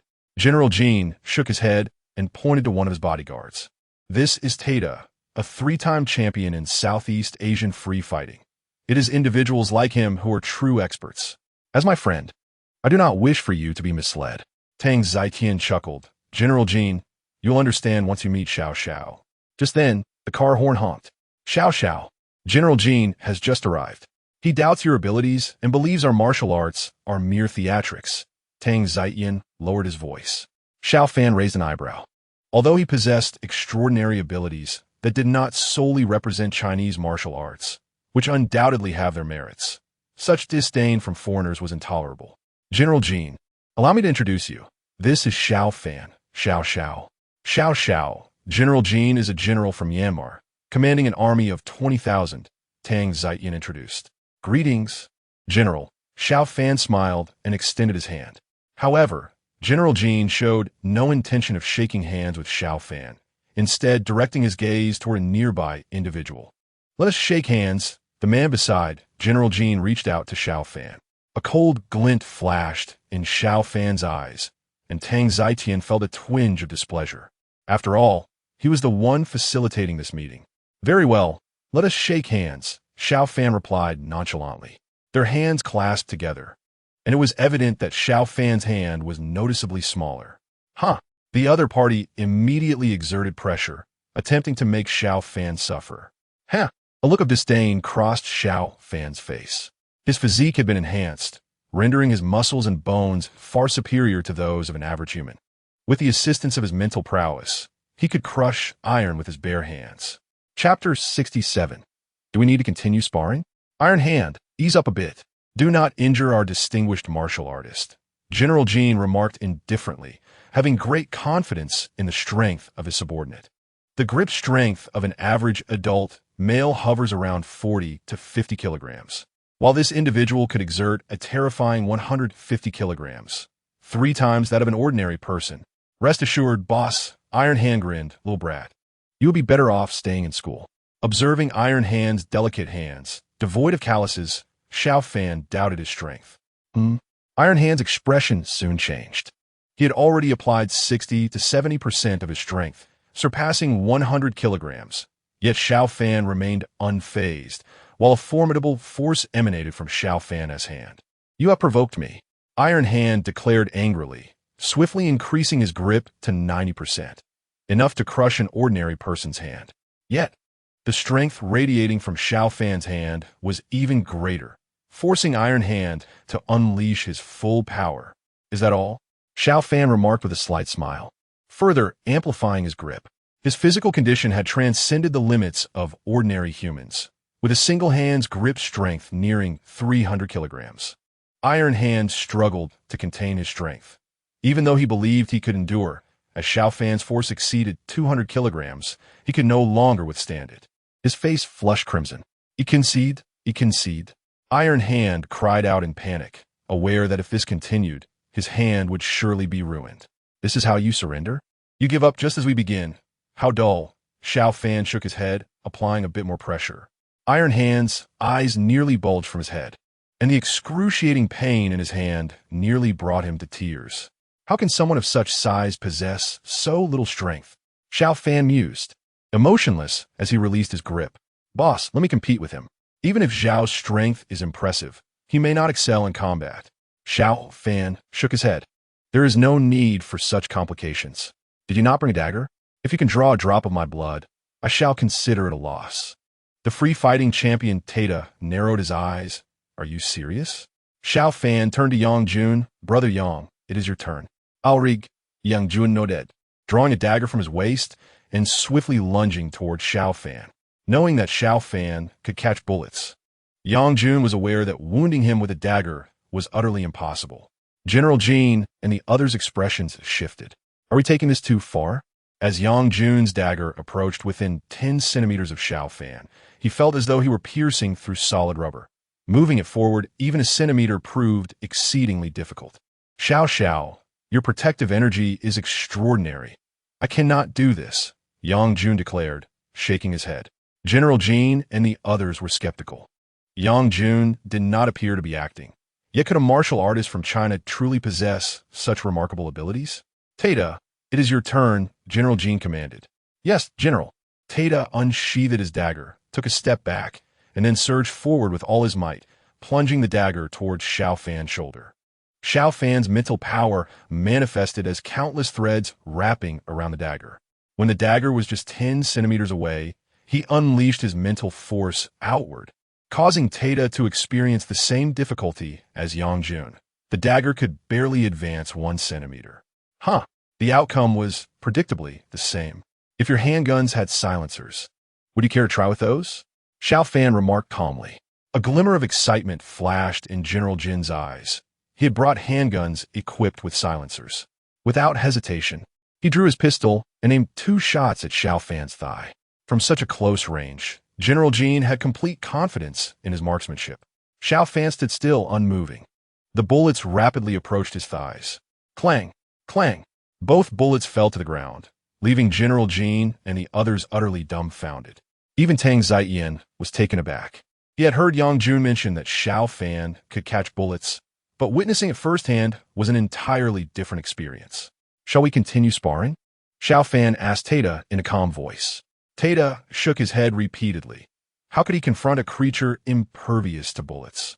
He would merely be a source of amusement for Xiao Fan. You are formidable, I concede. Iron Hand admitted, genuinely impressed. Though he had just lost, he still felt a tinge of pride.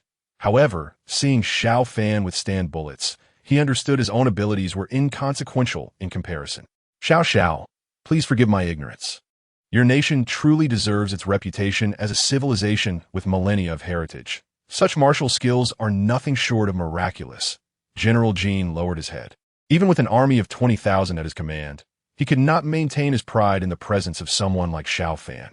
If Xiao Fan wished to take his life, General Jin doubted he would survive the encounter.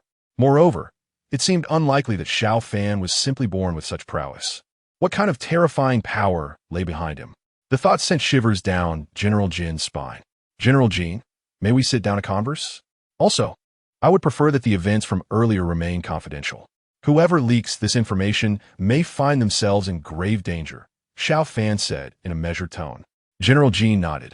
Rest assured, Xiao, you must not let this information leak, or I shall show no mercy, warned Tata, and they all nodded hastily. General Jin waved his hand, allowing Tata and the others to exit, leaving only Xiao Fan and his companions in the room. Tang Ziyan chuckled softly. General Jin, we have been friends for decades. Would I deceive you? Now you understand just how formidable young Master Xiao truly is, don't you? Indeed, General Jin nodded. Acknowledging the value of this encounter, which had opened his eyes, Tang Ziyan poured a cup of tea for Xiao Fan, who took a sip and remarked, I killed Sang Wei. General Jin's expression shifted. Sang Wei was a notorious drug lord. Those wishing to eliminate him far outnumbered those who sought his demise. Sang Wei's defenses were formidable, and for him to fall at Xiao Fan's hands implied that should Xiao Fan wish to take his life, even within the confines of his own lair, he would meet his end. Tang Ziyan continued, General Jin, Sang Wei attempted to kill young Master Xiao on 2 occasions. The first time, young Master Xiao granted him a chance, yet he remained obstinate the second time. Well done, General Jin affirmed, recognizing that the demise of such a drug lord was a boon for the populace of all nations. Tang Ziyan added, Young Master, Xiao has asked me to arrange a meeting with you regarding a matter. The sect behind him wishes to remain undisclosed. Hence they prefer that this matter goes uninvestigated. General Jin was taken aback. 10,000 tons of grain? Just how powerful is the sect supporting Xiao Fan? Can you assist? Xiao Fan inquired calmly. If not, I would appreciate your introduction to the police chief in Myanmar responsible for this issue. I shall speak with him directly. Of course. Absolutely no problem, General Jin replied promptly.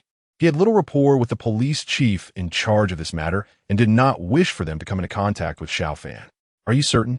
General Jin, please do not overexert yourself, Xiao Fan cautioned.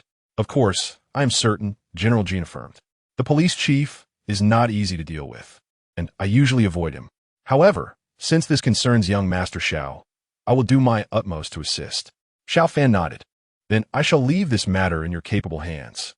Please ensure no complications arise. Otherwise, it could lead to troubles for both of us.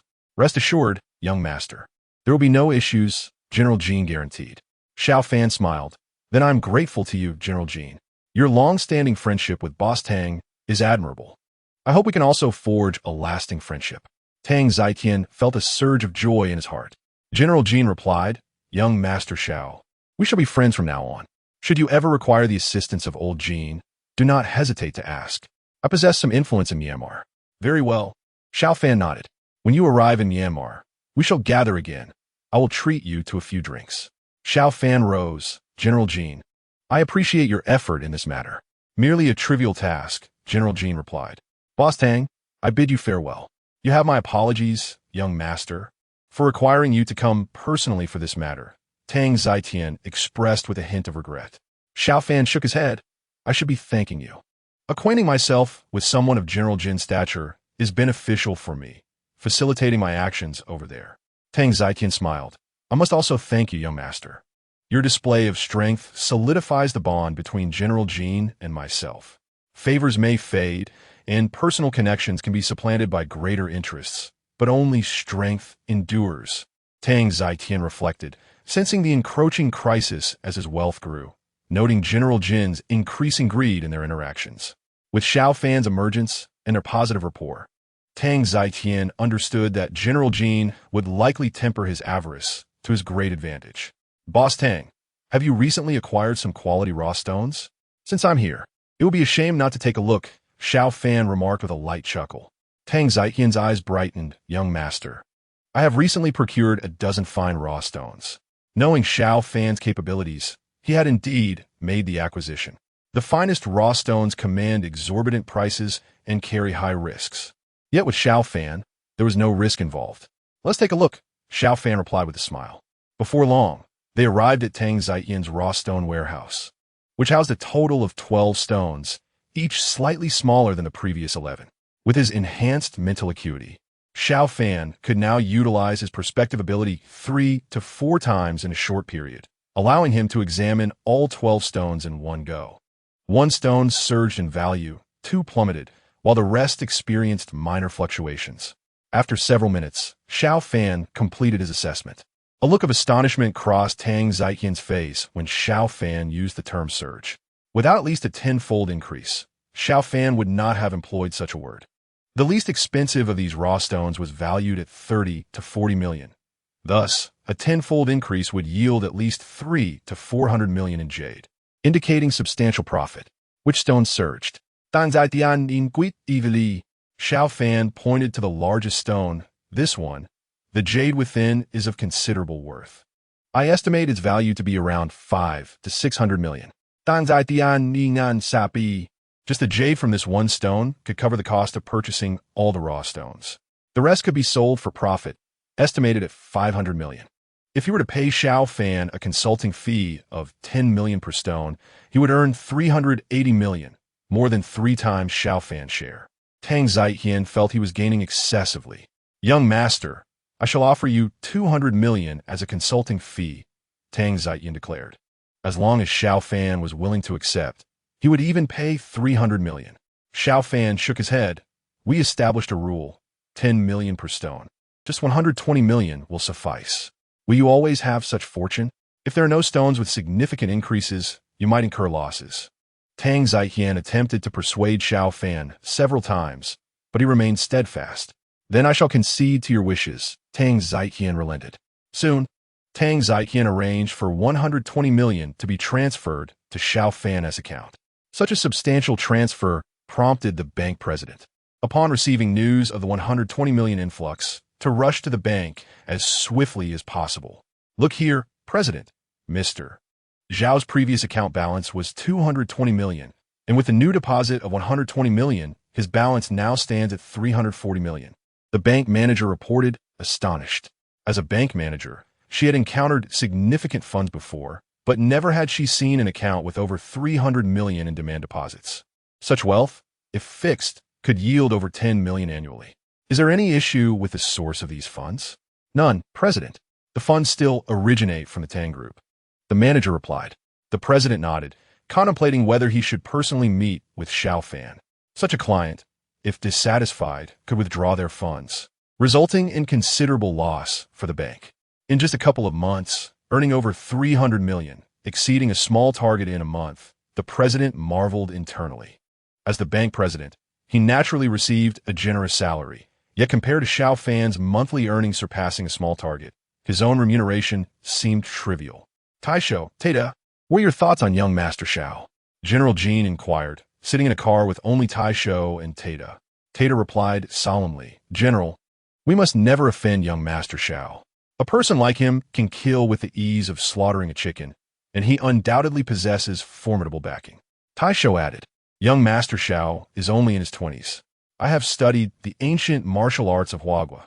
Those who master internal cultivation can potentially live to 150. Who knows how powerful his sex masters are?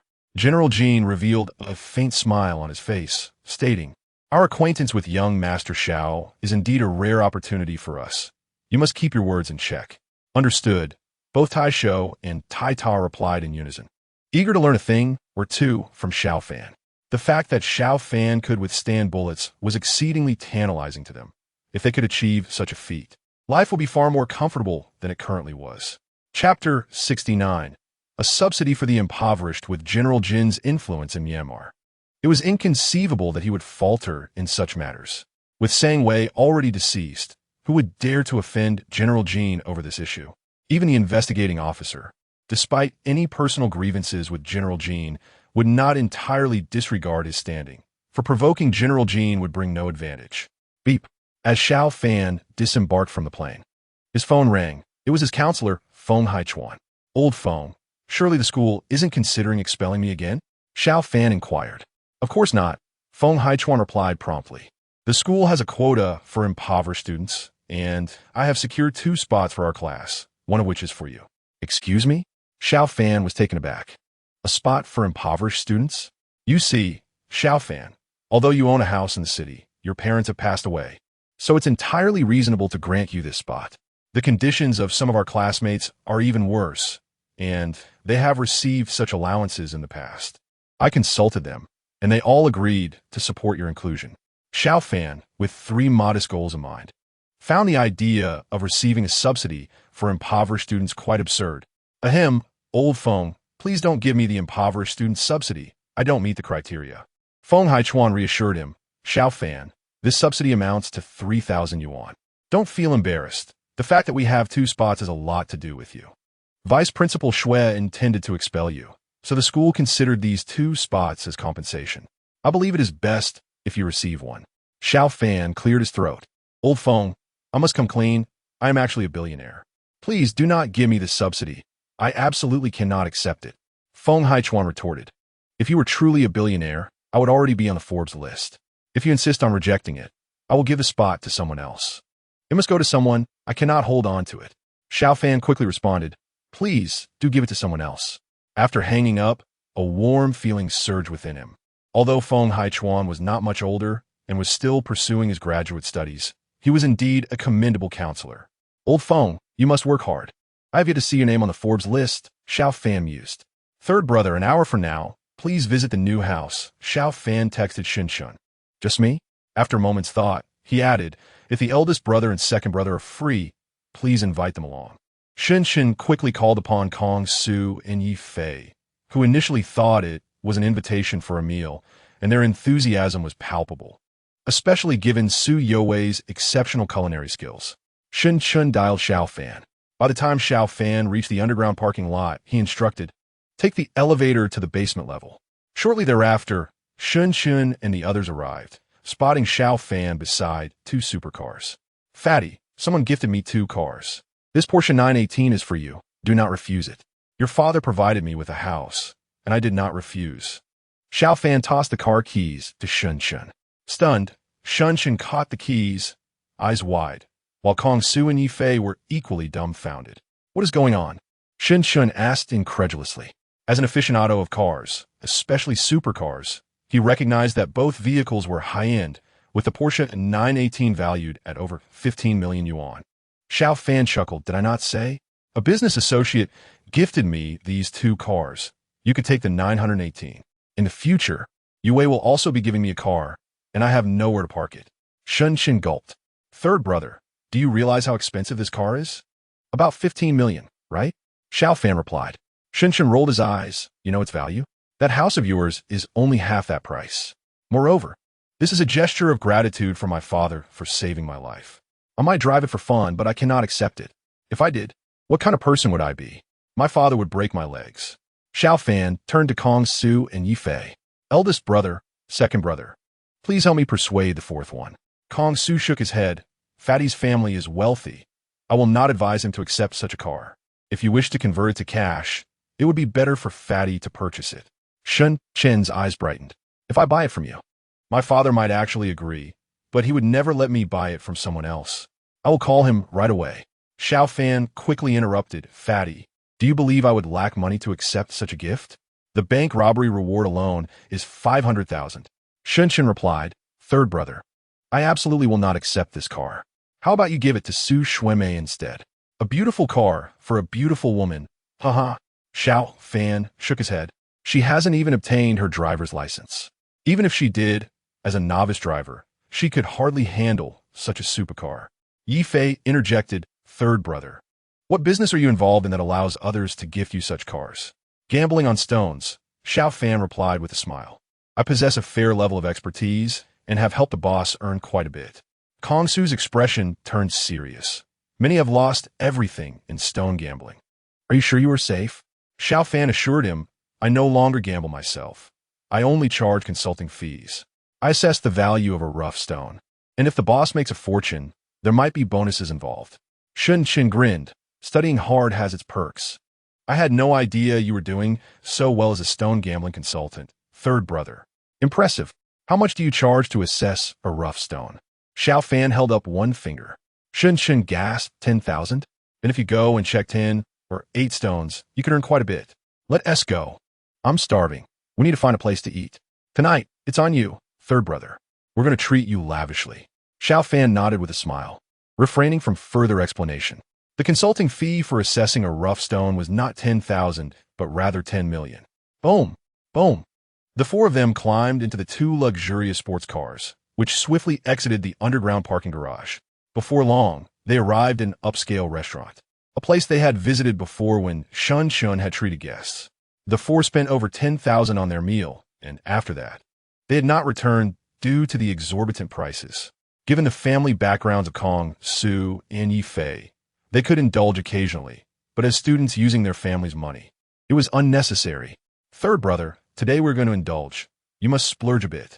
As for the car, I absolutely will not accept it, Shunshin said. Flipping through the menu, Xiao Fan thought that Lu Shuiyan had a decent appearance and character. If any of Shinshin's friends could win her over, it would be ideal. Sister-in-law's best friend? Eldest brother, you choose a dish. Third brother, shall we discuss something privately over there?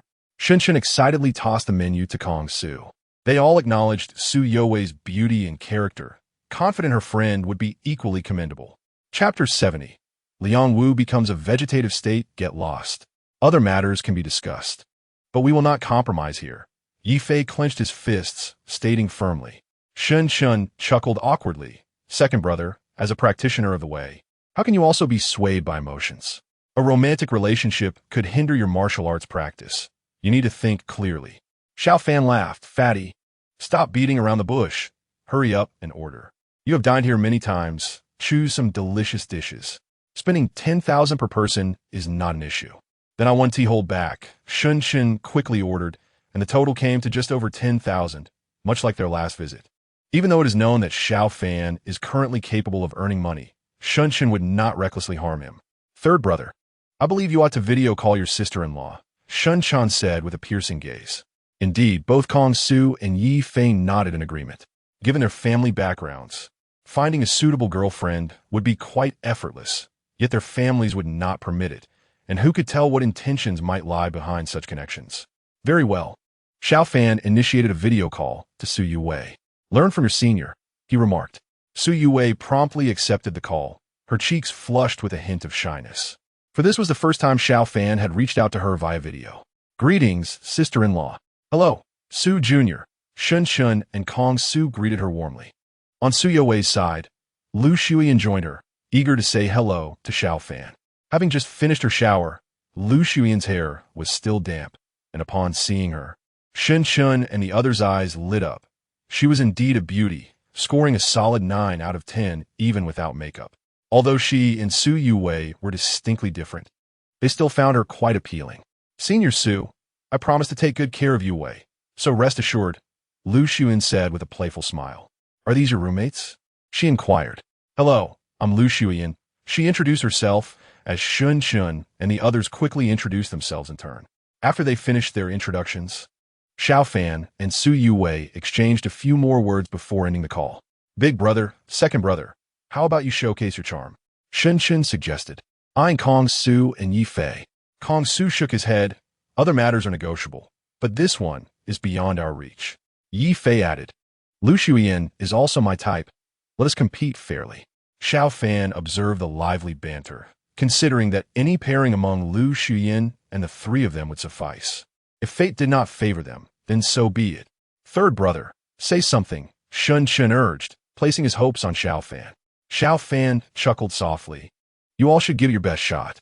If you manage to win her over, it would be convenient for Yue, as she likely only has her close friend in Lu Shuyan.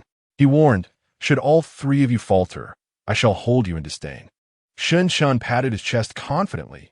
Rest assured, third brother, I will definitely win her over. Ha! Kong Su and Yi Fei scoffed dismissively. After their meal, Xiao Fan effortlessly paid the bill, totaling nearly 15,000, a considerable sum for an ordinary person, yet mere pocket change for him. What if they encounter trouble on the way? Shun Chen's eyes widened. Xiao Fan retorted. You and Lu Shuyan have only met once. You rushing in like a sycophant is unlikely to yield favorable results. Sycophants meet ill fates. As time swiftly passed, the next day arrived, and Lu Shuyan had become quite familiar with Kong, Su, and Yi Fei. However, it was still too soon to ascertain any feelings towards them. If she were so easily swayed in choosing a boyfriend, she would have already had one in the capital. Ding ding. After dinner, Leah called. Sisterly, you have never called me before. What is it? Xiao Fan inquired with a smile. On the other end, Leah's eyes were red. Her voice choked as she replied. Xiao Fan, Captain Liang has encountered an incident. He was attacked last night, after work, and suffered a severe blow to the head. Although he was rescued overnight, he remains in a coma, and the doctors say he may not wake up. He is likely to become a vegetative state. Leah's voice broke into tears, and Xiao Fan's expression darkened. Captain Liang had been investigating his parents' case, and the attack on him might indeed be related to that investigation. Sisterly, where are you now? Xiao Fan asked urgently. At the People's Hospital, she replied. Xiao Fan quickly drove off, reaching the provincial hospital in under half an hour. Has there been any change with Sister Liang? Could the assault be connected to his investigation into my parents' case? Xiao Fan pressed, his urgency palpable. Lia Sieg, though I haven't been here long, I hold great respect for Captain Liang.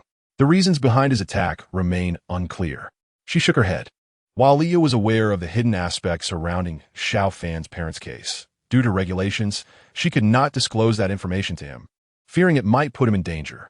Where is Captain Liang? Xiao Fan asked in a low voice. Leah responded, he is in the intensive care unit, and his family is there as well. It might be best if you don't go over, as they may be quite emotional. Take me there, Xiao Fan insisted. Given that Captain Liang had been investigating the accident involving his parents, it was understandable that his family would be agitated. Avoiding them was not something Xiao Fan could bring himself to do. Besides, with his mental powers, he might discern the reason behind Liang Wu's coma. Be cautious. Leah hesitated before eventually nodding. A few minutes later, they arrived outside the intensive care unit, where Liang Wu's parents and wife were present, along with a few other relatives. His children had not yet arrived, likely unaware of the news. Liang Wu's parents and wife had red, tear-streaked eyes. Uncle, Captain Liang is currently investigating my parents' accident, and his incident may be related to their case. I never anticipated such a turn of events. I am truly sorry. Xiao Fan bowed his head in apology. Liang Wu's mother prepared to scold him, but his father quickly intervened. Xiao Fan, my son has investigated numerous cases. The likelihood of this being connected to your parents' accident is slim. Moreover, just days ago, you saved his life. If not for you pushing him out of harm's way, he might have perished. Liang Wu's mother sobbed. Xiao Fan, my son chose this profession. His misfortune has nothing to do with you, so you need not apologize. My wife is merely overwhelmed. I hope you can understand. Liang Wu's father wiped his tears. Xiao Fan nodded, moving towards the entrance, allowing his mental powers to reach into the intensive care unit. Chapter 71. Leah discovers the hidden truth behind the bank heist. Liang Wu's room was approximately 7 to 8 meters from the entrance, a distance easily within reach of Xiao Fan's mental powers. Captain Liang's brain had suffered trauma, and his potential vegetative state indicated severe issues with his brain. Xiao Fan pondered as his mental powers entered Liang Wu's mind. However, the brain's intricate structure, coupled with the recent surgery, made it difficult for Xiao Fan to ascertain the reason behind Liang Wu's coma. Captain Liang, awaken, awaken. Xiao Fan called out within Liang Wu's consciousness using his mental powers. Beep, beep. The monitoring equipment beside Liang Wu began to register changes. The previously stable brainwave patterns displayed significant fluctuations. In a short while, a nurse arrived in the room, quickly seeking out a doctor. 5 minutes later, the doctor emerged from the ward, addressing Liang Wu's father. The instruments just detected strong brain activity from the patient. Although he remains in a coma, the likelihood of awakening has significantly increased. Ultimately, it depends on the patient's will. Liang Wu's father nodded with joy. This was excellent news for them. Doctor, I would like to request a favor, Xiao Fan said. What is it? The doctor inquired. Captain Liang's incident occurred while he was investigating my parents' case. I believe he should qualify for workers' compensation, but there may be limitations regarding medication and treatment. I wish to request that the hospital use the best medications and bring in the finest specialists for consultation and treatment, with all related expenses covered personally by me, not through workers' compensation. The surrounding crowd gazed at Xiao Fan in astonishment. Are you certain? Please have the best specialists come for the treatment. The cost will not be insignificant, the doctor remarked, equally surprised. Xiao Fan nodded affirmatively, saying, I am certain. I will deposit 1 million for medical expenses. Should the cost exceed this amount, I will cover the difference. Please ensure that team leader Liang is saved. Liang Wu's parents and wife looked at Xiao Fan with grateful eyes. With the best medicine and specialists in attendance, there was no doubt that Liang Wu's chances of recovery had significantly increased. If you are sure and the patient's family has no objections, our hospital will naturally agree. The doctor stated, We are willing. We wholeheartedly agree, Liang Wu's wife quickly added, with his parents nodding in agreement. Before long, Xiao Fan deposited 1 million into Liang Wu's medical account. Xiao Fan, thank you. I cannot express how grateful I am, Liang Wu's father said. I was a bit impulsive earlier. Please do not take it to heart, Liang Wu's mother added, aware that Liang Wu's situation might not be directly related to Xiao Fan's parents' case. After all, Liang Wu was a police officer, and this was a perilous profession he had chosen. Please, there is no need for such formalities, Xiao Fan replied. Encourage the hospital to find the best specialists. The money is not an issue. Team leader Liang is destined to overcome this. I firmly believe he will recover. Sincerely, Xiao Fan exchanged contact information with Liang's family before temporarily leaving the hospital, as Liang Wu had just undergone surgery and was not yet fit for visitors. He intended to return in a few days. When the time was right, he could utilize his abilities to gain clearer insights. Leah, I'm heading out now. If there are any developments regarding team leader Liang, please send me a message, he texted as he settled into his car. No problem, Lieri Blaive. Her heart filled with emotion. She had just learned of Xiao Fan's generous deposit of 1 million into Liang Wu's medical account. A considerable amount, given that Xiao Fan had only recently received a similar sum as a reward. The case involving Xiao Fan's parents was complex, and it seemed likely that team leader Liang's recent assault was orchestrated by the same unseen forces. Li was lost in thought when she recalled a detail about Sun Haoquan, who had suffered a gunshot wound to his wrist. It seemed unnecessary for him to attempt suicide. His actions during the incident appeared suspiciously deliberate. She hurried to another hospital where Sun Haoquan was being treated. Having been in a coma after crashing into a pillar, she had heard he had recently awakened and would soon be interrogated. However, with Liang Wu now in peril, Li suspected a connection between Sun Haoquan and Liang Wu's case. Officer Li, the guards outside Sun Haoquan's room, greeted her warmly upon her arrival. Thank you for your hard work. How is Sun Haoquan's condition? I would like to speak with him, she said. You may go in, but don't expect much. One of the officers replied. The case was under the jurisdiction of the criminal investigation team, and it was perfectly acceptable for Li Ye to question Sun Haoquan. Does he know about team leader Liang's situation? She inquired. No, he doesn't, came the response. Upon entering the room, Li Ye found Sun Haoquan bandaged and still recovering. His expression remained unchanged as she sat beside him. Today, another attempt was made on team leader Liang's life. Like you, he was also targeted. We shall see who confesses first, she stated, watching closely as Sun Haoquan's pupils dilated. Armed robbery of a bank, attempted assassination of team leader Liang. If you remain silent, you may face the death penalty. However, if you speak, you might receive a life sentence instead. Do you believe the masterminds behind this will spare your family? Only by bringing them to justice will your loved ones be truly safe. Sun Haokuin's voice was hoarse as he responded, "Why are you here and not Liang Wu?" Lia's eyes lit up. How could Sun Haokuin possibly know Liang Wu? He had been unconscious after the crash and would not have had any conversations in the hospital. Team leader Liang is currently interrogating someone else. A few colleagues and I have come to take you. Soon, you will be able to speak with him, she replied nonchalantly. If there is anything you wish to say, do so. I could use the credit for it. If you choose to remain silent, the opportunity for leniency will go to someone else. Sun Haokuin appeared conflicted, fully aware of the consequences of his words. If he remained silent, he would lose everything. A life sentence could still allow him the chance for a reduced sentence and the possibility of seeing his family again. I will speak, but you must ensure I am recognized for it, he finally said after a lengthy internal struggle. Leah nodded and activated her phone's camera. Taking a deep breath, Sun Haokuin admitted, I didn't intend to kill Liang Wu. The one who instigated me was Yu Shorin, the chairman of Chongkong Group. He promised me 5 million if I succeeded. Even if I failed, this money would go to my family. Leah, familiar with Chongkong Group, replied.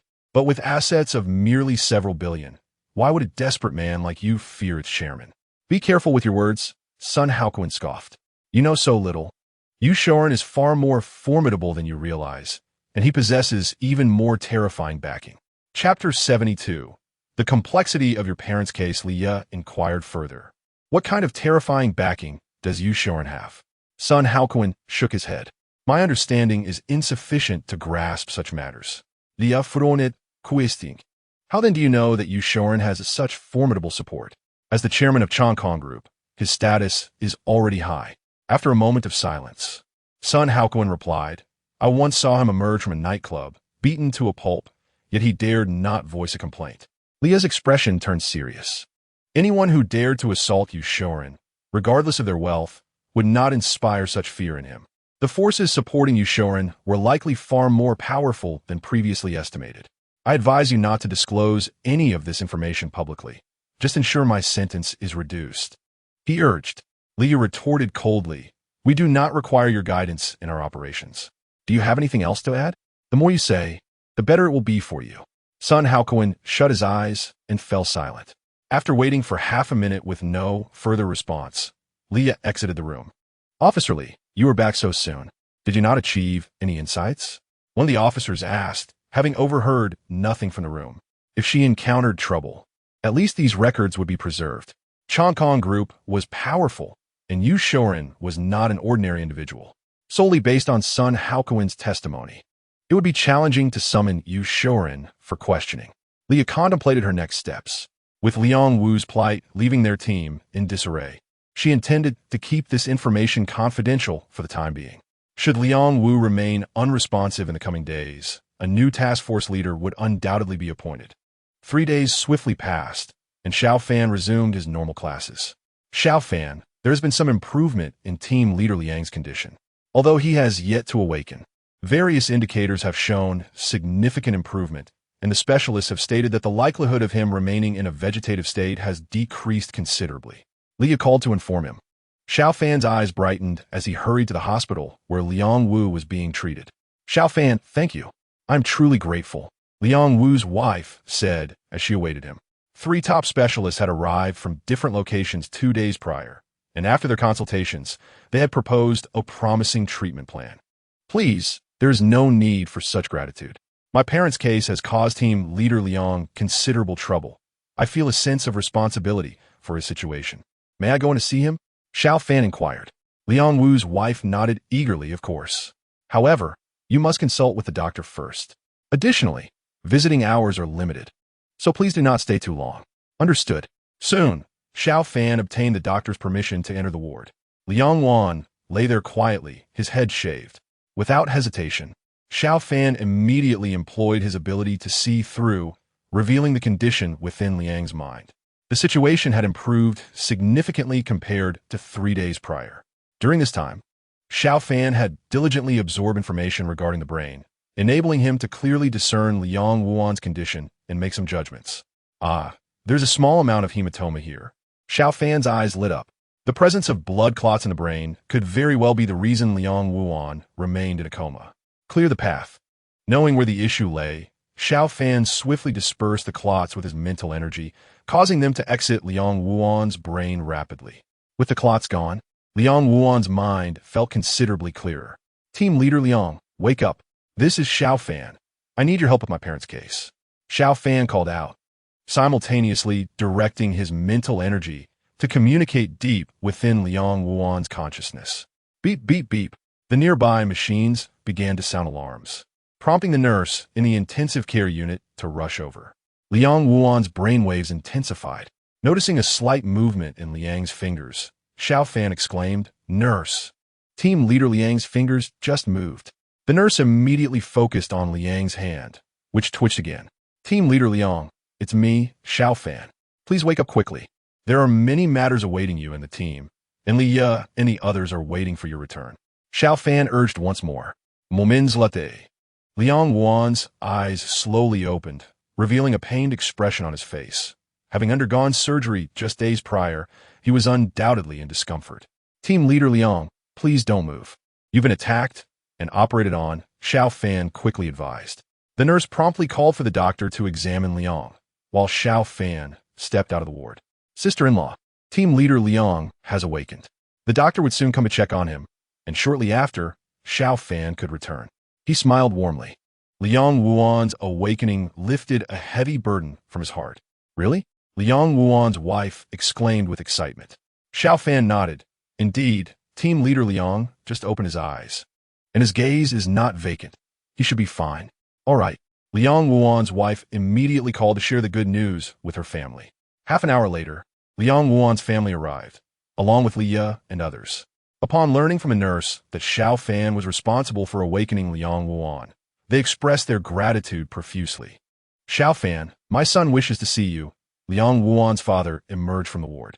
Xiao Fan nodded and entered the room as the nurse stepped out momentarily. The room was now occupied solely by Xiao Fan and Liang Wuan. Xiao Fan, I promised to assist with your parents' case for 2 months, but it may now prove quite challenging. You must exercise caution. The case regarding your parents is rather complex, Liang Wuan stated with some effort. Originally, he had not intended to disclose this information, but having nearly lost his life, he felt compelled to warn Xiao Fan. My parents' case is complex? Xiao Fan was taken aback. The incident involving his parents had occurred 5 years prior in a car accident, which was indeed difficult to investigate. However, why did Liang Wuan describe it as complex? Are you implying that my parents' case is not merely a simple traffic accident? After a moment of silence, Liang Wuan replied, your parents' case is a homicide. While we are still uncertain about the reasons for their demise, it is clear they were murdered. There was a witness to the case named Wang Xiong, who was once a cellmate of Lu Kuan. Wang Xiong died in prison, and we obtained our leads from Lu Kuan. As he finished speaking, Liang Wuan's complexion noticeably worsened. Team Leader Liang, please refrain from speaking further. Focus on your recovery. I understand your warning, and I will indeed exercise more caution, Xiao Fan reassured him. Talk to Liya. She is aware, Liang Wuan said with some reluctance. Chapter 73. Liya reveals the truth after leaving the ward. Xiao Fan invited Liya to dinner, to which she readily agreed. Is this your friend's car? It's best not to borrow it. Any scratches or dings could be quite troublesome, Liya remarked as she entered Xiao Fan's vehicle. She had learned from Liang Wuan and others that Xiao Fan's parents had passed away and his family's circumstances were modest. Recently, he had received a bonus of 1 million, providing him some financial relief. Yet, Xiao Fan had deposited that entire amount into Liang Wuan's medical account. Sisterly, are you looking down on me? Can't this be my own car? Xiao Fan retorted with a smirk. Liya rolled her eyes. The quickest ways to make money are outlined in the criminal code. I don't know your family background. Is your roommate Chen involved? Occasionally, there are hidden robbers among hostages. When they discovered Shen, they were astonished to find such a wealthy heir among the hostages. If the robbers had kidnapped Shen, the ransom could exceed the amount from robbing a bank. These days, speaking the truth is met with disbelief. What a pity, Xiao Fan sighed. Hurry up and drive. I haven't eaten well since the captain's incident, and now that he's awake, let's treat ourselves to a nice meal. Don't worry about the cost. Leah urged. Shortly thereafter, Xiao Fan parked at a reasonably nice restaurant, where the average cost per person was not exorbitant. Leah would likely refuse to enter a high-end establishment. Sister Lee, Team Leader Liang wanted me to find you. You mentioned my parents' case is not simple, Xiao Fan began as they ordered their meals. Leah's expression turned serious as she glanced around. Their table was in a corner, with no one nearby, allowing for discreet conversation. Did Team Leader Liang call you in for this? Yes. After a moment's contemplation, Leah continued. Team Leader Liang likely believes there is danger, and he wanted to alert you. The mastermind is indeed audacious to even attempt to kill Team Leader Liang. We are now 100% certain that your parents' case is a murder. Xiao Fan poured Leah a glass of water, and after she took a small sip, she elaborated, the bank robbery incident from a few days ago has issues. The leader was looking for an opportunity to kill Team Leader Liang. Robbing the bank was secondary. Xiao Fan's eyes widened in astonishment. The robbery case harbored such hidden motives. Leah explained, 3 days ago, I questioned Sun Haokuin after he regained consciousness. He admitted someone had instructed him to kill Team Leader Liang, but he cannot disclose the identity of the instigator at this time. I have yet to report this, as we lack concrete evidence to implicate anyone. Sun Haokuin's testimony alone is insufficient. Xiao Fan's expression darkened. While he could somewhat reconcile his parents' deaths in a car accident, the revelation of murder was a heavy blow. My parents were simply honest farmers who worked tirelessly to buy a house in the city for my education. Why would anyone go to such lengths to murder them? Xiao Fan said somberly. Leah shook her head. We do not yet know the answer. According to Sun Haokuin, although the person he knows holds a high position, they are merely a pawn in a larger game. There are even more profound forces at play. You should remain vigilant and avoid investigating this matter on your own. Otherwise, it could endanger yourself and those around you. Why would an ordinary family attract such terrifying figures? Those whom Sun Haokuin deemed too dangerous to confront must hold significant power. What kind of force lies behind them? Perhaps he could inquire with his grandfather later. Xiao Fan mused silently. If there were any peculiarities in their family, his grandfather, Xiao Hai, would certainly be aware. Sister Lee, why can't you tell me who Sun Haokuin mentioned? Xiao Fan inquired. Leah shook her head. Xiao Fan, I cannot disclose that information. Currently, we cannot confirm that the individual poses a threat. Revealing their identity would be a serious violation of protocol. What if you want to confront them and something happened? Fine. I won't ask any further. The meal concluded, but Xiao Fan found it tasteless. Learning that his parents had been murdered weighed heavily on his heart. Xiao Fan, Team Leader Liang promised to find the perpetrator within 2 months. Now, with Team Leader Liang having been attacked and the case becoming increasingly complex, more time may be required. Xiao Fan nodded slightly, understanding the situation. Goodbye. Leah exited the car, and Xiao Fan quickly departed, eager to see his grandfather. Though the appointed time had not yet arrived, and he could not meet him just yet. Dad, Mom, I will surely find a murderer to avenge you. Back at home, his restless heart gradually calmed. After all, he was no ordinary person. Even if he lacked the ability now, he would eventually gain advantages from Xiao Hai, equipping him with the means to exact revenge for his parents. Suddenly, his phone rang, and to his surprise, it was Yi Fei calling. Xiao Fan was taken aback. Although Yi Fei was skilled, he was somewhat taciturn. Matters of concern were usually communicated through Shun Shun or Sun Su. What is up, second brother? Xiao Fan answered the call. Yi Fei cleared his throat and said, Third brother, come to the dormitory and help me with some key points. I cannot afford to fail this semester. Otherwise, I would be too embarrassed to face Lu Xiuyan. Xiao Fan chuckled inwardly. It was amusing how love could be such a motivating force. All right, I'll head over now. But let us not study right away. Let's play a few rounds of games first.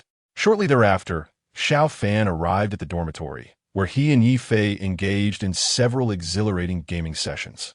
Kong Su inquired, Xiao Fan, you were on fire in the game today. They had achieved a series of victories, with Xiao Fan claiming the majority of the kills, which felt somewhat unusual. Exhaling a deep breath, Xiao Fan replied, It has nothing to do with you, Wei. There are other matters that I cannot discuss with you. Kong Su and the others likely possessed considerable connections, but Xiao Fan preferred to keep them uninvolved in these affairs. He would handle it himself when the time came. Second brother, bring the books over. I'll help you highlight the key points. You can ask me anything you don't understand. After assisting Yi Fei with his studies, Xiao Fan took his leave, as it was inconvenient for him to stay in the dormitory since he needed to exercise his mental focus each night. Third brother must be facing significant challenges, Kong Su remarked solemnly. Shen nodded slightly. Indeed. With third brother's wealth, money can resolve the majority of issues. If he has enough, it can solve nearly all of them. What remains unsolved is bound to be a serious problem. Ye Fi pondered it. I sense a killing intent from third brother. Shen scoffed. Second brother, do you really see yourself as a martial arts master? Killing intent? Ye Fi retorted. Didn't third brother just go on a killing spree in the game? I genuinely felt the killing intent. Kong Su suggested, should we investigate? Perhaps we can assist. Yi Fei nodded in agreement, and Shen quickly chimed in. I concur. Chapter 74.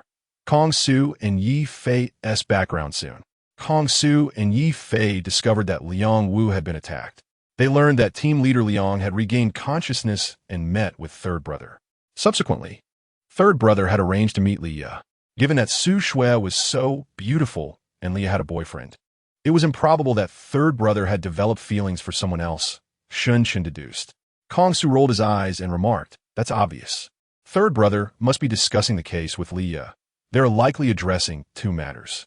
One is the case of team leader Liang's attack, in which the assailant may be an accomplice of bank robbers, prompting team leader Liang to warn third brother to exercise caution. The other possibility pertains to third brother's parents' case, which might be rather serious. Yi Fei nodded in agreement with Kong Su's reasoning. Boss, does your family have any connections within the public security system? Ye Fi imuited. Kong Su shook his head, no. But I have an elder whose position is not insignificant here. I can ask him to inquire about it. Hurry up then, Shen urged. Gong Su ziplit evitabili. Can it be rushed? I can't just call him up and demand he find out. I need to bring something when I visit. It's getting late. Let us do it tomorrow. The following morning, Kong Su arrived at his elder's home before they left for work. Xiao Su, you're here so early. It seems you have something to discuss, the elder greeted warmly. Although he held a high rank, Kong Su's family had a higher status, and he treated Kong Su with utmost respect. Uncle Li, I genuinely need your assistance. Here's the situation. Kong Su relayed the details. I'll give you a call, the elder replied, swiftly dialing. Qing Lin, I need to ask you about something. You know Yang Wu from the criminal investigation team, right? He.S. one of your most capable subordinates. On the other end, Qing Lin was surprised that someone was inquiring about Liang Wu. Of course I know. He was recently attacked. What instructions do you have, Secretary Li? Can you provide details about the circumstances surrounding his attack? Additionally, is there any issue with the case he is currently investigating? Secretary Li inquired. Qing Lin mused. Could it be that Wei Lao has contacted Secretary Li Wansong again? If Wei Lao intervened, it would not be surprising for Secretary Li to inquire. Secretary Li, it's confirmed that the case involving Xiao Fan's parents is a murder.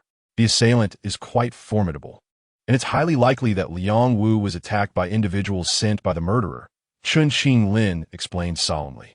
Li Wansong's expression shifted as he responded gravely. If they dare to assault a police officer, we must conduct a thorough investigation and take stern action. If any progress is made in this case, keep me informed at all times. I will provide my full support. On the other end, Qing Lin stood upright. Understood. Thank you for your support, Secretary Li. With such backing from Li Wansong, Qing Lin felt reassured. If the case involved significant forces, his influence alone might not be sufficient to confront them. After hanging up, Li Wansong remarked, Xiao Su, your classmate's parents were not victims of an accident. They were murdered. This case is complex and may require considerable time to resolve. Kong Su responded, Uncle Li, please keep an eye on this case. My classmate and I share a strong bond. We are like brothers. Of course, as you heard, I've already made inquiries. Just don't attempt to investigate privately. The mastermind is exceedingly ruthless, and you could be in danger, Li Wansong cautioned. Kong Su nodded, I understand. At the very least, we can provide some comfort to Xiao Fan. Uncle Li, I'll take my leave now so as not to delay your work. Li Wansong smiled. A slight delay is no issue. No one monitors my punctuality. Haha. Do come by more often for a drink. Certainly, Uncle Li. What's going on, boss? Shen asked eagerly. Kong Su recounted the information he had gathered, and Yi Fei frowned. No wonder third brother seems a bit off. He must have learned that his parents were actually murdered. Shun Chun suggested. Should we have our families assist in the investigation? Kong Su quickly interjected, absolutely not. If the mastermind is bold enough to attack Team Leader Liang, our families could also be in danger if they get involved. The police will surely investigate thoroughly. We should not complicate matters. Let us just keep an eye on third brother. Yi Fei and Shun Chun nodded in agreement. Shun Chun proposed. Let us invite third brother for a barbecue tonight. We can have a few drinks together. That sounds good, Kong Su agreed. Yi Fei gathered a few books. I'm heading to the library to study. Remember to call me later. After leaving the dormitory, Yi Fei found a secluded spot and dialed a number. Grandfather. He spoke respectfully. On the other end was an elderly man dressed in traditional Chinese attire, appearing to be in his 60s despite being in his 80s. The elderly gentleman replied sternly. Yi Fei sheepishly remarked, Grandfather, I'm just busy with my studies. Nonsense. Don't you have any awareness of your own grades? Your talent in martial arts is commendable, yet academically, you resemble your father, utterly lacking. Yi Fei rolled his eyes. After all, he had genuinely gained admission to a prestigious institution. He simply lacked the time to study extensively. Is it that your father provides you with insufficient living expenses? Allow me to transfer a few tens of thousands to you, but do not squander it. If your focus is scattered, your martial arts may languish, the elderly gentleman in the Tang suit solemnly advised. Yifi Chakdet, Grandvater. I've recently broken through to the dark energy level. I assure you, I will not neglect my training, so rest easy. The old man felt a surge of joy.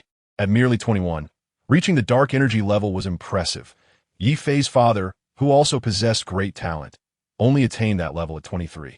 I will transfer you 100,000. Grandfather, let's not discuss money for now. Could you send a family expert over? A brother from my dormitory has encountered some trouble and may be in danger. The elder inquired, You wish for a family expert to protect Xiao Fan? Grandfather, you are aware of the third? Yi Fei asked, astonished. The old man retorted, While you are at school, do you think I wouldn't investigate your dormitory companions? An expert group has already been established. It seems there are issues with his parents' case. We can send someone to protect him, but they will not interfere in the investigation. Yefi Sikit Alikt. Please send someone formidable. I share a close relationship with the third. Chapter 75. A spar with Yi Fei as Kong Su and the others were investigating, Xiao Fan arrived at Leishan County. Xiao, the site has been leveled. Construction will commence shortly, Zhao Yotsai's father, Zhao Zongxiang, reported. As you specified, the entire area spans 20 acres, with a base utilizing grade 80 concrete. While the remaining sections will employ grade 60 concrete, and the rebar specifications will be meticulously adhered to, he explained. Xiao, grade 80 concrete boasts exceptional compressive strength but lacks ductility. Using it elsewhere is unsuitable. Xiao Fan nodded slightly. You are the expert in this regard. Once completed, your rewards will be assured. By the way, please clear out a sizable warehouse to accommodate 3,000 tons of cement, 3,000 tons of river sand, and 3,000 tons of rebar, along with a variety of construction molds. Zhao Zongxiang pondered, wondering about Xiao Fan's intentions, yet he refrained from voicing his queries. Understood. Xiao, he replied, nodding. Xiao Fan continued, expedite the process. The warehouse must be sealed. Once the materials are stored, ensure they are guarded, and set up surveillance to prevent anyone from entering. Additionally, a shipment of clothing will arrive in a few days. Please receive and store it. Cement, sand, and rebar will be utilized in key locations such as the city gates. Should the enemy attempt to breach, they will surely find themselves questioning their very existence. Understood. Zhao Zongxiang affirmed. Estimate the cost for these materials, Xiao Fan instructed. Zhao Zongxiang promptly replied, Xiao, you need not worry about finances. I will prepare everything. There's no need for you to provide funds. Just calculate the expenses, Xiao Fan insisted. Zhao Zongxiang contemplated, Xiao, if you desire quality materials, the total will likely be around 20 million. If you opt for lesser quality, it could be managed for approximately 13 to 14 million. Xiao Fan swiftly transferred 21 million. Complete this within 5 days. I will come to inspect. The extra million covers labor and warehouse expenses. After stating this, he departed. Zhao Zongxiang quickly set things in motion. As the local authority in Leishan County, he had real estate companies under his command, making this task manageable for him. Are you planning to drink us to death? Xiao Fan smirked, observing that they had ordered 4 cases of beer for just the 4 of them, each person with a case beside them, which looked quite intimidating. Third, take a seat. Today, our mission is to ensure you enjoy your drink. Kong Su beckoned Xiao Fan to sit. Xiao Fan took a deep breath. Are you aware of the true circumstances surrounding my parents' case? Kong Su chuckled awkwardly. Third, we didn't mean to pry. We merely wish to understand the troubles you are facing and see if we can assist. I know, Xiao Fan nodded. Yi Fei added, the boss has pulled some strings. Your parents' case will surely receive thorough investigation. Additionally, I must inform you of something in advance. What is it? Xiao Fan inquired, clinking his beer bottle with Yi Fei's. Yi Fei explained, my family runs a security company, and I've arranged for an expert to come and ensure your safety. She's a female bodyguard. If you wish to engage with Su Xuanmei, she won't be intrusive. Xiao Fan regarded Yi Fei, suspecting that his claim about the security company might be exaggerated. He figured that Yi Fei's family must belong to a martial arts lineage and had sent a family expert. Is this appropriate, brother? Yi Fei laughed. What is inappropriate about it? Our family is in this line of work. As brothers, we can't simply stand by while you are in peril. You are skilled with firearms, but you don't possess one, and sometimes firearms may not suffice. Xiao Fan contemplated, brother, thank you. However, I don't require it if the bodyguard arrives. Perhaps you could have her discreetly protect you away? Yi Fei frowned. Although you and Su Shui may have a good relationship, the mastermind behind your parents' murder is unlikely to target her. Even if she were harmed, what purpose would it serve? You're the one who needs protection the most. Xiao Fan smiled at Yi Fei. Brother, you may not be able to match me now. Yi Fei raised an eyebrow. He had recently reached the dark energy level and found it hard to believe he could be outmatched by Xiao Fan. Previously, he had easily taken on a dozen opponents. Now he could effortlessly handle dozens. Shinshin cleared his throat. Third, you may outsmart brother in intellect, but in combat, I doubt you could compete with him, even with a firearm. You don't even have one. Kong Su nodded in agreement. They had witnessed Yi Fei's fighting prowess. Despite his unassuming physique, he was ferocious in combat, capable of knocking down 200-pound men with a single punch. Brother, let us shake hands. Xiao Fan smiled, extending his hand, which Yi Fei grasped firmly. The two quickly exerted their strength. Yi Fei was taken aback, feeling that Xiao Fan's grip exceeded 100 kilograms and continued to strengthen. 120, 130, 140. Though they appeared calm, their grip pressure was steadily increasing. Yi Fei soon channeled his internal energy, realizing that he could not match Xiao Fan's raw physical strength. Before long, their grip had reached 200 kilograms, breaking the world record, though this record was merely for ordinary individuals.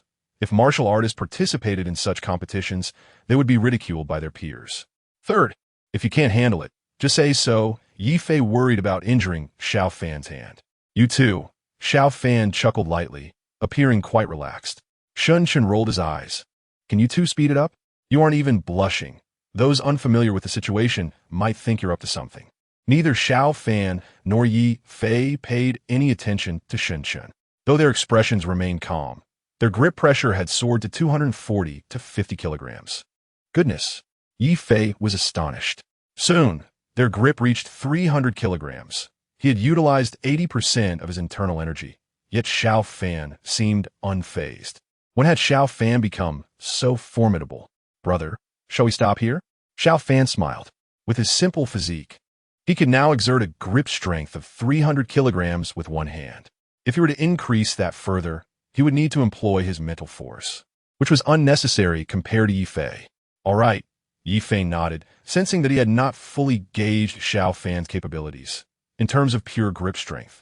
Xiao Fan should be no weaker than him. Brother, just listen to me.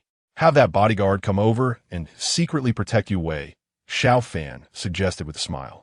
Yi Fei gazed deeply at Xiao Fan and replied, Okay, I trust you, third brother. Kong Su and Shinshin looked at Xiao Fan in astonishment. Did second brother and third brother win? Shinshin asked, somewhat incredulous. We haven't determined a winner, Xiao Fan clarified. Second brother knows I have the ability to protect myself. Yi Fei pondered for a moment and said, Third brother, no wonder you were confident about dealing with the bandits before. Xiao Fan chuckled. I'm not foolish. Besides, If I acted recklessly and endangered those hostages, what would happen? The fat guy is among them. Kong Su raised a bottle of wine, saying, "Since third brother can protect himself, we can relax. Let's not discuss this any further. Let's celebrate." Unbeknownst to them, an entire case of wine was consumed. Xiao Fan, Kong Su, and Yi Fei were unaffected, while Shun Shun had already passed out from intoxication. Gong Su Vima, Yi Fei patted Xiao Fan on the shoulder, saying little. "Don't worry," Xiao Fan smiled. The thought that his parents had been murdered troubled Xiao Fan deeply. Drinking with Kong Su and the others had certainly eased his heart considerably. Although his parents were gone, he was fortunate to have three good brothers like Kong Su, and his grandfather was still alive. He had also become much stronger. It was hard to claim he was pitiful when there were countless others in the world far worse off than him. Days passed swiftly, and Liang Wu's injuries had improved significantly. Xiao Fan returned to Leishan County. It was the day he had arranged to meet Xiao Hai. "Xiao, look, the ground has been prepared," Zhao Zongxiang reported. "As you instructed, we poured a meter-thick, high-strength concrete slab. Even attempting to blast through it with explosives would not be an easy feat." Zhao Zongxiang took Xiao Fan on a tour of the construction site for the warehouse. Many workers were engaged in round-the-clock construction. There were no residential buildings nearby, so there was no concern about disturbing the public. "The progress is satisfactory. Let's keep it up." "Take me to the warehouse," Xiao Fan said calmly. Zhao Zongxiang personally drove Xiao Fan to another location. The warehouse was surrounded by concrete walls, with about 10 security guards stationed at the entrance. "Boss." Upon seeing Zhao Zongxiang, they quickly saluted. In Leishan County, they understood that Zhao Zongxiang had the power to ruin them. Zhao Zongxiang ignored them and opened the car door for Xiao Fan. "This is Xiao. You will listen to him from now on," Zhao Zongxiang instructed solemnly. The security guards were taken aback. They knew the caliber of Zhao Zongxiang. And seeing him personally open the door for Xiao Fan, referring to him as Xiao, left them in awe. What kind of person must Xiao Fan be? "Hello, Xiao," the guards chorused, their voices even louder than before. Xiao Fan nodded slightly, opened the warehouse. Zhao Zongxiang approached to scan his iris, and the heavy door of the warehouse slowly opened. "Xiao, this iris lock is newly installed. We will change it to your iris shortly. From now on, only you will be able to access this warehouse," Zhao Zongxiang explained. Xiao Fan regarded him with appreciation. It was clear why Zhao Zongxiang had elevated the Zhao family to its current status. His capabilities and discernment were remarkable. "Change it now," Xiao Fan instructed calmly. Zhao Zongxiang nodded, and soon the iris was changed to Xiao Fan's, along with a new password. The warehouse door would only open if both the iris and password were correctly entered within a minute. "Xiao, as you requested, there is plenty of cement, sand, and steel rebar. The clothing we ordered has also arrived," Zhao Zongxiang said, guiding Xiao Fan through the warehouse. "Excellent. Zhao Zong, you are a busy man. Please attend to your other matters." "I will speak with them," Xiao Fan replied, nodding in satisfaction. "Understood, Xiao." Zhao Zongxiang left, and Xiao Fan instructed one of the guards to bring in several large mirrors and a bed, as this warehouse would likely be used in the future. "Dan Fei, Zhao Zong must have called all of you over. You will alternate between day and night shifts, with 4 people on guard per shift and 2 rotating for rest. Your salaries will be increased by an additional 3,000 each month, and if you perform well, we will raise it by 5,000 next year," Xiao Fan announced. The 10 guards' eyes lit up with excitement. In Leishan County, where the average salary was just over 3,000, an additional 3,000 would be considered a high wage. "We will work hard, Xiao," the lead guard declared, with the others nodding in agreement. Xiao Fan warned, "Let me make it clear. If any one of you fails to perform adequately, the entire team will be replaced. I hope you will supervise each other well." "Yes, Xiao," they responded solemnly. Even with just over 3,000 in wages, they dared not slack off under Zhao Zongxiang's orders, let alone the prospect of significant salary increases.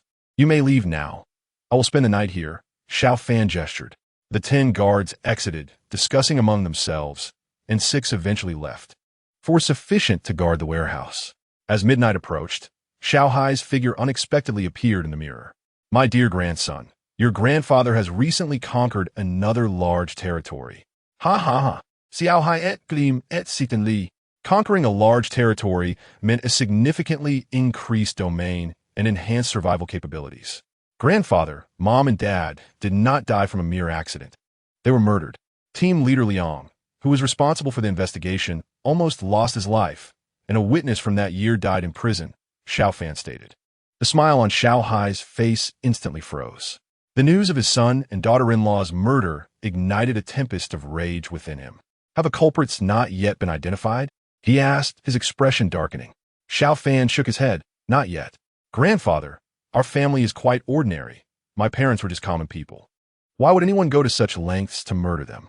Xiao Hai remained silent for a long while before responding. Our family was once a martial arts clan.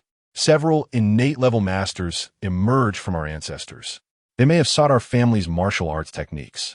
Your father lacked the talent for cultivation, and I had planned to pass it on to you when you were older. Xiao Fan gazed at Xiao Hai in astonishment. Their family had once been a martial arts clan. Grandfather, back then you reached the transformation level, enhancing the effectiveness of our techniques significantly. Otherwise, why do you think you were able to rise so quickly? Xiao Hai nodded. That must be it. My dear grandson, do not seek revenge just yet. Your current strength would be no match against a formidable martial arts clan. Xiao Fan asked, Grandfather, how is the martial arts realm divided? Xiao Hai et Lai. From lowest to highest, the levels are Ming Jin, On Jin, Hua Jin, Postnatal, Innate, Grandmaster, and Grand Grandmaster. 1,000 years ago, when spiritual energy was abundant, there were many figures above the innate level in Grandmasters. 300 years ago, there were still some innate level masters. Nowadays, the entire Hua country has only a handful of innate level experts.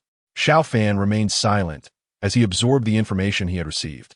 Our Xiao family was once quite powerful, but as our techniques waned, we gradually faded from the martial arts scene. The two worlds have drawn closer, even colliding.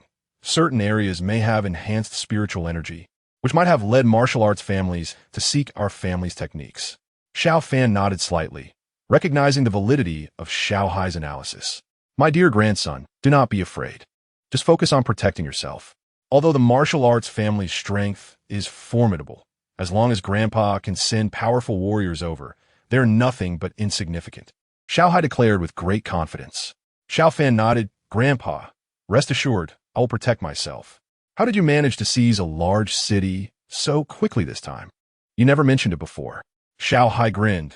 The drones you sent earlier came in handy, along with our ample supply of bows and arrows. We ambushed the enemies leaving the city, which left their defense forces inadequate. Coupled with the drones, we were able to identify their weaknesses and caught them off guard. Xiao Fan's eyes lit up. The drones can be utilized?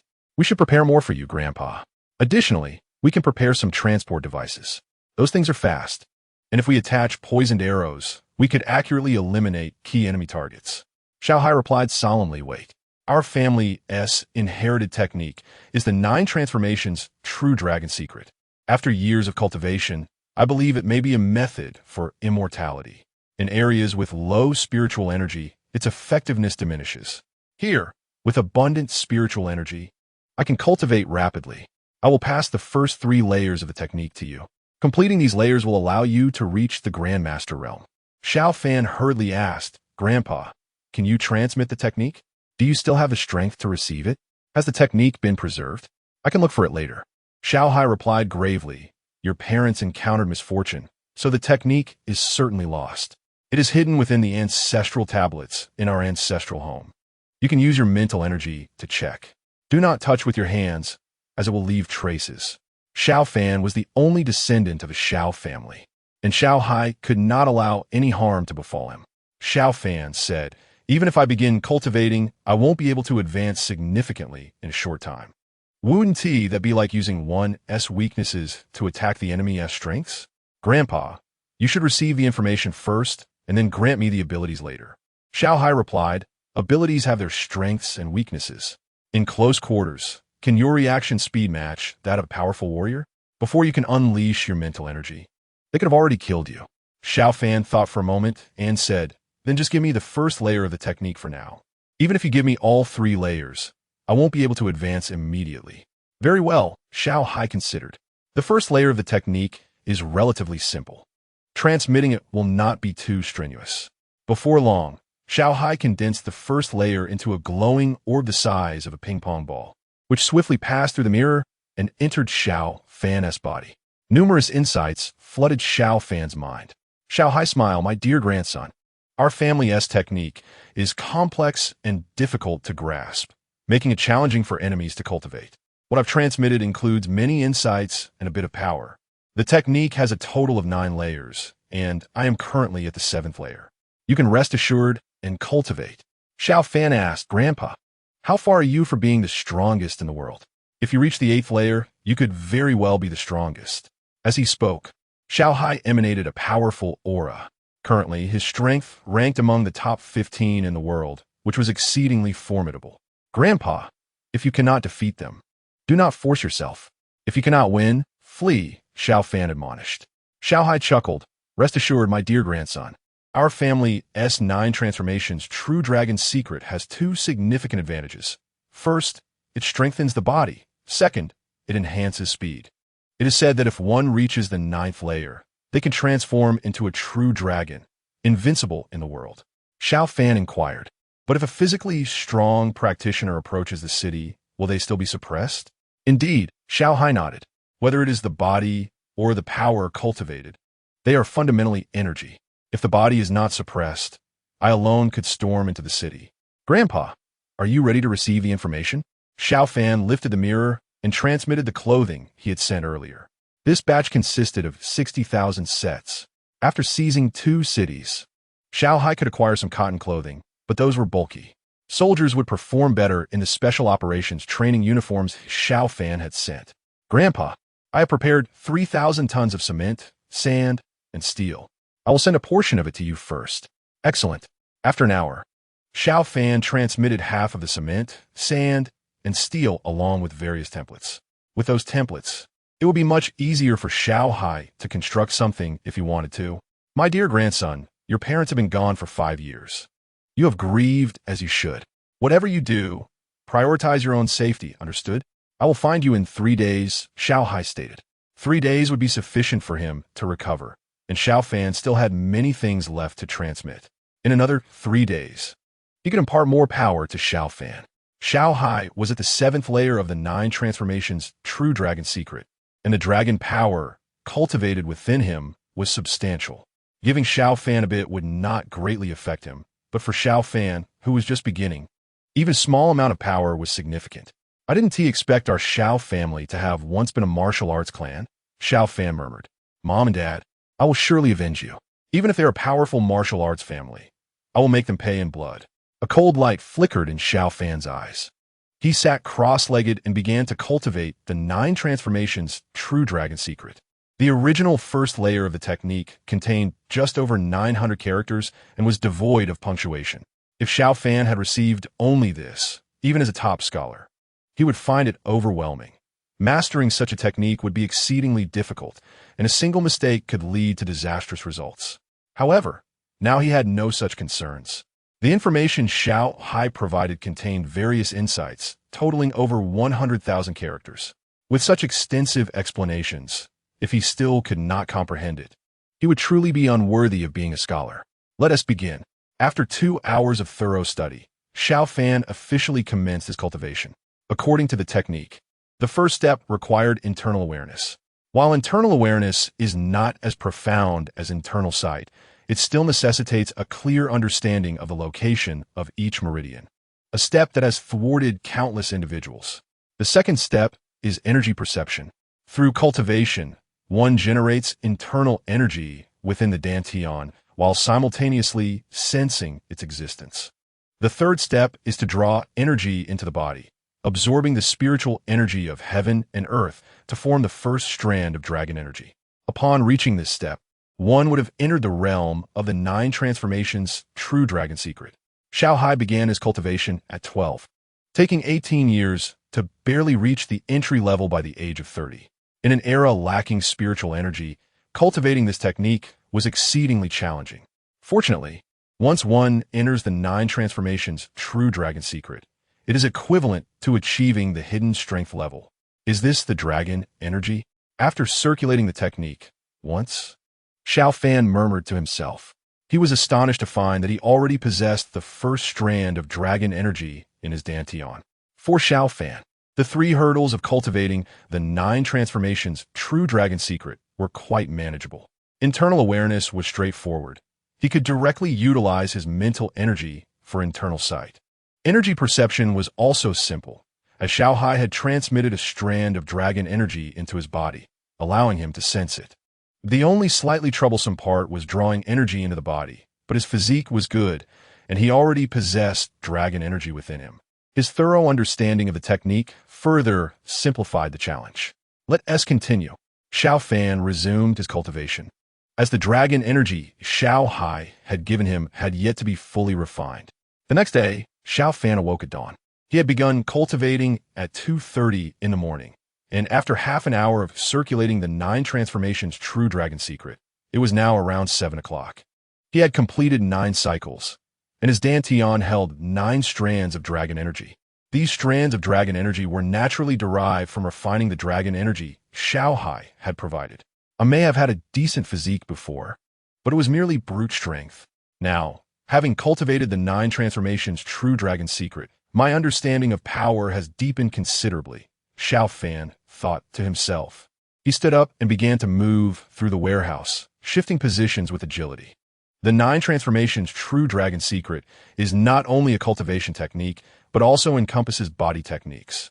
However, within the first layer of the technique, Xiao Fan did not find any offensive methods, as the ancestors who created the technique likely believed that such low-level individuals only needed to ensure their own safety. Learning the art of provocation may lead to a swift demise. With a deep exhale, Xiao Fan emerged from the confines of his thoughts, a smile gracing his features. The amalgamation of supernatural abilities and martial prowess had undoubtedly augmented his strength. With a creak, he opened the warehouse door and stepped outside, where 4 security personnel promptly saluted him. No one was permitted entry into the warehouse, not even Mr. Zhao Zongxiang, he asserted sternly. Understood, young Master Xiao, the 4 replied in unison. Without delay, Xiao Fan departed, although his next meeting with Xiao Hai was scheduled for 3 days hence. He could not afford to linger here for that duration. After all, the city's affairs demanded his attention. In the other realm, at Qinghua City, the eastern city gate lay in ruins, with the Lord's Manor nearly obliterated. Restoring the eastern gate through traditional means proved challenging, and even upon completion, its defensive capabilities would be inferior to its former state. While constructing a standard Lord's Manor was feasible, erecting a commanding stronghold amidst wartime was no simple task, particularly given the insufficient defenses that could easily succumb to enemy ambushes. In the vicinity of the eastern city, Xiao Hai had amassed substantial supplies of cement, sand, and steel. Did you acquire something remarkable, Commander? A general beside him inquired in astonishment.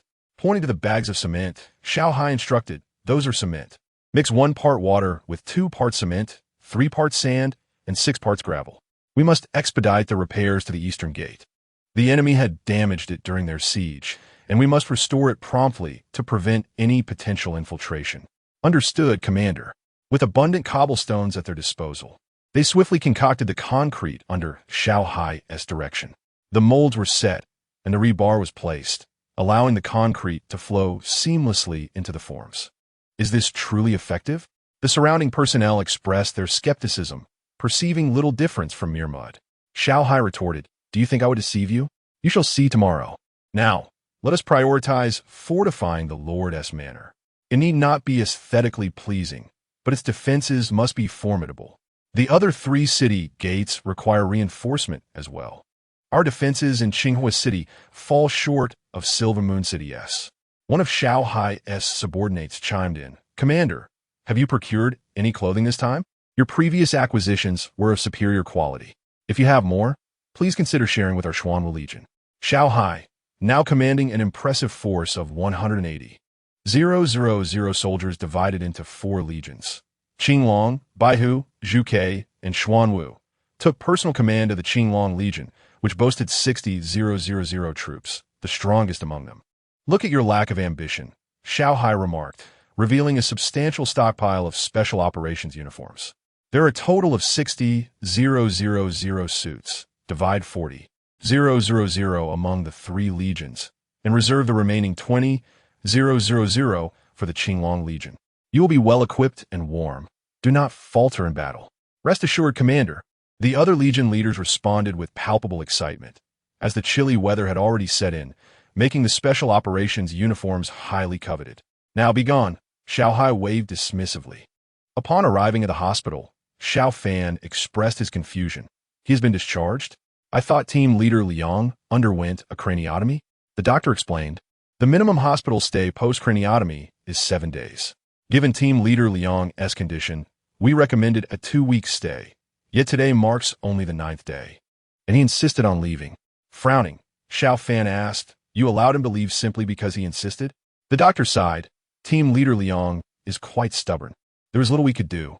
We have assigned a nurse to monitor him, and we will respond immediately should any issues arise. Feeling slightly relieved, Xiao Fan departed the hospital and proceeded to the Criminal Investigation Unit, where he found Liang Wu, his head still bandaged. Xiao Fan, are you foolish? You just received a reward of 1 million, and you deposited it all into my medical account. My work-related injuries can be reimbursed, Liang Wu noted. This was news to Xiao Fan, who had only just learned of the discharge. Utilizing his mental prowess, he assessed Liang Wu's condition and retorted, "You are the foolish one, team leader. Is lying in a hospital bed comfortable? What if you become a vegetable? I'm capable of handling office duties without issue." Liang Wu waved dismissively. I've spent around 400,000 to 500,000 on your care. My salary cannot repay you. I am determined to solve your parents' case, even at the cost of my life, Xiao Fan declared. Team leader, I wish to speak with you privately. Furrowing his brow, Xiao Fan asserted. I can manage my own safety. I have apprehended several criminals. Liang Wu shook his head. That only complicates matters. We have one suspect, but we cannot yet confirm their guilt. What if you injure someone while investigating? While Xiao Fan had covered his medical expenses, he understood Liang Wu's position. He could not afford to be biased. It appeared he would have to discreetly uncover the identity of the suspect. Delving into the interrogation room with his mental capabilities, he discovered the absence of any suspects.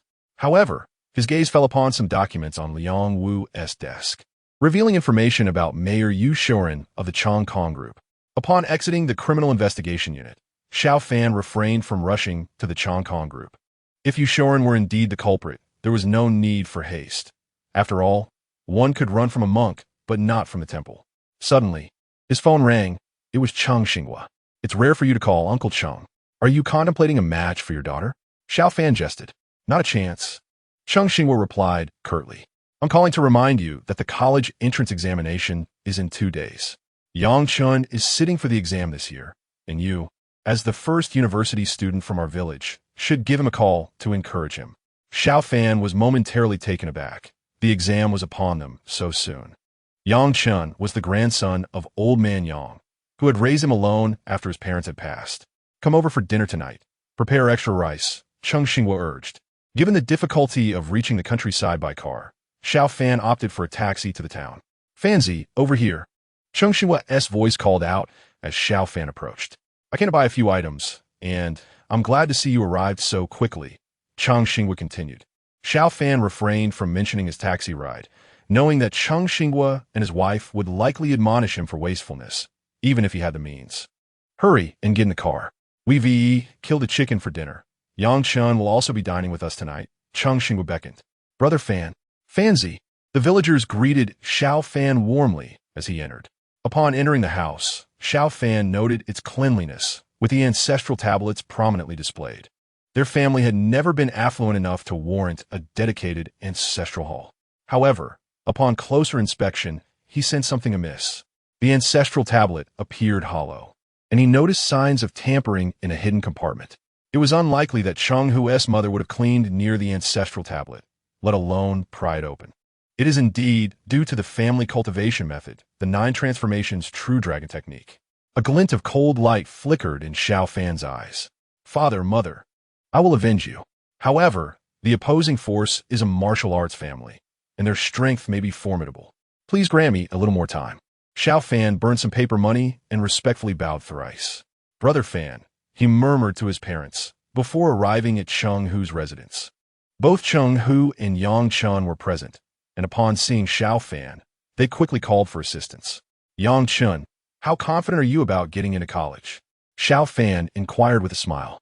Yang Chen replied sheepishly, Brother Fan, I'm not like you. You know my grades are quite mediocre.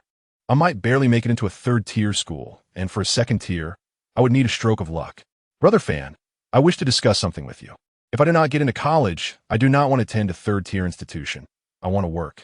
My grandfather is aging, and if I earn some money, he can enjoy a better life. Xiao Fan regarded Yang Chen. Academically, Yang Chen was not particularly gifted. He had previously tutored him and understood his grandfather's hard work. Yang Chen had indeed put in effort, but his grades remained lackluster. Yang Chen, we are of the same age, so I will refrain from lecturing you. If you get accepted, that is splendid, and you must go. Your grandfather has invested so much in your education. If you do not get in, I will help you find a job in the county. Xiao Fan reassured him, patting Yang Chen's shoulder with a smile. Although Yang Chen struggled academically, he possessed commendable traits. He was robust, capable of enduring hardship, and very filial toward his grandfather. Zhao Zongxiang, currently constructing a warehouse, intended to operate it over the long term. He could not rely on Zhao Zongxiang's men for its security, even if they would not betray him. He felt secure with some villagers who knew him well. Brother Fan, really? Yang Chen's eyes lit up. Of course, I would not deceive you. Just focus on your exams and perform to the best of your ability. You must not deliberately do poorly. If you do not get in, your score multiplied by 10 will be your salary, Xiao Fan said with a laugh. Yang Chen exclaimed in surprise. Is that true, Brother Fan? If I score in the 400s, wouldn't that mean my salary would exceed 4,000? If you get into college, I guarantee your salary upon graduation will be more than 20 times your entrance exam score. Think it over, Xiao Fan replied. Yang Chen took a deep breath. To get into a second-tier school, I need at least 500 points. A monthly salary over 10,000 is certainly enticing.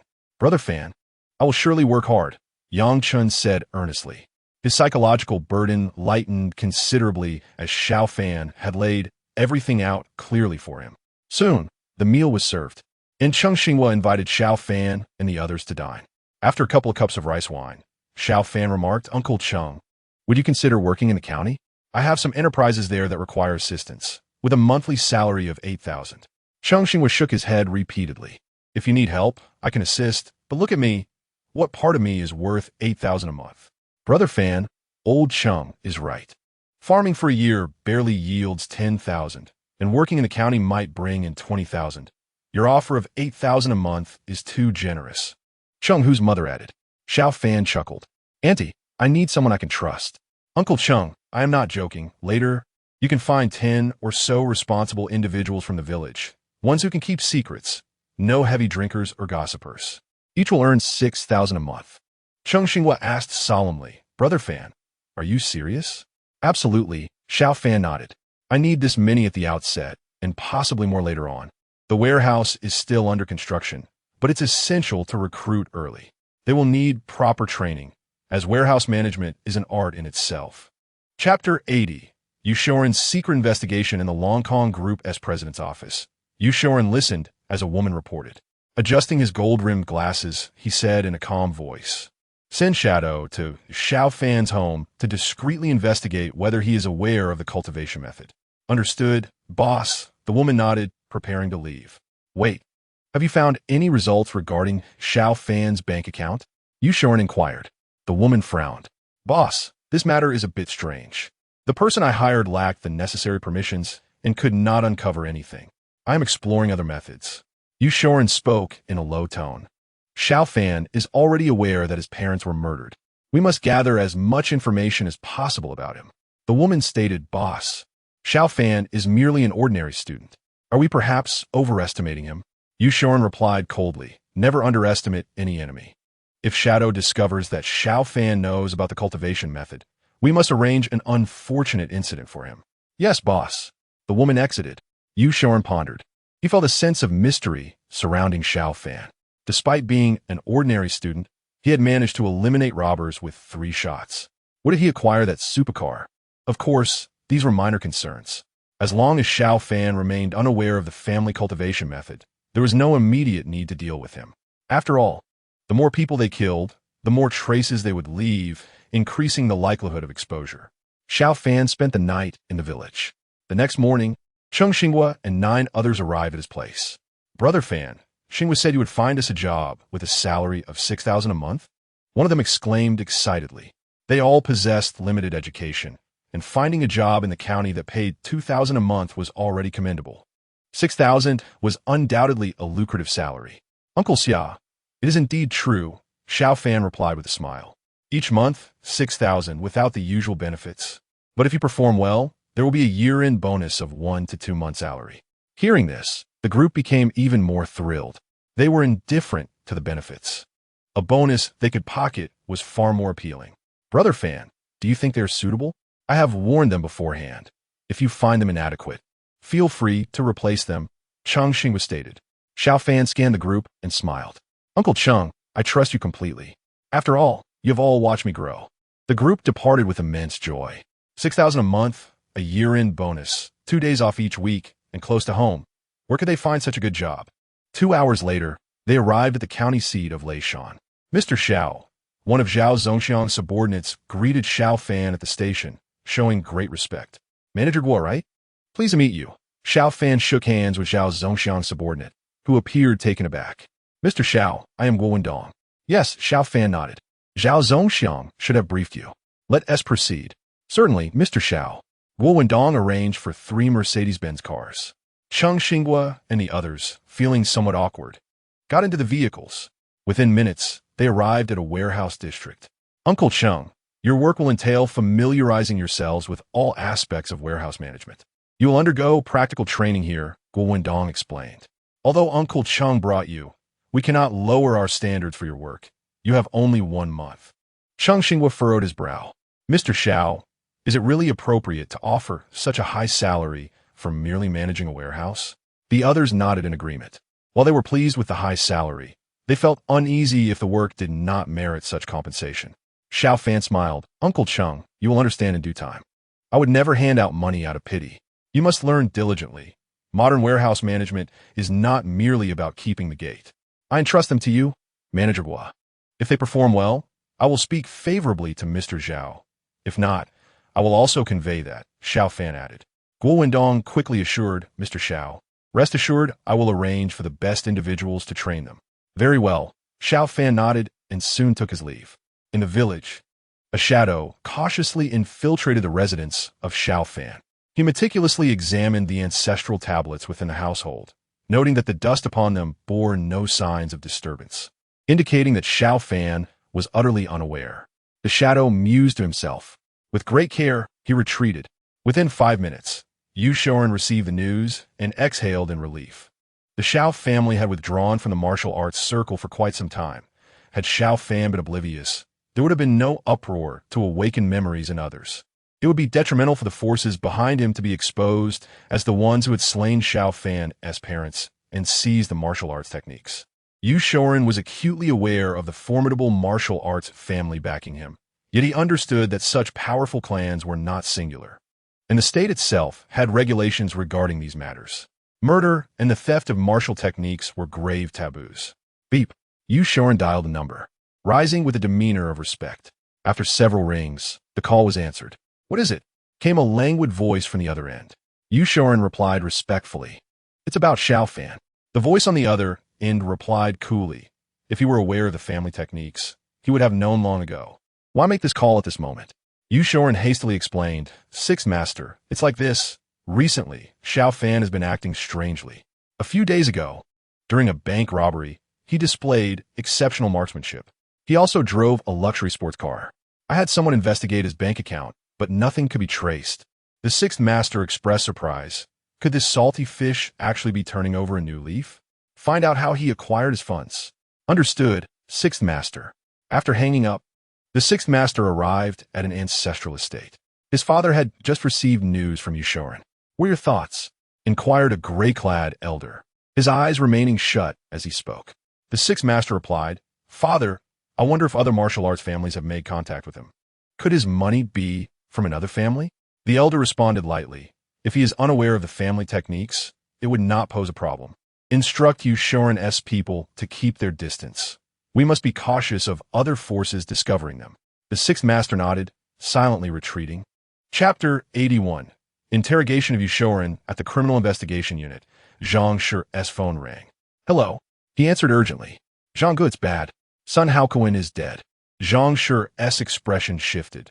Sun Haokuin was the bandit leader, and Liang Wu was preparing to interrogate him. What is the cause of death? Zhang Shi inquired swiftly. The cause is still undetermined, but preliminary assessments suggest poisoning. After hanging up, Zhang Shi furrowed his brow. Sun Haokuin's death at this time was undoubtedly an act of silencing. How could they proceed with the interrogation now? He glanced at Liang Wu's office, contemplating whether this news would provoke him. Yet, as the captain, he had to inform him. Liang team, I have news to share. You need to remain calm. Otherwise, you might find yourself back in a hospital bed. Zhang Shi sat down before Liang Wu. Speak. Liang Wu responded gravely, sensing that Zhang Shi's demeanor hinted at bad news. Zhang Shi took a deep breath and said, I just received a call. Sun Haokuin is dead, likely from poisoning. What? Liang Wu's expression darkened. His face flushed. Sun Haokuin had been guarded by police around the clock outside his hospital room. Under such circumstances, he was murdered. The perpetrator was formidable and audacious. Captain, don't get agitated, please. Zhang Shi urged. Liang Wu clenched his fists. How could he not be agitated? Li had warned him that Yushorin might be involved, and he had refrained from interrogating Sun Haokuin immediately, only to find him dead now. Have the body transferred here. Notify Li for an autopsy. You personally take a few men to Chong Kong Group and ask Yushorin to assist in the investigation. Liang Wu commanded, his face grim. Yushorin is the president of Chong Kong Group, but given what Sun Haokuin said, and now that he is dead, isn't it inappropriate to summon him for assistance? Zhang Shi cautioned. Chong Kong Group is worth over 10 billion. Yushorin is a significant player. As a citizen, he has an obligation to assist in our investigation. Act immediately, Liang Wu insisted. Zhang Shi nodded and quickly left.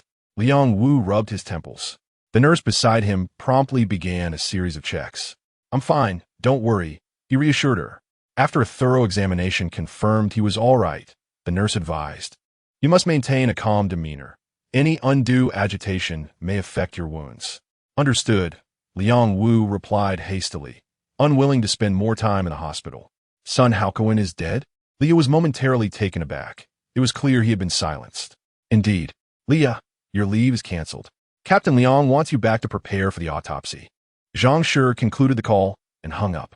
You three, change into plain clothes and come with me.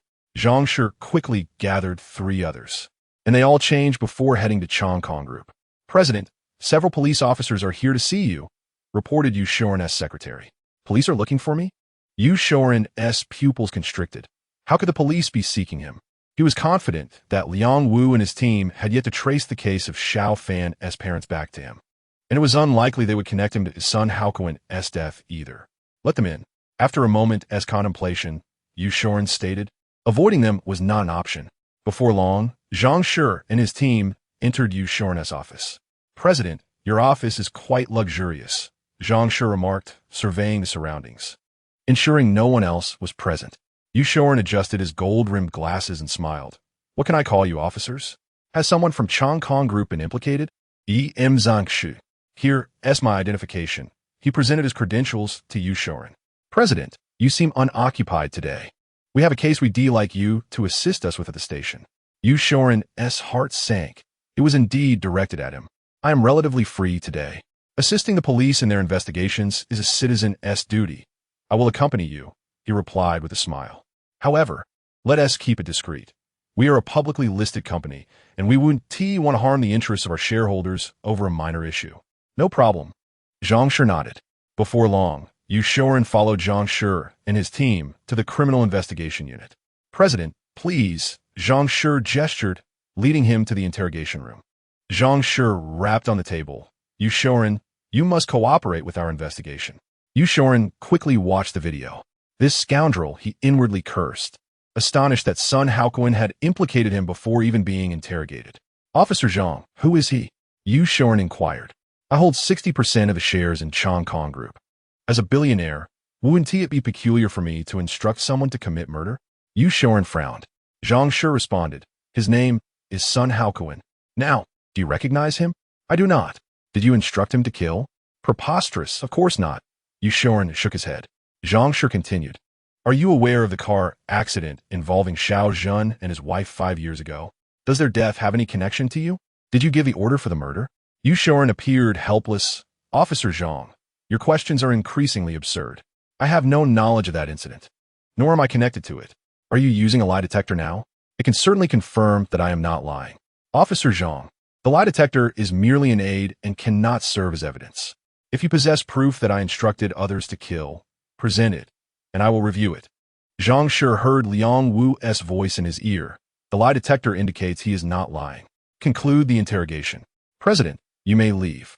We discovered only this single lead during our routine inquiry, Zhang Shi remarked to Yu Shoren. Yu Shoren quietly breathed a sigh of relief, sensing that Zhang Shi and his team likely lacked further evidence. He sternly stated that unless concrete evidence emerged, it would be best not to disturb him, as he was the president of a publicly listed group, and even the slightest disturbance could lead to significant losses for shareholders. He soon departed. Zhang Shi approached Liang Wu, who frowned and said, both polygraphs indicated that Yu Shoren is not lying. Could it be that Sun Haokuan is the one deceiving us? Zhang Shi queried. Liang Wu shook his head, expressing doubt. I am not so certain. My intuition suggests that there is something amiss with Yu Shoren. Polygraphs are not always reliable. We must intensify our investigation into him, look into his associates, and assign 2 individuals to monitor him around the clock. Zhang Shi hesitated, responding, Captain Liang, we used the polygraph because we considered Sun Haokuan, a criminal, to be an unreliable source, in order to avoid misdirection and wasting time.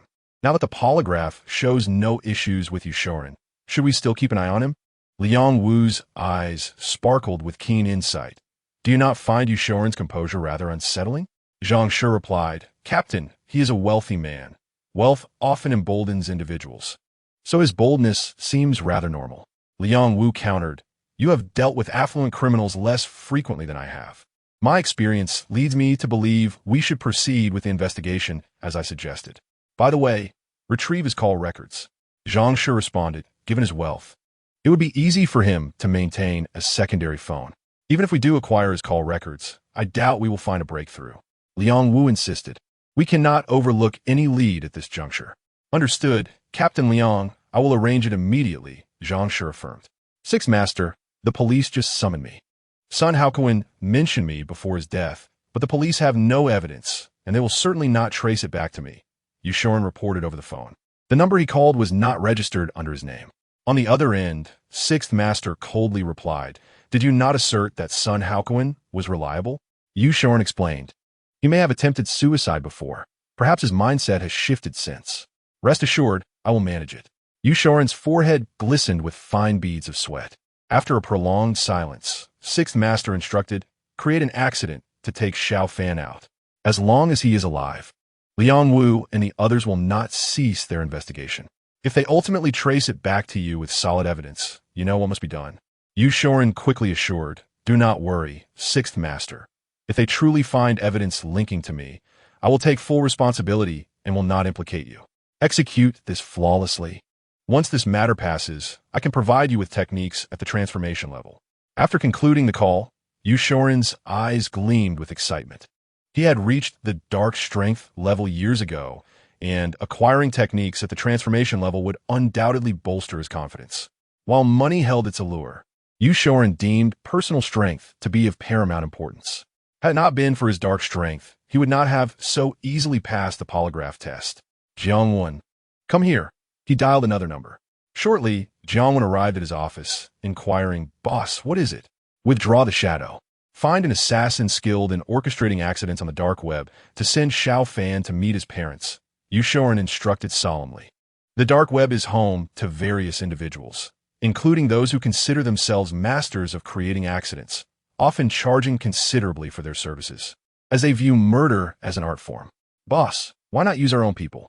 Shadow could handle this, Jiangwen questioned. To her, Xiao Fan was merely an ordinary person, and there were countless methods to eliminate him. Yu Shoren shook his head. The police are likely monitoring me now. Our people must remain inactive. Exercise caution with the dark web operatives to avoid exposure. Understood. Jiangwen nodded and departed. Zhao, I need several items. Please have someone assist me in procuring them, Xiao Fan called Zhao Zongxiang. On the other end, Zhao Zongxiang promptly replied, Young Master Xiao, please let me know what you require.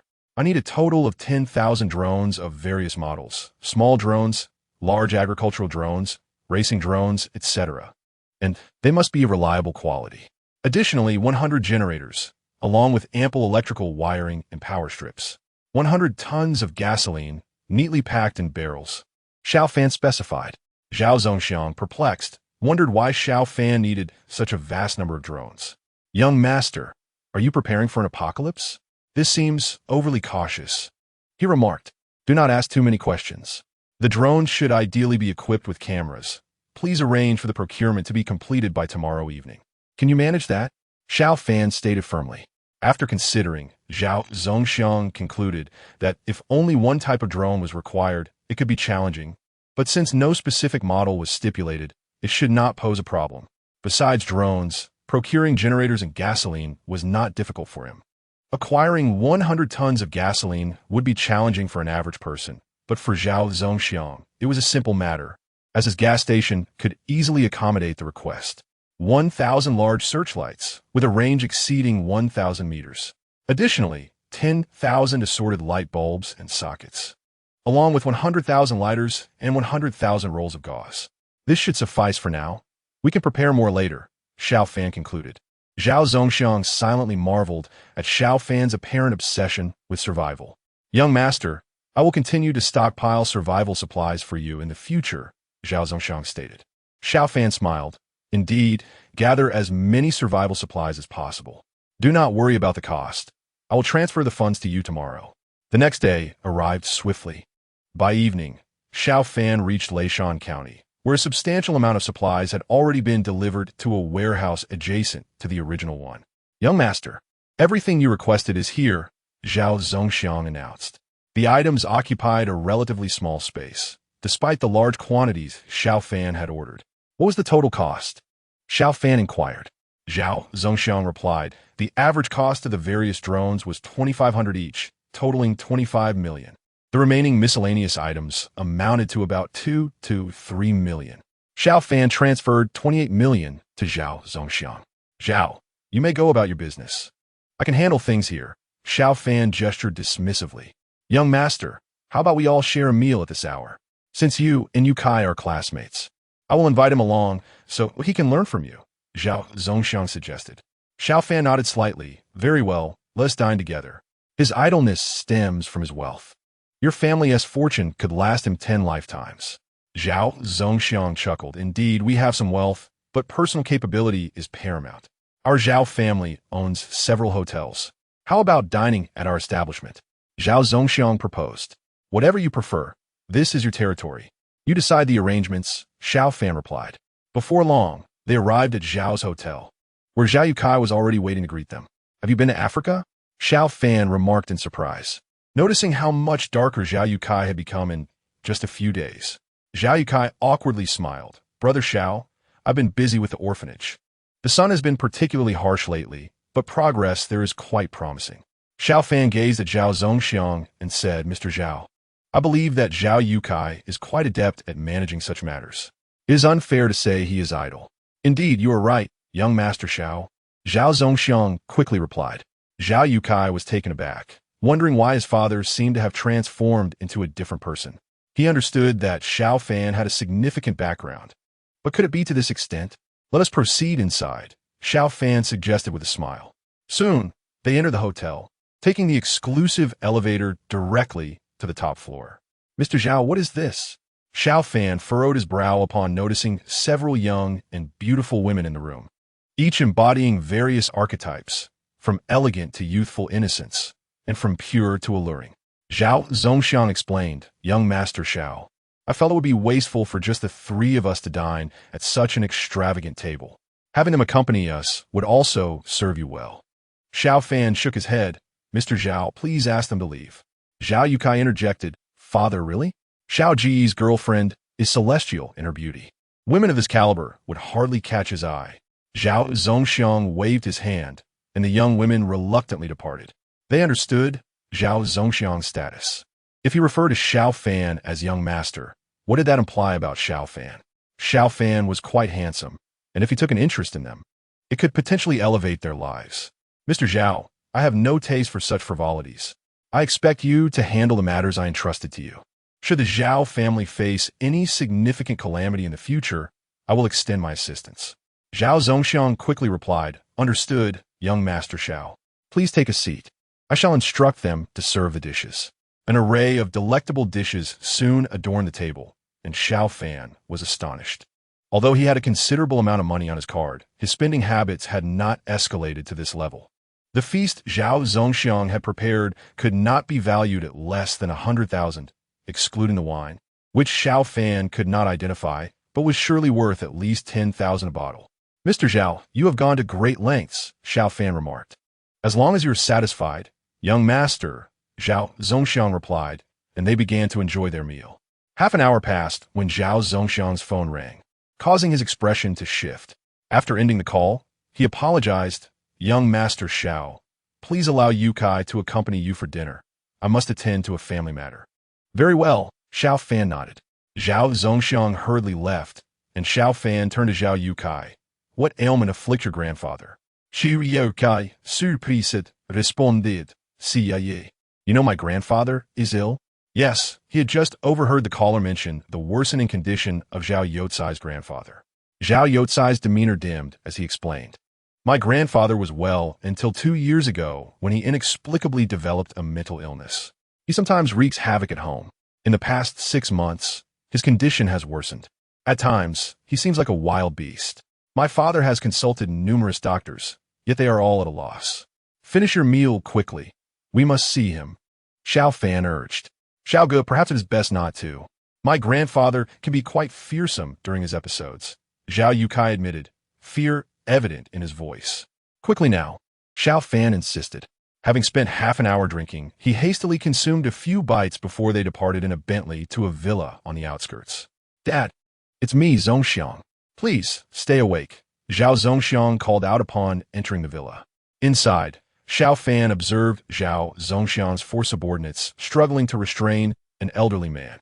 Despite being in his 70s, the old man exhibited remarkable strength, nearly overpowering the 4 adult men. His fierce growls and menacing gaze were unsettling. This place is rich in spiritual energy, Xiao Fan thought, feeling the heightened spiritual presence around the villa, markedly stronger than in ordinary locations. You need not be embarrassed, young master. My father is only terrifying during his episodes. Otherwise, he is quite manageable, Zhao Zongxiang assured. Casting a wary glance at Zhao Yukai, Xiao Fan turned his mental focus towards Zhao Zongxiang's father. He sensed an unusual spiritual force affecting him, one that felt distinctly sinister and volatile. Calm yourself, father, Zhao Zongxiang urged, but his father's condition showed no signs of improvement. Allow me to handle this, Xiao Fan offered. Zhao Zongxiang was filled with hope. Young master, can you truly assist my father? Your father is under the influence of a malevolent force. He is not suffering from a mental illness, Xiao Fan stated, stepping closer and firmly grasping Zhao Zongxiang's father's head. Despite the man's frantic struggles, Xiao Fan remained unyielding. His mental energy manifested as an expansive net, ensnaring the malevolent force. While it was stronger than an ordinary person's mental capacity, it paled in comparison to Xiao Fan's. With a decisive motion, he directed his mental energy like a blade, methodically severing the malignant influence. Though a crude method, it proved effective, gradually diminishing the dark force. After 5 minutes, Xiao Fan, having expended considerable mental energy, succeeded in cleansing the foreign influence from Zhao Zongxiang's father's mind. Young master, what has happened to my father? Zhao Zongxiang inquired, seeing his father slip into unconsciousness. Xiao Fan examined him closely and concluded, your father is merely in a deep slumber. His issue has been resolved. He simply needs rest. However, it would be best to move him to another location. Zhao Zongxiang and his companions felt a chill as night fell. Xiao Ge, is my grandfather truly better? Zhao Yukai asked, excitement in his voice, for his grandfather had always treated him well. Xiao Fan nodded. He should recover after a good night's sleep. Mr. Zhao, I would like to purchase this villa. It appears that ordinary individuals might encounter similar issues here.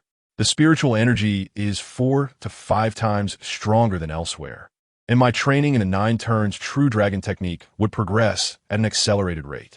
Zhao Zongxiang quickly responded, "Young master, please, you have restored my father. The villa is not for sale. I will gift it to you.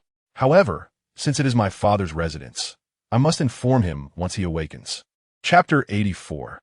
The Utility of Searchlights. Xiao Fan nodded. "That is agreeable. Mr. Zhao, please arrange for someone to take me to the warehouse." "Understood, young master," Zhao Zongxiang replied. As Xiao Fan departed, Zhao Zongxiang hurriedly arranged for his father to be transported while the medical staff vacated the villa. 3 hours later, Zhao Guangyao regained consciousness. "Father, how do you feel?" Zhao Zongxiang, à deux votés sont incroyables anxieusely. Zhao Guangyao propped himself up and surveyed the room. "Where is that young man?" "I recall a young man who pressed my head and saved me. Young Master Xiao is not here. It is now past 10 o'clock. How do you feel?" "We should have the doctor conduct a full examination," Zhao Zongxiang urged. Zhao Guangyao waved his hand dismissively. "That is unnecessary. I feel I have recovered." "Father, young Master Xiao mentioned that you've been influenced by a malevolent force these past 2 years," Zhao Zongxiang explained.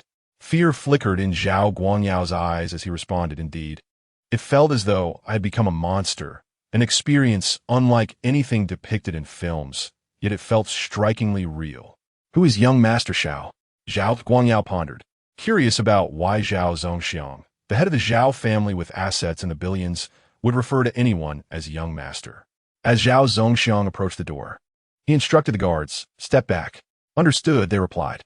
2 individuals stationed at the entrance hurriedly retreated, allowing Zhao Zongxiang to shut the door and approach his father. He lowered his voice and said, "Dad, young Master Xiao is indeed extraordinary. I fired several shots at him, yet the bullets were inexplicably halted before him. I did not miss. They simply came to a mysterious standstill in front of him." Zhao Guangyao narrowed his eyes and replied, "Our nation has families skilled in martial arts. Young Master Xiao likely hails from such a lineage or a martial arts sect. It is uncommon for someone so young to withstand bullets. He must be a core member. Have you managed to turn him from foe to ally?" Zhao Zongxiang nodded.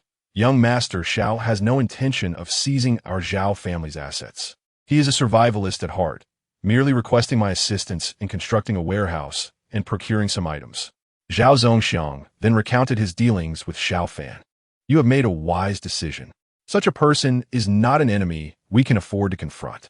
Although martial arts families may not be excessively wealthy, they are formidable, and we should not provoke them," Zhao Guangyao stated gravely. Zhao Zongxiang added, "Fortunately, I have met young Master Xiao. Otherwise, Dad, I would have been at a loss.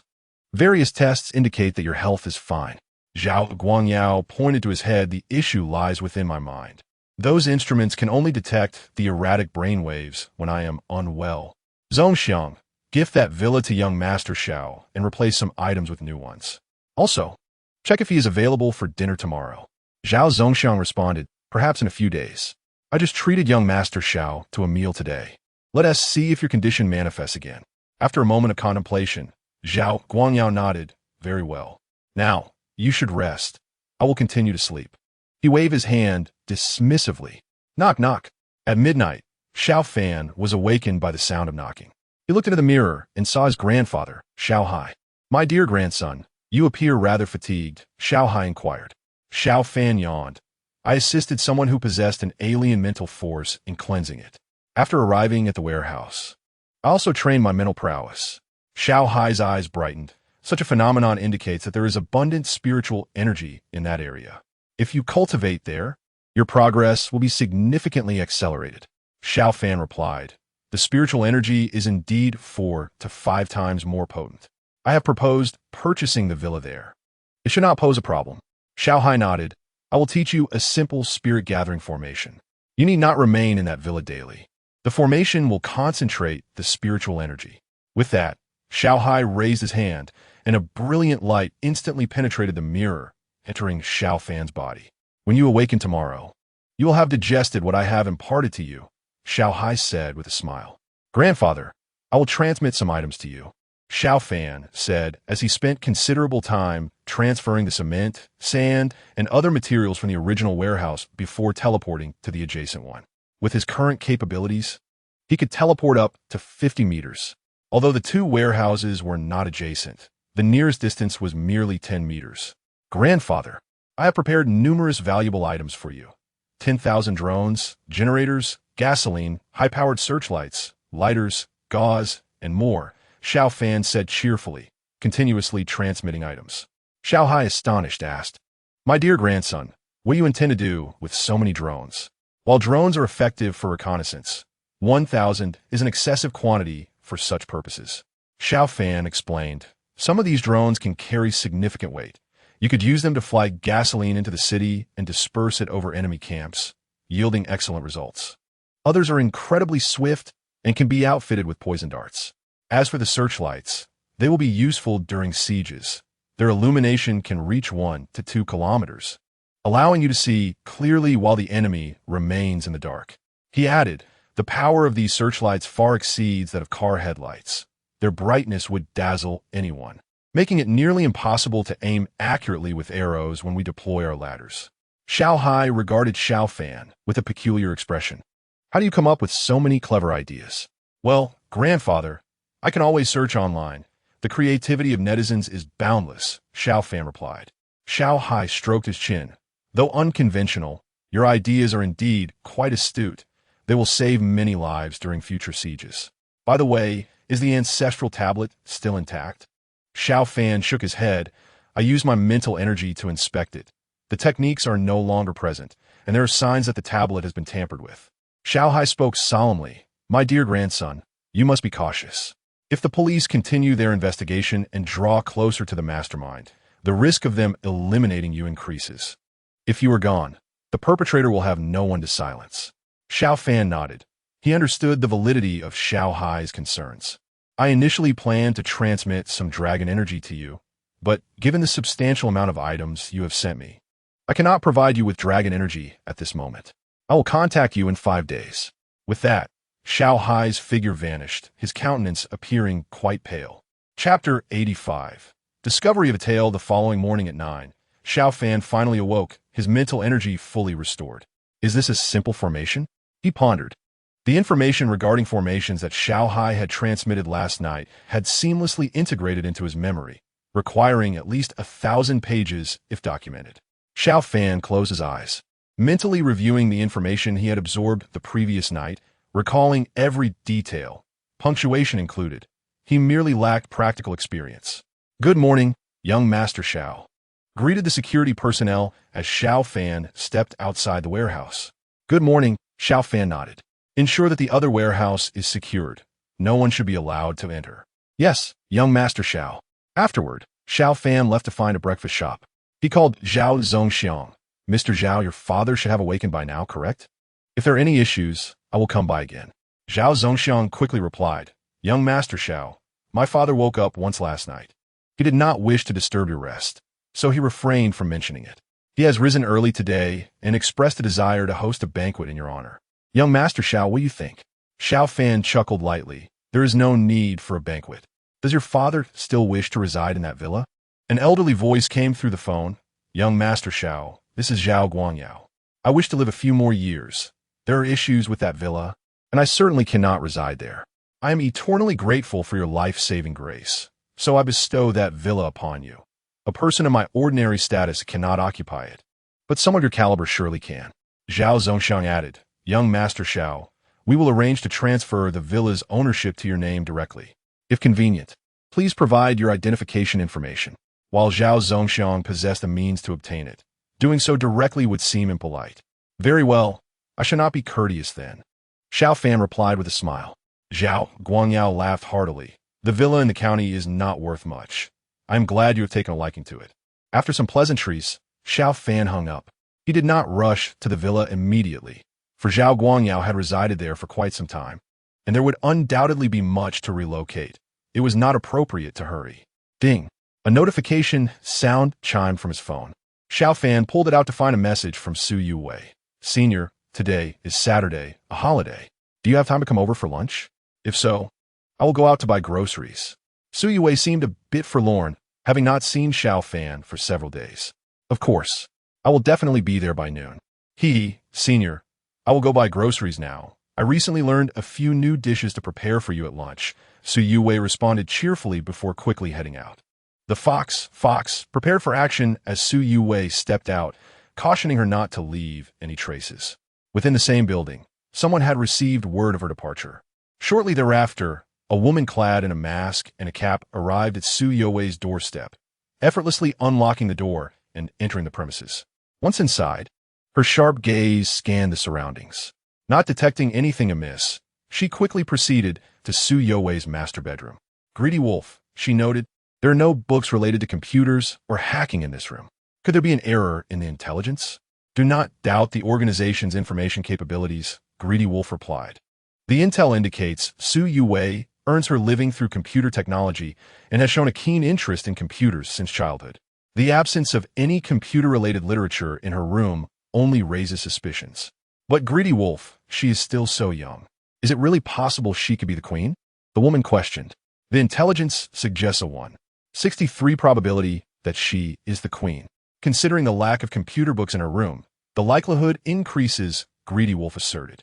Should I check her computer? If she is the queen, she may become aware if I access it. The woman hesitated. Greedy Wolf pondered for a moment before responding. Install hidden cameras and listening devices and leave. Do not disturb anything in the room. We must not alert her. Understood, the fox replied swiftly, setting up the cameras and listening devices. The camera focused on the desk, ensuring that if Su Yue used her computer, the screen would be captured. All set. Retreat. And be careful not to leave any traces, the fox instructed as she exited the room. Are we being followed? Master, I'm feeling dizzy. Could you please slow down? Xiao Fan spoke up. Of course, the taxi driver reduced the speed from 100 to 80, and the car trailing behind them matched the pace. Xiao Fan observed closely, noting that despite having opportunities to overtake, the following vehicle remained behind. Indeed, they were being pursued. Could it be the Zhao family? Xiao Fan furrowed his brow. If Zhao Zongxiang and his associates were tailing him, their friendship would surely be jeopardized. Master, could you go even slower? Xiao Fan requested. Even slower? All right then. The taxi driver complied, further reducing the speed. As the pursuing vehicle overtook them, Xiao Fan employed his mental powers to probe the occupants. Although they bore no visible weapons, he sensed something was amiss. A photograph of him was present in the car, along with binoculars and listening devices. If the state were to investigate him, it would not permit a foreigner to do so. It was unlikely they were connected to General Jean. Perhaps they were subordinates of Seng Cohen? Xiao Fan contemplated another possibility, that they were hired by Yushorin or some other hidden mastermind, tasked with either surveilling or eliminating him. Capturing this individual could yield valuable insights. A flicker of determination sparkled in Xiao Fan's eyes. If they had shown themselves once, it was improbable they would vanish without a trace. Having already noted their appearance, he was confident he could identify them again. An hour later, the taxi arrived at Zijin Community. Upon entering the room, Xiao Fan was greeted by a rich fragrance. What is Yue cooking that smells so delightful? Xiao Fan inquired with a smile. You'll find out shortly, senior. Please wash your hands and watch some television. Su Yue's melodious voice floated in from the kitchen. All right. Xiao Fan acquiesced, releasing his mental energy. Given the possibility of being followed, he needed to conduct a thorough inspection of the premises. He quickly surveyed the kitchen, living room, and dining area, finding no issues. However, when he hesitated before the bathroom and guest room, he decided to extend his mental probe into Su Yue's master bedroom. Xiao Fan's expression shifted. He initially expected to find little of interest, but his mental energy soon detected hidden pinhole cameras and listening devices within the master bedroom. Chapter 86. Discovery of Covert Surveillance. Xiao Fan's expression darkened. If the enemy wished to target him, they should confront him directly, rather than shamelessly installing pinhole cameras and listening devices in Su Yue's room. Scoundrels, he cursed inwardly, uncertain if they had captured anything incriminating. In films, listening devices typically have limited wireless transmission ranges. This suggested the enemy was likely within the same building. Xiao Fan refrained from immediately destroying the cameras and devices, recognizing that such actions would alert the perpetrators. Yue, I'm stepping out to the car, he announced. Senior, please hurry. Dinner will be ready in about 10 minutes. So Yue played. At the property management office, The staff greeted him with respect. With 2 supercars worth over 20 million combined, few were unaware of his appearance. Manager Xiao, I need to discuss something with you, Xiao Fan stated gravely. Mr. Xiao, please feel free to share your concerns. We're here to assist, Xiao Bin, the property manager, responded promptly. I discovered a listening device in my girlfriend's room. The transmission range of such devices is limited. Have there been any unfamiliar residents in our building recently? Xiao Fan inquired. Xiao Bin replied, I will need to ask your building's caretaker. Xiao Fan nodded. Please keep this discreet. We must not alert anyone. Of course. Xiao Bin agreed, soon summoning Liu, the building caretaker, who would be aware of any new tenants. Liu, have there been any new tenants in Building 8 recently? Particularly on floors close to Mr. Zhao's 20th floor? Xiao Bin asked. Liu, appearing astute and capable in her 30s, replied thoughtfully. There is indeed one unit occupied by a girl, in room 2301. Please accompany us to the monitoring room, Xiao Bin instructed. Certainly, manager, Liu agreed. They swiftly reached the monitoring room, where Xiao Bin dismissed the security personnel and began reviewing the surveillance footage from their building. That's her, he confirmed, pointing to the screen. Liu, are you certain there are no other tenants nearby? Gao Bin fets. Absolutely, Li Iwa affirmat. Building 8 consists solely of large units, and there are very few tenants overall. Thank you, Manager Xiao and Caretaker Li, Xiao Fan expressed. Please refrain from taking any action for now. Knowing the identity of the individual was sufficient. It was unnecessary for her to take the elevator to reach their floor. She could easily use the stairs. Understood, Mr. Xiao. Should you require anything, please don't hesitate to let us know. We are always at your service, Xiao Bin offered courteously.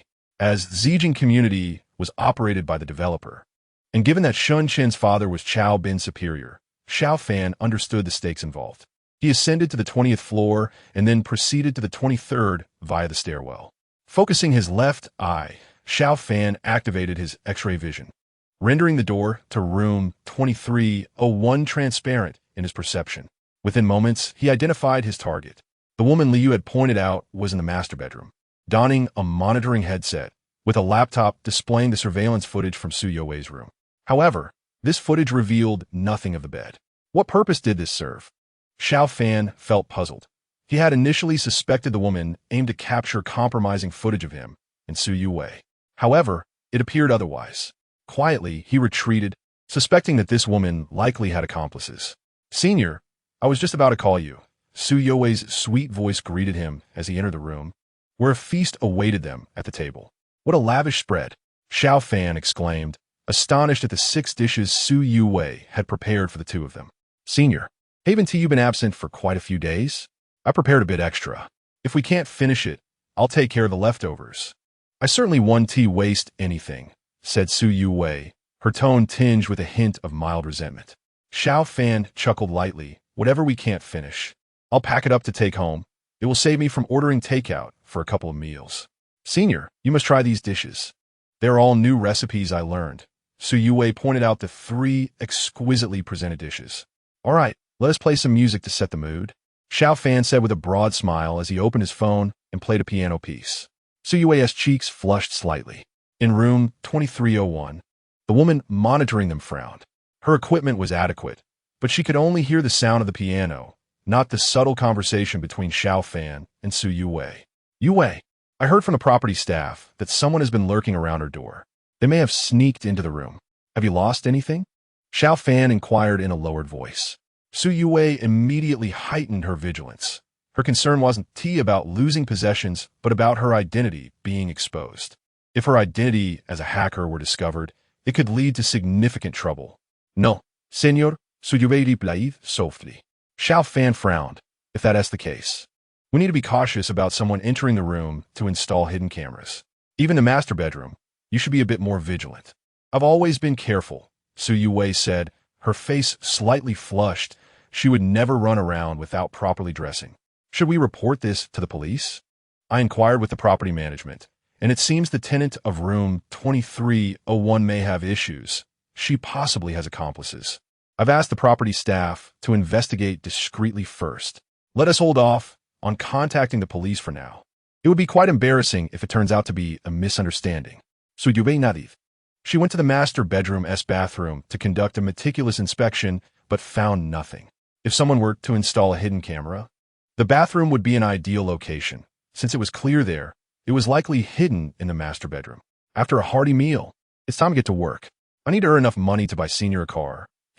Su Yue said as she settled at her computer desk and powered up her laptop. Here we go, exclaimed the woman monitoring room 2301, her eyes lighting up. Su Yue began to work, showcasing impressive computer skills, though she occasionally feigned errors, giving the impression of an advanced programmer. Is she the queen? The woman in room 2301's Fox shook her head. While her own computer skills were commendable, they paled in comparison to the queen's. Much like a firefly against the bright moon, the greedy wolf sensed that Su Yue was not the queen. Her skills were merely at the level of an ordinary advanced programmer, a far cry from the queen's prowess. The fox said into her earpiece, "She's not the queen." The greedy wolf replied sternly, "Fox, don't jump to conclusions too quickly. What if she's deliberately disguising herself? According to the organization's requirements, if there is more than a 1% chance of deception, the monitoring time must be no less than 3 days." Chapter 87. One must be ruthless to stand firm. After leaving Su Yue, Xiao Fan headed straight home with the packed meal. It must have just been a coincidence, he thought.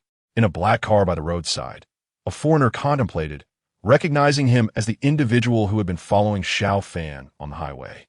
He was an unexpected assassin sourced from the dark web by Yu Shorin, charging an exorbitant fee of $500,000.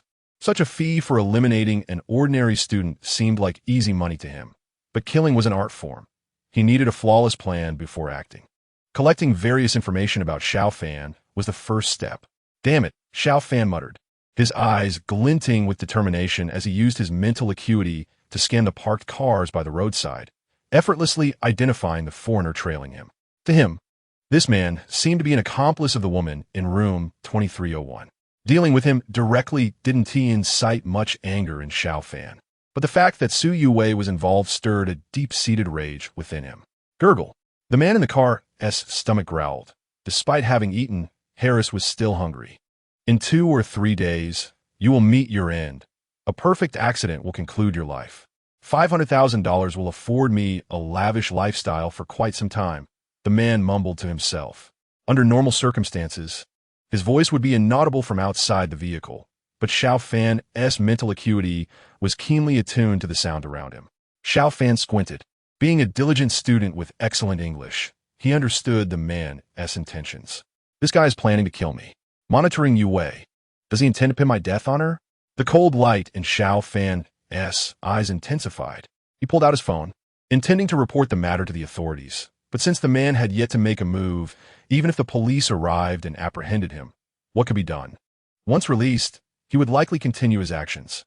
If the target was just him, Xiao Fan believed he could handle it. However, if it involved Su Yue, who was just an ordinary girl, she might suffer dire consequences. "You wish to orchestrate a perfect accident for me. I shall send you on your way first." Xiao Fan resolved. One must be ruthless to stand firm.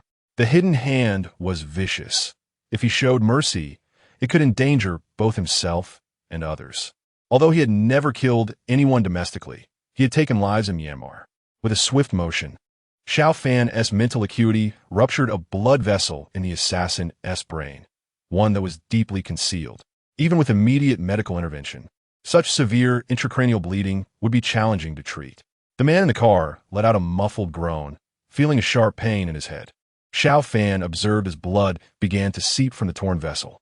Knowing that it wouldn't be long before the pressure in the man's skull would rise dangerously high. Feeling an intense headache, the assassin hurriedly started the car, heading towards the nearest hospital. As a skilled assassin, he certainly knew the location of medical facilities. If the hospital were nearby, the target might be rescued quickly. "Don't blame me for being ruthless. You sought to kill me for $500,000, Xiao Fan thought grimly. The foreigner was likely an assassin hired by the Hidden Hand. Assassins typically worked for money and were unlikely to know their employer's identity. Capturing him would be futile. Within 10 minutes, the assassin, straining against his injuries, managed to drive to the hospital, parking at the entrance before stumbling into the emergency room. Bang! Before he could enter, he collapsed to the ground, unconscious. "Quick, get him stabilized," The hospital staff reacted swiftly. However, as the assassin suffered from intracranial bleeding with significant blood loss, he had already lost vital signs before surgery could commence. With no external injuries, the cause of death was determined to be a sudden cerebral hemorrhage. The hospital promptly reported the death, contacting authorities and family members, storing the body in the morgue until they could reach the next of kin. Notably, Harris had no phone on him, and his identification was fake. He had initially possessed a photo of Xiao Fan, but discarded it after exiting the highway. Unbeknownst to them, the afternoon slipped away. Su Yue finished her work and saved her documents. Shuyan, do you still have contact with Sun Su and the others? If you fancy any of them, just let me know, and I'll play matchmaker for you. Su Yue called Lu Shuyan on video. Lu Shuyan rolled her eyes. Yue, if I liked any of them, why need your help to set it up? I could easily charm them myself. Look at you. Have you ever been in a relationship? Su Yue teased as she carried her laptop out of the bedroom, heating up some leftover food. Su Yue chatted with Lu Shuyan while eating. The fox, monitoring from a distance, initially perked up her ears to listen but eventually gave up, as their conversation revolved around typical girl gossip. After finishing her meal, Su Yue turned on the television, cuddling her laptop as she settled on the couch. I am eager to uncover who is covertly surveilling me. With remarkable speed, Su Yue typed furiously on her keyboard, swiftly breaching the security of the room's camera and, following the trail, traced it back to Fox. Although Fox possessed commendable computer skills, Su Yue's expertise far surpassed hers. Before long, she quietly activated Fox's computer camera and beheld Fox seated before the screen. Fox, a member of the Poker Alliance, was accompanied by the cunning wolf. Su Yue furrowed her brow, fully aware of the Poker Alliance, a formidable hacking organization housing two world-class super hackers known as Spades and Hearts, both ranked among the top 10 globally. The Poker Alliance comprised only the most elite hackers, wielding astonishing power. Previously, the Alliance had extended 2 invitations to Su Yue. The first was last year, assigning her the codename Clover. Should she join, her rank would rise to the 3rd position, just below Spades and Hearts, with an annual salary of 100 million US dollars. Unsurprisingly, Su Yue declined, for the Poker Alliance amassed wealth through illicit means, and she could not bear the thought of spending such tainted money. The Poker Alliance had estimated a mere 1/63 chance of her being the queen. It seemed her recent surge in tasks and the speed of her completions had drawn the attention of those with ulterior motives. Su Yue inwardly. Despite her efforts to remain inconspicuous, she had still been discovered. Fortunately, her senior had noticed the anomaly. Otherwise, she surely would have been exposed. Innocent individuals could easily be ensnared or worse, eliminated. Chapter 88. My senior is a hacker. If the Poker Alliance were to uncover her hacking identity, it could endanger her senior as well. Sui's brow tightened. The Poker Alliance could very well capture Xiao Fan to threaten her, a scenario entirely plausible. Joining the national team? She mused. If she were to reveal her identity to the authorities, she would undoubtedly gain their protection, rendering the Poker Alliance powerless against her. However, such a decision would strip her of her current freedom. Why must the Poker Alliance provoke me when I have done nothing to incite their wrath? After much contemplation, she resolved to refrain from joining the national team for the time being. Instead, she would outsmart Fox and Wolf, focusing on enhancing her skills. If her hacking abilities surpassed those of Spades, the Poker Alliance would surely think twice before challenging her. They would likely monitor her for just 3 days, making it relatively easy to deceive them. She resumed programming, displaying her usual proficiency, though occasionally a task would consume more time than she anticipated. This level of monitoring was an utter waste of my time, Fox scoffed. In her view, the organization's estimation of the odds was an undue compliment to Su Yue. Wolf remarked, I am convinced that Su Yue is certainly not the queen. Who says the queen must be female? It could very well be a burly man, don't you think? The queen had chosen the moniker Ugly Duckling, yet Su Yue was more beautiful than many celebrities. If her skills matched her beauty, she would indeed be worthy of the title. Fox idly stated into her earpiece, perhaps she is using the nickname Ugly Duckling to deceive others? Regardless, we must remain vigilant for 3 days. Understood? After monitoring her, I deserve a vacation, at least 10 days. I will request it from the organization. Fox rolled her eyes. She had not always been a member of the Poker Alliance, and had only joined after her true address was discovered. Though her income was decent, the workload was considerable. Xiao, I have prepared about 10 raw stones for you. Do you have time to come by? If not, no worries. Just let me know your schedule. Xiao Fan received a call from Tang Ziyan. Sure, I'm free now. I'll come over today. After some contemplation, he added, in my opinion, Harris is the executor, while the young lady from room 2301 is merely an observer. If something were to happen to Harris, the young lady would likely leave as well. Capturing her would not lead to uncovering the mastermind. If she departs, she departs. Should I alert the police to apprehend her, they might uncover her connection to Harris, which could lead to suspicion directed at me. Xiao, I will arrange for someone to pick you up at the airport, Tang Ziyan cheerfully replied. All right, I'll send you the flight information shortly. Xiao Fan quickly booked his ticket and called Su Yue. Yue, I have business to attend to. Please take care of yourself. Yes, senior, you be careful too. Su Yue sighed with relief. Fox and Wolf would likely depart within 2 days, and she did not wish for Xiao Fan to interfere with their plans. She pondered how best to explain her situation to him.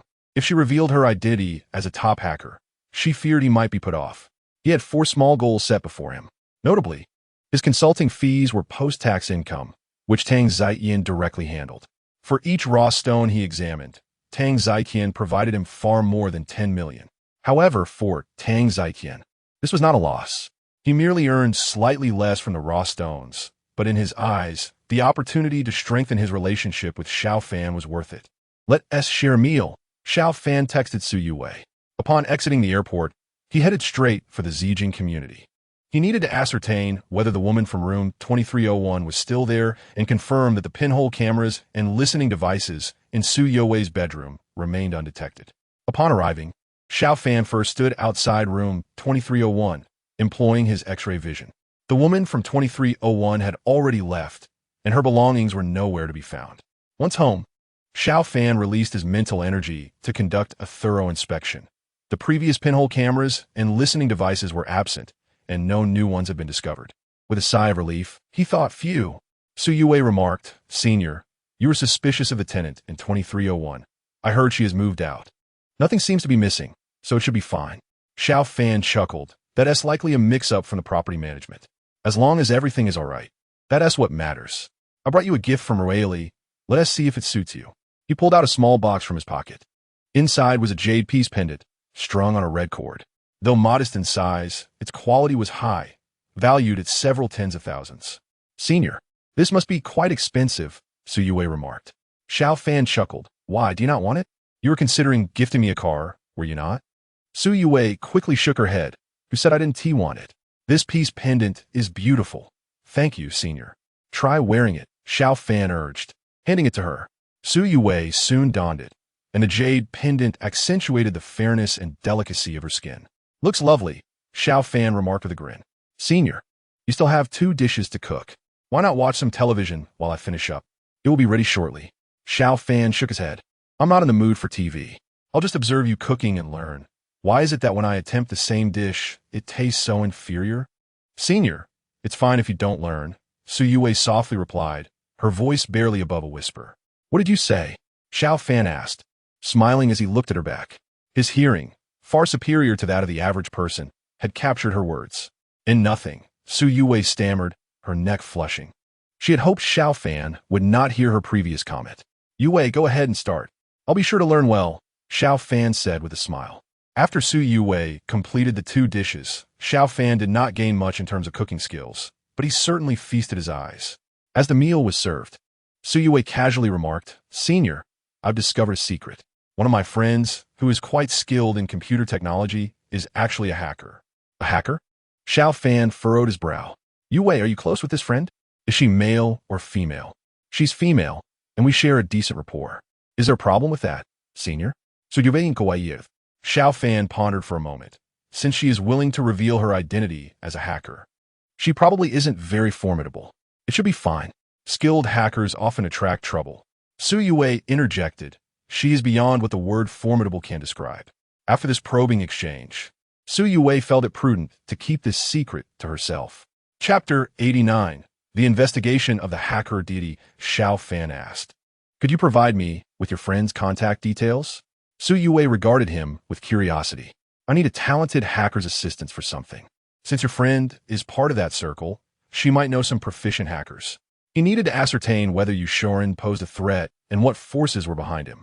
Xiao Fan did not wish for Su Yue to be closely associated with a skilled hacker, fearing she might be implicated or harmed, yet he genuinely required such assistance.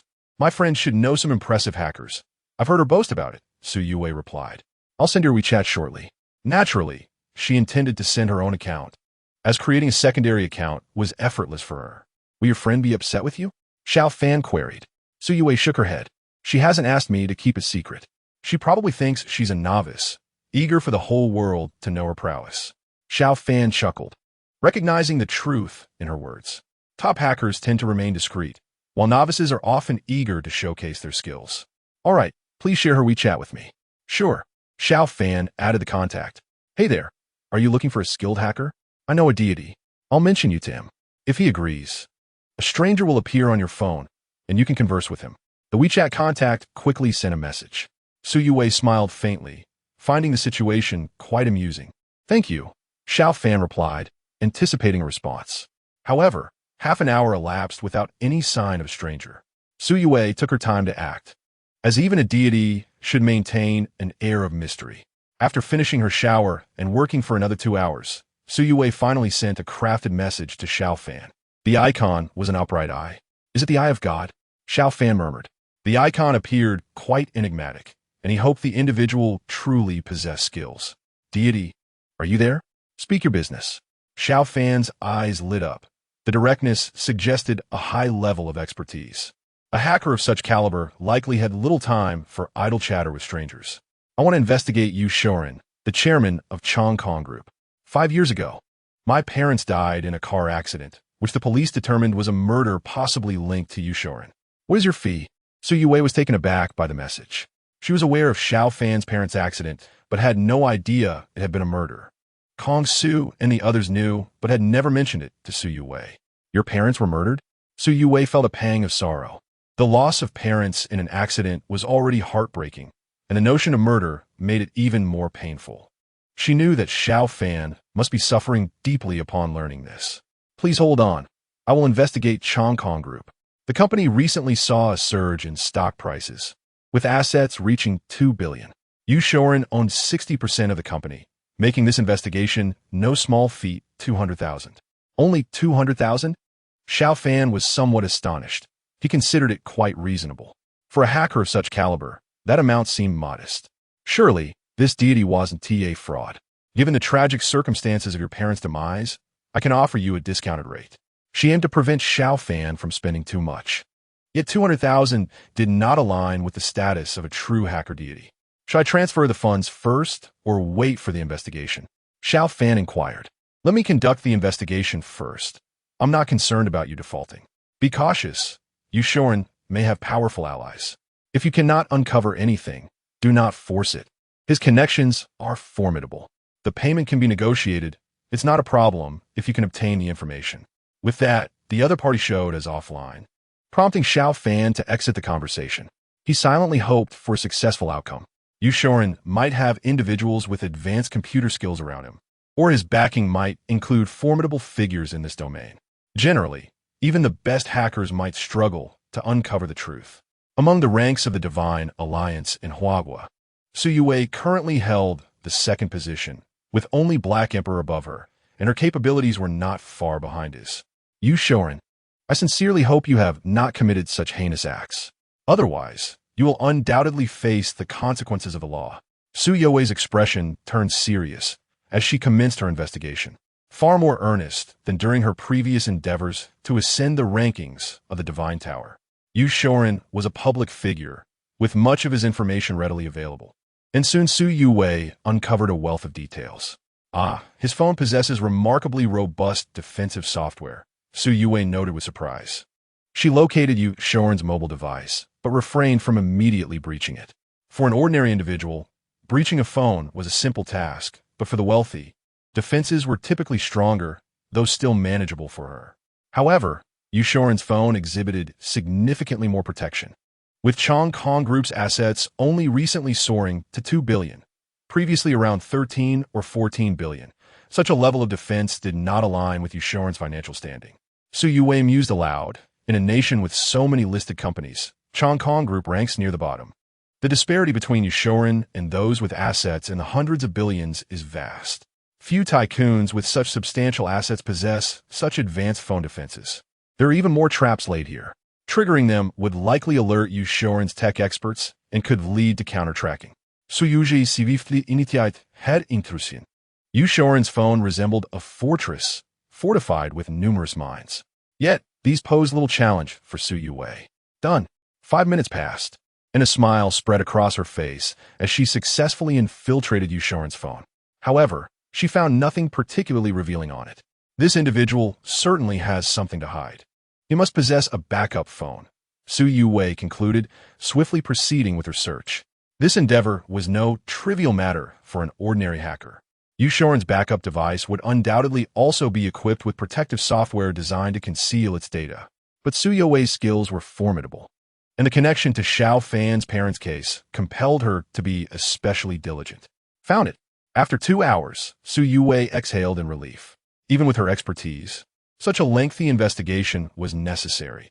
Even Phoenix might struggle to uncover the truth.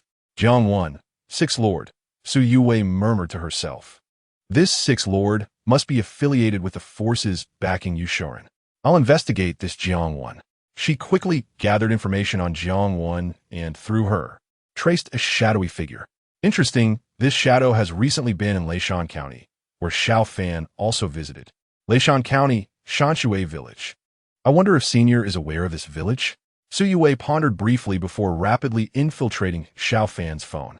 Soon, she confirmed that Xiao Fan had indeed recently been to Shanshui Village. I got him. Su Yue's eyes sparkled with realization. Yushoren was undoubtedly involved in something nefarious. Chapter 90.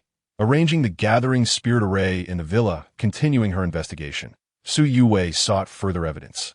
She discovered that Shadow had been to Shanshui Village, which undoubtedly linked the death of Xiao Fan's parents to Yushoren. Yet she currently lacked the evidence to substantiate this claim. After spending considerable time meticulously investigating Yushoren, Jiang 1, and the data on Shadow's mobile phone and home computer, Su Yue found no additional leads. Given that this case was 5 years old, it was likely that they had been prudent enough not to leave behind any evidence. And if there were any, it probably wouldn't be available online. Su Yue frowned in contemplation.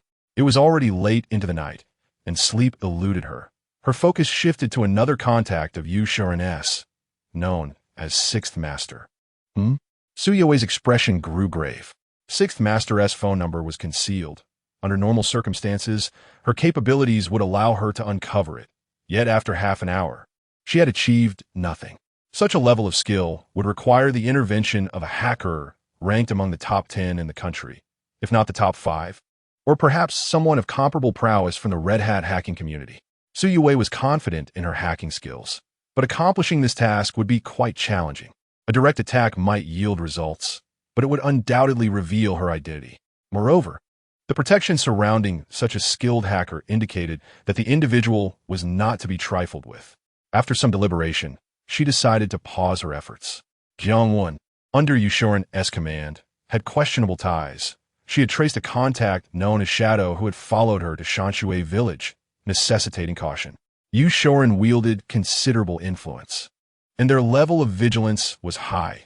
Without concrete evidence of their involvement in the murder, any aggressive investigation would be counterproductive.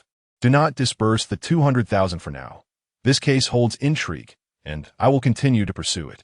Once I have the evidence, you may provide me with 1 million. The identity and influence of Yushoren were formidable. What motive could he and his associates have for killing the elder's parents? Continuing the investigation posed significant risks. Su Yue murmured to herself, a tinge of worry for Xiao Fan creeping into her thoughts. Yet, she could not persuade him to abandon his pursuit of vengeance for his parents. She could only strive to assist him in bringing the criminals to justice. Whether confronting the threats from the Poker Alliance or uncovering the murderer of the elder's parents, her skills required further enhancement. A spark of determination ignited in Su Yue's eyes. At her current level of hacking expertise, improvement was a daunting task. Initially, she had taken a laid-back approach, gradually honing her skills. However, she now realized that such a passive stance was untenable. Even if she remained unambitious, organizations like the Poker Alliance would not overlook her. The following morning, Xiao Fan awoke and immediately checked his phone. Could it be that Yushorin truly has something to hide? He muttered. He speculated that Shadow's presence in their village was likely to investigate the ancestral tablets. Any disturbance to these tablets would indicate that he might be aware of something amiss. Thank you, great deity. The forces behind Yushorin were presumably powerful, and he acknowledged the risks involved in this investigation. Once you uncover the evidence, I will reward you with 10 million. Xiao Fan felt satisfied with the information he had gathered overnight. He had not anticipated obtaining direct evidence so soon. Should the hacker indeed succeed, he would gladly part with the 10 million. It seems hackers are all night owls, Xiao Fan mused. Boom! Driving his luxury car, Xiao Fan soon arrived at Leishan County, where Zhao Zongxiang had already messaged him about his father's relocation. Young Master Xiao, here is the property deed. Upon reaching the villa, Xiao Fan found Zhao Zongxiang waiting for him, who promptly handed over the title deed. Thank you, Xiao Fan replied with a smile. Though situated in the county, the villa was expansive and elegantly furnished, valued at no less than 30 to 40 million. Zhao Zongxiang remarked, Young Master, my father has endured torment for 3 years. Without your intervention, his life would have been in jeopardy. We owe you a great debt of gratitude. Xiao Fan raised the property deed, saying, Your gratitude has already been expressed. Yue will not be lacking a place to stay when she visits Leishan County. You may attend to your matters now, he added. Zhao Zongxiang nodded and departed, leaving Xiao Fan alone in the spacious villa, as Zhao had chosen not to bring any staff to avoid suspicion. Xiao Fan retrieved a package of jade stones from the trunk of his car. The quality of these stones was subpar, totaling merely 100,000. A gift from Tang Ziyin for which he had not paid. He intended to use this jade to set up a formation. By employing a gathering formation, he aimed to concentrate the spiritual energy in the villa, allowing him to cultivate there for a day or two every 10 to 15 days. The spiritual energy in the villa was 5 times that of ordinary places, if he came to cultivate once every half month. 2 days of training would equate to over 2 months of regular cultivation. Xiao Fan worked diligently from morning until evening. I hope this succeeds, he murmured, having already failed 3 times before. Each failure resulted in the jade stones being shattered, and he had only enough for 4 attempts. Suddenly, a gust of wind rose around the villa, where there had been none before. It blew in from all directions towards the villa. It worked. Xiao Fan's eyes brightened. This wind was a result of the spiritual energy converging towards the villa. Within a few minutes, the energy that had previously dissipated was drawn back by the gathering formation, ceasing the flow of wind. With the gathering formation established, the spiritual energy within the villa would not escape. To his surprise, Xiao Fan noticed that as he arranged the formation, the influx of spiritual energy from another realm accelerated. Cultivating here for 2 days every half month should yield the equivalent of 3 months' progress. The villa's refrigerator was stocked with food, and after a light meal, he began his cultivation. The abundance of spiritual energy here was remarkable. Xiao Fan practiced the family's ancestral 9 turns true dragon technique, relishing the experience. This technique was not an ordinary martial arts practice. In the city, where spiritual energy was scarce, he had struggled to make progress. Now, his cultivation speed was exponentially faster than it had been in the city. Time passed swiftly, and soon it was deep into the night. Knock, knock. A sound emanated from a full-length mirror beside him. Xiao Fan turned to see his grandfather, Xiao Hai, within the mirror. Grandfather, please wait a moment, Xiao Fan said, as he was still within his cultivation cycle. There is no time to wait. I must prepare for battle. Continue your training. I will impart some dragon energy to you. Xiao Hai waved his hand. In an instant, a brilliant light shot through the mirror and entered Xiao Fan's body. Surprise them. Xiao Hai Juka. With the forces currently under his command, launching an attack on a city of this level would be challenging, but with the enhancements provided by Xiao Fan, success was now within reach. He intended to seize a significant opportunity with his first strike. Chapter 91. Unconventional warfare in another realm in the other realm, at Xingyuan City. Despite Xiao Hai leading an army of 100,000 soldiers to the city's gates, the city lord remained unperturbed, as did the nobles within. Shenyuan City boasted towering walls reaching 12 meters in height, and its garrison comprised 15,000 soldiers.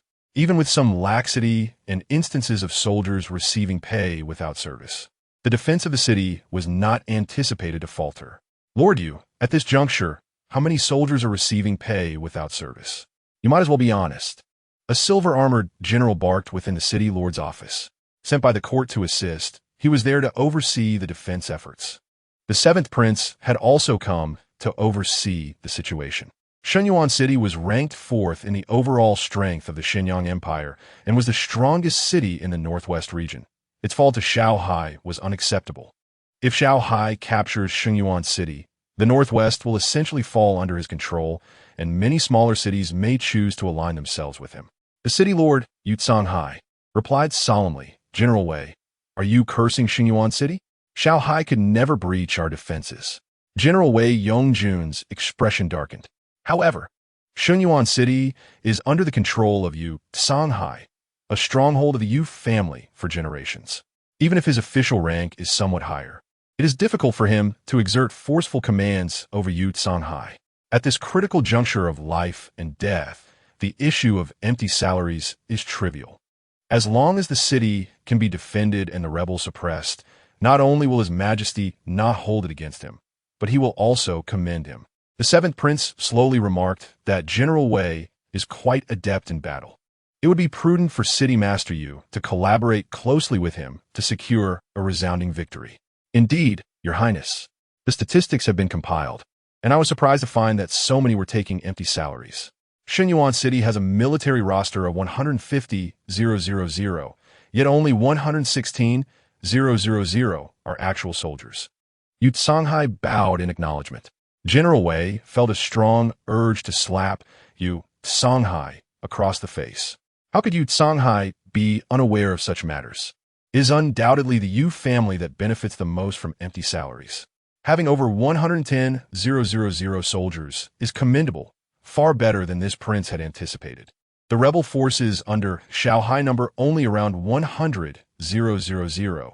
The defenders outnumber the attackers, so it should be manageable, correct? The seventh prince turned his gaze towards Wei Yongjun. After hearing Xiao Hai's account, he too felt angered, but anger alone would not resolve the issue. Should Xiao Hai be driven to ally with Xiao Hai, the consequences would be dire. Your Highness, the situation should not pose a significant problem. Wei Yongjun nodded. The defenders already hold the advantage. The walls of Shenyuan City are high, making defense easier. Even if Xiao Hai mobilizes all of his 18,000 to 19,000 men, it should still be manageable. The seventh prince inquired, if we were to venture out and engage the enemy head-on, what would our chances be? Xiao Hai quickly responded, Your Highness, that is out of the question. Among the 110,000 soldiers, many are of advanced age, having lived in a time of peace for so long that they have not seen battle. I am aware of my soldiers' combat capabilities. They can hold the city, but to lead them in a battle against Xiao Hai's forces would be tantamount to courting death. A single misstep could lead to rebellion among them. The emperor is inept and tyrannical, and Xiao Hai's prestige is high. The will to resist among the citizens is weak. Then let us focus on holding the city. City Master Yu and General Wei must collaborate effectively. Shenyuan City absolutely must not fall. The seventh prince stated solemnly. Both Wei Yongjun and Xiao Hai replied in unison. Rest assured, Your Highness. From their perspective, there was no possibility for Xiao Hai to capture Shenyuan City at this time. As night deepened, the guards atop the city walls remained vigilant, while soldiers in the four camps to the east, south, west, and north slumbered, each camp housing approximately 15,000 men. The temperature was dropping steadily. In the western camp, night watch soldiers gathered around fire pits, engaged in idle conversation.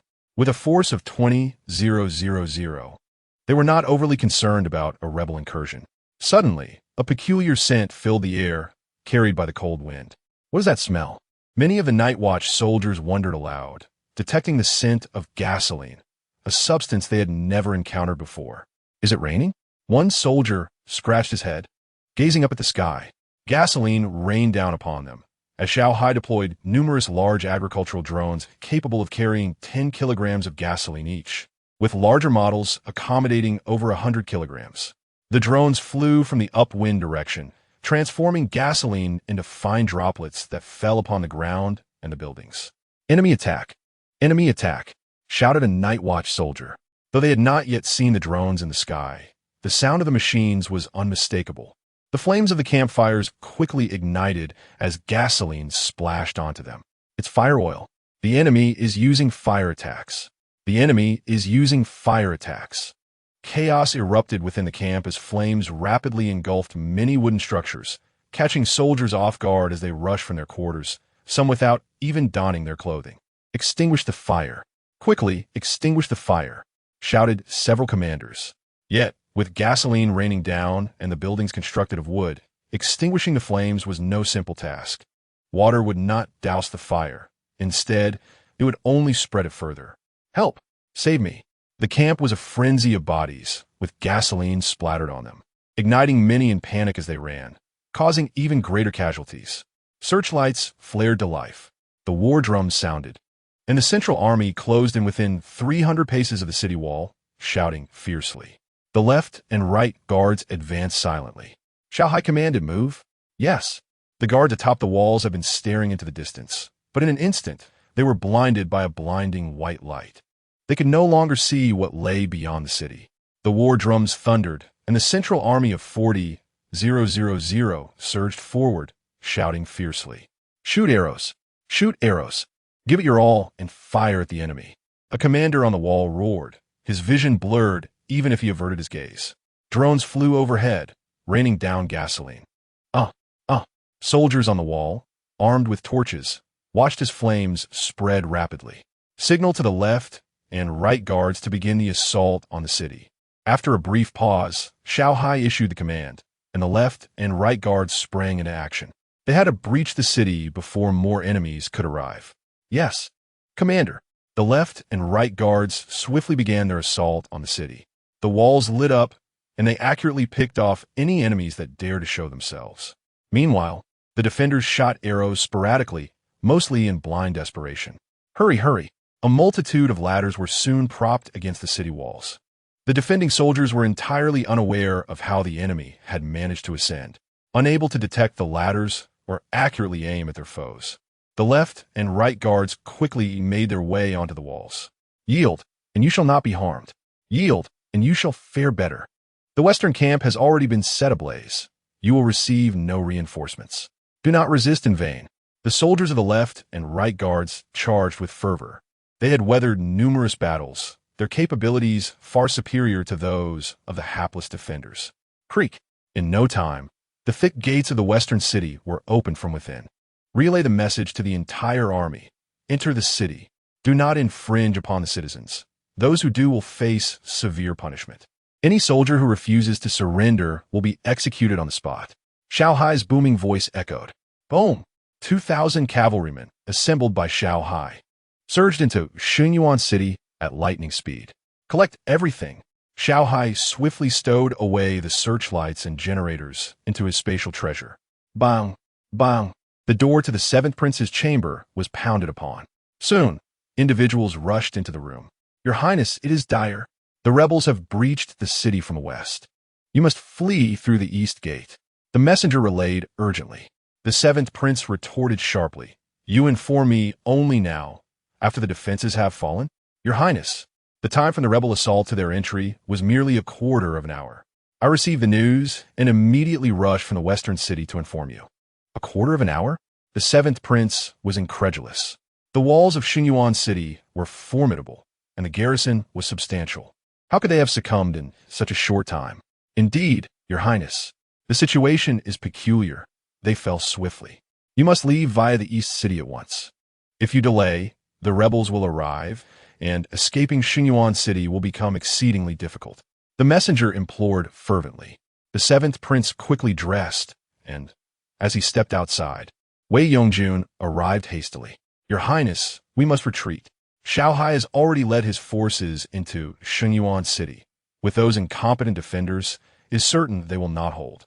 You absolutely cannot fall into the hands of the rebels. Wei Yongjun urged solemnly. Drive! Drive! They hurriedly fled. A portion of the cavalry within Xinyuan City also managed to escape, but the infantry remained behind, in the depths of the frigid night, with no supplies. How far could they flee? Moreover, the families of the ordinary soldiers were still within the city. Even if their commander urged them to flee, many would likely choose not to. In merely a quarter of an hour, the city fell. This was Shenyuan City. The seventh prince spoke sternly. They had joined forces with Xiao Hai, and escaping under the cover of 3,000 to 4,000 cavalry would be somewhat easier. Otherwise, Wei Yongjun and his men could be captured by ordinary soldiers. The strength surrounding the city was oppressive. I am uncertain, Xiao Hai replied with a wry smile. The seventh prince's expression darkened, a shadow looming over his heart. The weather would soon turn colder, heavy snow would block their path, and Xiao Hai and his group would also need time to recuperate. For the moment, they would be unable to launch an attack. However, how would they cope come spring? Shenyuan City had only held out for a quarter of an hour. How long could other formidable cities withstand the onslaught? We must retreat. Xiao Hai may very well be on his way, Wei Yongjun said gravely. Charge, charge! In no time, several thousand cavalry had departed Shenyuan City, covering more than 10 miles. The forces of Wei Yongjun and Xiao Hai were no longer suppressed. They could now soar into the skies. Seventh Prince, let me and Lord Yu escort you away first, Wei Yongjun stated. The seventh prince nodded. 20 or so of them took to the air, while the others swiftly escorted the seventh prince away. However, they had not traveled far when a figure suddenly obstructed their path.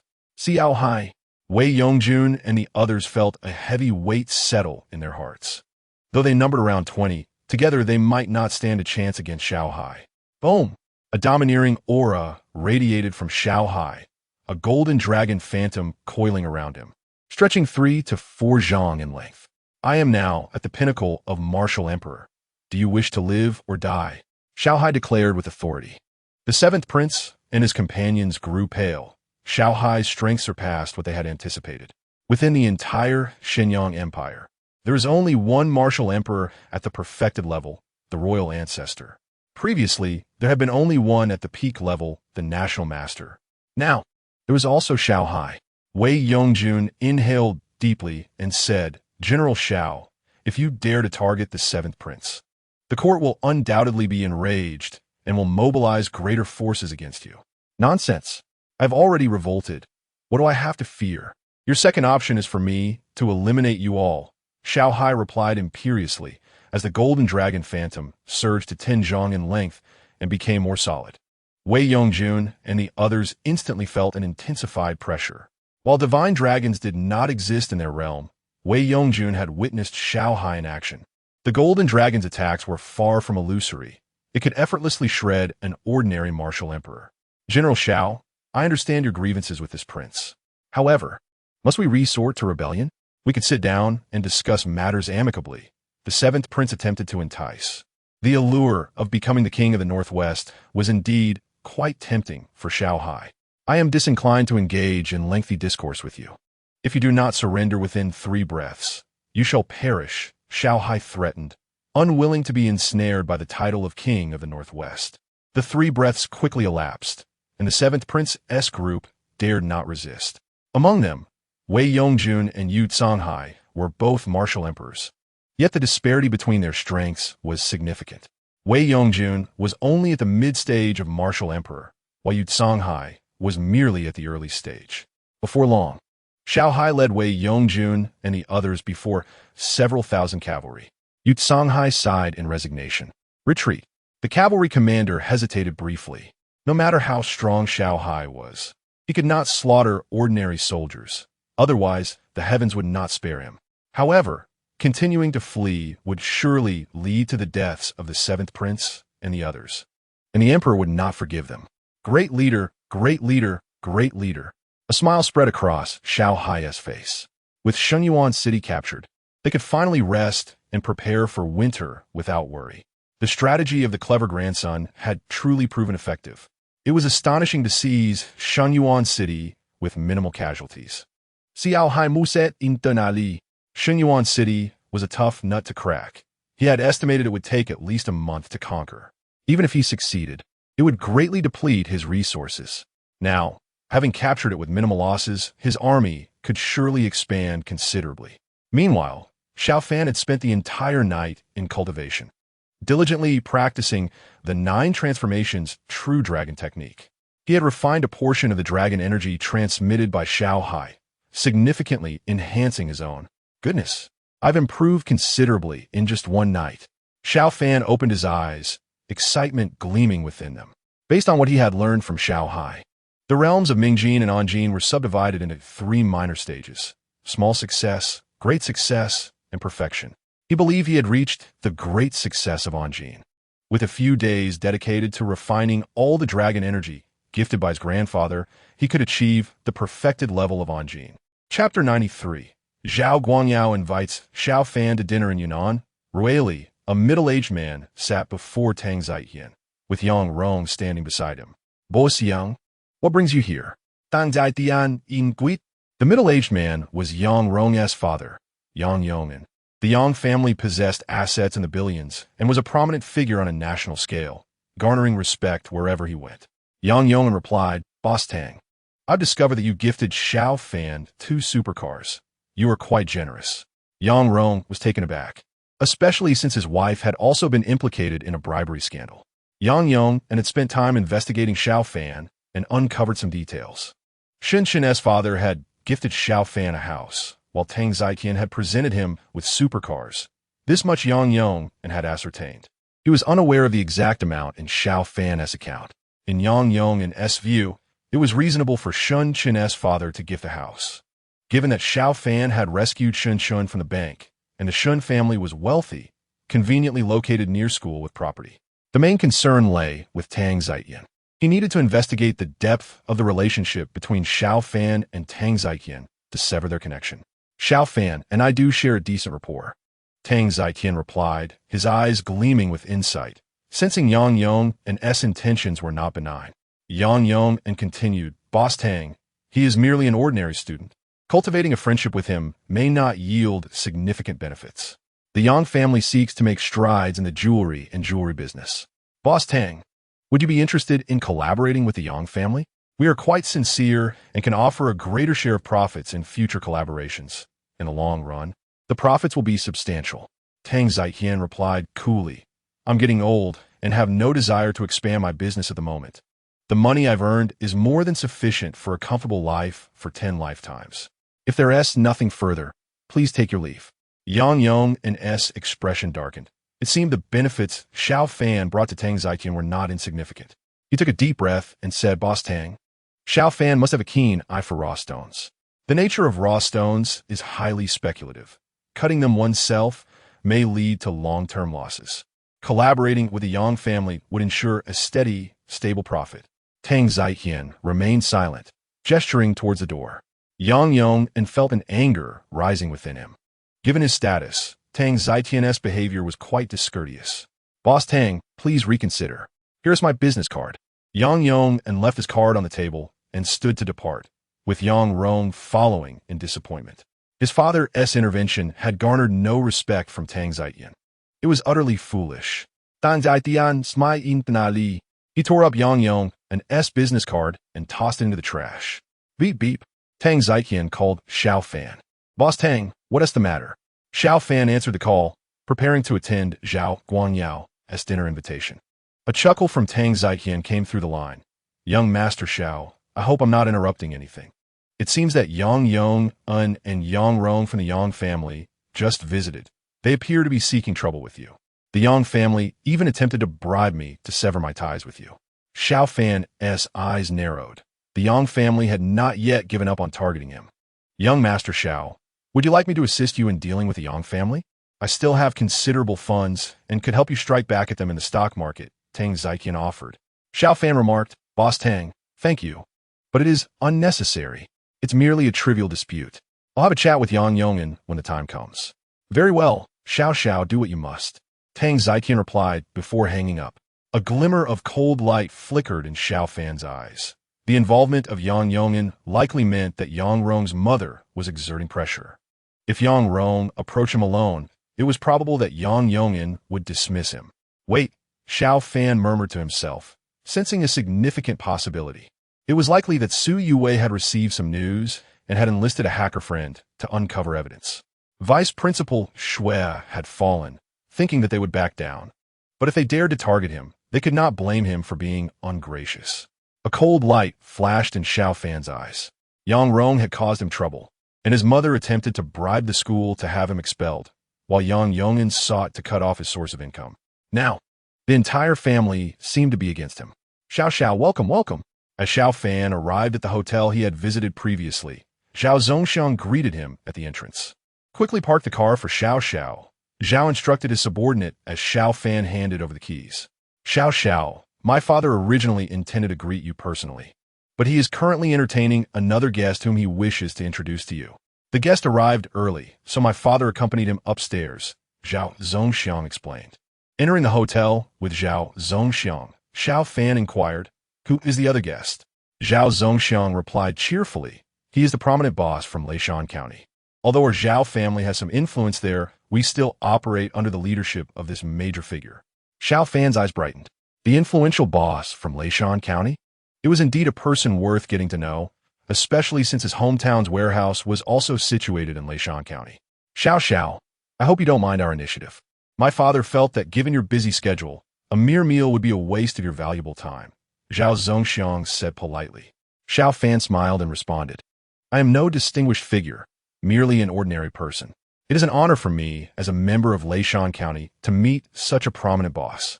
Soon, the exclusive elevator arrived at the top floor. Xiao, you have finally arrived.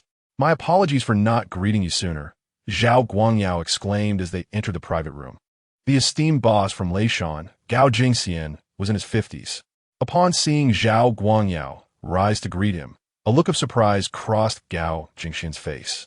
The Zhao family possessed assets worth billions, and even if someone with assets exceeding 100 billion came, it would not be unusual for Zhao Guangyao to remain seated. He would still be addressed as Old Zhao respectfully. Yet here was Xiao Fan, merely in his 20s. Who could he possibly be? Gao Jingxian mused, standing up and smiling. Old Zhao, you are too kind, Xiao Fan said with a smile. Xiao, let me introduce you. This is our major boss from Leishan County, Mr. Gao. Mr. Gao, this is Xiao Fan. Hello, Xiao, Gao Jingxian extended his hand. You are too gracious, Mr. Gao. There is no need for such formalities. I am just a regular student. You may call me by my name, Xiao Fan replied, shaking Gao Jingxian's hand. Zhao Guangyao gestured for Xiao Fan to take the main seat. Xiao, please have a seat. Mr. Gao Xiao saved my life, and today's gathering is in his honor. I hope you do not mind. Not at all, Gao Jingxian quickly assured, his interest in Xiao Fan's identity growing.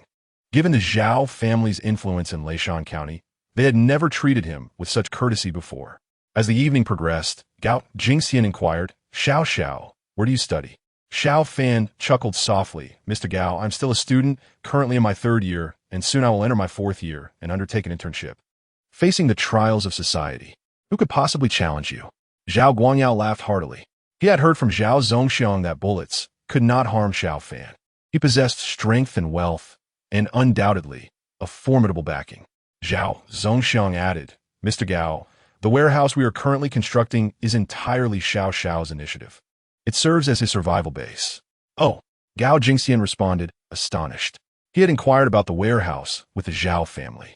The construction involved concrete and steel of an unusually high standard, raising questions about the Zhao family's intentions. Though they had since cleaned up their act, they had a checkered past. Xiao Fan smiled and stated, Mr. Gao, I indeed invested in the warehouse, which will serve as a stockpile for various survival supplies. Gao Jingxian raised his glass and asked, Xiao, may I ask why you are investing such a considerable sum into a survival base of this caliber? Our nation is relatively peaceful, and resources are not scarce. Xiao Fan paused for a moment before responding. Perhaps in the near future, the world will be less stable. Being prepared in advance is prudent. Zhao Guangyao and the others looked at Xiao Fan with puzzled expressions. Could there be impending turmoil? Gao Jingxian asked, his demeanor serious. Xiao Fan shook his head. It is not the ordinary kind of strife. The specifics are difficult to articulate at this moment. With the potential for contact between two worlds, Creatures and individuals from other realms may cross into ours, and it would be peculiar if chaos did not ensue. However, when such occurrences will manifest remains uncertain. It could happen soon, or perhaps the worlds will touch and then drift apart forever. Zhao Zongxiang remarked, Xiao, you certainly have us on edge. Xiao Fan chuckled softly. Mr. Zhao, some matters are perhaps best left unknown for now. Not everything may come to pass, and I cannot speak recklessly. Mr. Gao, I would like to trouble you with a request, he continued.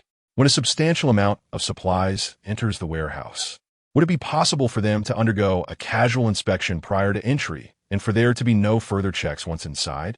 Gao Jingxian did not immediately agree. A perpetual lack of inspection may not be feasible. How about an annual check? After considering for a while, he proposed. The massive warehouse, with walls thick enough to muffle any sound from within, raised concerns about the possibility of illicit activities. All right, Xiao Fan nodded in agreement. He was confident that by the time the year was up, his strength and influence would far surpass what they were now, even if the warehouse were discovered empty. What of it? 2 hours passed, and Xiao Fan departed, having consumed 2 to 3 gin of liquor. However, his constitution and the dragon energy within him rendered him unaffected by alcohol. Old Zhao, Mr. Zhao, who exactly is this Xiao? Gao Jingxian inquired. Having consumed about a gin of liquor himself, but remaining quite sober as a seasoned drinker, Zhao Zongxiang offered Gao Jingxian a cigarette. Say, Mr. Gao, while our Zhao family holds some power in Leishan County, if Xiao wished to bring us down, he would need no more than 3 days. Gao Jingxian's pupils contracted. So formidable? Zhao Zongxiang nodded. I do not exaggerate. I may even have overestimated our Zhao family. It is highly probable we would not last a single day. Afterward, the police would likely find nothing. Mr. Gao, if you can befriend Xiao, it may lead to greater opportunities in the future, Zhao Guangyao suggested. Believing Xiao Fan had substantial backing and connections in the political realm. Thank you, Gao Jingxian replied, recognizing that today's introduction by the Zhao family to Xiao Fan was a favor he would need to acknowledge. After drinking, Xiao Fan instructed Zhao Zongxiang's subordinate to drive him into the city. He did not go directly to the Yang family. During the day, Yang Yongin and the others would likely not be home. Visiting them at night would be more prudent. The following day, Xiao Fan arrived near the Yang family's villa, but the lights were out, and using his vision, he confirmed that no one was inside. Consider yourselves fortunate today. The next morning at 6:30, Xiao Fan was awakened by the ringing of his phone. Upon checking, he saw it was a call from Su Yue, causing his expression to change slightly. If there were not significant matters, Su Yue would not call him at such an early hour. Yue, what is it? Upon answering the call, Xiao Fan hurriedly spoke. Su Yue, what's wrong? She anxiously replied, Senior, your car has been vandalized. The property manager just came by and informed me that the security discovered both of your vehicles have been severely damaged. I'm heading downstairs now to take some pictures for you. Xiao Fan's expression darkened. It was highly likely that the Yang family was behind this. Yue, don't panic. It's just 2 cars. Stay where you are to avoid any danger. I'll be there shortly, he reassured her. Su Yue insisted, Senior, the property manager, Mr. Chow, and 2 security guards are here with me. I'm safe. You should be careful. After hanging up, Xiao Fan promptly received the photos from Su Yue. The vehicles were utterly wrecked, every inch of them marred, with shattered glass and red paint splattered inside. What a ruthless act, Xiao Fan thought, his eyes glinting with determination. It was evident that the Yang family was responsible. Yang Yongin had sought out Tang Ziyan during the day, and by nightfall his cars had met this fate. It was no coincidence. Mr. Xiao, I apologize. The surveillance cameras malfunctioned last night, and we were unable to detect the incident. Xiao Bin expressed regret. Xiao Fan waved his hand dismissively. It's merely 2 cars. The property has some responsibility, but it isn't entirely to blame. The cameras failed last night, and repairs wouldn't have been made until today. Who on earth would commit such a heinous act? Su Yue asked, her anger palpable. Xiao Fan shook his head, knowing it was the Yang family, but deeming it unnecessary to share this with her. I'll confront Yang Rong directly. Mr. Xiao, you should contact the insurance company. Perhaps you could claim compensation, Xiao Bin suggested. Xiao Fan sighed. The cars only had basic liability insurance, no commercial coverage. Xiao Bin looked stunned. Without insurance, if the perpetrator is not found, You'll have to bear the loss yourself. Xiao Fan remained calm. Manager Xiao, I will handle this matter myself. There is no need for you to worry. Senior, the property has a degree of responsibility. The sound of the vandalism was significant. How could the security not have heard it? Suyue prest. Indeed, there is a degree of responsibility. Xiao Bin concurred hastily. Xiao Fan explained. The vandal was quite experienced. They likely used hydraulic tools and took precautions to muffle the sound. Suyue stared at him, bewildered at which side he was on. Yue, the property company is affiliated with the fourth family, he reminded her. Oh, she suddenly understood. Since the property company belonged to Shun Chen's family, they would certainly compensate. But Xiao Fan wouldn't feel comfortable accepting any money from them. Mr. Xiao, we should report this to the police. Our property management will fully cooperate with the investigation. Gao Bin in si. There is no need, Xiao Fan replied. Even if we find the perpetrator, they would merely serve as a scapegoat. I have a good idea of who is responsible and will confront them directly. Suyue paused. Is it Yang Rong? Xiao Fan nodded slightly. Him or his father. I'm so sorry, Senior. Yang Rong is targeting you because of me, and now your expensive cars have been vandalized, she said, her eyes welling with tears. Yue, don't blame yourself. Even if I have enmity with him because of you, his actions are his own fault. Manager Xiao, please secure this area. Yue, let us go. Suyue appeared dazed, lost in her thoughts. Xiao Fan took her hand, leading her away. Senior, she murmured, I called you earlier, but you didn't respond. He quickly let go, reluctant to part from her soft, delicate grip. Senior, I'm really sorry, she repeated as they ascended to her apartment. Once inside, the tears she had been holding back flowed freely. The combined value of the two cars exceeded 20 million. She felt a heavy burden of responsibility. Xiao Fan handed her some tissues. This situation has nothing to do with you, and in my heart, you are far more valuable than those cars. Suyue gazed at him in disbelief. Stop crying. You'll ruin your beauty. I'm quite particular about looks, and if you don't stay pretty, I want to consider you as my girlfriend, he joked. Senior, Suyue said, moving closer to embrace him. Xiao Fan stiffened for a moment before gently wrapping his arms around her waist. I don't want to wait 3 months. I want to be your girlfriend now, she declared, her eyes fixed on his with unwavering resolve. Xiao Fan looked down at her stunning face. Yue, are you certain? If you are, I want to hold back. Her cheeks flushed crimson. I'm sure, Senior. If you don't want me, I'll move out to avoid causing you further trouble. In the next moment, Xiao Fan leaned down and kissed her. Neither had any experience, but the kiss lingered for 5 long minutes. Hello, my girlfriend, he said with a smile. Hello, my boyfriend, she replied, chuckling. Let us do that again, he suggested, leaning in for another kiss. After a while, he finally released her. Senior, I'll have my hacker friend find evidence regarding the cars. I must ensure Yang Rong pays for this. Xiao Fan chuckled. Yue, don't involve your friend. I can handle this myself. She looked at him in confusion. The cars were gifts from a significant benefactor. Destroying them is akin to slapping that benefactor in the face. He will assist in resolving this issue. But she began. No buts, be obedient, he teased, pinching her soft cheek. All right, she nodded, determined. Let them envy us, she said. Senior, be careful. The Yang family is not to be trifled with. I understand, he replied, nodding in agreement. After leaving the Zijing community, Xiao Fan hailed a taxi, heading straight for the Yang family villa. He could no longer wait until that evening and decided to stake out near their residence. Shuyan, I've confirmed my relationship with the senior, Suyue texted, smiling foolishly. If I can't deal with the Yang family, I'll join the national team instead. I can earn less, but I must have my freedom. As she whispered to herself, she envisioned the substantial income that would come from joining the national team, allowing her to buy Xiao Fan a new car and making it easier to confront the Yang family. With smooth traffic in the early morning, it took Xiao Fan just over half an hour to reach the vicinity of the Yang family villa. Suddenly, he spotted Yang Rong sitting in a Rolls-Royce Phantom, which was making its way toward the villa. Xiao Fan activated his ability of clairvoyance. Inside the car were 4 individuals, the driver behind the wheel, Yang Rong in the front passenger seat, and Yang Yongin and Zhang Hongying in the back. Darling, vandalizing Xiao Fan's car is not enough revenge. Have someone break his legs. I want him to become crippled, a beggar for the rest of his life, Zhang Hongying seethed.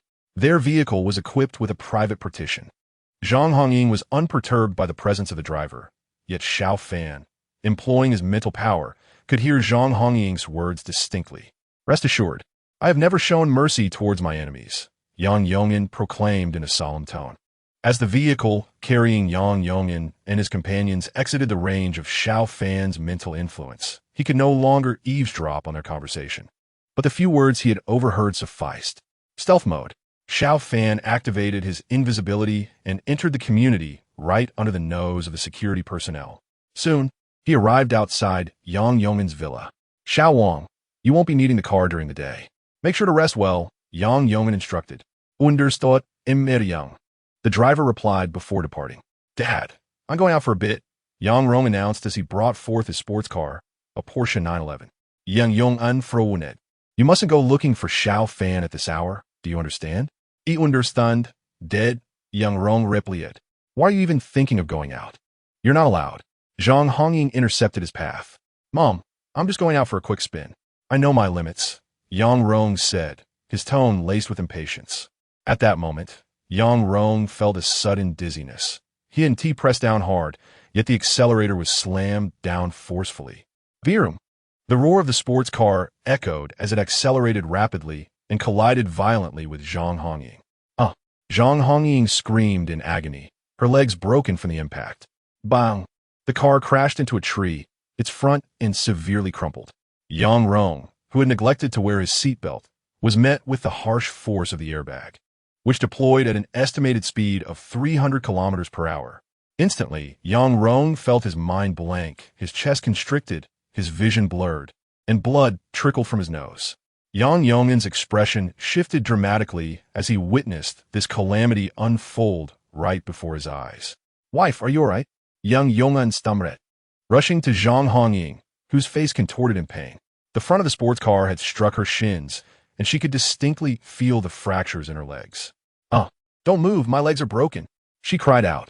Yang Yong'in attempted to assist her, only to elicit a wail from her akin to that of slaughtered pig. Bear with it. I'll call an ambulance, he urged, hastily dialing for emergency help, then rushing to the car to drag Yang Rong out. Yang Rong stuttered, wishing to offer an explanation, but he found himself powerless. Any justification felt utterly futile.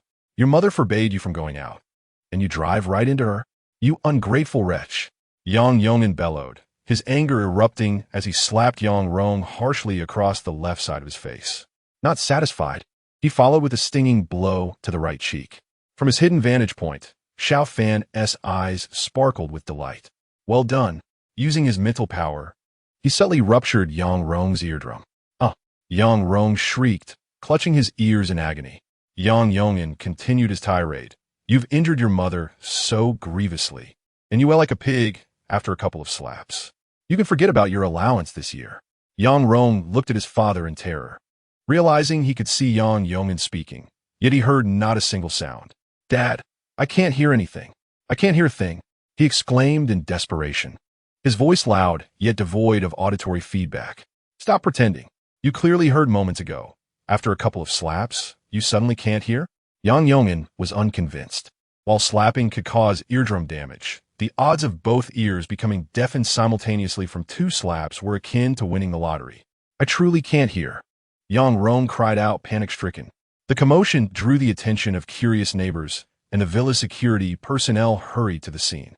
Mr. Yang, what is going on? The first security guard inquired, recognizing Yang Rong as the son of a prominent businessman. Yang Yong'in took a deep breath. My son accidentally hit his mother with the car. It's nothing serious. I've already called for an ambulance. You all can disperse.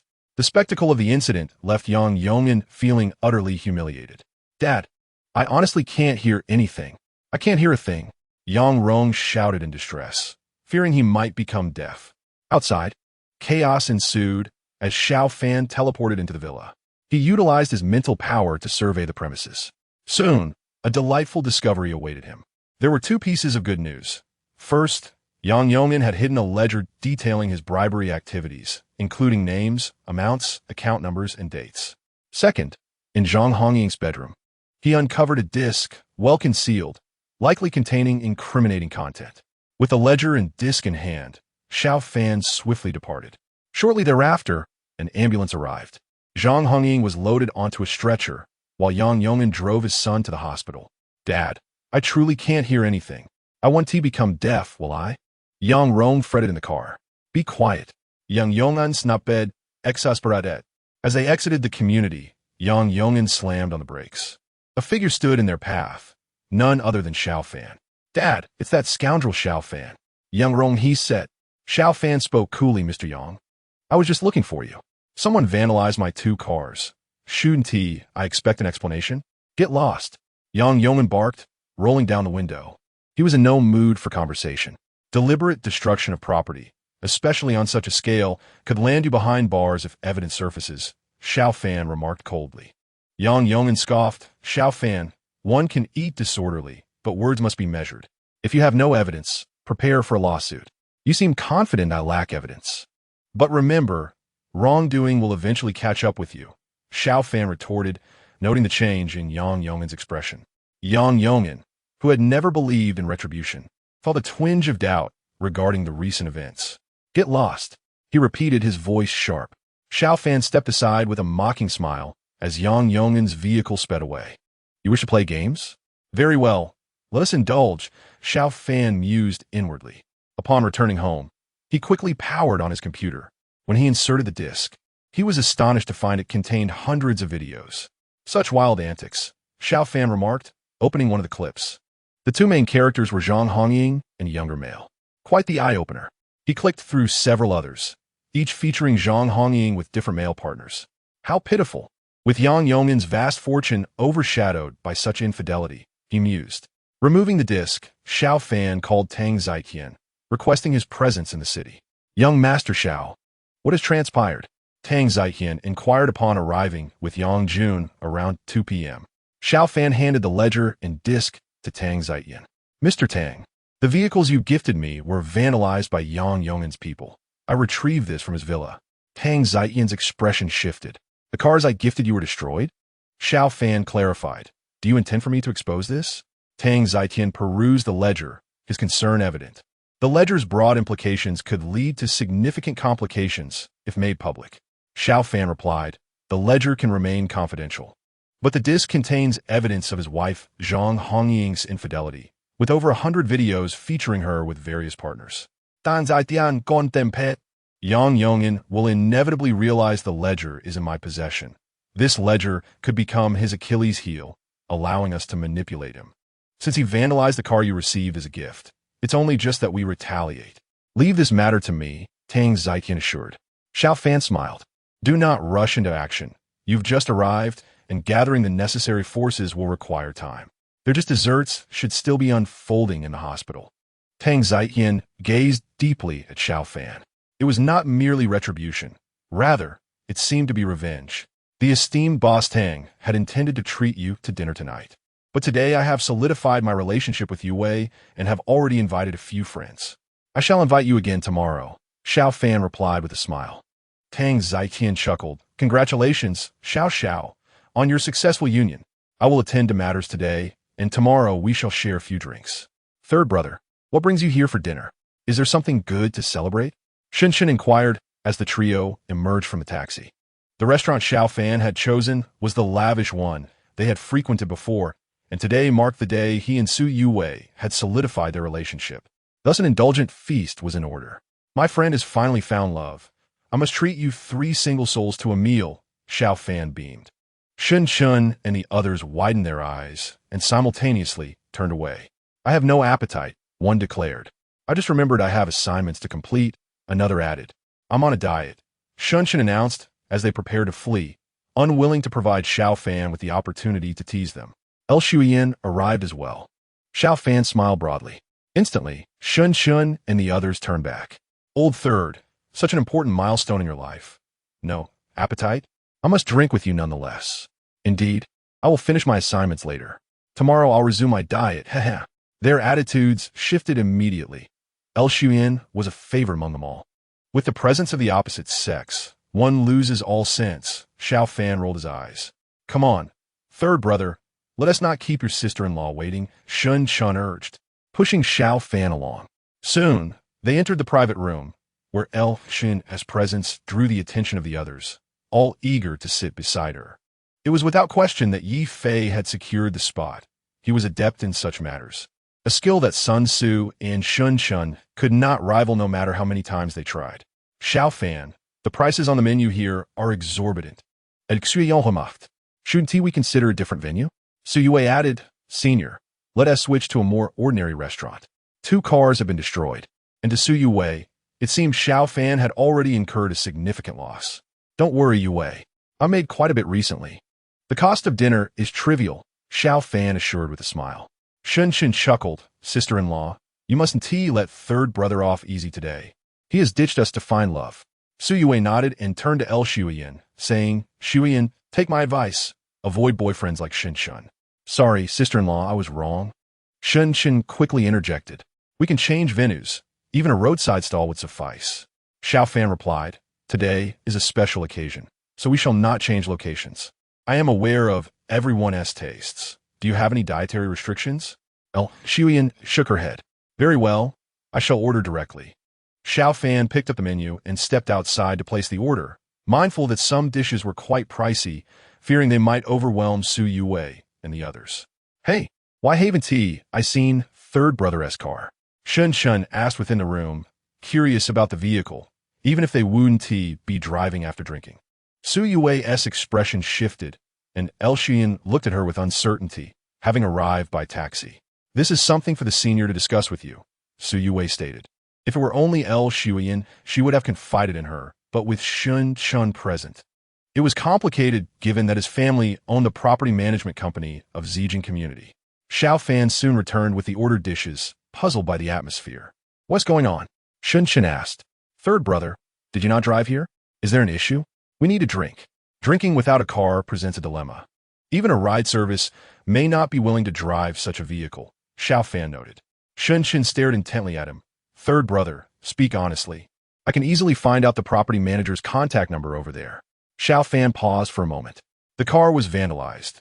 The nearby surveillance was damaged overnight. And both vehicles were destroyed. It must have been the Yang family. Shun Shun's expression shifted dramatically. What is the property management doing? Why not fix the surveillance promptly? Are they deaf? I'll call my father and have the property manager fired. That way, we can compensate you for part of the loss, and with insurance. It will surely cover 2 brand new cars. Xiao Fan waved his hand. Stop. Your father has already gifted me a property. I cannot ask for compensation over such a trivial matter. I find manager Chao quite agreeable. Do not change him. Kong Su spoke seriously. Old third. Are you referring to the Yang family? Is it related to Yang Rong? Indeed, Xiao Fan affirmed. You need not worry about this matter. The owner who lent me the car has arrived in the city and intends to negotiate with the Yang family. Kong Su offered, Old third, if you require assistance. I can help with this. Such serious damage to another's property is no trivial matter. Xiao Fan smiled. If this situation remains unresolved in a few days, I will reach out to you for help. Let's not allow this minor issue to dampen our spirits. At that moment, Xiao Fan's phone rang. It was Tang Zitian. I must take this call. He stepped outside to answer. Boss Tang, what's the situation? Tang Zitian's laughter echoed. Xiao. I conducted a paternity test for Yang Rong and Yang Yong'an, and I have just received the results. Yang Rong is not Yang Yong'an's son. Xiao Fan's eyes widened in astonishment at such a revelation. This is quite an unexpected discovery, Boss Tang. You are remarkably astute. I hadn't considered this angle at all. What a delightful surprise for Yang Yong'an. Xiao, I'm about to take action. I guarantee tonight will be unforgettable for him. Tang Zitian chuckled. Very well. Zhang Hongying's leg was broken. I must arrange for that as well. Yang Rong's eardrum has indeed ruptured, requiring numerous tests and the best specialist for a repair surgery. There was a knock at the door, and Yang Yong'an frowned. Who could that be at this hour? Who are you? Yang Yong'an inquired, facing Yang Jun at the door. General Yang, I have something valuable to deliver to you. Shall we discuss it inside? Yang Jun smiled. Yang Yong'an's voice turned cold. Take your things and leave. The property management is increasingly negligent. They allow anyone to enter. This concerns your wife and son, Yang Jun replied. Yang Yong'an's expression shifted. You had better not be lying, nor harbor any ill intent. I have 24-hour surveillance here. General, you may want to take a look at this. Yang Jun produced a document from his pocket. and Yang Yongin exhibited no reaction. What does this signify? Yang Jun smiled. General, is the paternity test report between you and your son, Yang Rong. Utter nonsense. Yang Yong'an exclaimed. He had unwavering faith in his wife. Despite her extravagant spending, he believed she was devoted to family. There is something else of interest within. Yang Jun continued. You will understand upon viewing. The report includes my boss's contact number. Yang Jun handed Yang Yong'an Adis. Bang! Yang Yong'an slammed the door shut and hurried to his study, inserting the disk into his computer. Zhang Hongying, you wretched woman. You and your son deserve nothing. He roared in fury, his wealth in the billions, only to discover he had been deceived countless times, and his son was not his own. Gush! Yang Yong'an spat out a mouthful of blood. Today had already been a disheartening ordeal, and now he faced yet another devastating blow. Wait! Suddenly, a new troubling thought struck Yang Yong'an. He dashed to where he had hidden his ledger. What the hell? Yang Yong'an gasped in horror. The ledger he had concealed had vanished without a trace. He could divorce his wife, and if his son were not his own, he could pursue a younger woman to bear him children. But losing the ledger was the most critical issue. If that thing were to be exposed, it would undoubtedly shatter him into a million pieces. Chapter 98, Subduing Yang Yong'an. How could this happen? Yang Yong'an's face was filled with dread. He had hidden the ledger so well that even Zhang Hongying could not possibly know of its existence. Beep. Finding the inspection report he had carelessly discarded, Yang Yong'an dialed the number listed. Who are you? What do you want? Yang Yong'an forced himself to suppress the unease within. On the other end, Tang Ziqian replied coolly. Yang Yong'an, can you recognize my voice? Boss Tang, Yang Yong'an exclaimed in shock. Tang Ziqian continued. You had the audacity to let someone damage the car I gifted to someone else. You really think you can bully me, Tang Ziqian? Boss Tang, I had no intention of targeting you. My grievances are solely with Xiao Fan, Yang Yong'an hastily explained, refraining from arguing that he did not send anyone to vandalize the vehicle. You come to me, and if I disagree, you resort to underhanded tactics. Quite impressive. Prepare for your demise, Tang Ziqian concluded, abruptly ending the call. Yang Yong'an's complexion turned pale. He was in turmoil. Tang Ziqian did not need to expose everything. Selective revelations would suffice to ruin him. Boss Tang, state your terms. As long as they are not excessive, I will accept them. We are both businessmen. There is nothing that cannot be negotiated, is there? After a considerable pause, Yang Yong'an called Tang Ziqian again, having come to the realization that Tang Ziqian likely did not wish for his demise. Otherwise, why not simply expose everything? Tang Ziqian spoke in a calm tone. The Blackstone Group has assets worth $13 billion, and you own 41 of its shares, making you the largest shareholder. Yang Yong'an retorted frostily. You intend to seize all my shares? That is impossible. If you do so, it will lead to mutual destruction, and you shall not fare well either. Tang Ziqian replied indifferently. Are you certain? I am being merciful. You can still live. And you have a considerable personal savings that could allow you to find a young and beautiful wife to live comfortably. If we both perish, I will merely suffer some business losses. Yang Yong'an gritted his teeth. Boss Tang, must you be so ruthless? Consider your own fate. Provide me with a definitive answer by midnight tonight, or else some inboxes will receive emails tomorrow morning, Tang Ziqian stated before hanging up once more. Defeated, Yang Yong'an slumped onto the floor, realizing that the ledger he had intended to keep for his future use had instead turned against him. The next day, Dan Zaitian Visai Xiao Fan, Young Master Xiao, I have reached an agreement with Yang Yong'an. He will transfer his 41 stake in the Blackstone Group to you, making you the principal shareholder, Tang Ziqian declared. Xiao Fan was momentarily taken aback. Given his enmity with the Yang family, he had indeed researched the Blackstone Group, which, though not publicly traded, boasted assets exceeding $10 billion, with Yang Yong'an's shares valued at tens of billions. He had initially intended for Tang Ziqian to give Yang Yong'an a stern warning, never anticipating Tang Ziqian would be so thorough as to extract all of Yang Yong'an's marrow. Boss Tang, please arrange a meeting with Yang Yong'an, Xiao Fan instructed. Knowing that Yang Rong was not Yang Yong'an's biological son had significantly diminished his animosity towards Yang Yong'an, even evoking a hint of sympathy. Understood, young Master Xiao, Tang Ziqian nodded. At noon, Xiao Fan met Yang Yong'an at a hotel. I have already agreed to transfer the shares, What more do you wish to discuss? Yang Yong'an coldly stated. The transfer of shares is not an overnight matter. A shareholders' meeting must be convened, which would take at least 6 months, he added. You would do well to show young Master Xiao some respect, Tang Zitian interjected. Young Master? Yang Yong'an gazed at Xiao Fan in astonishment. The share transfer to Xiao Fan seemed merely a facade. We even revealed the truth to you to spare you a lifetime of confusion, Xiao Fan remarked. Yang Yong'an nodded slightly. That is not entirely inaccurate. Xiao Fan continued. My intention was merely to have Boss Tang give you a firm nudge. I did not expect him to be so relentless as to compel you to relinquish your shares. You will heed my guidance moving forward. The shares will still be yours. Is that agreeable? Yang Yong'an looked at Xiao Fan in surprise. Really? Xiao Fan replied coolly. I have no need to deceive you, nor do I fear your deceit. You are well aware of the consequences should you choose that path.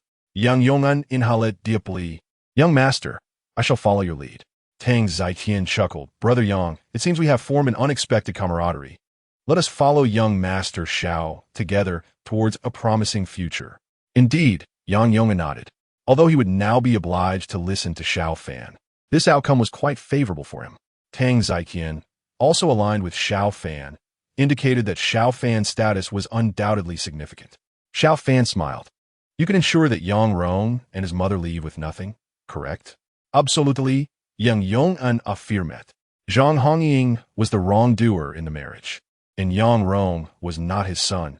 If Yang Yong'an lacked even this capability, his decades would have been in vain. You still owe compensation for that car. How you manage it is up to you, Xiao Fan stated calmly. Understood, young master. Yang Yong'an readily accepted, knowing the cost of 2 vehicles was negligible. 2 hours later, lunch concluded, and Xiao Fan departed. Boss Tang, what sort of influence does young Master Xiao possess? Yang Yong'an inquired. Tang Zitian took a puff from his cigar. Although we have some wealth, we are ultimately just ordinary people. Faced with a significant storm, we would find ourselves without a burial place. Young Master Xiao is not an ordinary person. Yang Yong'an stared at Tang Zitian in shock. His words were indeed alarming. Do not doubt it. Should young Master Xiao wish for our demise today, we would not see tomorrow. The forces backing him are beyond your imagination. Tang Zitian spoke with a grave tone. According to Tang Zitian's judgment, young Master Xiao was backed by a powerful hidden sect. If young Master Xiao was formidable, the strength of his sect must be extraordinary. Brother Tang, I will need your assistance in praising me before young Master Xiao in the future, Yang Yong'an said earnestly. Tang Zitian laughed. Actions speak louder than words. Given how Yang Rong treated you, ensure they suffer a bit. Young Master Xiao will certainly appreciate it. By the way, I have quite a few fine cars. Shall I lend you 2 to compensate young Master Xiao? Yang Yong'an nodded repeatedly. Thank you, Brother Tang. Please choose the most expensive ones. I will return them to you as soon as possible. Very well, Tang Zitian agreed. Having already arranged for the cars after learning that young Master Zhao's vehicle had been damaged. Chapter 99. The 2 new sports cars arrive. Yang Yong'an asked Boss Tang. Where the 2 cars? Tang Zitian smiled. Knowing young Master Zhao's fondness for Lamborghinis, I went to great lengths to procure a Lamborghini Veneno, which cost 80 million. The other is a Ferrari LaFerrari, a mere 20 million. Yang Yong'an nodded, realizing that the total compensation of over 100 million for Xiao Fan was quite substantial. Thank you. Boss Tang, Yang Yong'an expressed. Tang Zitian waved his hand, as long as young Master Xiao is pleased. You are aware of young Master Zhao's parking space. The cars have already been registered in his name, with the ownership documents in the vehicles. The delivery driver's contact information is available. Senior. The property manager delivered the car keys a quarter of an hour ago. 2 cars were sent. Su Yuwei informed Xiao Fan as he awoke from his afternoon nap. He was staying in the Zijing community, but was not sharing a room with Su Yuwei. As a skilled hacker, he preferred to keep this aspect of himself hidden from Xiao Fan for now. It must be the compensation from the Yang family. Let's go downstairs to see the new cars, Xiao Fan smiled. Su Yuwei looked at him in surprise. Does the person sending you the cars have such power? The Yang family managed to compensate so quickly? His influence is indeed considerable, Xiao Fan chuckled. Not long after, Xiao Fan and his companions arrived at the garage. The Zijing community is an upscale neighborhood, yet a considerable crowd had gathered around the 2 cars, with property management personnel standing by. "Mr. Xiao, you have arrived," greeted the security guard promptly upon seeing Xiao Fan. "Hey, handsome, is this your car? May I sit inside for a moment?" A strikingly beautiful girl asked with sparkling eyes. As Xiao Fan stepped aside, the girl caught sight of Su Yuwei behind him. "Forget what I said, handsome," she said, slightly embarrassed. Although her looks were admirable, they paled in comparison to Su Yuwei's radiant beauty. "Everyone, we are all neighbors. Feel free to take a look at any time. Please don't crowd around. Thank you," Xiao Fan said with a smile. He pressed the key fob for the Lamborghini Veneno, and soon, both he and Su Yuwei were seated inside the vehicle. With a roar, the engine started, and Xiao Fan sped away with Su Yuwei. The Lamborghini Veneno, reputed to be worth 100 million. "I never expected to see it today," one onlooker exclaimed. In comparison, they felt impoverished. Those fortunate enough to own property in Zijing community were wealthy, yet they envied the one who could afford such a car, pondering the wealth required to do so. "Senior, your name is written on this," Su Yuwei remarked in surprise. "Is the Yang family's efficiency really this impressive?" Xiao Fan glanced at the registration book in Su Yuwei's hands. Yang Yongin could not have arranged this so quickly. These two cars must have been prepared by Tang Zietian. "Yuwei, are you feeling better now? By the way, I have another piece of news. Yang Rong is not his father's biological son. He and his mother are likely to be cast aside," Xiao Fan said with a cheerful tone. Su Yuwei's eyes brightened. "If that's the case, he won't be able to cause trouble anymore." "Indeed," Xiao Fan nodded. Suddenly, Su Yuwei exclaimed in astonishment, "Senior, are you heading toward the school?" Xiao Fan chuckled. "I'm just dropping you off for your class. I have no classes left, while you have many. Once you step out of this car, no one should bother you again. You can tell others you have a boyfriend, but let us keep my identity a secret for now. I'm not quite accustomed to so many eyes on me." Su Yuwei nodded in agreement. The Zijing community is close to the school, and soon the car halted at the school entrance, attracting numerous gazes. "Come on, give me a kiss," Xiao Fan said with a smile. Su Yuwei's face flushed as she leaned in swiftly to plant a quick kiss on his cheek before exiting the vehicle. "It's Su Yuwei," one exclaimed. "Oh no, my goddess is gone." Yang Rong, who viewed Su Yuwei as his forbidden fruit, was surely in for trouble. As Su Yuwei hurried away, many began to murmur. One individual, knowledgeable about cars, quickly searched on his phone and gasped, "No way, it's really a Lamborghini Veneno. The internet claims it costs 100 million. A collective gasp echoed among the crowd. Given that Yang Rong's family had assets worth tens of billions, it was inconceivable for them to spend 100 million on a car. He drove a Porsche 911, valued at less than 2 million. News rapidly spread across the school forum, with some even posting photos. "A Lamborghini Veneno. My family could only afford such a vehicle," someone lamented. Su Yuwei was now out of reach. She had many admirers, and the sight of the Lamborghini Veneno filled them with despair. Had she descended from Xiao Fan's previous Lamborghini Gallardo, some might have still felt competitive. However, with her stepping out of the Veneno, they felt utterly defeated, as her family's assets barely reached 10 billion. "Yuwei, I apologize for what happened earlier." Song Jia approached Su Yuwei, her heart racing. The thought of Su Yuwei dating someone more formidable than Yang Rong made her anxious. Su Yuwei frowned. "Song Jia, you should consider switching majors. This one isn't suitable for you. I believe you would fare better in media studies. Alternatively, transfer to another school." Song Jia's face turned pale, realizing that Su Yuwei had the power to have her expelled. I will change my major." "You're right, this is not the right fit for me," she replied. As midnight approached, Xiao Fan lay in his old house, not yet planning to cohabit with Su Yuwei. The news of their relationship had stirred quite a commotion on the school forum, and for the next few days, it was prudent for him to avoid seeing her to evade unwanted attention. Although his current status could withstand exposure, any meddlesome individuals could lead to further complications, which he preferred to avoid. Knock, knock. A large mirror in his bedroom was tapped upon. This mirror was a recent purchase by Xiao Fan. "Grandfather, why are you looking for me at this hour?" he inquired, still awake and honing his mental fortitude until 11 at night. Xiao Hai beamed at Xiao Fan. "My dear grandson, your plan worked splendidly. I successfully acquired Xingyuan City, a super city." Curious, Xiao Fan asked, "How formidable is Xingyuan City?" "Xiao Hai Zipli," It ranks fourth in overall strength within the Divine Flame Empire and is the foremost city in the northwestern region. With Shenyuan City secured, Xiao Hai anticipated that he could soon dominate the entire northwest. Xiao Fan's eyes gleamed with excitement as he realized that a larger territory would enhance the chances of success. Grandfather, how vast is the Divine Flame Empire, and what is its population? How many soldiers do you currently command? Xiao Fan inquired eagerly. Xiao Hai Chuka.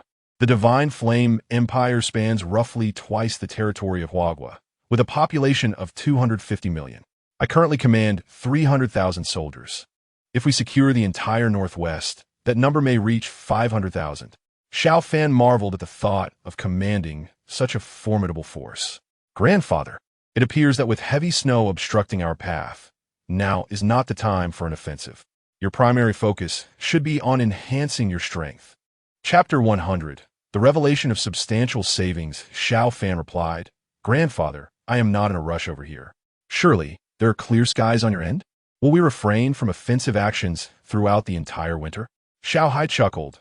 Securing the northwest will take some time, and while we may have 500,000 soldiers, many lack combat readiness. They require extensive training. Xiao Fan nodded. What specific resources do you require next, Grandfather? After pondering, Xiao Hai stated, Now that we have captured Xinyuan City, it would be ideal to acquire more winter clothing, but it's not a pressing matter. The most critical need will be for armor. We also require tang knives. Xiao Fan nodded in understanding. Grandfather, your tang knives are made from the finest special steel, correct?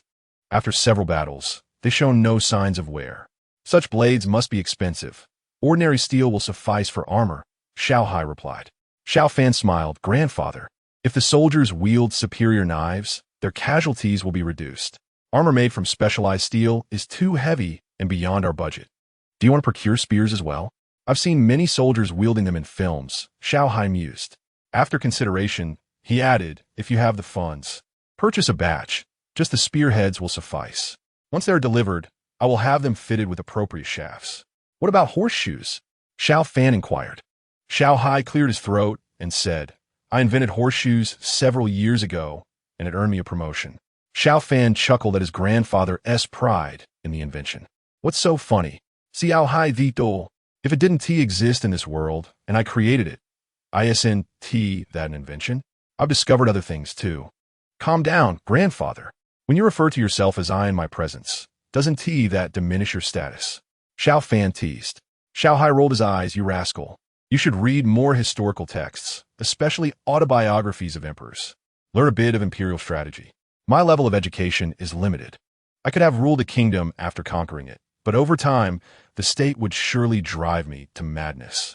From a young age, you excelled in your studies, and one day you shall ascend the throne as an emperor. Xiao Fan replied with irritation. Grandfather, you should first conquer the realm before discussing such matters. By the way, outside the Divine Flame Empire, there are still numerous other nations. Once you seize the Divine Flame Empire, you can expand its territories further. Xiao Hai's eyes sparkled with enthusiasm. It may be somewhat burdensome to ask him to become an emperor, yet he would be more than willing to conquer greater lands.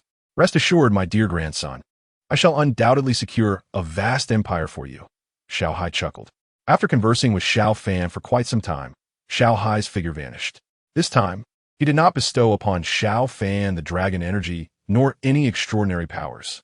The dragon energy he had previously transmitted to Xiao Fan remained unrefined. Days passed, and at the Changkong group, Yu Shoren summoned Jiang Wan to his office. He had even acquired a new sports car. Yu Shoren spoke in a deep voice. Xiao Fan's vehicle was a gift from Tang Zietian. Yu Shoren frowned. Tang Zietian previously gifted Xiao Fan 2 sports cars, and now he has given him 2 even more expensive ones. Jiang Wan remarked, it must be because Xiao Fan's abilities in raw stone appraisal are quite formidable. After a moment of contemplation, Yu Shoren stated, if he is still alive in 2 days, I will seek out even more formidable assassins. Spending a bit more money will be of no concern. Understood, boss, Jiang Wan replied before departing. Yu Shoren pondered for a moment before dialing Liu Ye's number. Liu Ye, the assassin has yet to succeed. I will ensure Xiao Fan is eliminated promptly. On the other end of the line, Liu Yi spoke solemnly. Yu Shoren, I have investigated Xiao Fan's bank account, and he currently possesses 400 million. He also has financial dealings with the Zhao family in Leishan County. Do not underestimate him. With that, Lu Yi hung up. Yu Shoren's eyes widened in astonishment.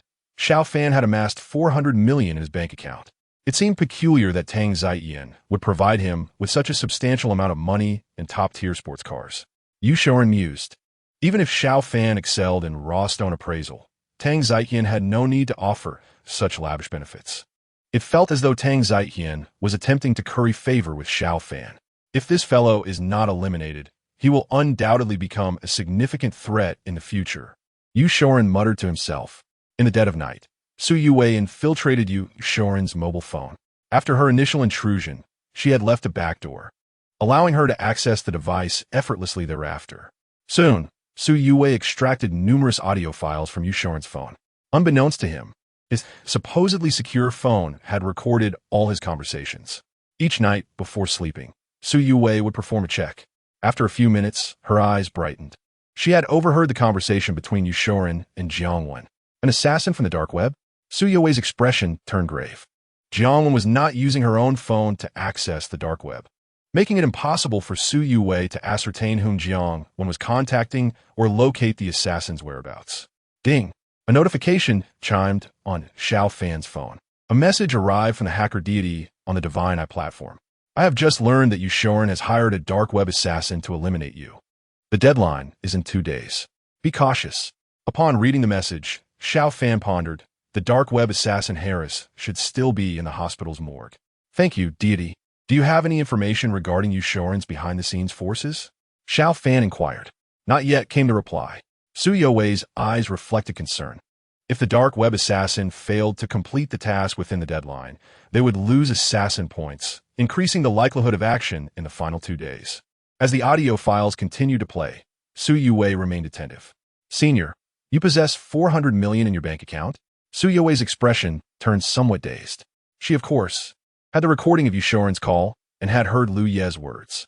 While she knew Xiao Fan could afford a meal at such an expensive restaurant, she had estimated that he likely had only a few million at most in his account. She never imagined that Xiao Fan had accumulated such a fortune. I was thinking of earning more money in the future. Even if Senior incurred losses in gambling on raw stones, we could still enjoy a decent life. I never expected Senior to have already made so much, Su Yue murmured to herself. Joining the national team could earn her an annual salary exceeding 10 million. Yet even with that, accumulating 400 million would take 30 years. Xiao Fan must have made that fortune in just the past 2 or 3 months. After a considerable pause, Su Yue exhaled deeply. She realized that she could not compare her earnings to Xiao Fan's. However, she possessed immense confidence in her hacking skills, and she was certain that she could assist him in that regard.